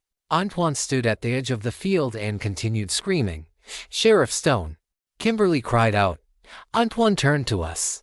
And that's when we saw the killer. He stepped out of the shadows like he was coming out of thin air. He stepped up behind Antoine. No, Kimberly screamed. And we all ran in that direction. Get down. I screamed and raised my gun. Antoine had good reflexes and was already on edge. Perhaps more so than might be expected. As we got closer, I could see in the moonlight that he was sweating and gone. He rolled out of the way before the killer could get behind him.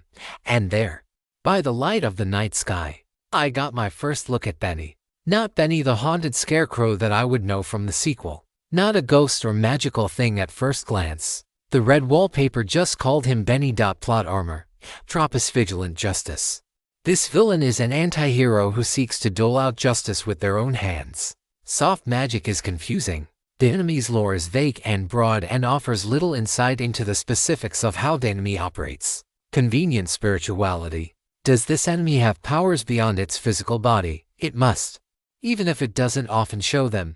Enjoying the story? Show your support by reading it on the official site. Gun to a knife fight in this story. Bladed weapons will be made equal to firearms in terms of effectiveness in some manner. Slasher teleportation.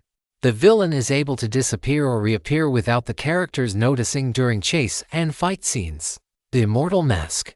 This villain cannot be defeated, captured, or unmasked until their identity and motive have been deduced. Where I had expected some sort of supernatural flying creature, he was just a man. He held a sickle and wore the head of the scarecrow that had been hanging in the fields. He had gardening gloves on and heavy work boots.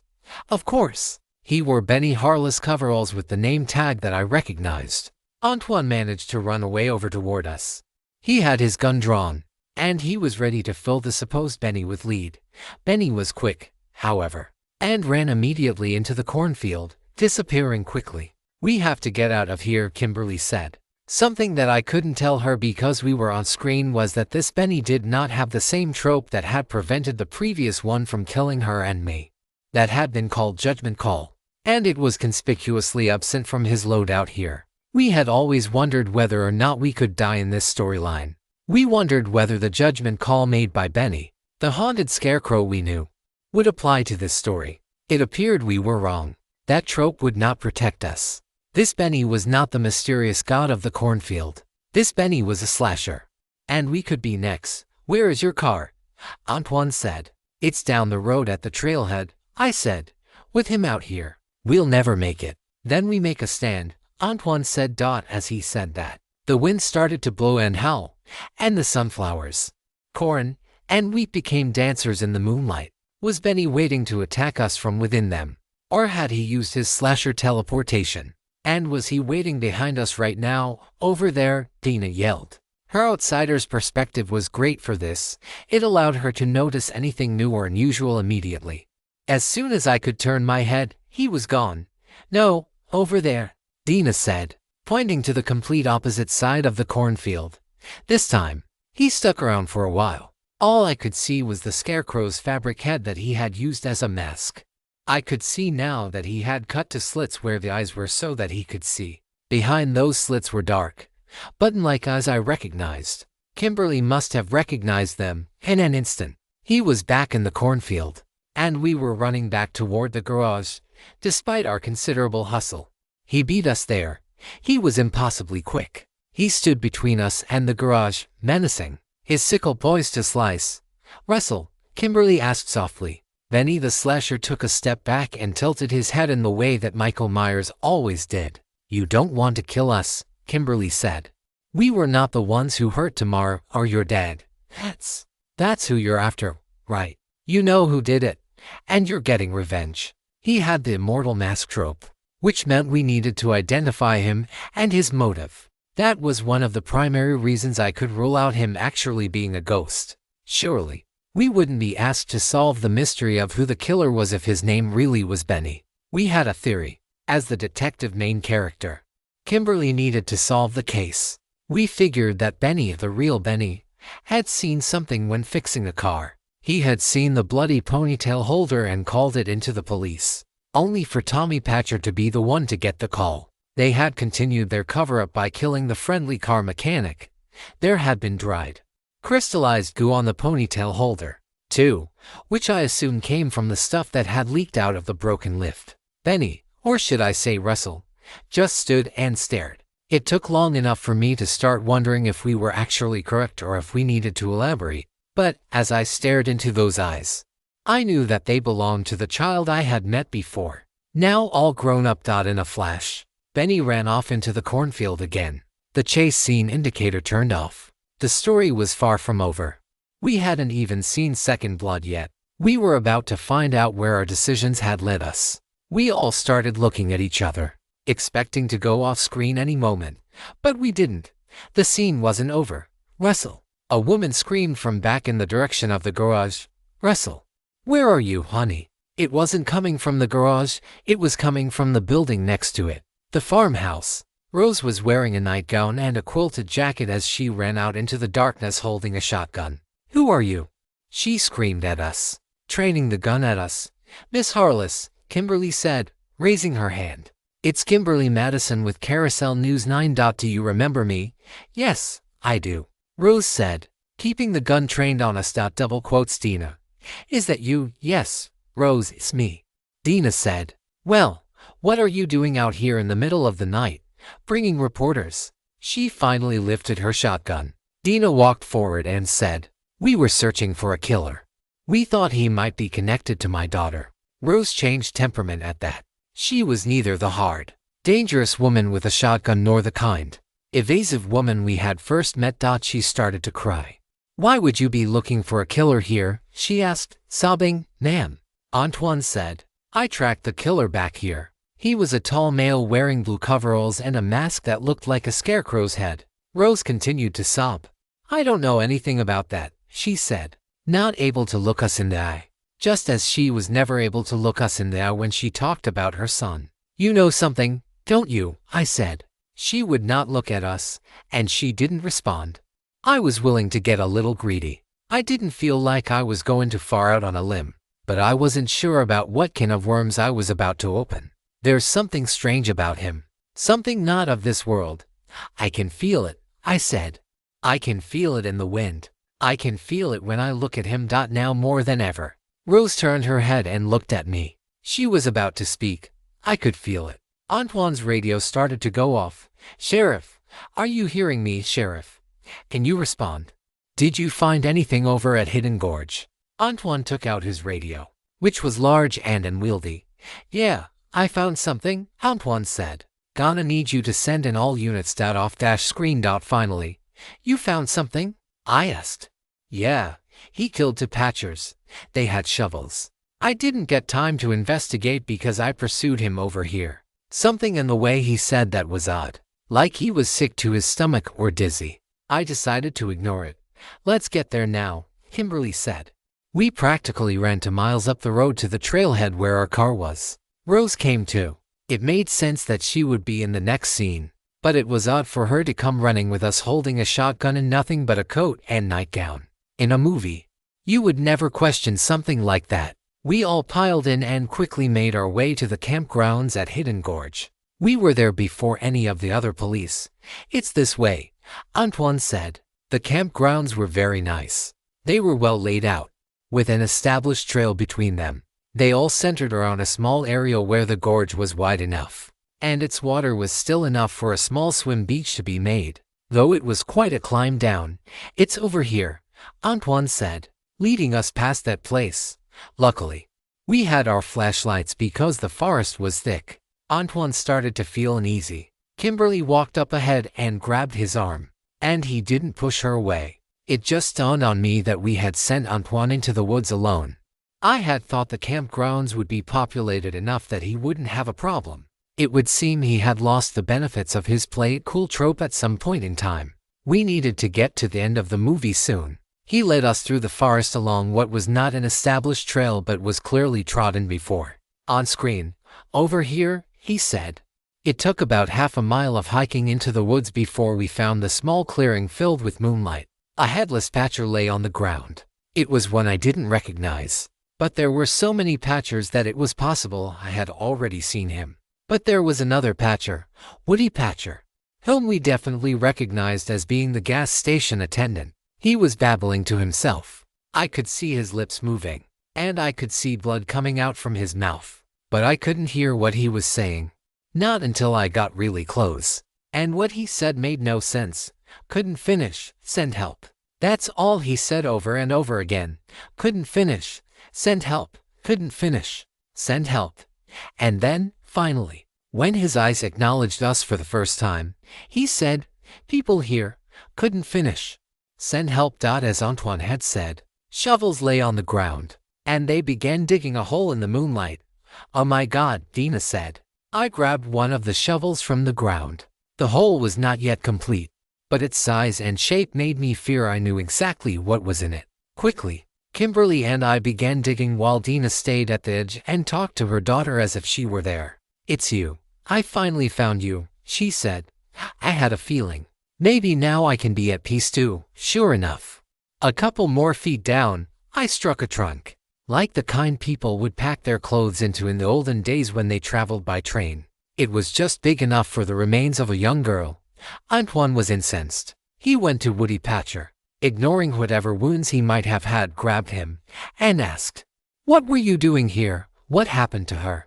Woody barely acknowledged what was going on, but he did answer more or less. "Doug might have talked. Need to move her again. People are here.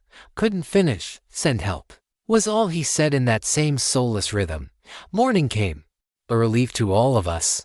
We didn't get time to sleep. We had a plan to enact. "All right, folks," Antoine said as we stood in the town hall. "I'm just gonna cut straight to the point. We got a killer on the loose, and he's coming after Patchers." Whispers went through the crowd. We had invited about 30 of the Patchers along with as many non-Patchers as we could find. Being alone in a room with a bunch of Patchers didn't seem wise. "If he's coming after us, then it's our business, not yours," Merle Patcher said. It was clear that he was seen as a sort of leader among the family. We tried to invite all the Patchers that we had met, including Corduroy Patcher, who owned the general store. We needed to keep him involved because we planned on robbing him blind. And that would be easier to do if something were to happen to him. "Why can't you tell us more than this?" one of the Patchers screamed. "I'm a mother with children at home. And if I'm going to pull them out of school, I need to know why you think he is after us." They really wanted to know how we knew they were the target, even more than they wanted to know why they were the target. Others called out in agreement. "Listen," Antoine said, "I understand your frustration. I really do. But this guy has taken out 3 of your kin, and one more looks like he's on the way out at the clinic. We need to coordinate efforts to help keep you all safe." "We don't need your help to coordinate efforts," Merle said again. The 10 years since we had last seen him had not diminished the man. He was a thunderstorm in human form. In fact, he was so notable in the presence of the other Patchers that I started to believe we had messed up by not getting to know him better in the party phase. He seemed to be a key player. "We cannot just sit around while more innocent people are slaughtered," Antoine said. "Nobody ever said nothing about just sitting around," another Patcher said. "I don't understand." One of the citizens who we knew for sure was not related to the Patchers said, "How do we know that this person is only attacking people of the Patcher bloodline? Why would they do that?" The Patchers got real quiet. "We're not making any inferences about that at this juncture," Antoine said. "If any of the Patchers have any idea why your family might be targeted, you can contact my office anonymously and feel free to let us in on that. None of us are going to tell you anything in secret," Merle said, taking offense at the very notion. "We are a family. Family is where we find our purpose. We don't need your help." The other Patchers agreed vehemently. The man that I assumed was Merle's son, Joshua, said, "We have our own ways of solving problems around here." Perhaps that was a bit too far. Merle looked at him with a scolding expression. "The fact is," Merle said, "we just are not impressed with the current leadership of the sheriff's department. I have no reason to believe that you would be able to protect us. So we are going to protect ourselves." The meeting went on like that for another hour, with different Patchers throwing out one-liners for Carousel to pick through. We had been up all night, ensuring that no one came and stole Tamaracano's body. We needed to make sure that it got back to a medical examiner who wasn't a Patcher, married to a Patcher, or the secret love child of a Patcher. We weren't sure if this was the right course of action, but we did know that the Patchers were all involved. The best thing we could do was get them on screen and talking about it.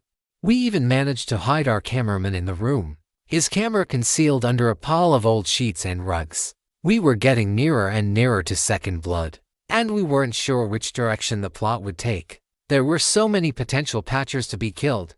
How were we supposed to know which ones were next? Just as the conversation started to wind down, the final patcher showed up and made a loud entrance as he ran into the room, nursing a wound on his hand and hollering to the heavens. He was a patcher by marriage. His name was Jeffrey Fields, the representative of Eastern Carousel. The years had not been so kind to him. He got Della, was all Jeffrey could say. He got Della. I tried to stop him, but he shot me here in the hand. Russell shot him. Antoine quickly rushed to the man and looked at his wound. He looked over at us and then back at the wound. He shot you. Have? Antoine asked, holding up the wound. It was a bleeder. All right. A small bullet hole on the skin between the thumb and pointer finger. It was apparent upon close inspection that the gunpowder residue, which was always visible in movies, was on the inside of his palm. What are you trying to say? Jeffrey said. Our suspect doesn't use firearms, Antoine said.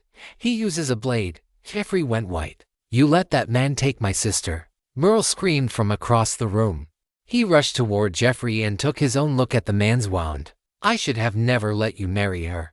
I knew you couldn't protect her. Tell me that wound doesn't look like it came from that little girl gun that you got. Merle said. Merle, I swear, Jeffrey said. I did everything I could. I just didn't want you to think. How many times do I gotta tell you? Boy, you can't hide anything from family. Merle said in a hushed and frankly terrifying voice. We gotta find her. Merle said. Everybody, go pray. We need to finish this. Screen. Go pray. A case of literary theft. This tale is not rightfully on Amazon. If you see it, report the violation. The patchers poured out of the town hall and found their way to the gas station and the general store. I stood and watched outside, having no clue what was going on. She's at Hidden Gorge. One of them screamed. She's on her way to Hidden Gorge. None of this happened on screen, but it did happen in front of us, which meant we were supposed to see it. NPCs would often guide us toward the next scene, and it was clear the next scene was back at Hidden Gorge, where we had found Tamar's body. It wasn't unusual to get directions like that, but the manner in which we had gotten them was confusing. We all piled into Antoine's police cruiser, on screen. We had played this game for a while now, and I knew exactly what we needed. You interrupted him when he was searching at Hidden Gorge, I said. Maybe that's where he went. He might think her body is still there. Antoine nodded. That's the best clue we have, Antoine said as he put the car in gear. Off screen. The needle on the plot cycle was on the precipice of Second Blood. Whatever was about to happen, it was about to happen soon. For the second time, we arrived at Hidden Gorge before anyone who left before us did, despite all logic. On screen. Others were there already. Benny, his captive Della, and his mother Rose were a little way down the trail in a field next to the gorge. Russell must have already found that Tamar's body was gone. He had brought Della here to see it. I had to infer. Russell. Rose cried out. What have you done? It's not too late. Baby, just don't do this. Russell stood at the edge of the gorge. This wasn't anywhere near the swimming area. If they fell from there, they would not survive. Russell. Baby, I know you're angry, but revenge is not the answer. This is not what your father would have wanted. Benny held his sickle against Della's neck. It was clear he was deeply troubled by his own actions. Why does he have her? Kimberly asked. Don't you remember? I asked. She got a new car around the time that Tamara Kano went missing. People were gossiping about it. You have to ask. What happened to her old car? Kimberly's eyes widened. Tug Montgomery, she said. Yep, I replied. Put your hands up, Antoine said, finally figuring out what he thought his character would do at that moment. Let the woman go. There are better ways to resolve this. She can go to prison. We know what happened now. This was not an effective argument to Russell. Tug Montgomery was supposed to tear down her old car, I imagine, after she hit Tamara on the road while walking home from the Harless place. But he got greedy. That was his reputation, being greedy. He decided to sell the car for cheap to Margaret Petty. Then, when it was handling funny, probably because of the accident, She brought it to Benny Harless, the best mechanic in town. Dilla had accidentally killed Tamara, and to get away with it, she had called upon her family to help cover up the crime, which they had done, even when that meant killing Benny Harless. There was a chance she was drunk when it happened. She had been flushed and had trouble standing the last time I saw her. I couldn't say. Did they just tell their entire family about it? Dina asked. How did it seem like everyone was in on it? Everyone was acting so suspicious. The entire Patcher family. I shrugged. Maybe they just are that close of a family, I said. Not really sure why they would tell everyone in their family about a murder. There she is. Someone screamed in the distance. Suddenly, footsteps were coming from everywhere. I turned around and looked, and I saw no fewer than 50 Patchers, all toting guns and pointing them at Russell. Hold on, everybody, Antoine screamed. That's not how we're going to handle this. Russell here is going to let her go, and then I'm going to arrest him. You got that? Throughout everything, Rose continued to sob. Now she called out, Russell, sweetheart, you were not meant to do these things. Please, please, for the love of your own mother, let her go. Revenge isn't worth it. Revenge will consume you. And if it consumes you, what will you become? Was that a line from the trailer? Russell seemed to consider this. Let her go now, Merle screamed.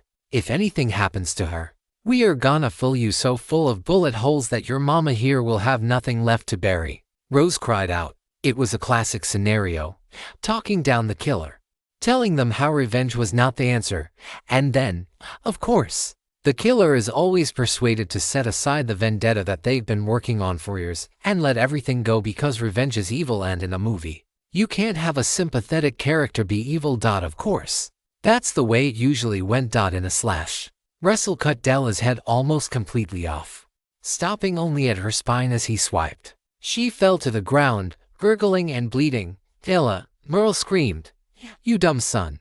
I couldn't hear what else he said because the entire area came alive with gunfire. The bullets penetrated Russell's torso, tearing through and leaving spatters of blood.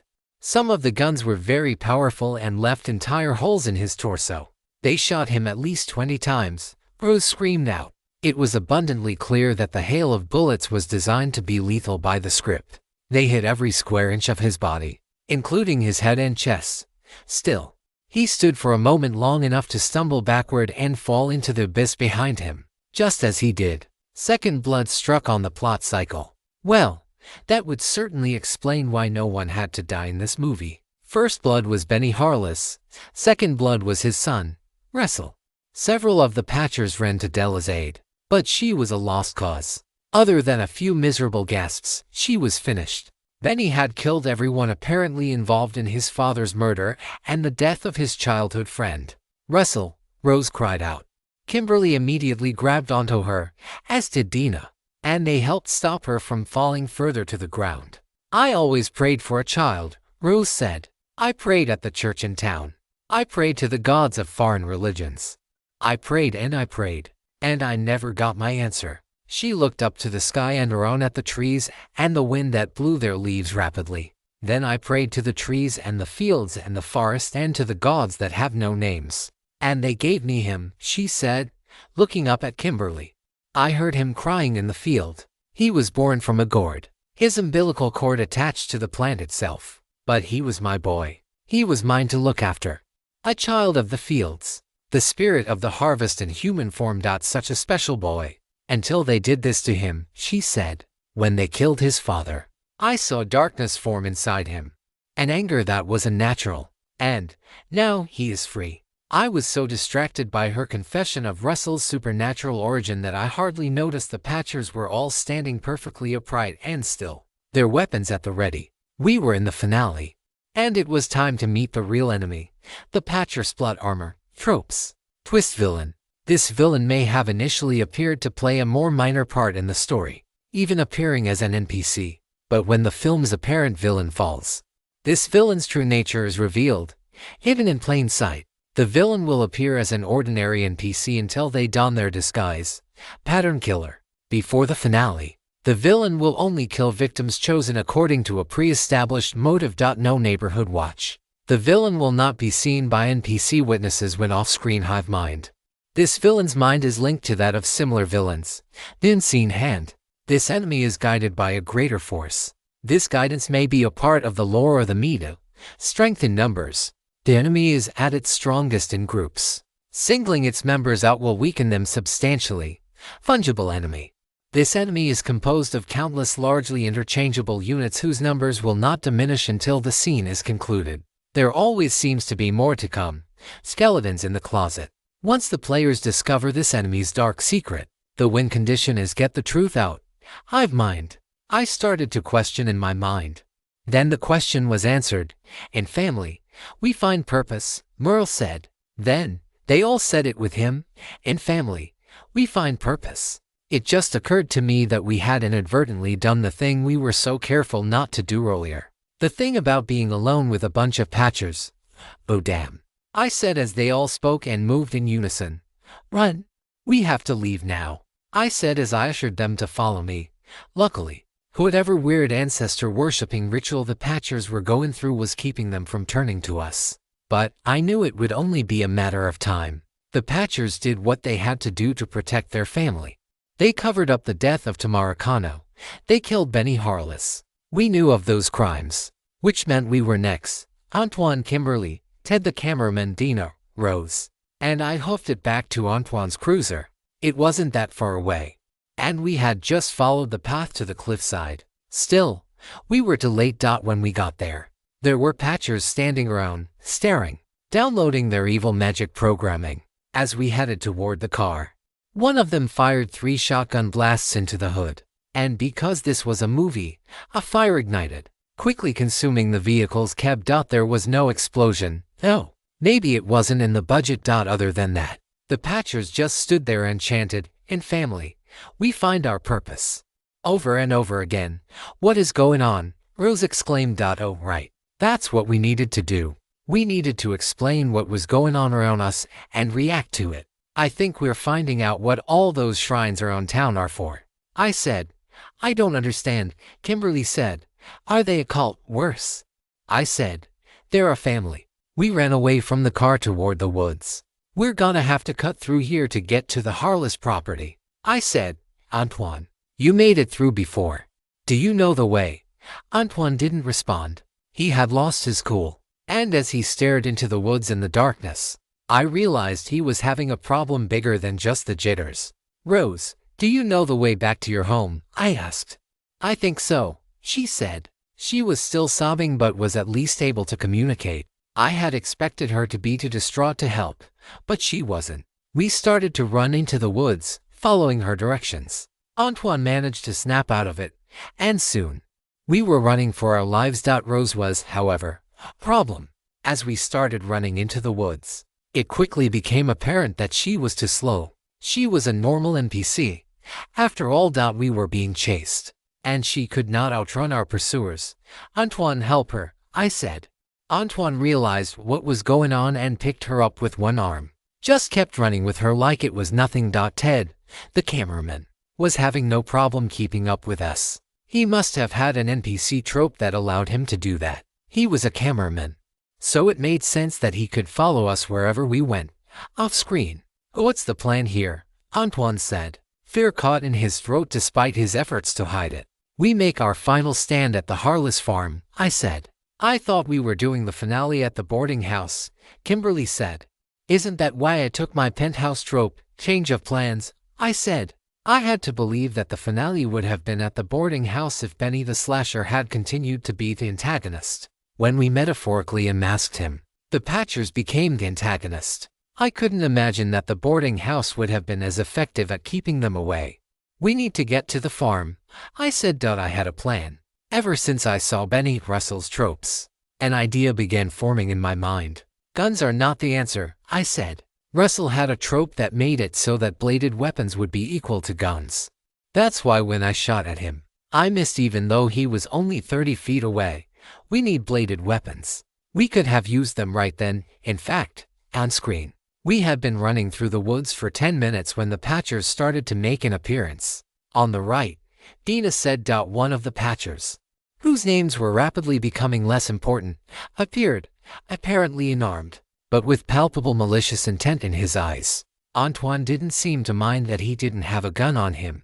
With his one free hand, he aimed and took a shot, one down. A few hundred more to go. We were in a run-and-shoot sequence, which I was getting used to in Carousel storylines. These sequences would go on until Carousel had gotten the footage it needed, one after another. Patchers would come out of the woodwork with blank expressions on their faces and some random weapon in their hands. At first, I thought it was just about lining up and shooting, but then I started to realize that Carousel was depleting our ammo. Every patcher who had a gun would shoot until their weapon was out of bullets. They were aiming at Rose. After all, she did have the lowest plot armor. We ran down the trail until there was no more trail, and then we just kept going. Rose, Kimberly exclaimed as we came into a clearing in the woods. I glanced up to see that Rose had been shot. It was one of those ambiguous movie wounds whose only evidence of existence was a lot of blood on her nightgown. If you encounter this narrative on Amazon, note that it's taken without the author's consent. Report it. It could have been a gut shot, which would always be fatal, or it could have been some innocuous wound that even an NPC could survive. We had no way of knowing, and I suspected that the nature of the wound would be determined by what choices we made. "I'm fine," Rose said.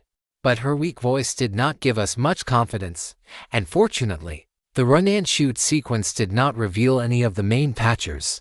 This was a lead-up to something else. It took us 20 or so minutes to break through the forest into the fields of the Harless property. In the entire sequence, Ted the cameraman was never shot once. I couldn't even tell if he was shot at. That mysterious NPC trope was likely the explanation. On screen, "Rose," I said, "where do you keep all of the tools you use in the garden? Where do you keep your guns?" "The garden," she asked, delirious. "Do you have a tool shed or something?" I asked. "I'm running on empty here," I said, holding up my firearm. "Do you have weapons or guns or something?" "Behind the house," she said weakly. We knew she had a gun, but she wasn't telling us that. We ran across the fields until we got to the Harless house. Sure enough, there was a small shed attached to the back of the house. We had failed to explore it before the finale, so my heart sank as we walked near it. Discoveries have to be made before the finale. You can't just let weapons appear out of nowhere. They have to be established. Still, it was established that this was a farm and that they did have tools. Logically, there must be some farming implements that could be used as weapons on this property. As we got to the shed, there was a padlock on it.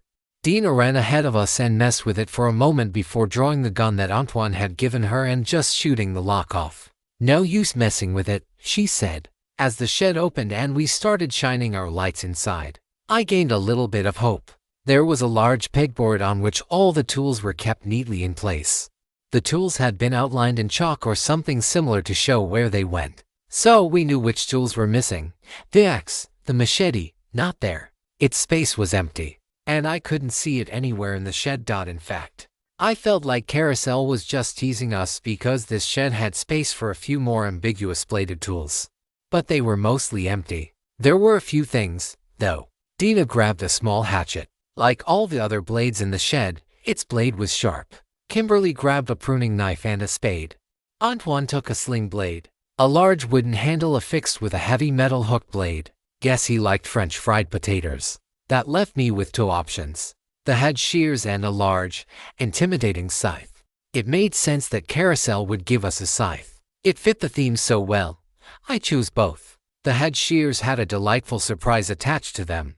They had a trope called shashing that buffed the user's metal when using a bladed weapon if they brandished them for the camera before attacking. That was a really cool trope if it had just been attached to a real weapon.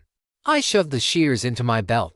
Arming sequence complete. I turned to Rose and asked, "Where's your car?" "The garage," she answered. "Of course. Where else would you keep your car if you had a full-size mechanic shop on your property?" The thing was, though, we hadn't actually seen it when we were snooping before. It immediately became clear why. The entire car was hidden by boxes and covered in a sheet. "I don't really get out much anymore," Rose explained. "The farmer's market shut down a few years ago. If people need our produce, they just come here." "Does it run?" Antoine asked. "Yes," Rose said.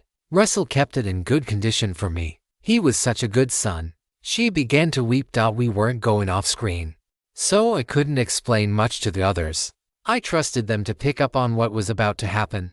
I doubled over, my hand to my stomach. "What's wrong?" Kimberly asked. "This place feels off." I said, "There's a presence here." "A presence?" Kimberly asked. I had done some minor work to establish my character's latent psychic powers. It would have to do. I just hoped that Carousel would go along with it. I suspected it would. "They're angry," I said. After I said that, the wind outside began to pick up. "We have to expose what the Patchers did," Kimberly said. "We can't let them get away with this. Power through." "No one's going to believe us," Dina said. "Are we going to tell them that there's some sort of ancestor-worshipping mind-melding cult?" "We might have to leave that part out," I said. "Lots of people honor their ancestors. I guess some people's ancestors are evil." Kimberly ran over to the phone that was still on the counter. She picked the receiver up, put it to her ear, and started to dial. But before she could finish, she paused and looked at the phone. "The phone line's been cut," she said. "Are they outside?" Antoine asked. "I wish this place had windows. I hate not knowing what's out there." The garage did have windows, but they had been covered. "My guess is that a patcher works at the phone company," I said. "Wouldn't be surprised if all of Eastern Carousel is cut off." "What do we do?" Dina asked. "We can't let them get away with what they did." The wind howled outside again. "You guys hit the road," I said. "Kimberly, you and Sheriff Stone in the back seat. Ted, you get in the passenger seat, and you turn your camera back on them so Kimberly can report what happened here." Having the sheriff there to confirm things lends authority to it. We've got next to no proof, just the hair tie and our own eyes.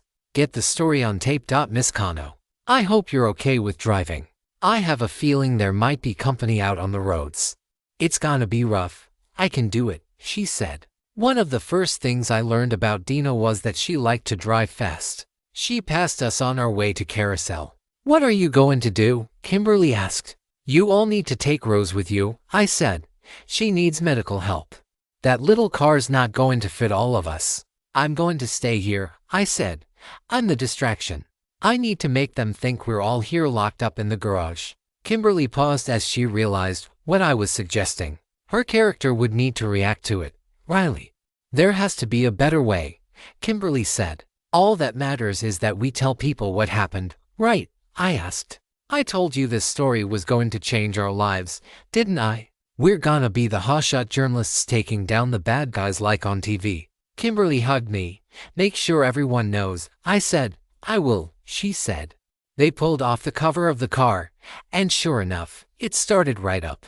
"I'm going to go clear out anyone who's out there right now," I said. "When I give you the signal, you open the garage and you drive back to the civilized world as fast as that thing will go." It was a plan. "I'm not going," Rose said. "Rose," Kimberly said. "We need to get you to a hospital." "You're a sweet woman," Rose said. "But this is my home. This is where my husband and my son lived. I'm not leaving. Give me a gun. I'm not gonna let those bastards drive me away. They aren't the only ones who know how to pray. And those I pray to have power the Patchers could never imagine." We weren't exactly going to argue with her. Antoine handed her a firearm and a few bullets. It was time for it to happen. Oblivious bystander was useless for the task I had in mind. Luckily, I had a lot of hustle. Good for sneaking. As I found my way outside, I realized that the stars were gone. It was overcast, the wind howled, and the crops danced to the music. Lightning struck in the distance. I had to stay on the alert. It didn't take long to find some enemies. Some Patchers were walking down the road in front of the garage. They weren't speaking to each other. Whatever had happened to them, I suspected they no longer needed to speak. At first, I thought the hive mind trope was completely meta, that they would merely act like a hive mind. That was common enough in movies where there are multiple enemies who seem to anticipate each other's movements so well that it feels like they're coordinated by a higher power. That wasn't the case here. These people were clearly connected to each other, connected by blood, marriage, and magic. I laid my scythe down on the ground. I had tucked my head shears into my belt. As I walked cautiously around to the back of the two men standing on the road, I withdrew the shears and held them out menacingly. Sure enough, I could hear the metallic shing sound coming off the blade. I opened it up, and there was a further sound. The Patchers couldn't hear it. Apparently, killing monsters was one thing, Killing human monsters was a whole different thing. Killing human monsters without the use of a firearm, with a blade, was a third thing, and it was the hardest of the bunch. But I had a job to do, and I did it. The first one went down with a swipe at his neck. Then I rushed the second as he looked at me and pierced his torso. I didn't know if the wounds were fatal in real life, but they were movie fatal. These guys didn't have enough grit to stand up to it. "Hey!" Someone screamed from further down the road, hiding in the trees. It was yet another patcher. This one I recognized. It was Patcher. In many ways, he was the only person who had to die in this whole story to ensure that we could loot his general store. I lifted my shears and prepared for a fight. It was harder to kill him than the first two because I saw his face and I had spoken to him. I truly had difficulty attacking him. He was a portly old man. He held in his hands the sawed-off shotgun from his shop. Its trope, the hidden barrel, was intact, though it wasn't active because his gun wasn't hidden, thankfully. Still, he looked the most human out of all the patchers we had seen since they went hive mind. He looked scared. Then he spoke and said, "In family we find purpose," speaking with 100 voices all at once, like he was possessed. His face went blank, and he lifted his shotgun at me while his mouth continued to chant. That made it a lot easier, actually. He fired the shotgun at me, but I dodged to the left and ran into a patch of trees near the road. I expected to get peppered with lead. After all, that was what a sawed-off shotgun was for. Luckily, I was too far away for him to hit me. I also suspected he was using slugs as ammunition instead of something that would spread when shot because a huge hole appeared in a tree behind me as I fled into the woods. I felt that was a poor choice, but I wasn't going to argue. He started to reload. The trope that made bladed weapons equal to guns was very ambiguous about how it would work, but I suspected things like decreasing bullets' accuracy and making guns have to reload more often were part of it. Those little tweaks allowed a man wearing an oversized suit and holding head shears to beat a possessed man with a shotgun. It didn't hurt that his plot armor was only 8. I closed the distance, and as I removed him from the picture, his eyes began to glow. I hadn't seen the others do that because I hadn't seen them up close when they died. Perhaps Carousel wanted to confirm for the audience that these enemies were not exactly human. Typically, that would be done by showing how evil they were. But Corduroy hadn't done much evil stuff. The 100 voices in his mouth did not stop talking after he died. Not for several minutes. His mouth wasn't even moving, and the sounds came out creepy. I wondered if there was a non-supernatural version of this storyline buried inside the story where the patchers were just normal people. I grabbed his shotgun. I was really making a killing here with the trope weapons, the sawed-off shotgun. Hedging shears. I was starting quite the collection. I ran over to the garage after I saw there were no more patchers around. I knocked on the garage door so they would know it was me. They opened it, restarted the car, and they were off, leaving me behind. The wind howled, and I stared out across the fields as people with glowing eyes began exiting the forest. "They're here," I yelled back into the garage as I shut the door. I wanted them to think Kimberly and the others were inside. How long that deception would last wasn't important. I assumed that the deception would work because Rose and I were here, and we had the lowest plot armor of anyone being targeted. The deception gave cover to explain why we were being attacked and the others weren't. At least they weren't being attacked by these patchers. They likely had their own problems to deal with. Once the others left the scene, Carousel would have a challenge ready for them. The deception worked. We were getting good at this game. Now, I had 50 or so armed attackers coming straight for me. What a great plan I had made. I went off screen soon after Kimberly and the others left. I was off screen for quite a while. Kimberly recording her report on everything that had happened was clearly more important than what was happening to me. I imagine they were dodging enemies as she recorded things. The patchers just stood and watched from a distance. Usually, enemies will attack you when you're off screen, just not with much enthusiasm, especially if you're an important character. With what I had planned, it was obvious that Carousel wanted to make sure that my fate was captured in its entirety. I remembered back to when we were scouting this storyline out. Cassie had used her trope to try to find out the supernatural nature of the story. She spoke of an angry entity upset over blood being spilled. A child of the earth had been killed. At first, I thought that might have been Tamara Kano. But as I learned about Russell and eventually saw him gunned down, I realized it must be him. The ancient spirits that had given him life, that had answered Rose Harlow's prayer, were now angry that he had been killed. I was going to give voice to that anger. I had equipped my raised by television trope.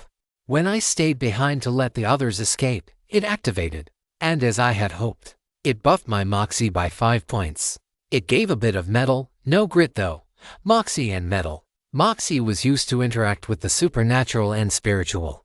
It was also used for improvisation. I needed it for both. I couldn't say what was about to happen or whether I would live. But if I was right, this would be a great conclusion for my character. Of course, I really did hope that I would survive. It would be a bit embarrassing to die grocery shopping. I knew things were about to start happening as Rose slowly limped out of the garage and joined me in the field as I stared at the Patchers. We were off screen, but she said, if I had known all of this would happen, I wonder if I would have prayed for a child.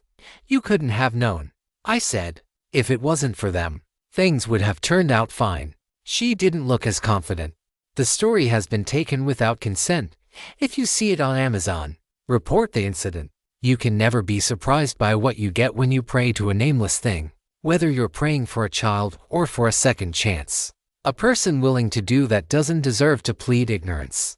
I did what I did, and now we're here.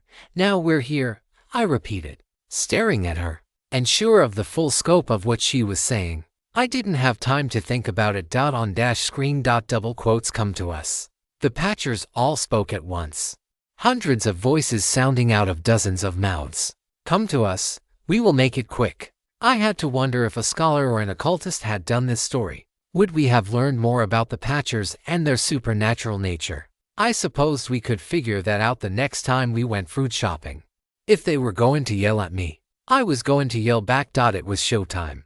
You shouldn't have come here, I screamed. We have been here since the first war, the voices said, and we will be here at the last one. I didn't know the history they were referencing, but it was a cool line, I thought. There were those that were here before you, I screamed, and they are angry. I got no response, but I noticed Merle Patcher had moved into the forefront of the group that was closing the distance toward me. That gave me confidence in my plan. It was nice to see the main Patcher. We will do whatever it takes to protect our family, he said. Except he didn't say it with 100 voices like the others. He was just talking himself. His eyes were glowing, though. His plot armor was 28. He was the boss. Or so he thought. The wind started to howl even harder, and Patchers emerged from the woods holding torches, which they promptly used to catch the crops on fire. You really shouldn't have done that, I said. I tried to look panicked, afraid not of the Patchers but of the thing that they were insulting. Rose started to call out, trees, sky, earth, hear me. These people have killed your child. They killed the child you gave me to protect. Please, she said. I implore you, let loose your vengeance on them. Thunder boomed with no lighting. You should go, I screamed.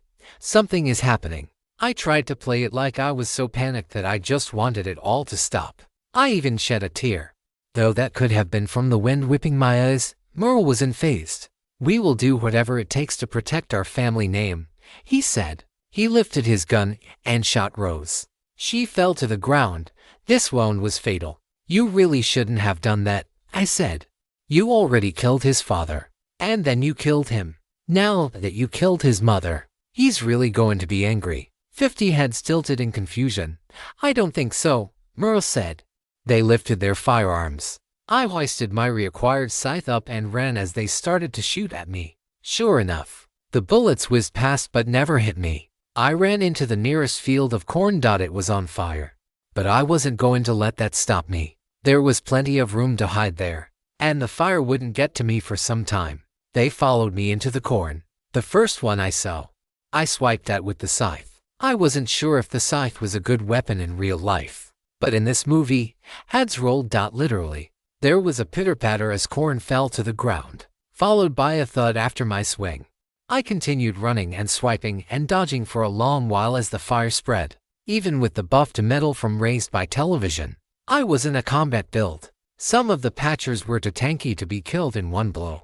With a scythe, you either kill in one hit or you don't kill. It was too awkward as a weapon if you just got it hooked on a Patcher's overall strap. That was my strategy. If I saw a low-level one, I swiped. They might die, they might run, but they were no longer a threat. When I killed them, they still had glowing eyes and talking mouths. I ran through the corn in a panic. The world was closing in on me. I tried running along the field to escape the fire, but a large Patcher stood in my way.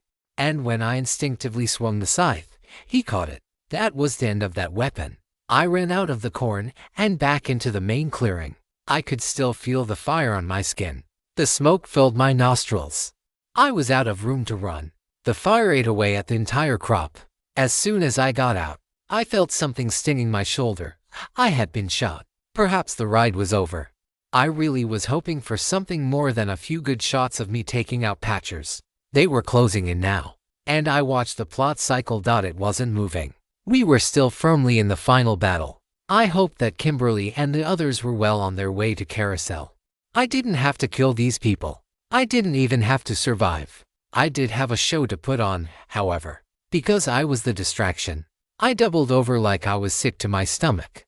The stinging bullet hole in my shoulder was only a mild annoyance as my plan started to come to fruition. I puked on the ground. I felt something in the wind, something that felt like battery acid on my skin. The red wallpaper showed my status changing to infected. So that was how it was going to play out. They won't have any mercy on you, I said, though I struggled to speak. After that, I didn't have control of my mouth. A wicked voice came out of my throat that didn't sound human. You killed him. The voice accused. You spilled his blood on this land, it continued. Your blood will be spilled for it. Merle lifted his gun to shoot at me, and when he pulled the trigger, at first, I thought that it had misfired. He was only 10 feet away, so that didn't make a lot of sense. But I heard a bang, and I felt nothing. It was only a moment later that I realized that my grit was over a 30. Grit wasn't even supposed to make you bulletproof. But then I wasn't exactly human. I was a vessel. And while I didn't have the presence of mind to read all of the new tropes I had on the red wallpaper, I could see that there were dozens of them. A higher power possessed me, and mere guns could not stop me. The other Patchers started to fire into me, and their bullets pierced right through my suit but bounced off my skin. My hand moved to the sky, and my scythe, which had been taken from me in the corn, flew into my hand. The harvest is nigh, I said in the voice of that terrible entity. The grain is ripe, and the reaper waits. Was I the reaper? Apparently not. The reaper flew in from above the trees in the distance. As my eyes looked in that direction, I could see that Benny, the haunted scarecrow, had arrived. He was more ragged than I recognized. Bullet holes and blood were still there. The legs of his coveralls were not tied, so the straw stuffing continued to fall out, though it never seemed to deplete his size. Benny flew over the fields. He seeks his revenge, I said in the voice of that terrible god. And he got his revenge. Benny was a quick and efficient killer. With his sickle firmly gripped in his gloved hand, he flew from Patcher to Patcher. Not one of them stood a chance. This was the Benny from the final straw too. This was the creature I recognized. The Patchers began shooting at him. When they hit him as he flew overhead, a puff of straw would blow into the air. But it didn't really matter. He was there to reap. And the harvest was ready. Russell, or Benny rather, going with the moniker he seemed to have taken, wielded his sickle for 10 minutes. The Patchers didn't run at first. They seemed unable to come to terms with what they were up against. They just kept shooting. They only started to run after it was too late. A few of them broke out of their trance and started to flee. They screamed for their ancestor to save them, but he did not. Benny had no mercy. He flew past a group of 3 and they each fell headless after he passed. He went in circles, taking out any Patcher who tried to leave. The final Patcher to die in that field was Merle. Benny finished him off with a clean slice. I imagined that Carousel would edit that down into a sleek montage of carnage. Moments after the final Patcher fell, I was released from my possession. Pretty much all of my statuses were blaring. It was all I could do to kneel. My entire body ached. Benny flew down in front of me. The slits that had been cut in the scarecrow's head as eye holes were still open, but there was nothing behind them, just straw. He looked me directly in the eye as best he could with the buttons sewn to the mask. At that moment, I got a flash of images. He was giving me a flashback. I saw a little blonde kid talking to Tamara Kano. I saw her little ponytail holders with the plastic bowls. They were walking through the fields toward the special sunflowers. Russell took out a knife, cut off one of the sunflowers, and handed it to Tamara. She smiled and thanked him, and then she said, "My mother loves these." Russell looked at her, confused. "I give them to my mother," Tamara said. "She keeps them on the dining table." Russell looked hurt. He shook his head, and then slapped the flower out of her hand. I could feel what he was feeling. He was upset because he wanted Tamara to have the flower, not give it to her mother. He was frustrated that he couldn't explain that. In his frustration, he signaled for Tamara to leave. She didn't understand why, and she started to cry. "What's wrong?" she asked. "What did I do?" But he couldn't answer her. She walked off that day crying, upset, just as Benny Harless had claimed. Then, on her way home, she was struck and killed by Della Fields' Patcher. Russell blamed himself. If he hadn't sent her away, she would still be alive, and he would have to live with that, if you could call what he did living. The needle on the plot cycle struck the end not long after that. The others must have made their way to Carousel proper, or at least far enough to get the victory. Benny flew off. I wouldn't see him again until I watched the movie later to see where he had gone. The others had returned with lots of police from the big city, and the CBI was out in force. Even though the needle was on the end, the movie was still going, just filming some final scenes, a denouement, as it were. We had one. That was all that mattered. Well, not all, because technically, I was still in tremendous pain until the movie was actually over. The sun came up quickly. Carousel was getting it all prepared. I watched the scene later. Benny had gone and grabbed a sunflower and found Dina, who had apparently been directed to the cemetery where her daughter's final resting place had been dug. Carousel had set the scene in the future. Benny landed next to Dina and gave her the sunflower. Dina, confused, simply said, "Thank you." Then Benny flew off into the distance. And finally, it was over. I lay still in the cornfield as I waited for my wounds to disappear. I didn't even notice when it actually happened. My head was laying on my arm, and at some point, I noticed that the fabric of my loud 1970s business suit had turned back into the soft fabric of my hoodie. I got up off the ground as fast as I could. It was daytime, and I hadn't received my rewards, but I still felt like I needed to hurry. We weren't here just to get a couple of tickets or a few coins. We were here to shop for groceries. I started to run back toward the road, but I stopped short and turned in the direction of the farmhouse. Patchers, or at least parts of them, were strewn about to and fro, but I did my best to ignore them. I was looking for something else, a wagon, perhaps. I checked around the shed that we had investigated but found nothing. Luckily, it didn't take too long for me to find the Harless woodpile that stood protected under a small overhang of the roof. Next to it was a thing of beauty, a wheelbarrow.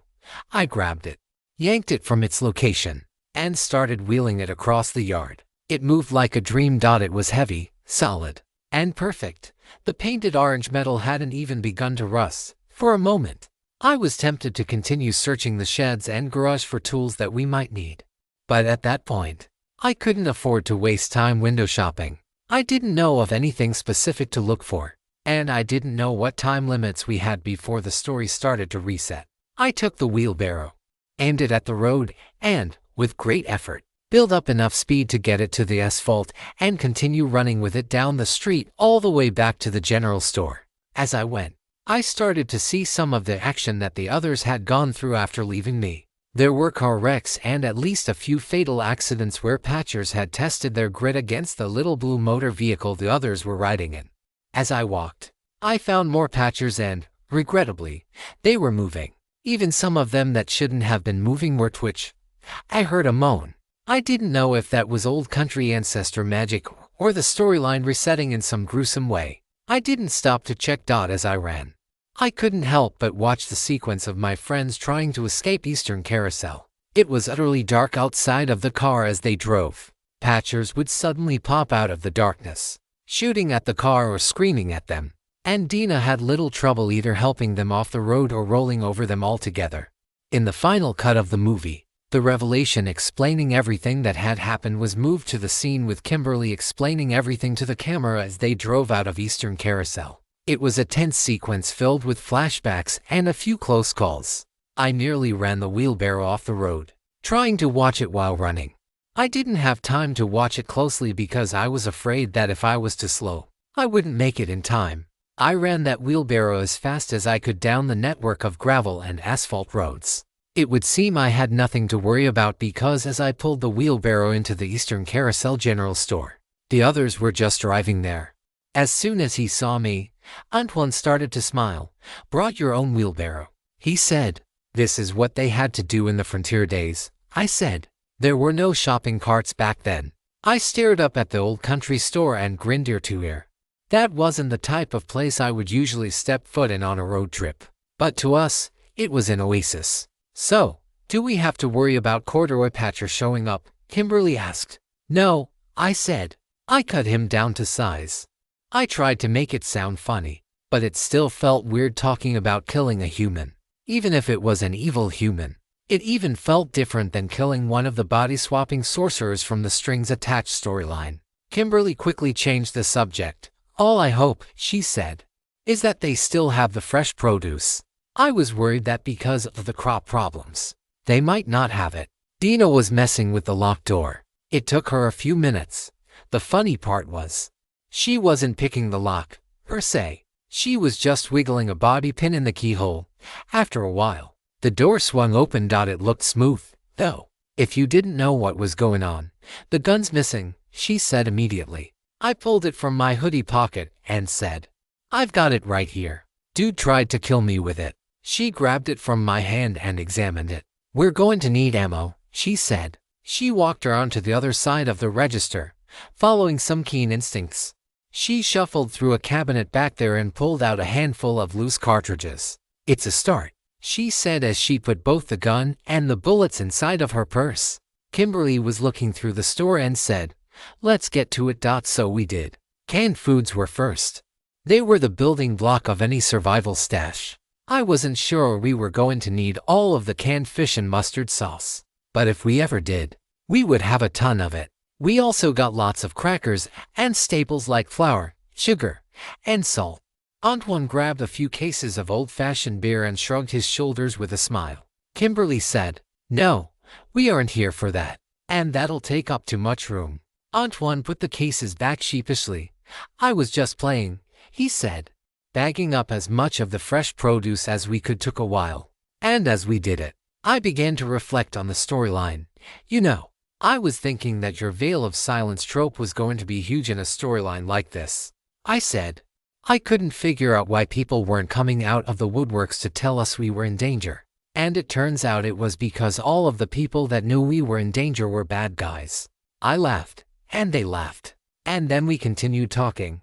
We were exhilarated. Not only had we planned out a run and had it gone basically perfectly, but for the most part, we had gotten through it without any pain at all. How many times had we seen the vets take on vampires or cultists like it was taking out the trash? That was us now. Dina recounted her time driving through the dark, dodging patchers.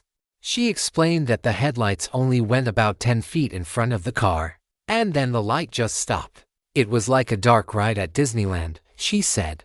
There were a surprising number of things here that were. Even the shoot and run sequences seemed almost like a ride.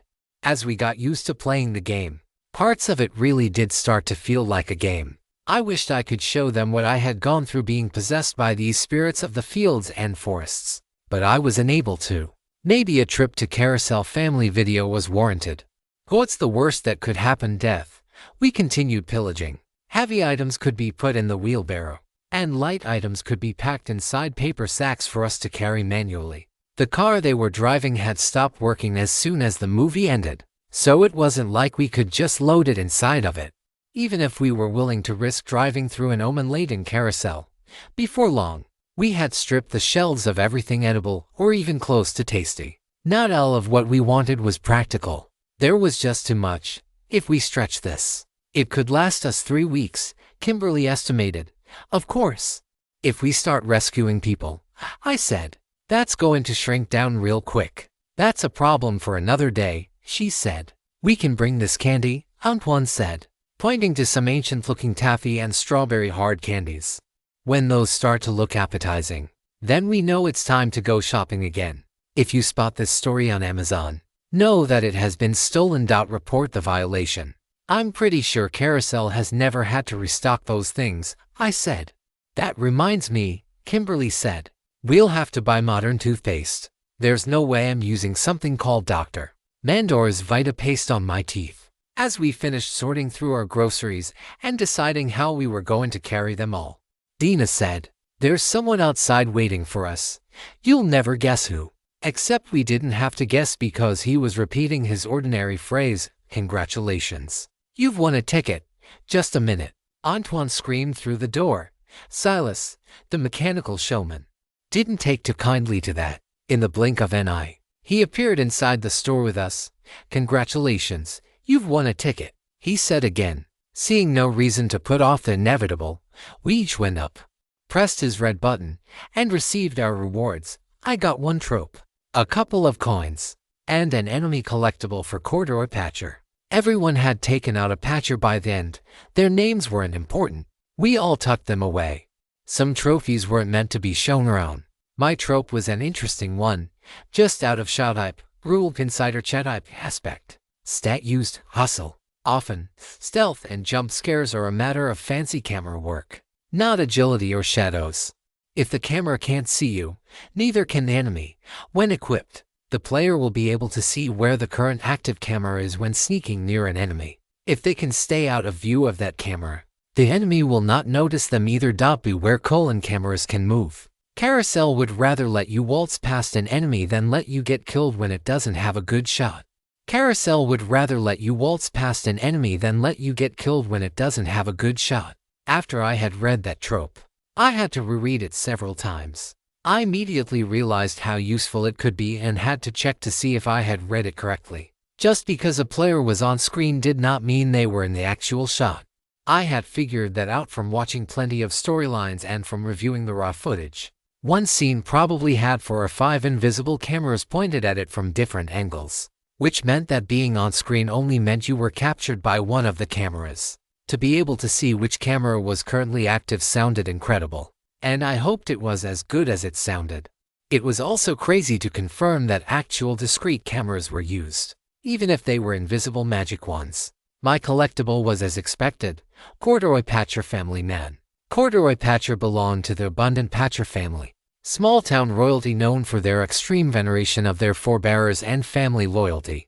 The Patchers were ruled by their ancestral patriarch from beyond the grave, who demanded absolute loyalty and obedience. Corduroy grew up in a close-knit community where the voices of his ancestors were always nearby. While the benefits of a big family helped him grow his business and have a prosperous life, the demands asked of him sought to forfeit his soul. As a devoted patcher, he was expected to assist with family affairs in all things, even if it meant covering up murders or committing them himself. Antoine didn't get any tropes. He got a collectible for killing a patcher like I did, but that was it. He got a few measly coins. No one said anything. He didn't act surprised. It wouldn't be until that night that I found out why. Dina got a trope and some coins with her collectible. Getaway driver type, ruled buffer chat type. Outsider aspect, criminal stat used. A chase scene in a horror movie usually involves a masked killer and a sorority girl. Of course, an old-fashioned car chase is still possible when equipped. The user's hustle will be buffed when driving a vehicle. All passengers in the vehicle are safe from outside forces as long as the chase scene is going and entertaining. Keep it running. Kimberly got more than we could have expected from this storyline. It would seem that her performance had been good enough to be deemed perfect, which meant that Carousel got enough footage to put together a complete, consistent story from her. I thought she would have gotten it from the diecast, but that story's ending was bonkers, which was my fault. She pressed the button, and Silas recited a poem. You can pick one from 3. What will it be? No matter the choice. Number room to rejoice. All 3 can save your skin or tear it off again. The question remains. You must choose your pains. In this game of dread, you can choose well and still be dead. Silas the mechanical showman thought that was very funny. He first spat out a ticket explaining things. You've reached a level where the game starts to get more difficult. Luckily, you are about to get the tools to fight back. Having achieved plot armor 21 and having afterward accomplished the requisite feat of putting forth a perfect performance, you have now unlocked your choice of aspect. Choosing an aspect allows you to decide what type of eye candy you wish to be. Good luck. Immediately afterward, Kimberly jumped back. I see the options, she said. Beauty, socialite, and celebrity. She began reading off the descriptions for the options. As an eye candy, you are the master of obtaining and manipulating attention from many sources. However, whose attention you receive can vary greatly, leading to different paths: the beauty, the socialite, and the celebrity. The choice of aspect will shape your abilities and influence your journey in significant ways. Beauty. This aspect emphasizes the eye candy's allure, charisma, and ability to captivate others. A character embodying this aspect could use their charm and social skills to distract adversaries, win allies, and navigate complex social situations. Their high hustle reflects their ability to stay one step ahead, often being the target in horror films. They also have a high moxie stat, representing their social prowess and charm. Beauty has tropes like black-hearted killer, which debuffs the killer if the user is crying when attacked, and play dumb, which causes enemies to underestimate and possible spare the user. Socialite. This aspect highlights the eye candy's status, wealth, and worldly experiences. A character embodying this aspect could be a famous socialite, a well-known reporter, or a successful entrepreneur known for their influence, connections, and broad knowledge. Despite their privileged background, they are often quite capable and resourceful. Their high savvy reflects their education, experiences, and understanding of a variety of subjects.